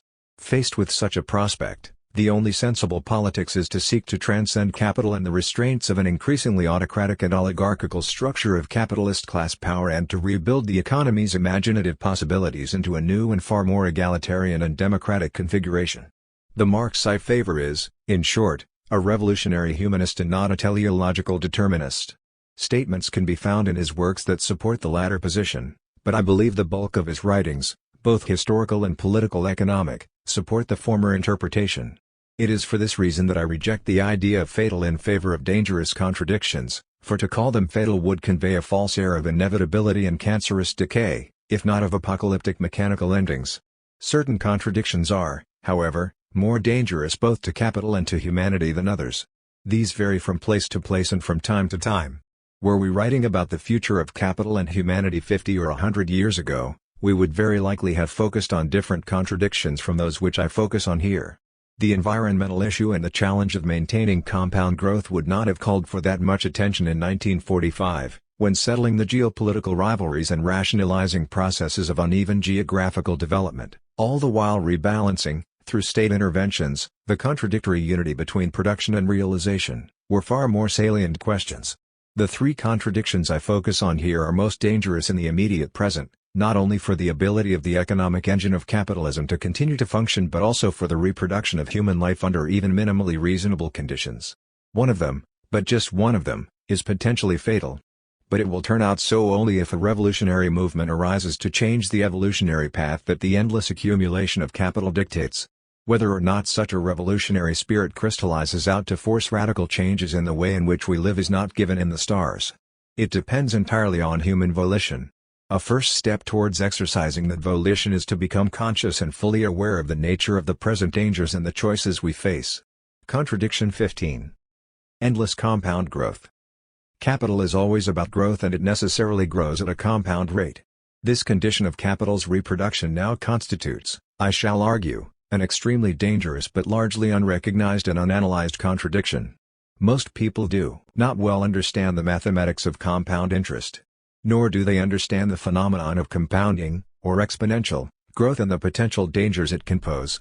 Even the dismal science of conventional economics, as Michael Hudson shows in a recent trenchant commentary, has failed to recognize the significance of compounding interest on rising indebtedness. The result has been to obscure a key part of the explanation for the financial disruptions that shook the world in 2008. So is perpetual compounding growth possible? In recent times there has been a flurry of worry among some economists that faith in the long-held supposition of perpetual growth might be misplaced. Robert Gordon, for example, has suggested in a recent paper that the economic growth experienced over the last 250 years could well be a unique episode in human history rather than a guarantee of endless future advance at the same rate.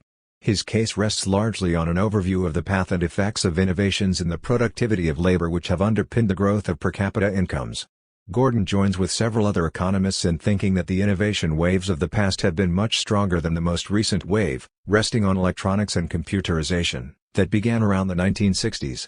This last wave has been weaker in its effects than generally supposed, he argues, and is in any case now largely exhausted, reaching its apogee in the dot-com bubble of the 1990s.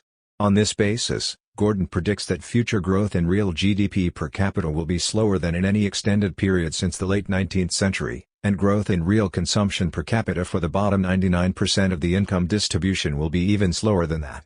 The inherent weakness of the last wave of innovations is aggravated in the case of the USA by a number of headwinds that include rising social inequality, problems deriving from the rising cost and declining quality of education, the impacts of globalization, environmental regulation, demographic conditions, the aging of the population, rising tax burdens and an overhang of consumer and government debt. But even in the absence of these headwinds, Gordon argues, the future would still be one of relative stagnation compared to the last 200 years. A component of one of the headwinds, government debt, has, at the time of writing, become a political football in the USA, with many echoes elsewhere. It has been the focus of strident and exaggerated arguments and claims in the media and in Congress. The supposedly huge and monstrous burden debt will place on future generations is again and again invoked to promote draconian cutbacks in state expenditures and the social wage, as usual, of course, to the benefit of the oligarchy. In Europe the same argument is used to justify imposing ruinous austerity on whole countries, like Greece, though it does not take too much imagination to see how this might also be for the benefit of the richer countries like Germany and the affluent bondholders more generally. In Europe democratically elected governments in Greece and Italy were peacefully overthrown and for a while replaced by technocrats who had the confidence of the bond markets. All of this has made it particularly hard to get a clear-eyed view of the relation between the compounding of debt obligations, the exponential growth of capital accumulation and the dangers they pose. Gordon's concern, it should be noted, was primarily with per capita GDP. This looks rather different from aggregate GDP. Both measures are sensitive to demographic conditions but in very different ways. A casual inspection of the available historical data on total GDP suggests that while there has always been a loose relation between wealth and debt accumulation throughout the history of capital, The accumulation of wealth since the 1970s has been far more tightly associated with the accumulation of public, corporate and private debt. The suspicion lurks that an accumulation of debts is now a precondition for the further accumulation of capital. If this is the case, then it produces the curious result that the strenuous attempts on the part of the right-wing Republicans and analogous groups in Europe, such as the German government, to reduce if not eliminate indebtedness are mounting a far graver threat to the future of capital than the working-class movement has ever posed. Compounding is, in essence, very simple. I place $100 in a savings account that pays 5% annual interest. At the end of the year I have $105, which at a constant rate of interest becomes $110.25 the year after. The figures are greater if the compounding occurs monthly or daily. The difference between this sum at the end of the second year and an arithmetic rate of interest without compounding is very small, just 25 cents. The difference is so small it is hardly worth bothering with. For this reason it easily escapes notice. But after 30 years of compounding at 5% I have $432.19 as opposed to the $250 I would have if I was accumulating at a 5% arithmetic rate. After 60 years I have $1,867 as compared to $400 and after 100 years I have $13,150 instead of $600. Notice something about these figures. The compound interest curve rises very slowly for quite a while. See figures 1 and 2, and then starts to accelerate and by the end of the curve it becomes what mathematicians refer to as a singularity, it sails off into infinity. Anyone with a mortgage experiences this in reverse. For the first 20 years of a 30-year mortgage the principal still owed declines very slowly. The decline then accelerates and over the last 2 or 3 years the principal diminishes very rapidly. There are a number of classic anecdotes to illustrate this quality of compounding interest and exponential growth. An Indian king wished to reward the inventor of the game of chess. The inventor asked for 1 grain of rice on the first square of the chessboard and that the amount be doubled from one square to the next until all the squares were covered. The king readily agreed, since it seemed a small price to pay. The trouble was that by the time it came to the 21st square more than 1,000,000 grains were required and after the 41st square, which required more than 1,000,000,000,000 grains, there simply was not enough rice in the world to cover the remaining squares. One version of the story has the king so angry at being tricked that he had the inventor beheaded. This version of the story is salutary. It illustrates the tricky character of compounding interest and shows how easy it is to underestimate its hidden power. In the later stages of compounding the acceleration takes one by surprise. Figure 1 Compound interest versus simple interest. Figure 2 A typical's curve. An example of the dangers of compound interest is illustrated by the case of Peter Thelison, a wealthy Swiss merchant banker living in London, who set up a trust fund of £600,000 that could not be touched for 100 years after he died in 1797. Yielding 7.5% at a compound rate, the fund would have been worth £19 million, far in excess of the British national debt, by 1897, when the money could be distributed to his fortunate descendants. Even at 4%, the government of the time calculated that the legacy would be equivalent to the entire public debt by 1897. The compounding of interest would produce immense financial power in private hands. To prevent this, a bill was passed in 1800 limiting trusts to 21 years. Thelison's will was contested by his immediate heirs. When the case was finally decided in 1859, after many years of active litigation, it turned out that the entire legacy had been absorbed by legal costs. This was the basis for the celebrated case of Jarndyce versus Jarndyce in Charles Dickens's novel Bleak House. 3. The end of the 18th century saw a flurry of excited commentary about the power of compound interest. In 1772 the mathematician Richard Price, in a tract that later drew Marx's amused attention, wrote, "Money-bearing compound interest increases at first slowly. But, the rate of increase being continuously accelerated, it becomes in some time so rapid, as to mock all the powers of the imagination. 1 penny, put out at our Saviour's birth to 5% compound interest, would, before this time, have increased to a greater sum, than would be contained in 150 millions of earths, all solid gold. But if put out to simple interest, it would, in the same time, have amounted to no more than 7 shillings and 4 halfpenny. 4 Notice once more the element of surprise at how compound growth can produce results that mock all the powers of the imagination. Are we too about to be shocked at what compounding growth can lead to? Interestingly, Price's main point, in contrast to the current crop of alarmists, was how easy it would be to retire the existing national debt, as the Thelison example also showed, by putting the powers of compound interest to work. Angus Maddison has painstakingly attempted to calculate the rate of growth in total global economic output over several centuries. Obviously, the further back he goes, the shakier the data. Significantly, the data before 1700 increasingly relies on using population estimates as a surrogate for total economic output. But even in our own times there are good reasons to challenge the raw data, because it includes a number of gross national bads, such as the economic consequences of traffic accidents and hurricanes. There has been significant agitation by some economists to change the basis of national accounting on the grounds that many of the measures are misleading. But if we stick with Maddison's findings, then capital has been growing at a compound rate since 1820 or so of 2.25%.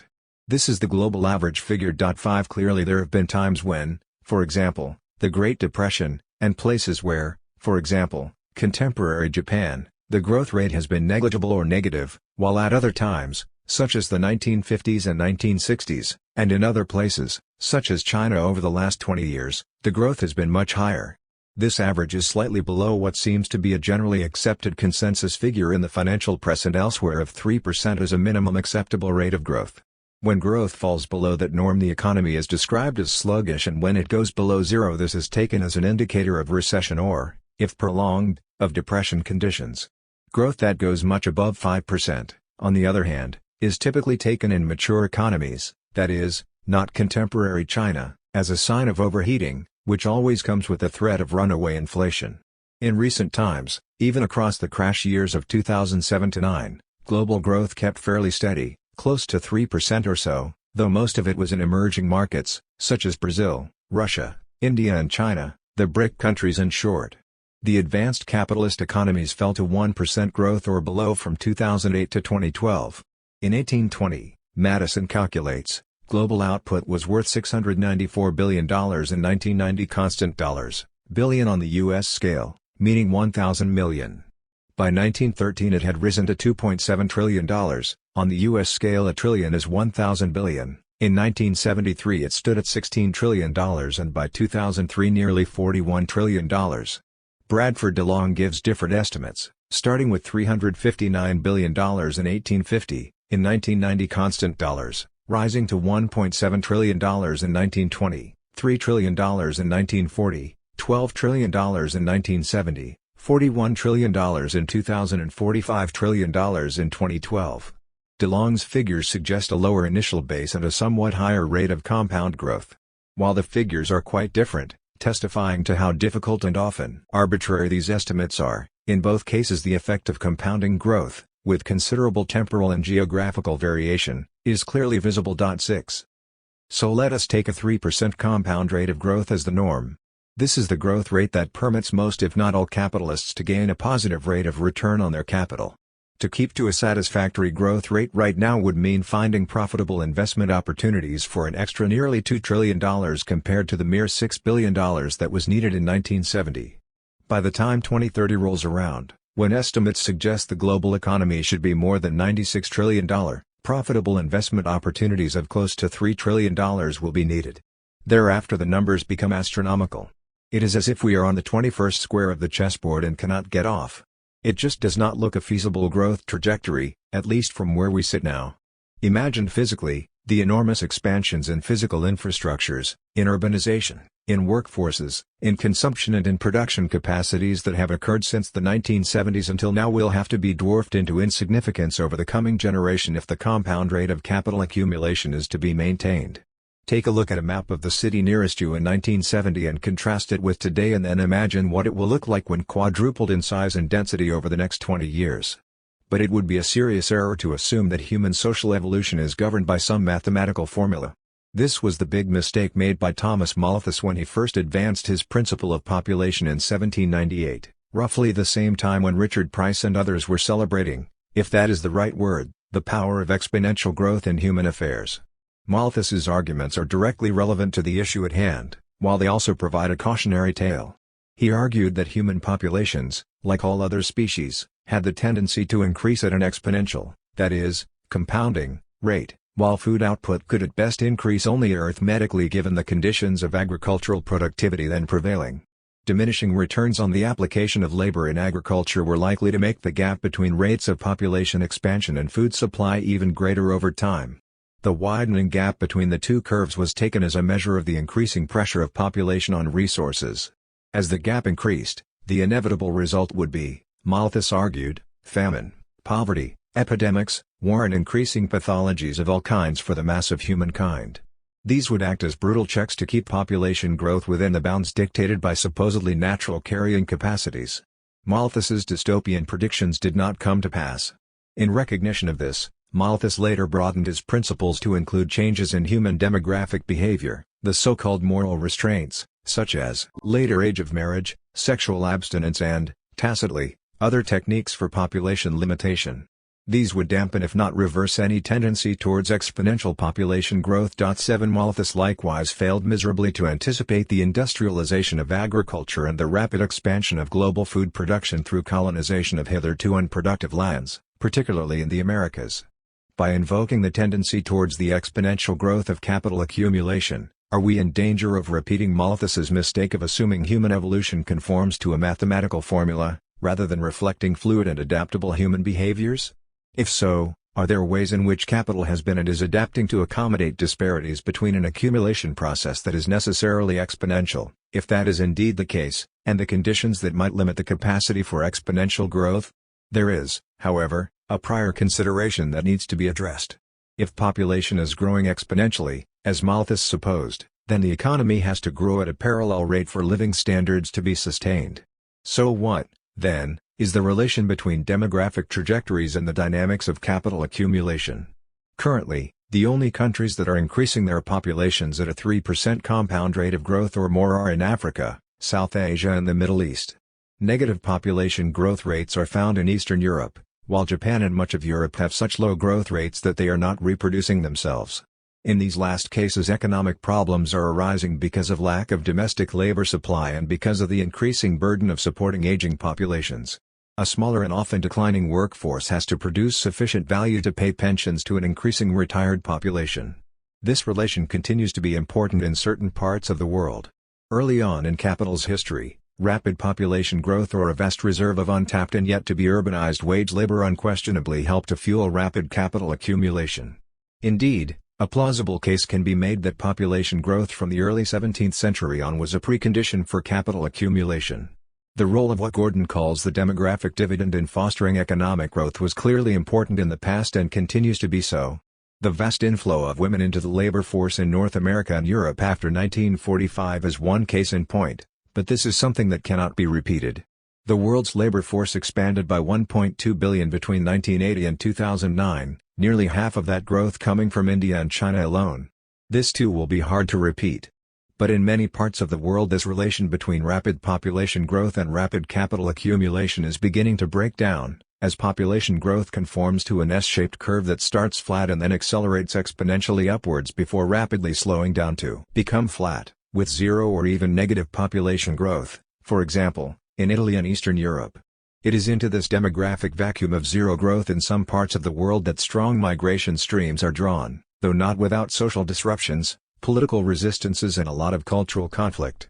While population projections even in the medium term are a particularly tricky proposition, and the projections change rapidly from year to year, the hope is that the global population will stabilize during this century and peak at no more than 12 billion or so, perhaps as low as 10 billion, by the end of the century and thereafter achieve a steady state of zero growth. Clearly this is an important issue in relation to the dynamics of capital accumulation.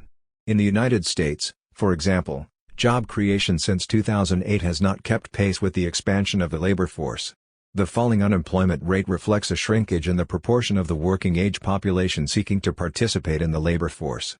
But whatever happens, it is pretty clear that capital accumulation in the long-term future can rely less and less upon demographic growth to sustain or impel its compound growth, and that the dynamics of production, consumption and realization of capital will have to adjust to these new demographic circumstances. When this might happen is hard to say, but most estimates suggest that the vast increase in the global wage labor force that occurred after 1980 or so will be hard to replicate once it exhausts itself after 2030 or so. In a way this is just as well, given that, as we have seen, technological change is tending to produce larger and larger redundant and even disposable populations among the less skilled. 8 The gap between too few high-skill workers and a massive reserve of unemployed and increasingly unemployable medium and low-skill workers appears to be widening, while the definition of skills is evolving rapidly. So would it be possible for capital accumulation to move beyond the exponentials it has exhibited over the past 2 centuries onto a similar S-shaped trajectory as has occurred in the demographics of many countries, culminating in a zero-growth, steady-state capitalist economy? The answer to this prospect is a resounding no, and it is vital to understand why. The simplest reason is that capital is about profit-seeking. For all capitalists to realize a positive profit requires the existence of more value at the end of the day than there was at the beginning. That means an expansion of the total output of social labor. Without that expansion there can be no capital. A zero-growth capitalist economy is a logical and exclusionary contradiction. It simply cannot exist. This is why zero growth defines a condition of crisis for capital. If prolonged, zero growth of the sort that prevailed in much of the world in the 1930s spells the death knell of capitalism. How, then, can capital continue to accumulate and expand in perpetuity at a compound rate? How can it do so when it seems to entail a doubling if not tripling in the size of the astonishing physical transformations that have been wrought across planet Earth over the last 40 years? The dramatic industrialization and urbanization of China over those years is a foretaste of what would have to be accomplished to keep capital accumulation going in the future. For much of the last century large parts of the world were attempting to mimic the growth path of the United States. In the coming century most of the world would have to mimic the growth path of China, with all its ghastly environmental consequences, which would be impossible for the United States and Europe and unthinkable almost everywhere else, apart from, say, Turkey, Iran and some parts of Africa. Throughout these last 40 years, it is worth remembering also that there have been multiple traumatic crises, usually localized, cascading around the world, from Southeast Asia and Russia in 1998 through Argentina in 2001 to the almighty global financial crash of 2008 that shook the world of capital to its very roots. But it is here that the cautionary tale of Malthus's mistaken dystopian vision ought to give us pause. We need to ask, in what ways can capital accumulation change its spots to adapt to what appears a critical situation in order to reproduce itself? There are, in fact, a number of key adaptations that are already occurring. Can the difficulties be staved off, and if so can they do so indefinitely? What behavioral adaptations, akin to Malthus's moral restraints, though the term moral will hardly end up being appropriate, might reshape the accumulation dynamic while preserving its necessary essence of compounding growth? There is one form that capital takes which permits accumulation without limit, and that is the money form. This is so only because the money form is now unchained from any physical limitations such as those imposed by the money commodities, the metallic monies like gold and silver that originally gave physical representation to the immateriality of social labor and which are largely fixed in terms of their global supply. State-issued fiat monies can be created without limit. The expansion of the contemporary money supply is now accomplished by some mix of private activity and state action, via the state finance nexuses constituted by treasury departments and central banks. When the U.S. Federal Reserve engages in quantitative easing, it simply creates as much liquidity and money as it wants at the drop of a hat. Adding a few zeros to the quantity of money in circulation is no problem. The danger, of course, is that the result will be a crisis of inflation. This is not occurring because the Federal Reserve is largely refilling a hole left in the banking system when trust between the private banks broke down and interbank lending, which was leveraged into massive money creation within the banking system, broke down in 2008. The second reason why inflation is not on the horizon is because organized labor has almost zero power, given the disposable surplus labor reserves, in these times to raise wages and thereby influence the price level, though class struggles in China have raised labor costs there marginally. But, plainly, the perpetual accumulation of capital at an exponential rate by way of an exponential creation of money is almost certain to end in disaster unless accompanied by other adaptations. Let's go through a number of these before deciding whether they add up to what a sustainable future for the reproduction of capital might look like under conditions of perpetual compound growth. Capital is not only about the production and circulation of value. It is also about the destruction or devaluation of capital. A certain proportion of capital is destroyed in the normal course of capital circulation as new and cheaper machinery and fixed capital become available. Major crises are often characterized by creative destruction, which means mass devaluations of commodities, of hitherto productive plant and equipment, of money and of labor. There is always a certain amount of devaluation going on as new plants drive out old before their lifetime is over, as more expensive items are replaced by cheaper items because of technological changes. The rapid deindustrialization of older industrial districts in the 1970s and 1980s in North America and Europe is an obvious example. In times of crisis, of war or of natural disasters, the devaluation can be massive. In the 1930s and the Second World War, losses were considerable. Estimates from the IMF suggested that the net losses worldwide in the financial crisis year of 2008 added up to close to the value of one whole year's global output of goods and services. But large though these losses were, they did little more than generate a brief pause in the trajectory of compounding growth. In any case, as property values recovered, particularly in the USA and the UK, where they had been hit hard during the crisis, so a lot of asset values were recovered, though, as always, they now lay in the hands of the rich folk, thereby contributing to the massive regressive redistribution of wealth that, in the absence of revolutionary interventions, typically occurs in the course of a crisis. The devaluations would have to be vastly greater and longer lasting than those experienced in 2008, closer, perhaps, to those of the 1930s and 1940s, to really make much of a difference. The problem of the uneven development of devaluation and of geopolitical struggles over who is to bear the cost of devaluation is significant, in part because it frequently relates to the spread of social unrest and political instability. So while devaluation does not work very well as an antidote to compounding growth worldwide, its geographical concentrations do have a significant bearing on the dynamics of anti-capitalist sentiment and struggle. The two lost decades of development throughout most of Latin America produced a political climate of opposition to neoliberalism, though not necessarily to capital, and this has in turn played an important role in protecting the region from the worst impacts of the global crisis of devaluation that broke out in 2008. The differential imposition of losses on, for example, Greece and Southern Europe more generally amounts to a geographical version of the redistributions of wealth occurring between rich and poor. Conversely, privatization of public assets, the creation of new markets and further enclosures of the commons, from land and water to intellectual property rights, have expanded the terrain upon which capital can freely operate. The privatization of water provision, social housing, education and healthcare and even war-making, the creation of carbon trading markets and the patenting of genetic materials have given capital the power of entry into many areas of economic, social and political life that were hitherto closed to it. As an outlet for compounding growth, these additional market opportunities have been significant. But, as with devaluation, I do not believe they constitute enough potential to absorb compounding growth, particularly in the future. They did, I believe, play a significant role in the 1980s and 1990s. Besides, when everything is commodified and monetized, then there is a limit beyond which this process of expansion cannot go.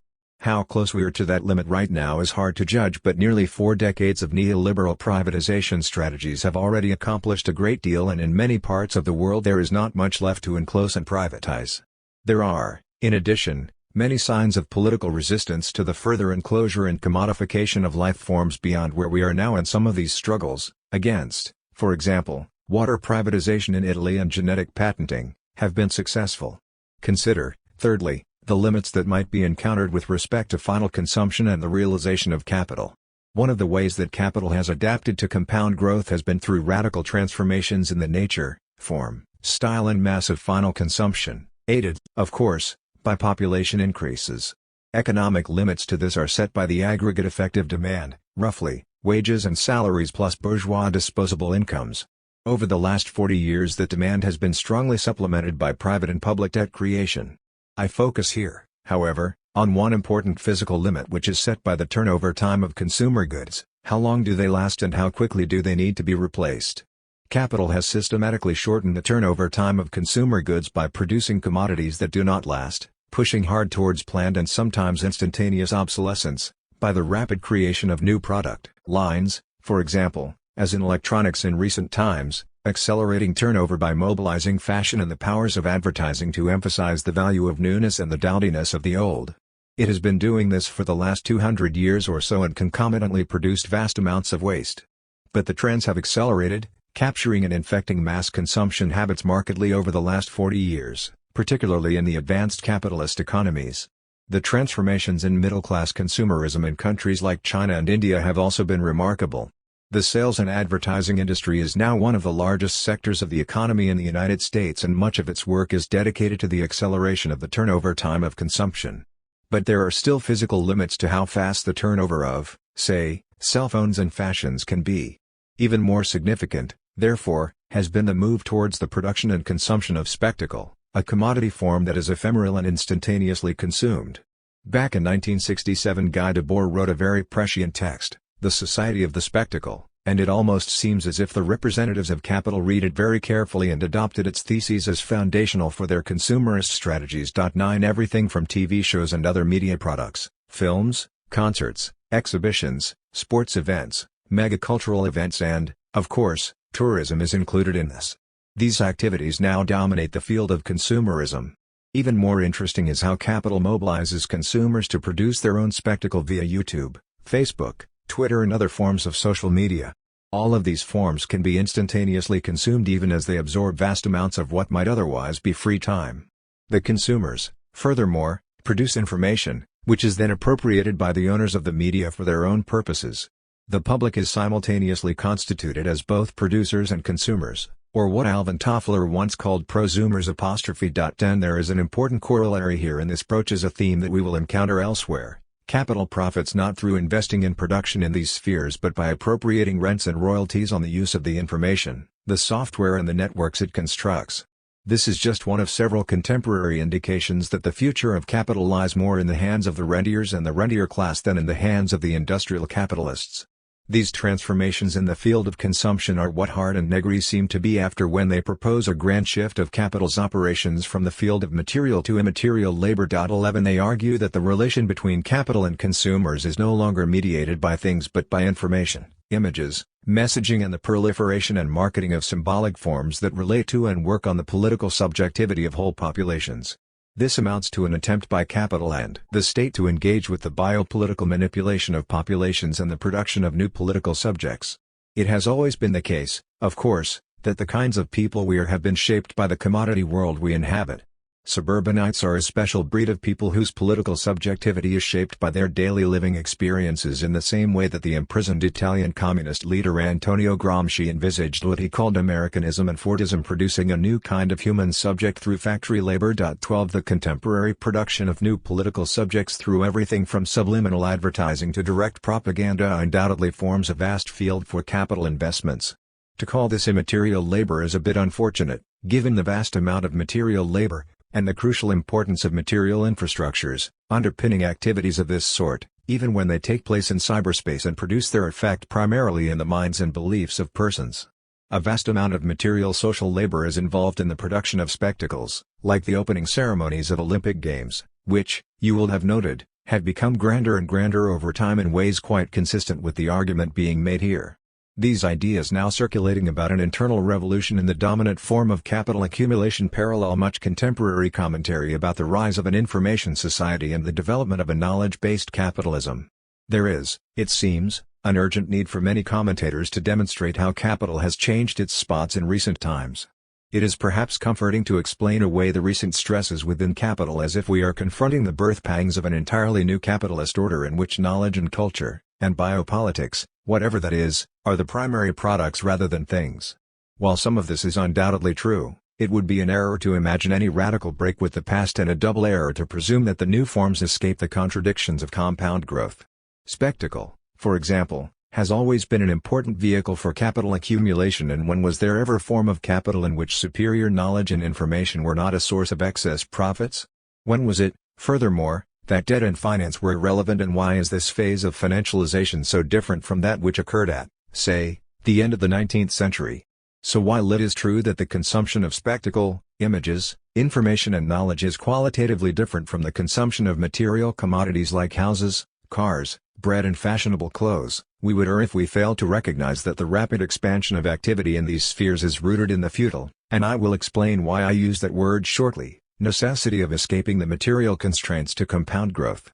All of these alternative forms are captive to capital's struggle to absorb the necessity of its permanent compound growth.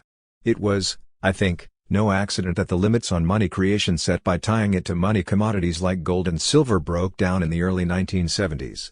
The pressure of exponential expansion on what was in effect a fixed global supply of metal was simply irresistible at that moment in capital's historical development. Since then we have lived in a world where the potential limitlessness of money creation can prevail. Before the 1970s the main avenue for capital was to invest in production of value and of surplus value in the fields of manufacturing, mining, agriculture and urbanization. While a lot of this activity was debt-financed, the general presumption, which was not incorrect, was that the debt would ultimately be recuperated out of the application of social labor to the production of commodities like houses, cars, refrigerators and the like. Even in the case of the long-term financing of infrastructures, such as roads, public works, urbanization, there was a reasonable presumption that the debt would ultimately be paid off out of the increasing productivity of the social labor engaged in production. It could also be reasonably assumed that all of this would generate increasing per capita incomes. The interstate highway system built in the United States during the 3 decades after 1960 had a huge impact upon aggregate labor productivity and paid off handsomely. This was, in Robert Gordon's account, the strongest innovation wave in capital's history. 13. There have always been significant circuits of what can be called fictitious capital - investments in mortgages, public debt, urban and national infrastructures and the like. From time to time these flows of fictitious capital got out of hand to form speculative bubbles that ultimately burst to form serious financial and commercial crises. The legendary railway booms and busts of the 19th century, as well as the land and property market boom in the United States in the 1920s, were past examples. In promoting these speculative activities, financiers frequently came up with contorted, innovative, and often shady, ways to assemble and channel fictitious capitals so as to realize short-term gains. Hedge funds, for example, have long existed, even when the long-term investments went bad. All sorts of crazy financial schemes flourished as well, which led Marx to speak of the credit system as the mother of all insane forms, while characterizing Émile Pereire, a leading banker in Second Empire France, as having the charming character of swindler and prophet. 14 This is not a bad description of the masters of the universe on Wall Street, men like Lloyd Blankfein, CEO of Goldman Sachs, who claimed they were only doing God's business when being criticized by a congressional committee for not doing the people's business properly. The liberation of money creation from its money commodity restraints in the early 1970s happened at a time when profitability prospects in productive activities were particularly low and when capital began to experience the impact of an inflection point in the trajectory of exponential growth. Where was all the surplus money to go? Part of the answer lay in lending it out as government debt to developing countries, a very particular form of fictitious capital circulation, because, as Walter Wriston famously put it, countries don't disappear. You always know where to find them. But states are not geared up to being productive enterprises. The consequence a few years later was a grumbling third world debt crisis that stretched from 1982 well on into the early 1990s. It is important to note that this crisis was finally taken care of by exchanging actual debt obligations that might never be repaid for so-called Brady bonds backed by the IMF and the U.S. Treasury that would be repaid. The lending institutions, with a few exceptions, decided to take the money they could get rather than hold out for the full amount on the never-never. The bondholders in this case took a haircut, usually between 30 and 50%, on the fictitious capital they had circulated. 15. The other path was to invest the surplus capital not in production but in the purchase of assets, including debt claims. An asset is simply a capitalized property title and its value is set in anticipation of either some future stream of revenue or some future state of scarcity, for example, of gold or of Picassos. The result of investment flows into these fields was a general rise in asset values, everything from land and property, and natural resources, oil in particular of course, to urban debt and the art market. This was paralleled by the creation of wholly new asset markets within the financial system itself, currency futures, credit default swaps, CDOs and a whole range of other financial instruments that were supposed to spread risk but which in fact heightened risks in a way that made the volatility of short-term trading a field for smart speculative gains. This was fictitious capital feeding off and generating even more fictitious capital without any concern for the social value basis of the trading. This disconnection could flourish precisely because the representation of value, money, became increasingly distant from the value of social labor it was supposed to represent. The problem was not the circulation of fictitious capital, that had always been important to the history of capital accumulation, but that the new channels down which fictitious capitals were moving constituted a labyrinth of countervailing claims that were almost impossible to value except by way of some mix of future expectations, beliefs and outright crazy short-term betting in unregulated markets with no prospect of any long-term payoff. This was the famous Enron story, which was repeated in the collapse of Lehman and the global financial system in 2008. Much of the compound growth realized until the financial crash of 2008 was achieved by way of speculative gains out of successive asset bubbles, the dot-com boom and bust of the 1990s followed by the property market boom and bust of the 2000s in the USA. This speculative froth concealed, however, some very important real transitions occurring in investment behaviors after the 1970s. Some of the assets being purchased, land and property, natural resources, were secure and grounded and could be held for long-term gain. This made the booms and the busts particularly helpful to long-term investors, who could purchase assets at fire sale prices in the wake of a crash with the prospects of making a long-term killing. This is what many of the banks and foreign investors did during the Southeast Asian crisis of 1997-08, and what investors are now doing as they buy up masses of cheap foreclosed housing in, for example, California to rent out until the property market revives. This is what the hedge funds do, though under very different conditions, when they short sell in fictitious capital markets. But what this means is that more and more capital is being invested in search of rents, interest and royalties rather than in productive activity. This trend towards a rentier form of capital is reinforced by the immense extractive power that increasingly attaches to rents on intellectual property rights to genetic materials, seeds, licensed practices and the like. Small wonder that the U.S. government has fought so fiercely through international institutions to protect and forcibly impose an intellectual property rights regime on others, by way of the so-called TRIPS agreement within the framework of the World Trade Organization. But is all this really sufficient to absorb compound growth? Theories that rest on a wholesale shift to immaterial production sell a dangerous illusion that endless compound growth can be accommodated without any serious material difficulties. Increasing quantities of capital now circulate in fictitious form, and the creation of electronic monies is in principle limitless. It is just numbers on a screen. So there is no barrier to limitless growth there. The economy of spectacle and of knowledge production as a form of realization of capital plainly reduces the rate of expansion of demand for material goods and resources. But the extensive physical infrastructures required, along with the need to generate more and more energy in usable form, militate against the idea that production can ever become immaterial. If consumption is limited to this immaterial form, then money power cannot be released to low-income populations, who require basic material goods in order to live. It has to be concentrated within a relatively small fraction of the population able to consume in this fictitious way. A repressive oligarchy would likely be the only political form that capital could assume. This is where emerging markets, of the sort that flourished in the wake of the financial crash of 2008, have a distinctive advantage. The markets that form consequent upon rising output and incomes in middle-income countries focus far more on tangible wants and needs of an expanding population. The turn towards immaterial production and spectacle is, as Andre Gorce long ago remarked, more like a last gasp of capital rather than the opening of a new horizon for endless accumulation. So where does this leave us, faced with the necessity of compound economic growth forever without any clear material basis to support that growth? There are, as we have seen, various adjustments underway, but the more closely these are examined the more they appear as symptoms of the underlying problem rather than as signs of or paths towards long-term solutions. Of course, capital can construct an economy, and to some degree has already done so, based on a fetish world of fantasy and imagination built upon pyramiding fictions that cannot last. One final Ponzi scheme to eclipse all others is a possible scenario. Ironically, the innovations that are available to us in these times are most easily applied to increase rather than dampen speculative activity, as the case of nano-trading on the stock exchange illustrates.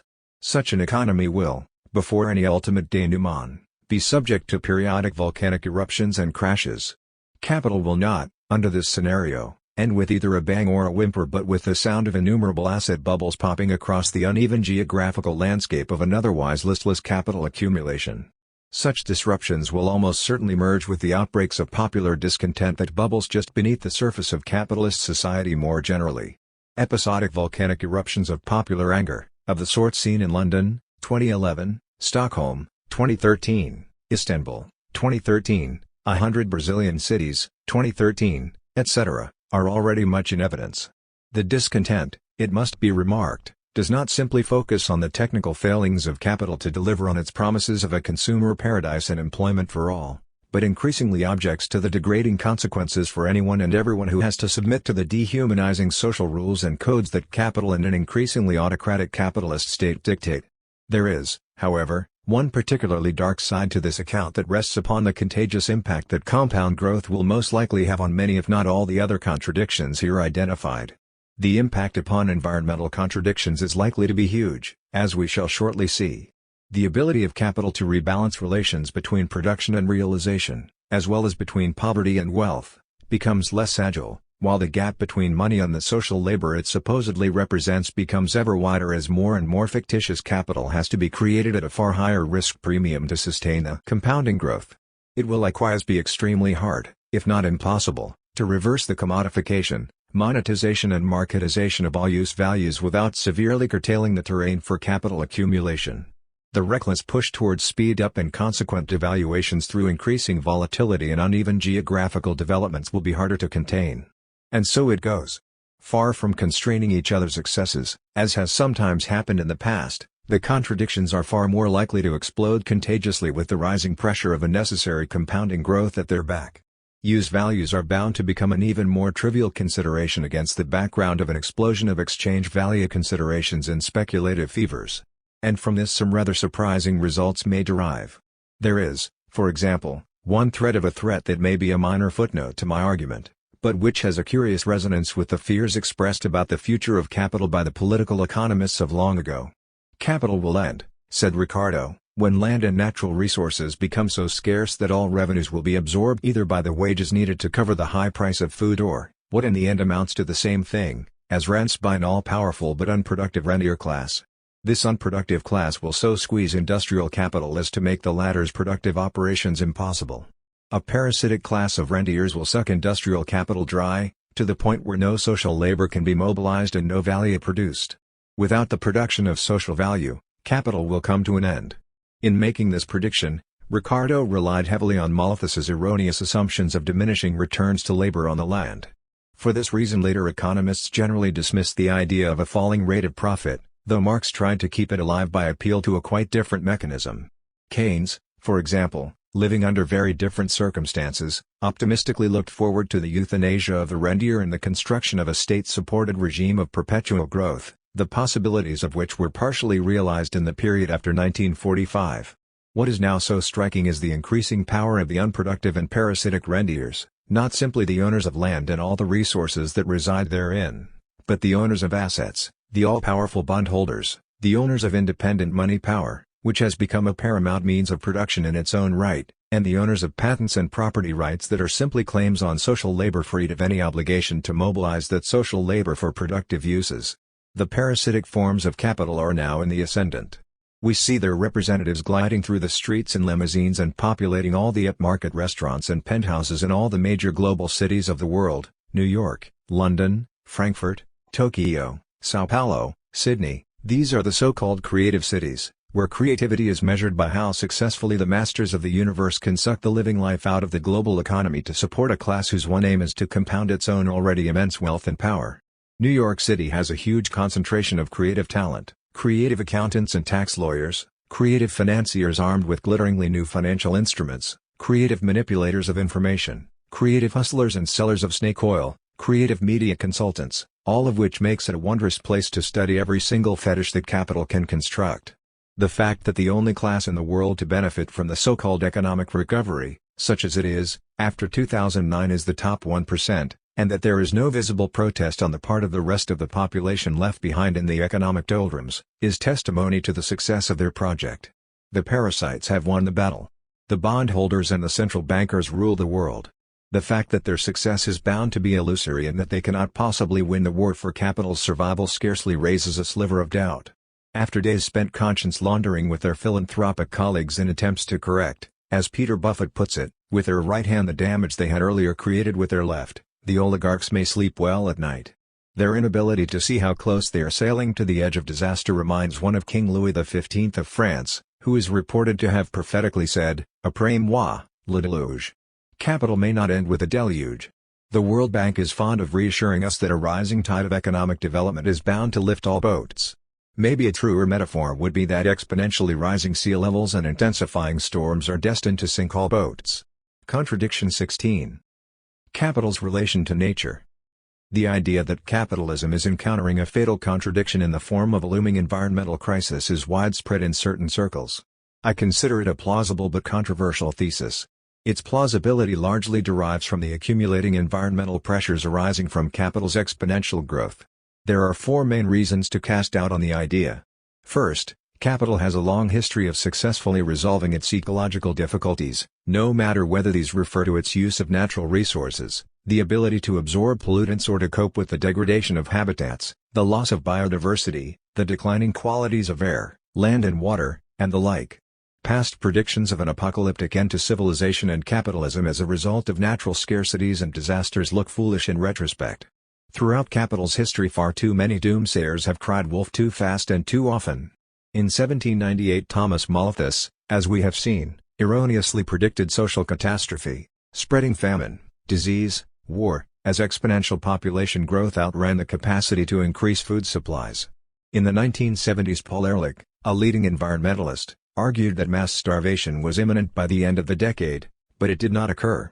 He also bet the economist Julian Simon that the price of natural resources would soon dramatically increase because of natural scarcities. He lost the bet. One because such predictions, and there have been many of them, turned out wrong in the past does not guarantee, of course, that a catastrophe is not in the making this time.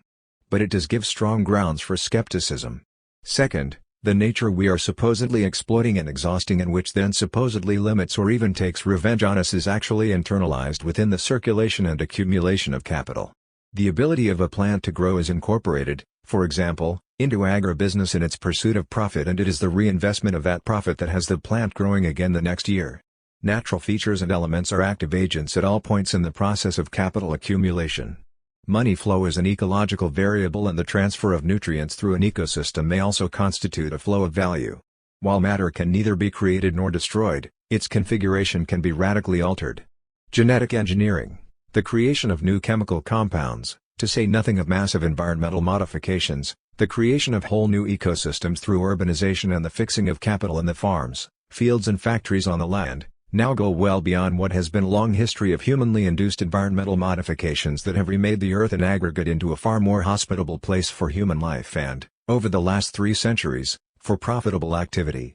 Many organisms actively produce a nature conducive to their own reproduction, and humans are no exception. Capital, as a specific form of human activity, does the same, but increasingly in the name of capital and not of humanity. The domination of nature thesis that has broadly held sway both in scientific writings and in the popular imagination since the Enlightenment, from the writings of Descartes onwards, has no place in this conceptual scheme. This poses some problems for thinking through the capital-nature relation.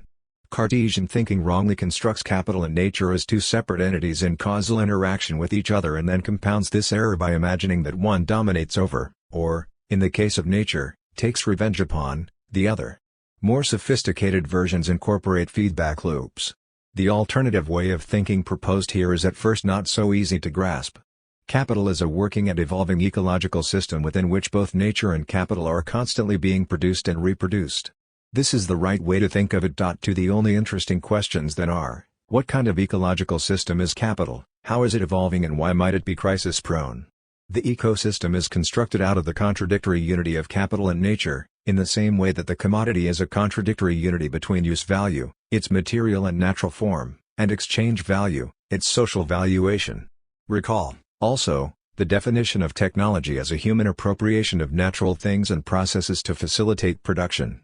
The nature that results is something that is not only evolving unpredictably of its own accord, because of the autonomous random mutations and dynamic interactions built into the evolutionary process in general, but actively and constantly being reshaped and re-engineered by the actions of capital.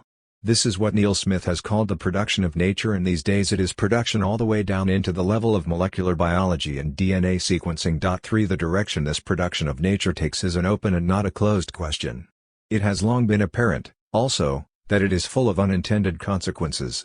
The refrigerators that facilitated the delivery of non-contaminated food supplies to burgeoning urban populations were many years later identified as the source of the chlorofluorocarbons, CFCs, that were destroying the stratospheric ozone layer that protects us from excessive solar radiation. The third main point is that capital has turned environmental issues into big business.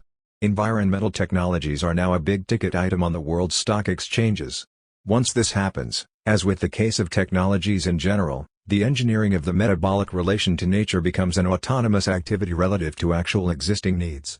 Nature becomes, again in Neil Smith's words, an accumulation strategy.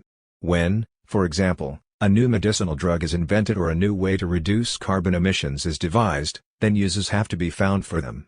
This may entail need creation rather than need satisfaction. A drug like Prozac initially had no disease available for it to address, so one had to be invented, giving rise to the so-called Prozac generation. The same combinatorial evolution as prevails in the case of technological change comes into play. New drugs create side effects that require other drugs to control them, and new environmental technologies create environmental problems that call forth other technologies. For its own profit, capital seeks to capture the dialectics of how we can only change ourselves by changing the world, and vice versa. All ecological and environmental projects are socio-economic projects, and vice versa. Everything then depends on the purpose of the socio-economic and ecological projects, the well-being of people or the rate of profit. In fields like public health and clean water, this dialectic has worked for the benefit of people, sometimes at the expense of profits. Popular support for big business environmentalism has consequently been helpful both to capital and to environmental politics. Some of this politics is, unfortunately, symbolic rather than substantive. This is known as greenwashing, disguising a profit-driven project as a project to enhance human welfare. Al Gore's great gift to the environmental movement as it sought to do something about global warming was to create a new market in carbon trading that has been a grand source of speculative gain for hedge funds but done little to curb total global carbon emissions. The suspicion lurks that this was what it was designed to do all along. New organizational forms developed to conserve fish stocks entail a mode of privatization that privileges large-scale financial and corporate capital at the expense of small-scale fishing. Fourth, and this is perhaps the most uncomfortable thought of all, it may be perfectly possible for capital to continue to circulate and accumulate in the midst of environmental catastrophes. Environmental disasters create abundant opportunities for a disaster capitalism to profit handsomely. Deaths from starvation of exposed and vulnerable populations and massive habitat destruction will not necessarily trouble capital, unless it provokes rebellion and revolution, precisely because much of the world's population has become redundant and disposable anyway. And capital has never shrunk from destroying people in pursuit of profit. This was true of the recent appalling tragedies of fires and building collapses in the textile mills of Bangladesh that have claimed the lives of more than 1,000 workers. Toxic waste disposal is highly concentrated in poor and vulnerable communities. Some of the worst sites in the USA are in Indian reservations, or in impoverished parts of the world. Toxic batteries are taken care of in China in insalubrious conditions and old ships dismantled at considerable human cost on the shores of India and Bangladesh. Deteriorating air quality in northern China is reported to have reduced life expectancy in the population by more than 5 years since 1980. Unfair distributions of environmental damages of this sort may add fuel to an environmental justice movement. But the resultant social protests do not, as of now, constitute any major threat to the survival of capital. The big underlying question is, under what circumstances might these internal difficulties be dangerous, if not fatal, for the reproduction of capital? To answer this question we have to understand more fully how the contradictory unity between capital and nature works. It is helpful here to look at how the 7 foundational contradictions of capital affect matters. Nature is necessarily viewed by capital, and I must stress that it may be and is viewed very differently within capitalism as a whole, as nothing more than a vast store of potential use values, of processes and things, that can be used directly or indirectly, through technologies, in the production and realization of commodity values. Nature is one vast gasoline station, to cite Heidegger, and natural use values are monetized, capitalized, commercialized and exchanged as commodities. Only then can capital's economic rationality be imposed upon the world. Nature is partitioned and divided up as private property rights guaranteed by the state. Private property entails enclosure of nature's commons. While some aspects of nature are hard to enclose, such as the air we breathe and the oceans we fish in, a variety of surrogate ways can be devised, usually with the help of the state, to monetize and make tradable all aspects of the commons of the natural world. State interventions are also often developed to correct for market failures. While these interventions may seem progressive, their effect is to further promote the penetration of market processes and market valuations into all aspects of our life world. This is the case with carbon trading and the growing market in pollution rights and ecological offsets. When the natural commons are privatized, then all things, objects and processes therein are assigned a value, sometimes arbitrarily by bureaucratic fiat, no matter whether any social labor has been expended on them or not. This is how capital creates its own distinctive ecosystem. Private individuals are then free to extract social wealth from their ownership of a commodified nature. They can even capitalize it as monetary wealth. This creates a basis for the formation of a potentially powerful rentier, including landowning class, which regulates access to the store of use values by virtue of its class monopoly power and the rents it extracts from the land. This class owns the nature we need in order to live, and it can threaten the perpetuation of capital by monopolizing all wealth for itself. Ricardo, following Malthus, thought that capital was doomed, as we saw earlier, because profit rates would inevitably fall as rental extractions and food prices rose. The power of rentiers is magnified by the fact that many resources, being found in geographically specific locations, are subject to monopolistic competition and therefore open for the extraction of monopoly rents. Urban land and property markets as well as the world of so-called natural resources are fecund sites for a flourishing rentier class to amass more and more wealth and power. This power of the rentier carries over to that aspect of nature which is internalized within the circulation of capital as technology. Patents and ownership rights have been established at the behest of those producing nature in the form of new technologies. Privately owned genetic materials, for example, seeds, new methods and even new organizational systems are privately licensed out to others in return for a monopoly rent. Intellectual property rights have become a vital field of accumulation over the last few decades. The stranglehold that the rentier class, for example, landlords and owners of mineral, agricultural and intellectual property rights, has over so-called natural assets and resources allows it to create and manipulate scarcities and to speculate on the value of the assets they control. This power has long been in evidence. It is now generally accepted, for example, that almost all famines over the last 200 years have been socially produced and not naturally ordained. Every time rising oil prices provoke a chorus of commentary on the natural limits of peak oil, it is followed by a period of rueful remorse as it is realized that it was the speculators and the oil cartel who together pushed the oil prices up. The land grabs now going on around the world, particularly in Africa, have more to do with escalating competition to monopolize the food chain and resources with an eye to extracting rents than with fear of impending natural limits to food production and mineral extractions. The rising food prices that have sparked so much unrest in recent times, including the revolutions in North Africa, are mostly attributable to the ways the exchange value system is being manipulated for reasons of profitability. Capital's conception of nature as a mere objectified commodity does not pass unchallenged. A perpetual battle ensues between how capital conceptualizes and uses the metabolic relation to nature to construct its own ecosystem and the different concepts of and attitudes towards nature held in civil society and even within the state apparatus.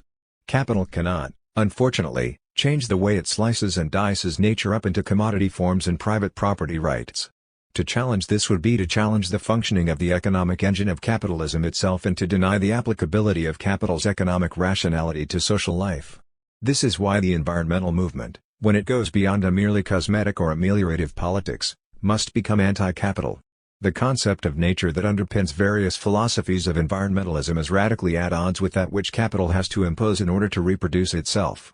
The environmental movement could, in alliance with others, pose a serious threat to the reproduction of capital. But so far environmental politics has not, for a variety of reasons, moved very far in this direction. It often prefers to ignore entirely the ecology that capital is constructing and nibble at issues that are separable from the core dynamics of what capital is about. Contesting a waste dump here or rescuing an endangered species or a valued habitat there is in no way fatal to capital's reproduction. We can now better understand two things. First, how important it is that capital seizes the environmentalist mantle for itself as the legitimate foundation for the big business's environmentalism of the future. In this way it can dominate ecological discourses, define nature in its own, usually monetized, with the help of cost-benefit analysis, terms, and seek to manage the capital-nature contradiction in its own broad class interests. Second, the more dominant the economic engine of capital is within the various social formations that constitute world capitalism, the more the rules of capital's metabolic relation to nature must dominate public discourses, politics and policies. On what grounds, then, might I upgrade this question of capital's changing metabolic relation to nature to a dangerous, if not potentially fatal, contradiction? Capital's successful past negotiation of this difficulty does not guarantee that things will be the same this time around. Successful is here defined, of course, in capital's terms, and those are of sustained profitability. This is an important qualification, because the cumulative negative ecological aspects of capital's past adaptations remain with us, including the legacies of damages inflicted in the past. At each historical step the baseline from which capital's ecosystem functions is very different. Much of the tropical rainforest, for example, is already gone and carbon dioxide concentrations in the atmosphere have been rising for some time. Suburbanization and the suburban lifestyle are expanding, for example, in China of all places. This way of life is deeply embedded in the cultural preferences, the psyches of people and in a physical landscape lubricated by high energy consumption and wasteful use of land, air and water. What is different this time is that we are now at a key inflection point in the exponential growth rate of capitalist activity. This is having an exponential impact upon levels of environmental stress and distress within capital's ecology. To begin with, it puts intense pressure on commodifying, privatizing and incorporating more and more aspects of our life world, even life forms themselves, into the circuits of capital. Even genetic identifications are now claimed as private property. It also leads to an intensification of pressures, most notably in areas such as climate change, loss of habitat diversity and the volatile and stuttering capacity to assure food security and adequate protections against new diseases. There are strong indications, I would argue, of an increasingly cancerous spread and degradation in the qualities of capital's ecosystem.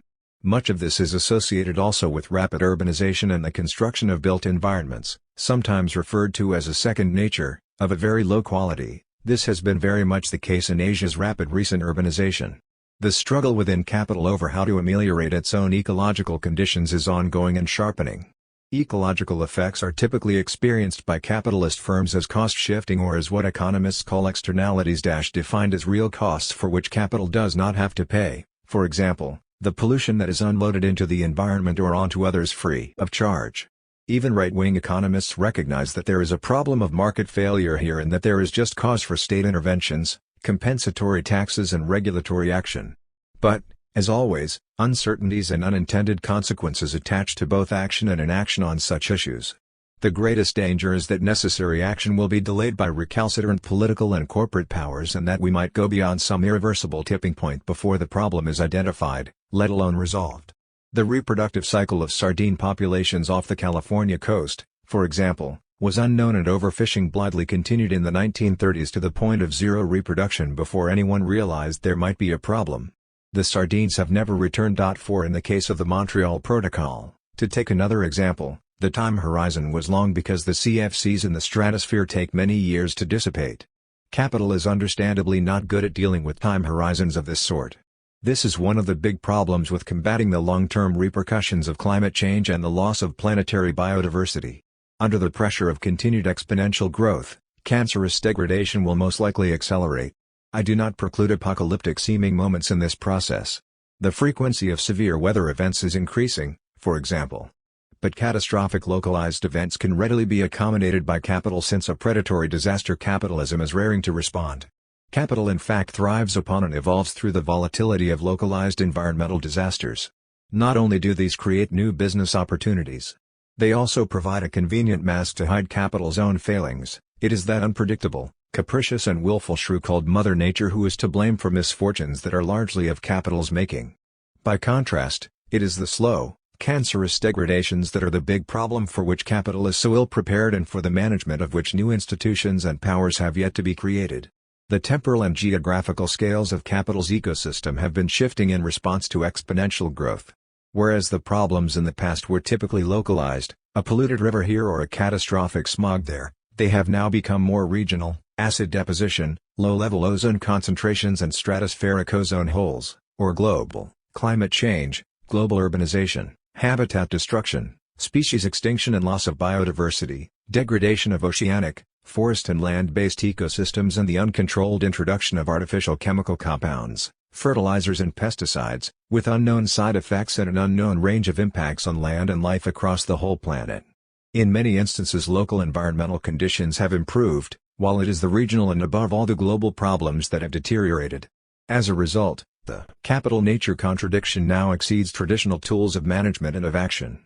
It relied in the past on some combination of market forces and state powers to deal with problems, like the catastrophic London smog of 1952, which produced remedial action in the shape of Battersea Power Station, which dispersed the sulfurous pollutants of coal burning into the upper atmosphere, thus later producing the regional problem of acid deposition in Scandinavia, which required complicated regional cross-national agreements to manage. Pollution problems do not only get moved around. They are also resolved by shifting and dispersing them to a different scale. This was what Larry Summers proposed when chief economist at the World Bank. Africa, he said, was underpolluted and it would make sense to use it to dispose of the advanced countries' wastes. To the degree that so many of the contradictions have already gone global over the last decades, so there are fewer and fewer empty spaces, except for outer space dumping. This may become a serious problem as compound growth picks up. Who now speaks and takes effective action for complex interactive problems on a global scale? Periodic international meetings to discuss environmental problems typically go almost nowhere. Occasionally, as in the cases of acid deposition and CFCs, Transnational agreements are reached so action is not impossible. But these are drops in the bucket of major problems gradually emerging within capital's global ecosystem.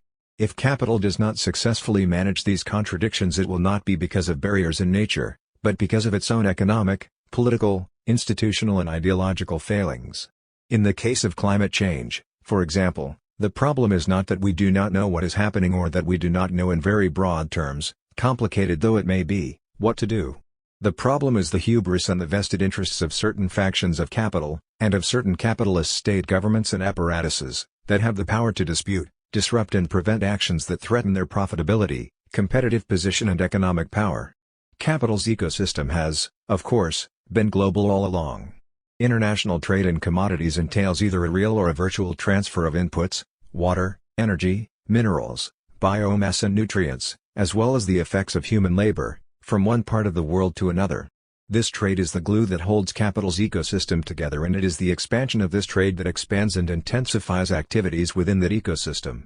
The category of virtual ecological transfer is important. It refers to the way in which, say, energy used in aluminium smelting in Canada ends up in the USA in the commodity form of aluminium, as opposed to the direct transfer of energy from Canada to the USA through the power grid or an oil pipeline. Capital's ecosystem is riddled with inequalities and uneven. Capital-nature contradiction now exceeds traditional tools of management and of action. It relied in the past on some combination of market forces and state powers to deal with problems, like the catastrophic London smog of 1952, which produced remedial action in the shape of Battersea Power Station, which dispersed the sulfurous pollutants of coal burning into the upper atmosphere, thus later producing the regional problem of acid deposition in Scandinavia, which required complicated regional cross-national agreements to manage. Pollution problems do not only get moved around. They are also resolved by shifting and dispersing them to a different scale. This was what Larry Summers proposed when chief economist at the World Bank. Africa, he said, was underpolluted and it would make sense to use it to dispose of the advanced countries' wastes. To the degree that so many of the contradictions have already gone global over the last decades, so there are fewer and fewer empty spaces, except for outer space dumping. This may become a serious problem as compound growth picks up. Who now speaks and takes effective action for complex interactive problems on a global scale? Periodic international meetings to discuss environmental problems typically go almost nowhere. Occasionally, as in the cases of acid deposition and CFCs, transnational agreements are reached so action is not impossible. But these are drops in the bucket of major problems gradually emerging within capital's global ecosystem. If capital does not successfully manage these contradictions, it will not be because of barriers in nature, but because of its own economic, political, institutional and ideological failings. In the case of climate change, for example, the problem is not that we do not know what is happening or that we do not know in very broad terms, complicated though it may be, what to do. The problem is the hubris and the vested interests of certain factions of capital, and of certain capitalist state governments and apparatuses, that have the power to dispute, disrupt and prevent actions that threaten their profitability, competitive position and economic power. Capital's ecosystem has, of course, been global all along. International trade in commodities entails either a real or a virtual transfer of inputs, water, energy, minerals, biomass and nutrients, as well as the effects of human labor, from one part of the world to another. This trade is the glue that holds capital's ecosystem together, and it is the expansion of this trade that expands and intensifies activities within that ecosystem. The category of virtual ecological transfer is important. It refers to the way in which, say, energy used in aluminium smelting in Canada ends up in the USA in the commodity form of aluminium, as opposed to the direct transfer of energy from Canada to the USA through the power grid or an oil pipeline. Capital's ecosystem is riddled with inequalities and uneven. The valuation put on nature, or, as ecological economists prefer to conceptualize it, the monetary value put on the flow of services that nature provides to capital, is arbitrary. It leads on occasion to indiscriminate exploitation of available use values to the point of ecological collapse. Capital has often exhausted and even permanently destroyed the resources latent in nature in certain locations. This has been particularly true when capital is geographically mobile. When the cotton growers in the American South or the coffee growers of Brazil exhausted their soils, they simply moved on to other more fertile lands where the profitable pickings were even easier. Colonies were mined for their resources without regard to the local, often indigenous, population's well-being. The mining of minerals and the exploitation of energy and forestry resources often follow a similar logic. But the ecological effects are localized, leaving behind an uneven geographical landscape of abandoned mining towns, exhausted soils, toxic waste dumps and devalued asset values. The ecological benefits are located somewhere else. These extractive and exploitative practices become doubly rapacious and violent under systems of imperial and colonial rule. Soil mining, soil erosion and unregulated resource extractions have left a huge mark upon the world's landscapes, in some instances leading to irreversible destructions of those use values needed for human survival. A more benign capitalist logic can be constructed in certain places and times that combines principles of sound environmental management with sustained profitability. The Dust Bowl of the 1930s in the USA, for example, was followed by the spread of conservationist land practices, sponsored by the state, and the design of a more sustainable agriculture, though based on the capital-intensive, high-energy, chemical and pesticide inputs characteristic of profitable contemporary agribusiness. The existence of destructive ecosystemic practices in one place does not necessarily betoken similar practices elsewhere and vice versa. Doomsayers highlight rapacious and destructive practices here and the cornucopians point to well-balanced ecosystemic practices there. Both coexist within the dynamics of capital's ecosystem. Unfortunately, we lack the knowledge and the instruments to arrive at a full accounting of planetary benefits and losses in use value or even in monetary terms, though satellite imagery will help with some aspects of the former. It is also extremely difficult to account for the real and the virtual ecological transfers occurring through the trading in commodities over space. The steel mills of Sheffield and Pittsburgh close down and air quality miraculously improves in the midst of unemployment, while the steel mills of China open up and contribute massively to the air pollution which reduces life expectancies there. Once again, pollution problems do not get solved but moved around. The uneven benefits and losses nearly always redound, however, to the benefit of the rich and powerful while leaving the vulnerable and the poor far worse off than before. This, after all, is what an extractive imperialism has always been about.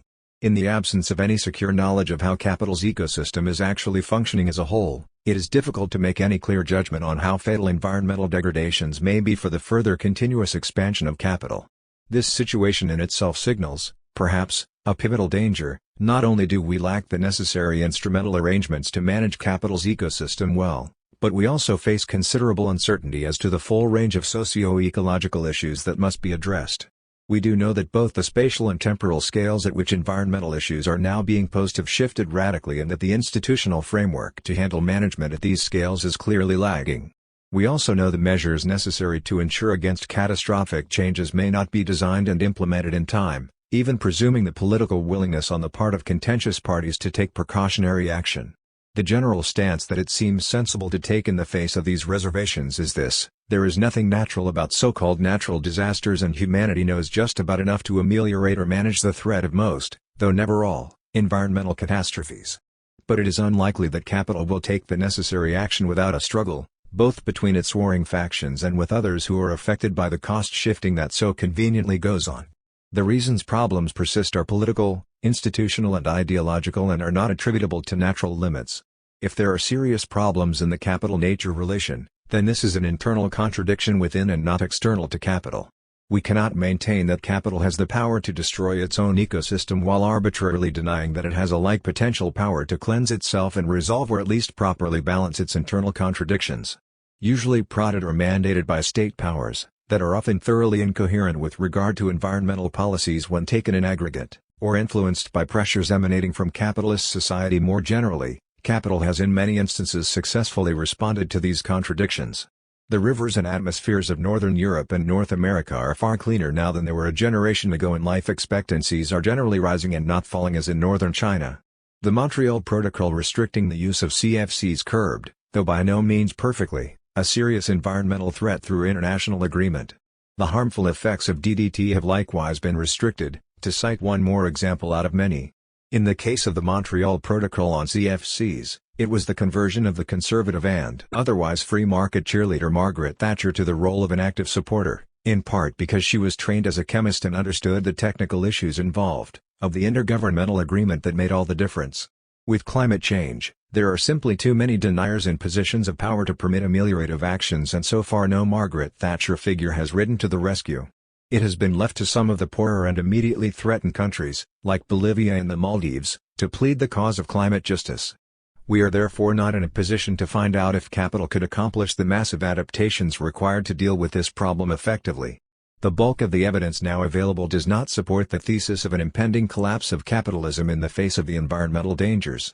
We will not run out of energy in spite of peak oil. There is land and water enough to feed an expanding population for many years to come, even in the face of exponential growth. If there are specific impending scarcities of this or that resource, we are smart enough to find substitutes. Resources are technological, economic and cultural evaluations of use values in nature. If there seem to be natural shortages, then we can simply change our technology, our economy and our cultural beliefs. Even problems of global warming, waning biodiversity and new disease configurations, which today have to be accorded the status of the premier threats to human life, could be handled adequately if we could overcome our own short-sightedness and political shortcomings. This is, of course, a tall order for our political institutions to respond to.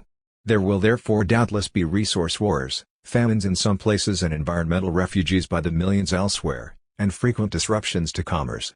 But none of this is dictated by limits in nature. We have no one to blame but ourselves if much of humanity is reduced to penury and starvation. If that happens, it will be more a measure of human stupidity and venality than anything else. There is, alas, abundant evidence that there is plenty of it to go around and that capital itself thrives upon and even foments it. But this has not put an end to capital.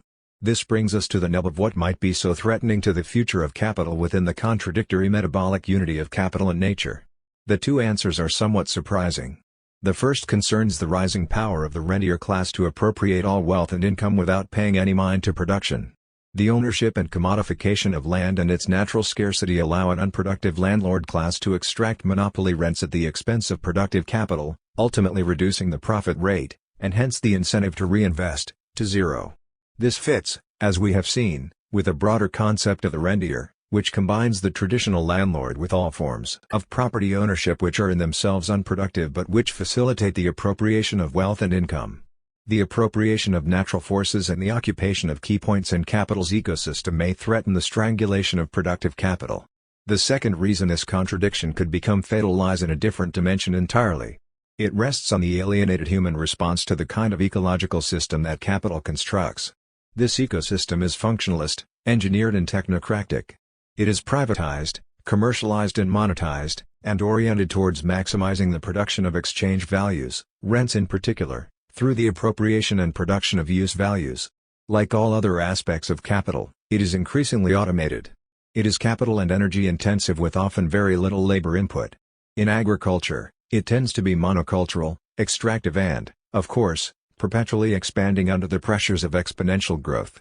In urbanization, the suburbs are just as monocultural, with a lifestyle that maximizes the excessive consumption of material goods in an astonishingly wasteful manner and with isolating and individualizing social effect. Capital dominates the practices whereby we collectively and even individually relate to nature.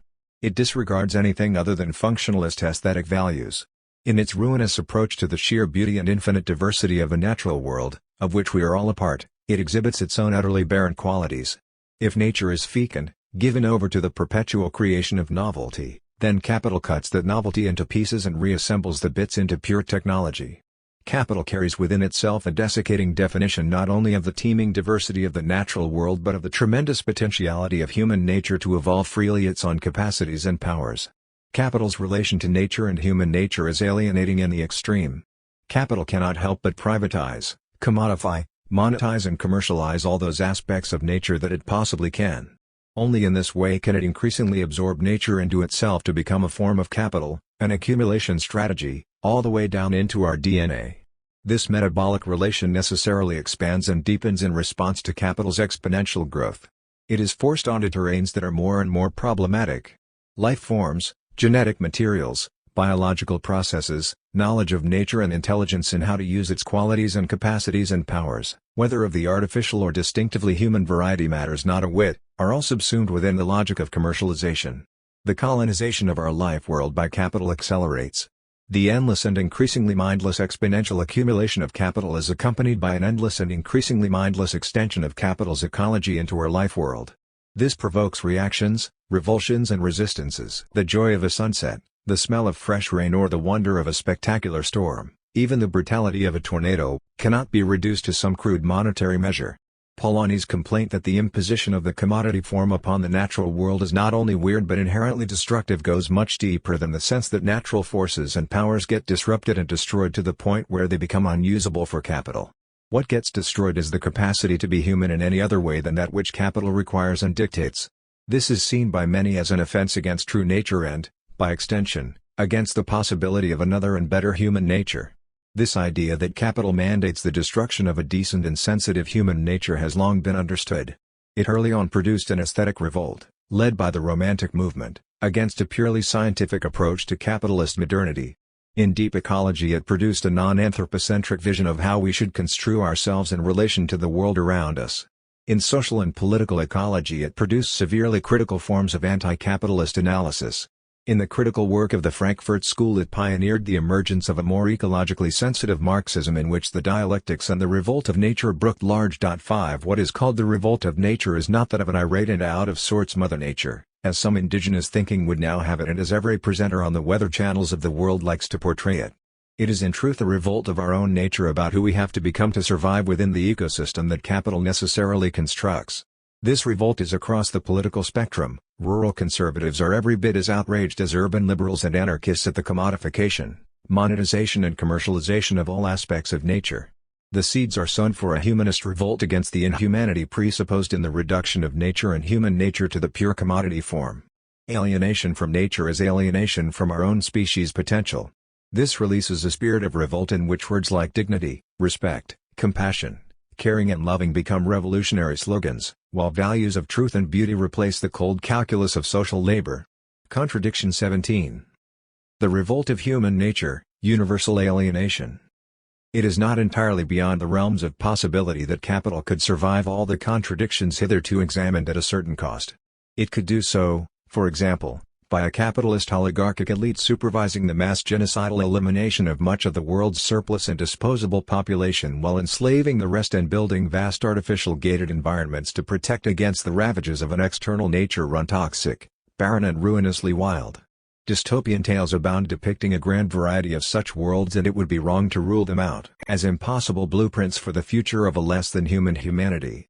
Indeed, there is something frighteningly close about some dystopian tales, such as the social order depicted in the teenage hit trilogy The Hunger Games by Suzanne Collins or the futuristic anti-humanist sequences of David Mitchell's Cloud Atlas. Clearly, any such social order could only exist on the basis of fascistic mind control and the continuous exercise of daily police surveillance and violence accompanied by periodic militarized repressions. Anyone who does not see elements of such a dystopian world already in place around us is deceiving herself or himself most cruelly. The issue is not, therefore, that capital cannot survive its contradictions but that the cost of its so doing becomes unacceptable to the mass of the population. The hope is that long before dystopian trends turn from a trickle of drone strikes here and occasional uses of poison gas against their own people by crazed rulers there, of murderous and incoherent policies towards all forms of opposition in one place to environmental collapses and mass starvation elsewhere, into a veritable flood of catastrophic unequally armed struggles everywhere that pit the rich against the poor and the privileged capitalists and their craven acolytes against the rest. The hope is that social and political movements will arise and shout, "Ja! Basta!" or "Enough is enough," and change the way we live and love, survive and reproduce. That this means replacing the economic engine and its associated irrational economic rationalities should by now be obvious. But how this should be done is by no means clear, and what kind of economic engine can replace that of capital is an even murkier proposition given the current state of thought and the lamentable paucity of imaginative public debate devoted to the question. In the analysis of this, an understanding of capital's contradictions is more than a little helpful, for, as the German playwright Bertolt Brecht once put it, hope is latent in contradictions. In excavating this zone of latent hope, there are some basic propositions that must first be accepted. In the enigma of capital, I concluded, capitalism will never fall on its own. It will have to be pushed. The accumulation of capital will never cease. It will have to be stopped. The capitalist class will never willingly surrender its power. It will have to be dispossessed. I still hold to this view and think it vital that others do too. It will obviously need a strong political movement and a lot of individual commitment to undertake such a task. Such a movement cannot function without a broad and compelling vision of an alternative around which a collective political subjectivity can coalesce. What sort of vision can animate such a political movement?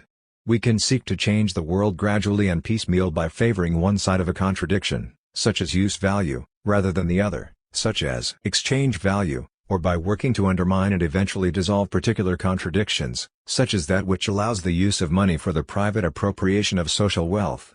We can seek to change the trajectories defined by the moving contradictions, towards non-militaristic technologies and towards greater equality in a world of democratic freedoms. Understanding capital's contradictions helps, as I have tried to indicate throughout this book, in developing a long-term vision of the overall direction in which we should be moving.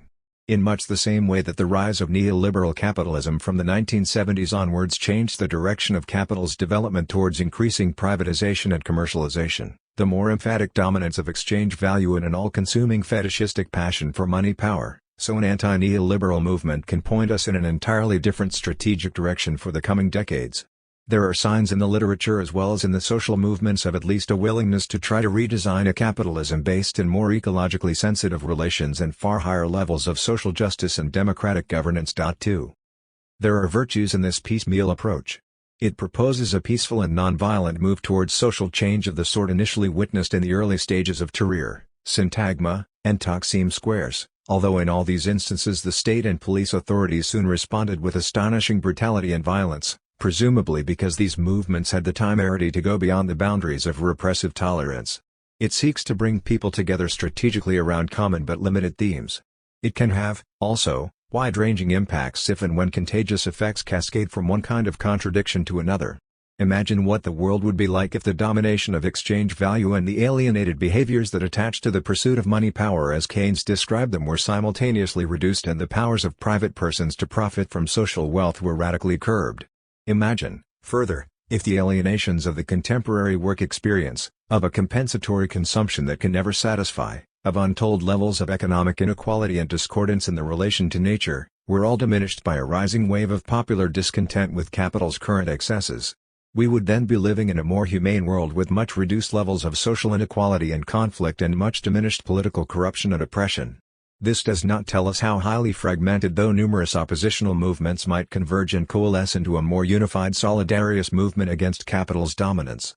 The piecemeal approach fails to register and confront how all the contradictions of capital relate to and through each other to form an organic whole.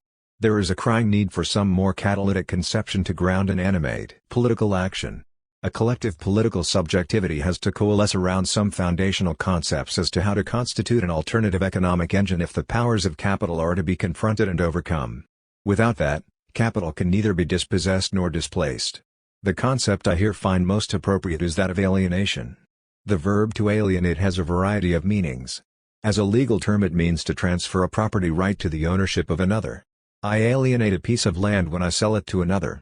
As a social relation it refers to how affections, loyalties and trust can be alienated, transferred, stolen away, from one person, institution or political cause to another.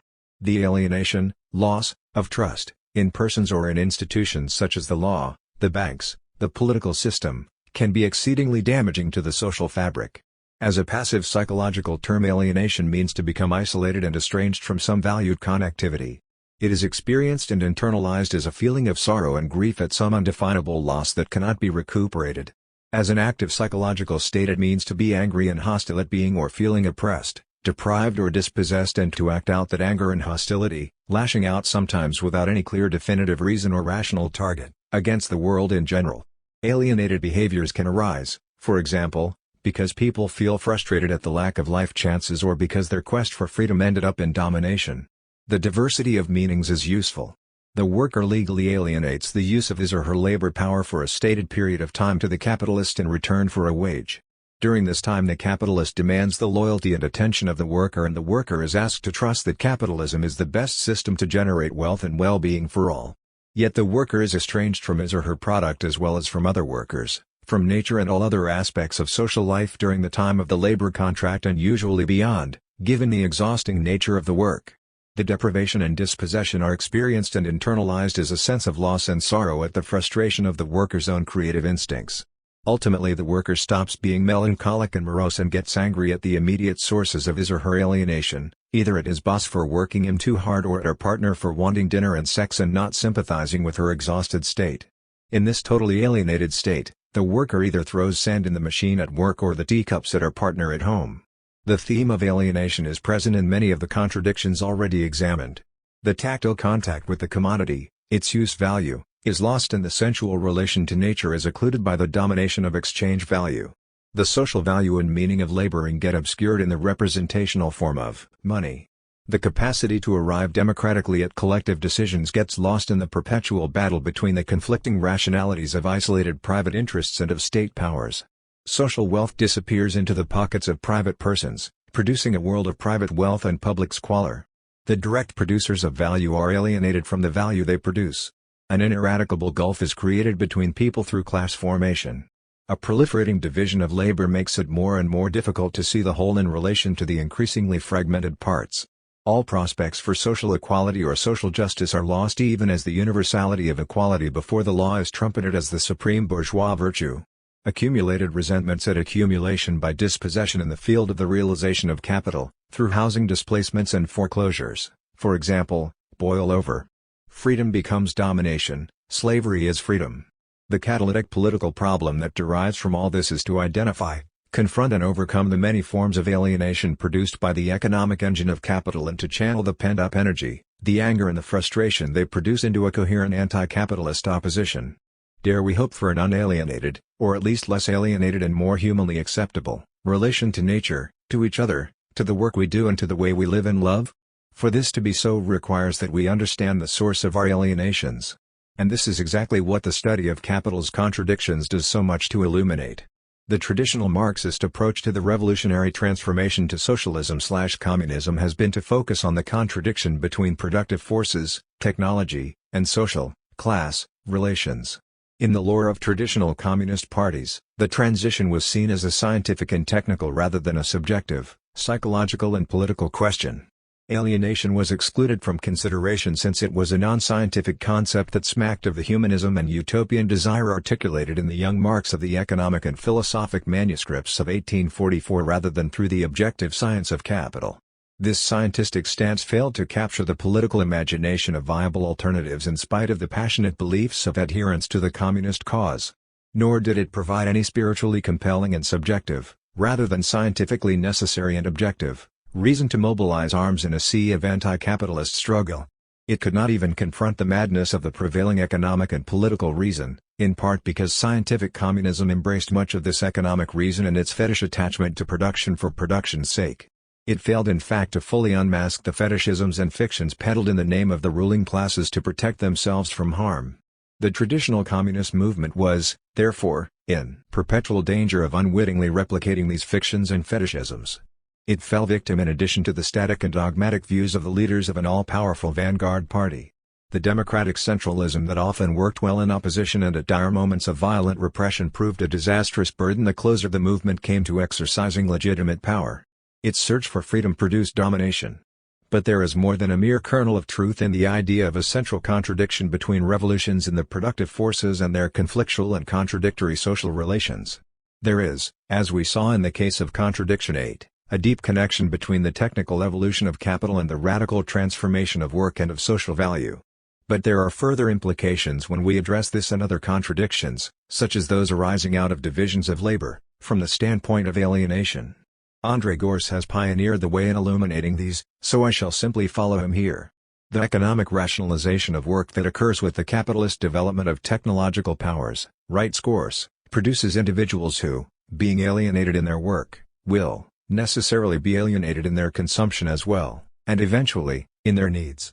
The more money individuals can command, and money has the potential, as we have seen, to increase without limit even within individual bank accounts, the more individual needs must increase if those individuals are to perform their economic role as rational consumers, rational, that is, from the standpoint of capital.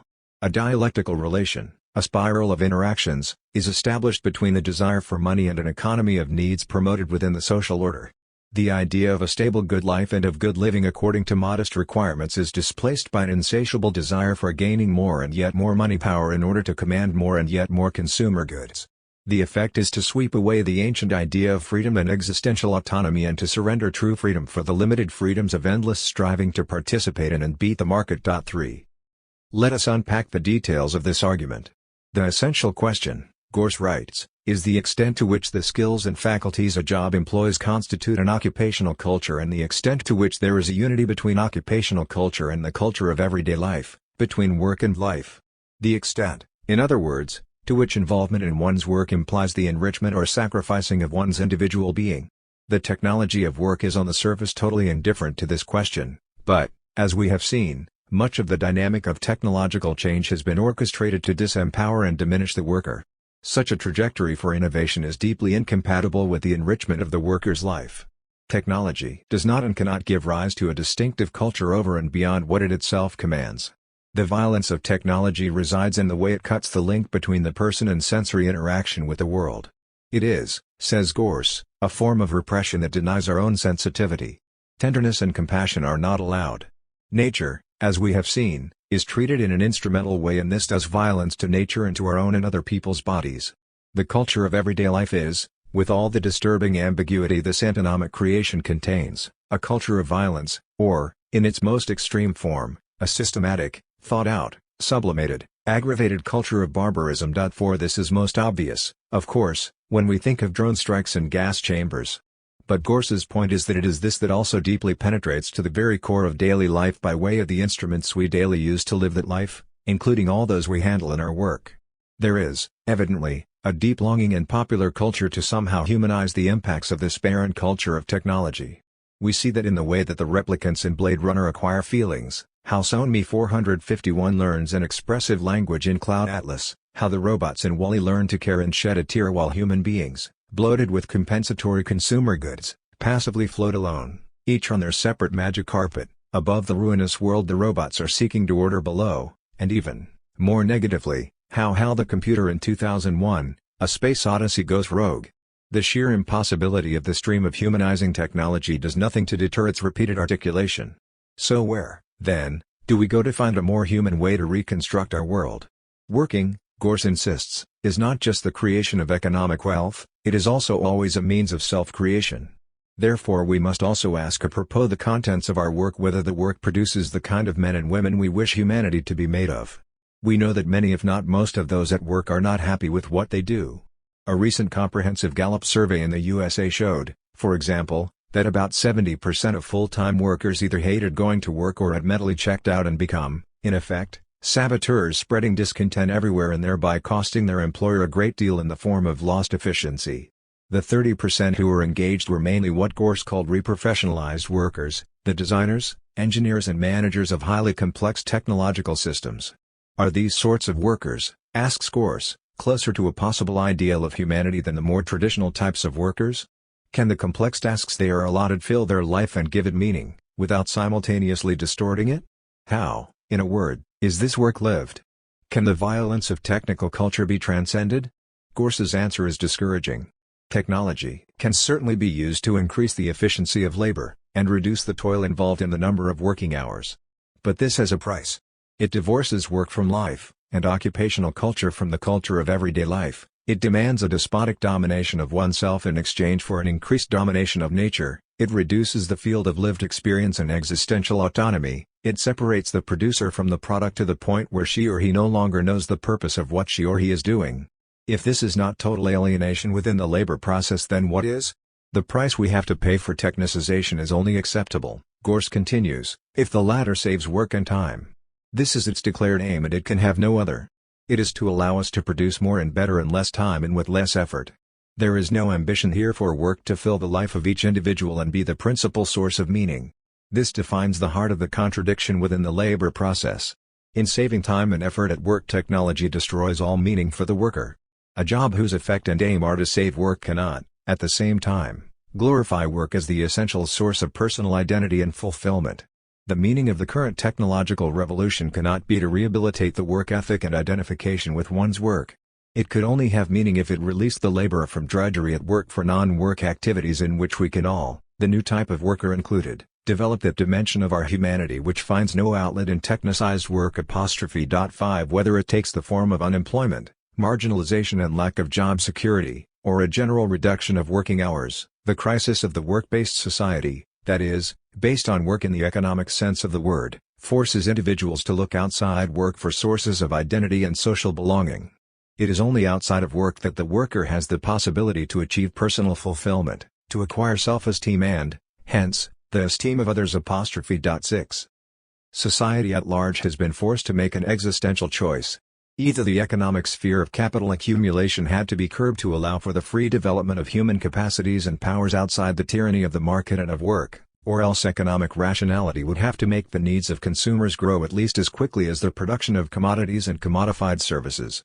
This is exactly the problem that Martin Ford identifies, except that he eschews all talk of any alternative to capitalist economic rationality. But in this latter eventuality, the path that was actually chosen, says Gorse, consumption would have to be organized in the service of production. Production would no longer have the function of satisfying existing needs in the most efficient way possible. On the contrary, it was needs which would increasingly have the function of enabling production to keep growing. The result has been paradoxical. Unlimited maximum efficiency in the realization of capital thus demanded unlimited maximum inefficiency in meeting needs, and unlimited maximum wastage in consumption. The frontiers between needs, wishes and desires needed to be broken down. The desire for dearer products of an equal or inferior use value to those previously employed had to be created, wishes had to be given the impervious urgency of need. In short, a demand had to be created, consumers had to be created for the goods that were the most profitable to produce and, to this end, new forms of scarcity had unceasingly to be reproduced in the heart of opulence, through accelerated innovation and obsolescence, through the reproduction of inequalities on an increasingly higher level. 7. Need creation took precedence over need satisfaction for the mass of the people. Economic rationality needed continually to raise the level of consumption without raising the rate of satisfaction, to push back the frontier of the sufficient, to maintain the impression that there could not be enough for everyone. The stratification of consumption, in which the consumerism of an affluent and parasitic leisure class called the shots and led the way, became crucial to ensuring the realization of value. This is what Thorstein Veblen's theory of the leisure class, published back in 1899, so brilliantly exposed. But what we now know is that if such a class did not already exist, it would have to be invented. An alienating consumerism is needed to solve the dilemma of a sagging effective demand produced by wage repressions and technologically induced unemployment for the mass of the workers. The latter, submerged and surrounded at every turn in a sea of increasingly conspicuous consumption, find themselves frantically seeking to maximize their incomes at all costs, working longer and longer hours in order to meet their artificially escalating needs as well as to keep up with the needs of the Joneses. Instead of working fewer hours, as the new technologies would allow, the mass of the people found themselves working more. But this also served a social end. Allowing free time for more and more individuals to pursue their own objectives of self-realization is terrifying for the prospects for capital's continuous and secure control over labor, both in the workplace and in the market. Capitalist economic rationality has no room for authentically free time which neither produces or consumes commercial wealth, writes Gorse. It demands the full-time employment of those who are employed by virtue not of an objective necessity but of its originating logic. Wages must be fixed in such a way as to induce the workers to maximum effort. Wage demands initiated by the trade unions are, in fact, the only demands which do not undermine the rationality of the economic system. Rational consumption, rational, that is, in relation to perpetual capital accumulation, becomes an absolute necessity for the survival of capital. Demands bearing on working hours, the intensity of work, its organization and nature, are, on the other hand, pregnant with subversive radicalism. They cannot be satisfied by money. They strike at economic rationality and its substance, and through it at the power of capital. The market-based order is fundamentally challenged when people find out that not all values are quantifiable, that money cannot buy everything and that what it cannot buy is something essential, or is even the essential thing. 9 As the priceless ads have it, there are some things money can't buy. For everything else, there is MasterCard. Persuading individuals that the consumer goods and services they are offered adequately compensate for the sacrifice they must make in order to obtain them and that such consumption constitutes a haven of individual happiness which sets them apart from the crowd is something which typically belongs to the sphere of commercial advertising. Here the madmen of advertising, who now account for a large portion of economic activity in the USA, take center stage to wreak their havoc upon the social order. Their focus is private enterprises and private individuals. Their mission is to persuade people to consume goods that are neither necessary nor even merely useful. Commodities are always presented as containing an element of luxury, of superfluity, of fantasy, which by designating the purchaser as a happy and privileged person protects him or her from the pressures of a rationalized universe and the obligation to conduct themselves in a functional manner. Gorse defines these goods as compensatory goods which are desired as much, if not more, for their uselessness as for their use value. For it is this element of uselessness, in superfluous gadgets and ornaments, for example, which symbolizes the buyer's escape from the collective universe in a haven of private sovereignty. 10 It is precisely this consumerism of excess, this uselessness, that the madmen of advertising have proved so adept at selling. Such consumerism of excess is deeply alien to the satisfaction of human wants, needs and desires. This is a view to which even the current Pope subscribes.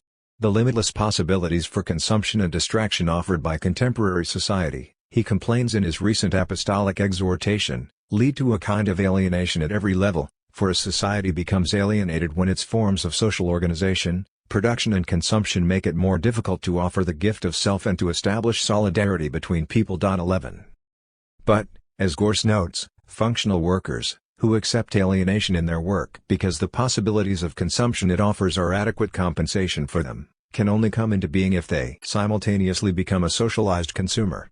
But only a market economy sector and commercial advertising that goes with it can produce these socialized consumers. 12 This is exactly where the revolutionary movement of 1968, with all its vaunted rhetoric of individual liberty and freedom and social justice, ended up, lost in the world of alien consumerism, drowning in a wealth of compensatory goods, the ownership of which was taken as a sign of freedom of choice in the marketplace of human desires. The progress of alien or compensatory consumerism has its own internally destructive dynamics. It requires what Schumpeter called creative destruction to be let loose upon the land. Daily life in the city, settled ways of living, relating and socializing, are again and again disrupted to make way for the latest fad or fancy. Demolitions and displacements to make way for gentrification or Disneyfication break open already achieved fabrics of urban living to make way for the gaudy and the gargantuan, the ephemeral and fleeting. Dispossession and destruction, displacement and construction become vehicles for vigorous and speculative capital accumulation as the figures of the financier and the rentier, the developer, the landed proprietor and the entrepreneurial mayor step from the shadows into the forefront of capital's logic of accumulation. The economic engine that is capital circulation and accumulation gobbles up whole cities only to spit out new urban forms in spite of the resistance of people who feel alienated entirely from the processes that not only reshape the environments in which they live but also redefine the kind of person they must become in order to survive. Processes of social reproduction get re-engineered by capital from without.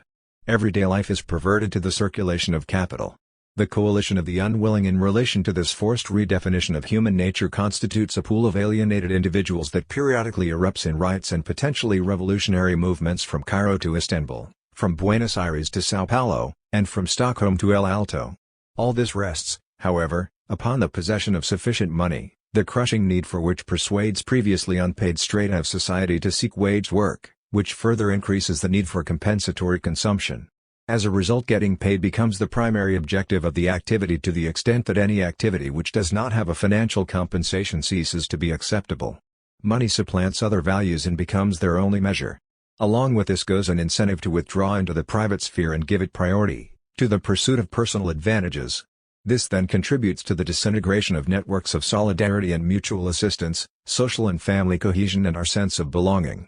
Individuals socialized by alien consumerism are no longer socially integrated individuals but individuals who are encouraged to be themselves by distinguishing themselves from others and who only resemble these others in their refusal, socially channeled into consumption, to assume responsibility for the common condition by taking common action. 13 Affections and loyalties to particular places and cultural forms are viewed as anachronisms. Is this not what the spread of the neoliberal ethic proposed and eventually accomplished?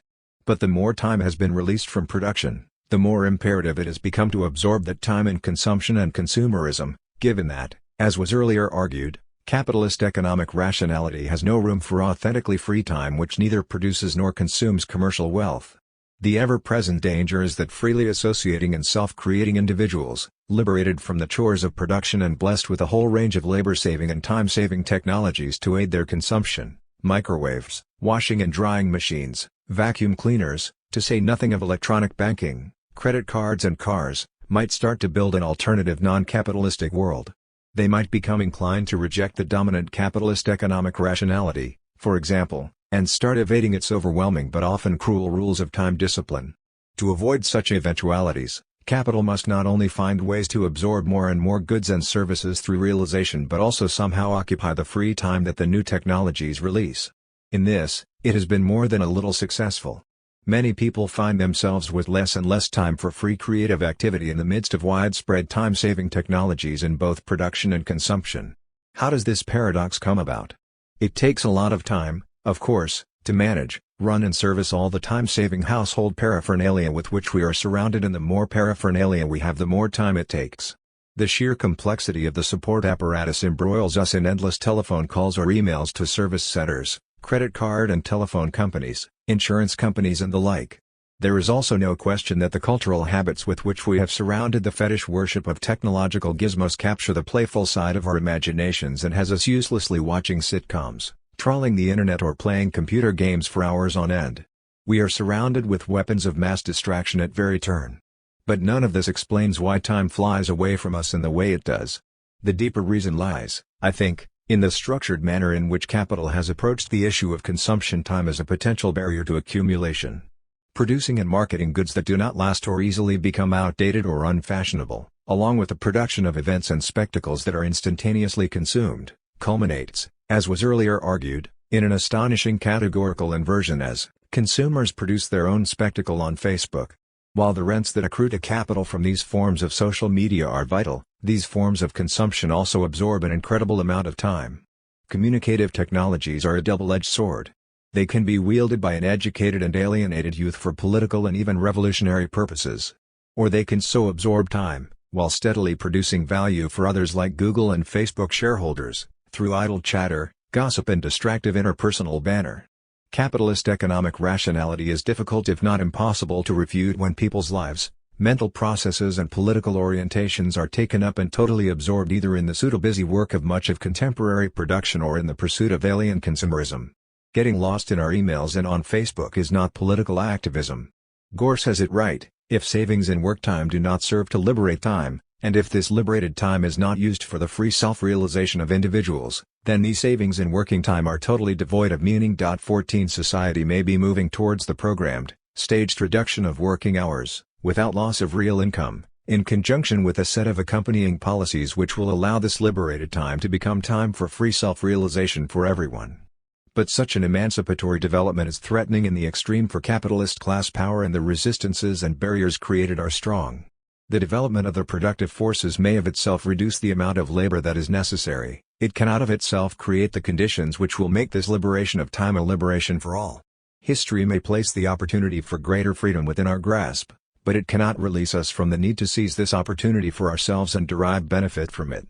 Our liberation will not come about as the result of material determinism, behind our backs, as it were. The potential for liberation which a process contains can only be realized if human beings seize it and use it to make themselves free. Confronting collectively the multiple alienations that capital produces is a compelling way to mobilize against the stuttering economic engine that so recklessly powers capitalism from one kind of crisis to another, with potentially disastrous consequences for our relation to nature and for our relations to each other. Universal alienation calls for a full-blooded political response. So what might that response be? There is, I repeat, no such thing as a non-contradictory response to a contradiction. An examination of the range of contemporary political responses to universal alienation on the ground produces a profoundly disturbing picture. The rise of fascist parties in Europe, particularly virulent and prominent in Greece, Hungary and France, and the organization of the Tea Party faction of the Republican Party with its singular aim to defund and shut down government in the United States are manifestations of deeply alienated factions of the population seeking political solutions. They do not shrink from violence and are convinced that the only way to preserve their threatened freedoms is to pursue a politics of total domination.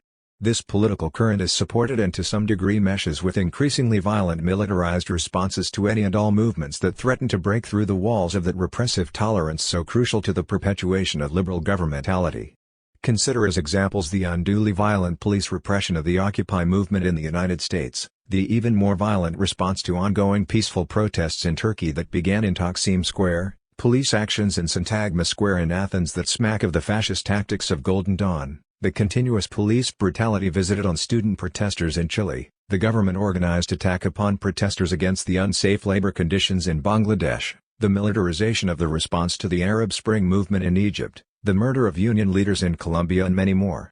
All of this is occurring in the midst of a rapidly widening net of surveillance, monitoring and punitive legislative activism on the part of state apparatuses intent on waging a war on terror and liable to view any active and organized anti-capitalist dissent as akin to an act of terror. There is widespread agreement on both the far left and the far right of the political spectrum in the United States that the state system as currently constituted is overreaching in its power and that this has to be fought against. This signals a widespread alienation from a state system that has historically taken on the task of trying to manufacture consent and social cohesion, usually out of an appeal to a constructed fiction about national identity and unity, across factional, even class lines. Foucault's analysis of governmentality is helpful here. The autocratic, absolutist and centralized state bequeathed to the world in Europe after a phase of fiscal militarism in the 16th and 17th centuries had to be adapted to bourgeois principles and practices, which meant adhesion to the utopian politics of an impossible laissez-faire. This transition was successfully accomplished in the English case by using freedom as a means to create governmentality, much as Amartya Sen later advocated for the developing world. This meant that the capitalist state had to internalize limitations upon its autocratic powers and devolve the production of consensus to freely functioning individuals who internalized notions of social cohesion around the nation-state. Above all, they had to consent to the regulation of activity through the procedures of the market. Clear limits were placed upon centralized power. The politics of the Tea Party as well as those of the autonomistas and the anarchists in the United States converge in seeking to limit or even to destroy the state, though in the name of pure individualism on the right and some sort of individualistically anchored associationism on the left. What is particularly interesting is how the existing mode of production and its current political articulations define both the spaces and the forms of its own primary forms of opposition. The hegemonic practices of neoliberalism in both the economic and the political arenas have given rise to decentralized and networked oppositional forms. The specifically right-wing response to universal alienation is both understandable and terrifying in its implications. It is not as if, after all, right-wing responses to these kinds of problems have not had massive historical consequences in the past. Can we not learn from that history and shape anti-capitalist responses more appropriate to a progressive answer to the contradictions of our times? Conclusion. Prospects for a happy but contested future, the promise of revolutionary humanism.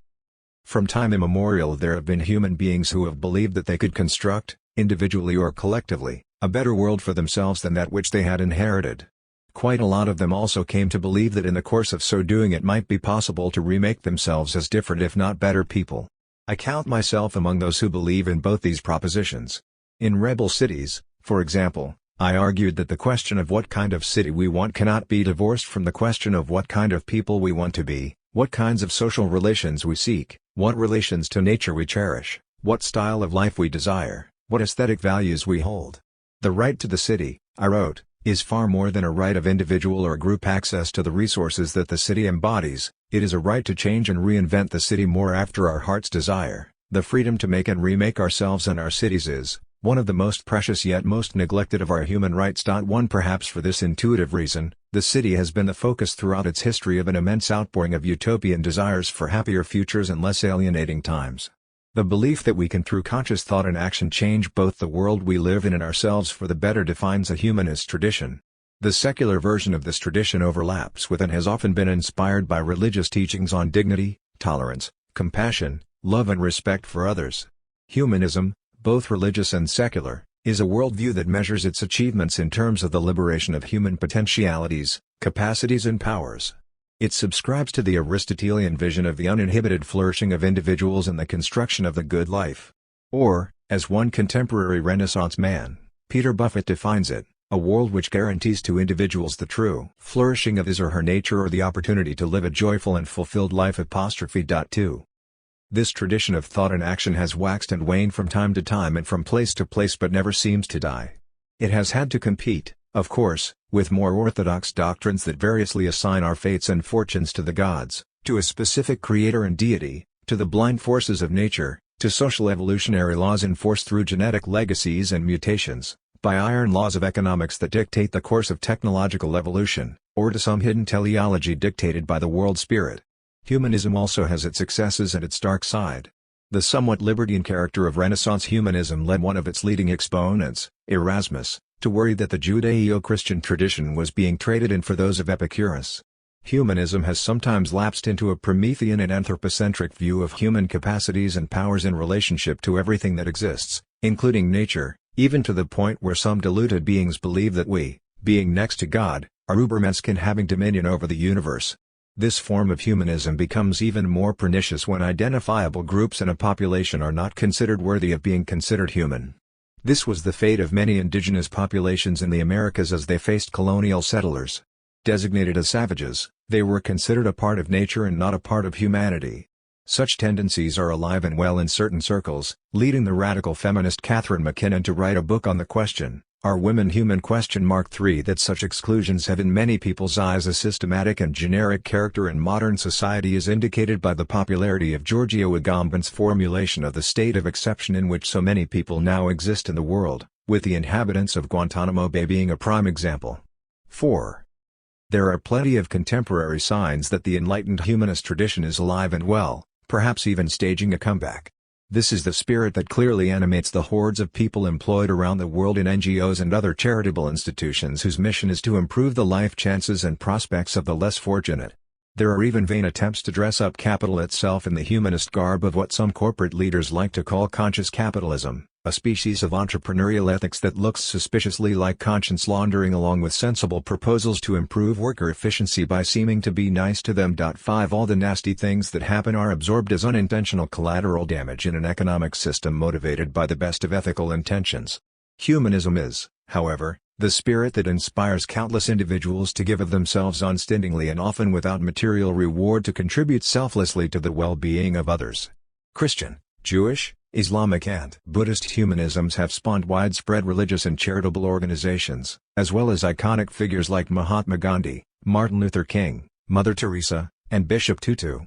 Within the secular tradition there are many varieties of humanist thought and practice, including explicit currents of cosmopolitan, liberal, socialist and Marxist humanism. And, of course, moral and political philosophers have over the centuries devised a variety of conflicting ethical systems of thought based in a variety of ideals of justice, cosmopolitan reason and emancipatory liberty that have from time to time supplied revolutionary slogans. Liberty, equality, fraternity were the watchwords of the French Revolution. The earlier U.S. Declaration of Independence, followed by the U.S. Constitution and, perhaps even more significantly, that stirring document called the Bill of Rights have all played a role in animating subsequent political movements and constitutional forms. The remarkable constitutions recently adopted in Bolivia and Ecuador show that the art of writing progressive constitutions as the basis for regulating human life is by no means dead. And the immense literature that this tradition has spawned has not been lost on those who have sought a more meaningful life. Just think of the past influence of Tom Paine's Rights of Man or Mary Wollstonecraft's Vindication of the Rights of Woman within the English-speaking world to see what I mean. Almost every tradition in the world has analogous writings to celebrate. There are two well-known undersides to all of this, both of which we have already encountered. The first is that however noble the universal sentiments expressed at the outset, it has time and again proved hard to stop the universality of humanist claims being perverted for the benefit of particular interests, factions and classes. This is what produces the philanthropic colonialism of which Peter Buffett so eloquently complains. This is what twists Kant's noble cosmopolitanism and quest for perpetual peace into a tool of imperialist and colonial cultural domination, currently represented by the Hilton Hotel cosmopolitanism of CNN and the frequent business class flyer. This is the problem that has bedeviled the doctrines of human rights enshrined in a UN declaration that privileges the individual rights and private property of liberal theory at the expense of collective relations and cultural claims. This is what turns the ideals and practices of freedom into a tool of governmentality for the reproduction and perpetuation of capitalist class affluence and power. The second problem is that the enforcement of any particular system of beliefs and rights always involves some disciplinary power, usually exercised by the state or some other institutionalized authority backed by force. The difficulty here is obvious. The UN Declaration implies state enforcement of individual human rights when the state so often is first in line violating those rights. The difficulty with the humanist tradition in short is that it does not internalize a good understanding of its own inescapable internal contradictions, most clearly captured in the contradiction between freedom and domination. The result is that humanist leanings and sentiments often get presented these days in a somewhat offhand and embarrassed way, except when their position is safely backed by religious doctrine and authority. There is, as a result, no full-blooded contemporary defense of the propositions of or prospects for a secular humanism even though there are innumerable individual works that loosely subscribe to the tradition or even polemicize as to its obvious virtues, as happens in the NGO world. Its dangerous traps and foundational contradictions, particularly questions of coercion, violence and domination, are shied away from because they are too awkward to confront. The result is what Frantz Fanon characterized as insipid humanitarianism. There is plenty of evidence of that manifest in its recent revival.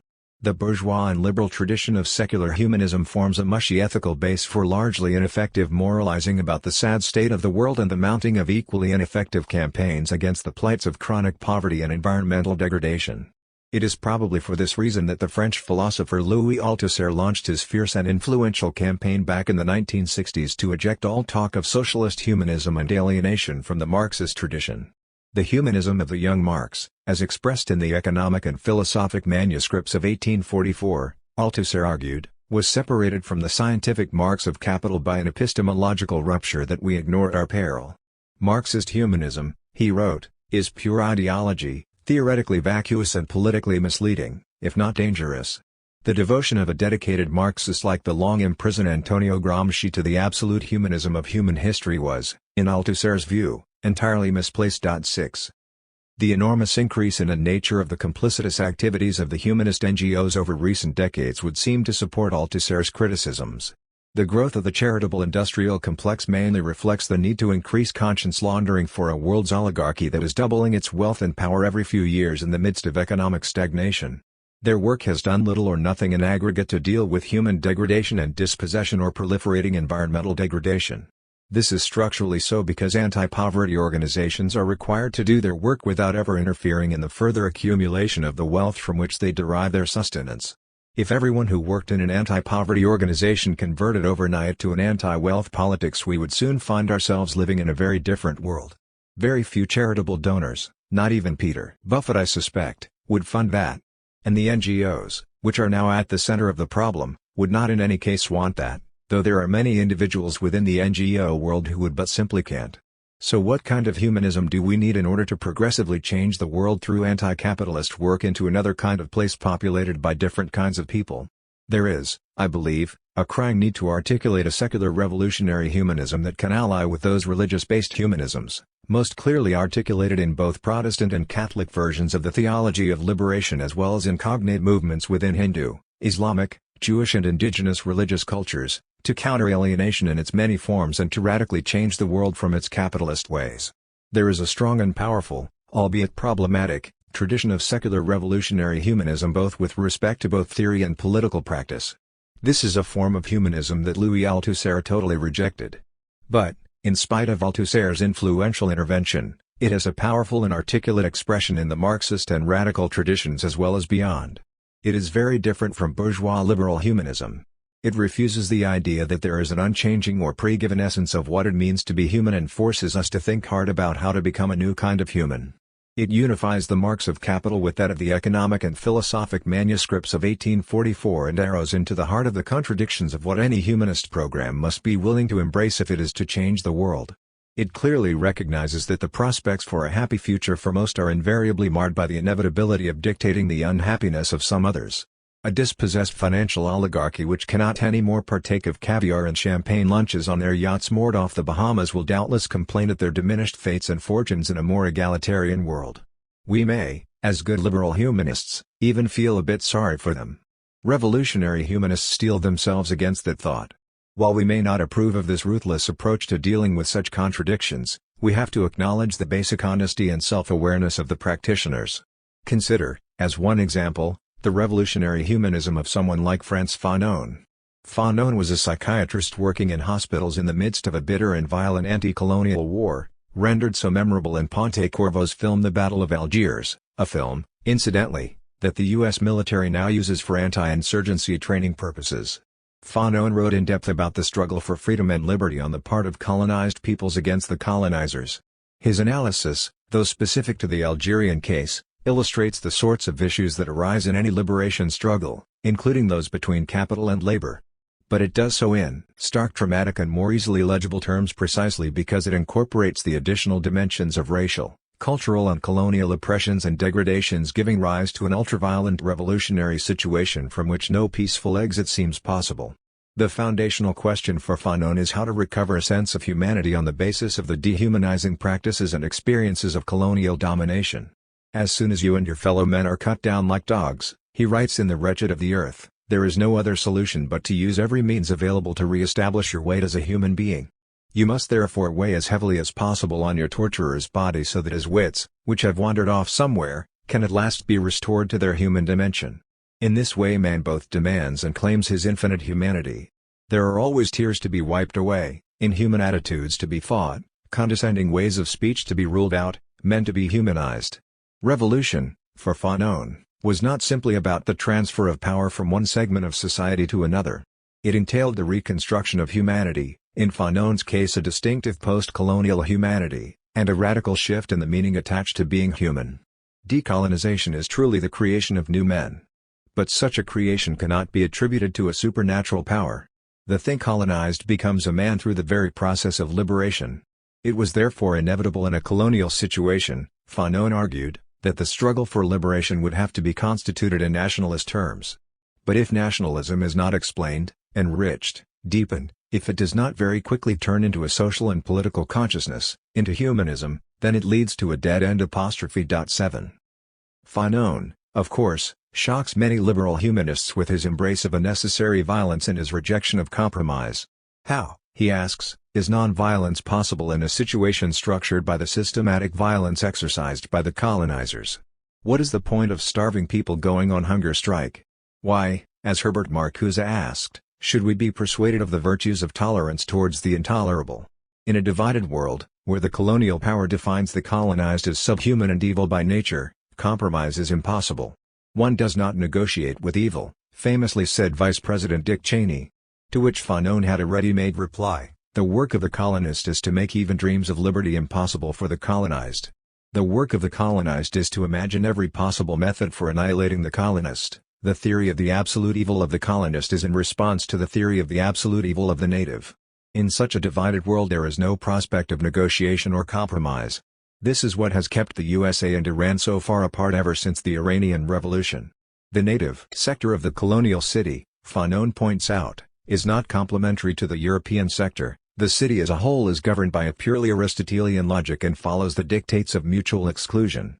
Lacking a dialectical relation between the two, the only way to break down the difference is through violence. To destroy the colonial world means nothing less than demolishing the colonist sector, burying it deep within the earth or banishing it from the territory. 8 There is nothing mushy about such a program. As Fanon saw clearly. For the colonized this violence is invested with positive formative features because it constitutes their only work.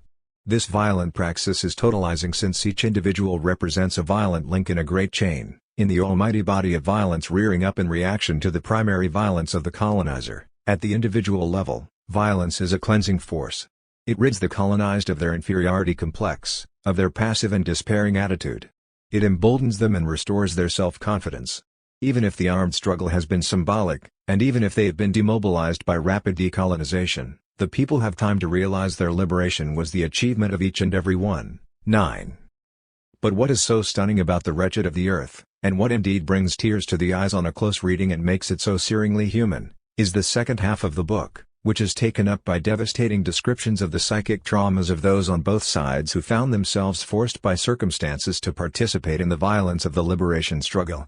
We now know much more about the psychic damage suffered by those U.S. and other soldiers who engaged in military action in Vietnam, Afghanistan, and Iraq, and the terrible scourge on their lives as a result of post-traumatic stress disorder.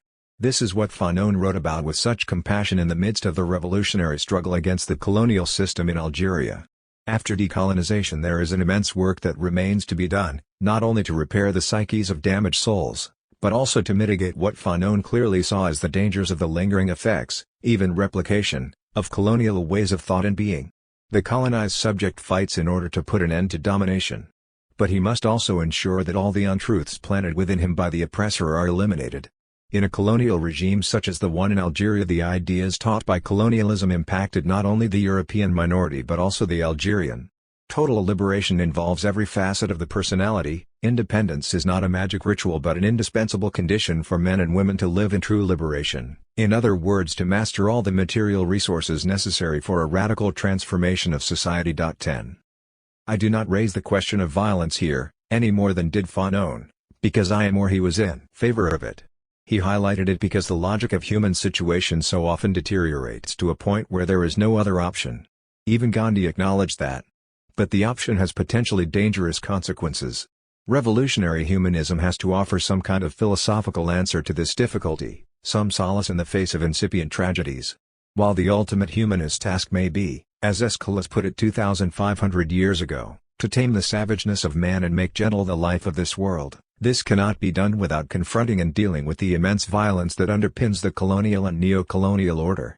This is what Mao and Ho Chi Minh had to confront, what Che Guevara sought to achieve, and what a host of political leaders and thinkers in post-colonial struggles, including Amilcar Cabral of Guinea-Bissau, Julius Nyerere of Tanzania, Kwame Nkrumah of Ghana, and Aimé Césaire, Walter Rodney, C.L. R. James and many others, have acted against with such conviction in both words and deeds.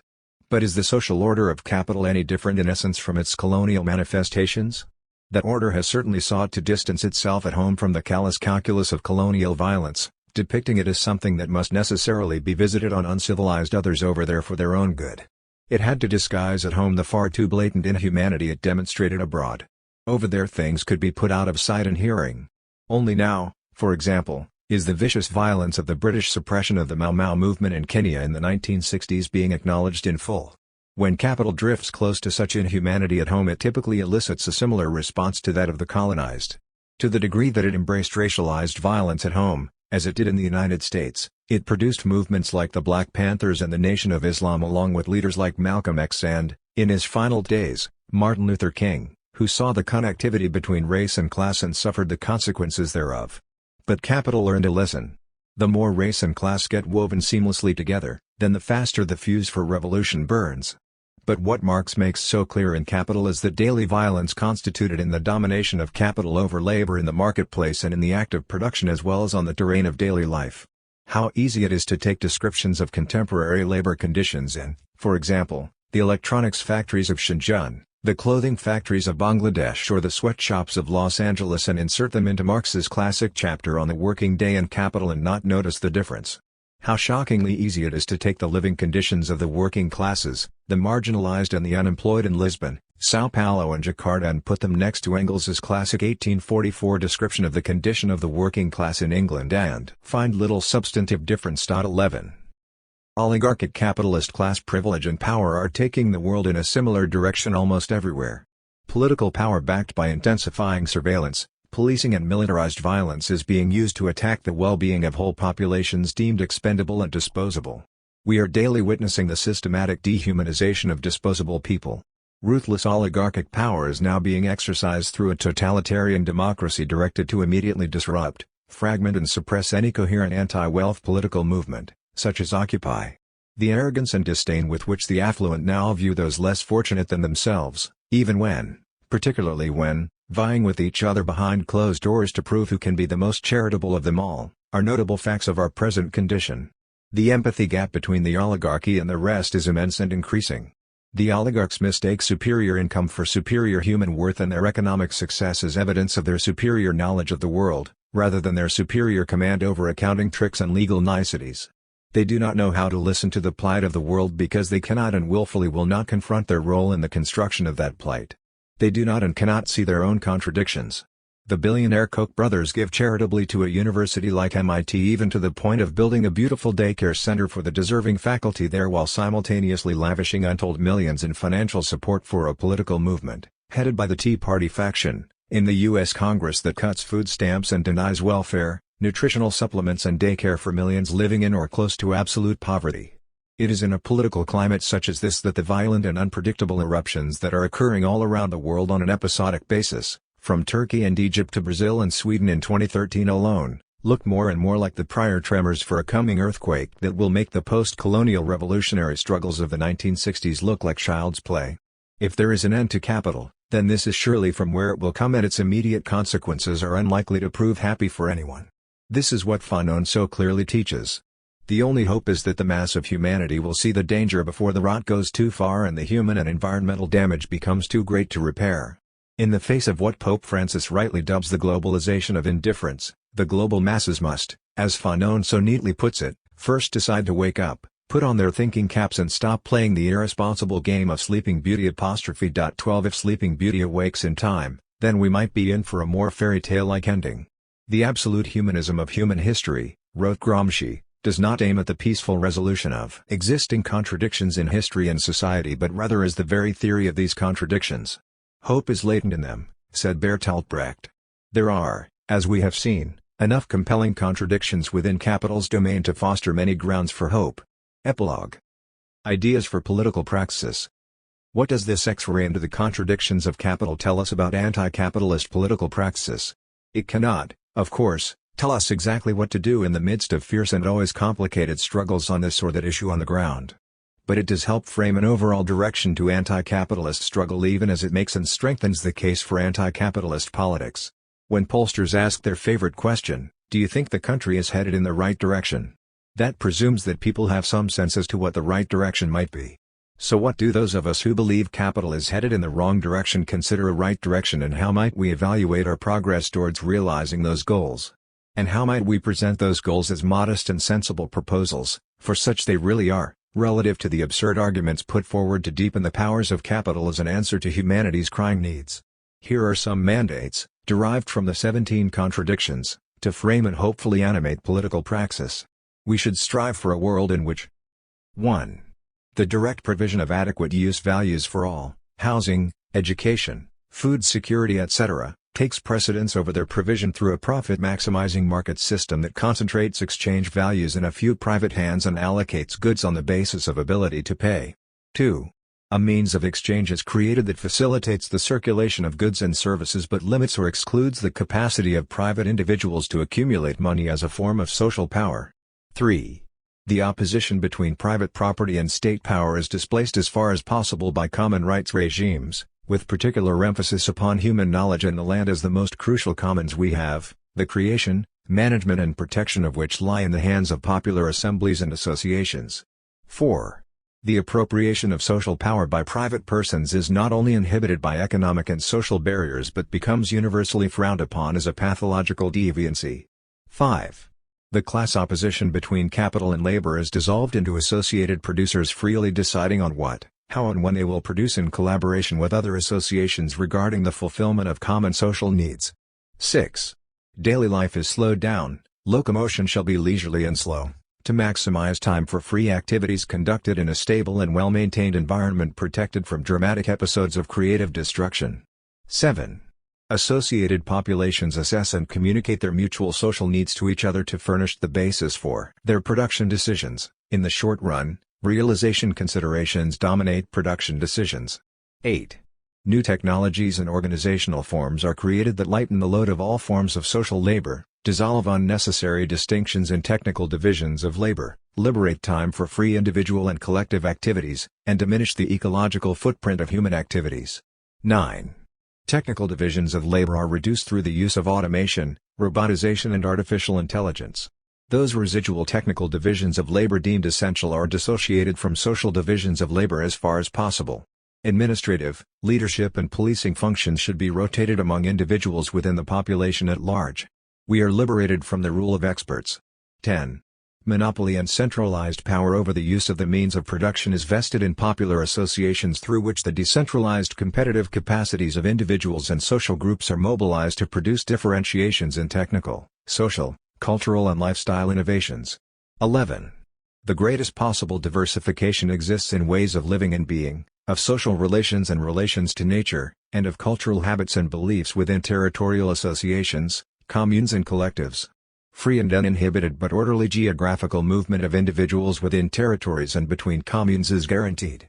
Representatives of the associations regularly come together to assess, plan and undertake common tasks and deal with common problems at different scales, bioregional, continental and global. 12.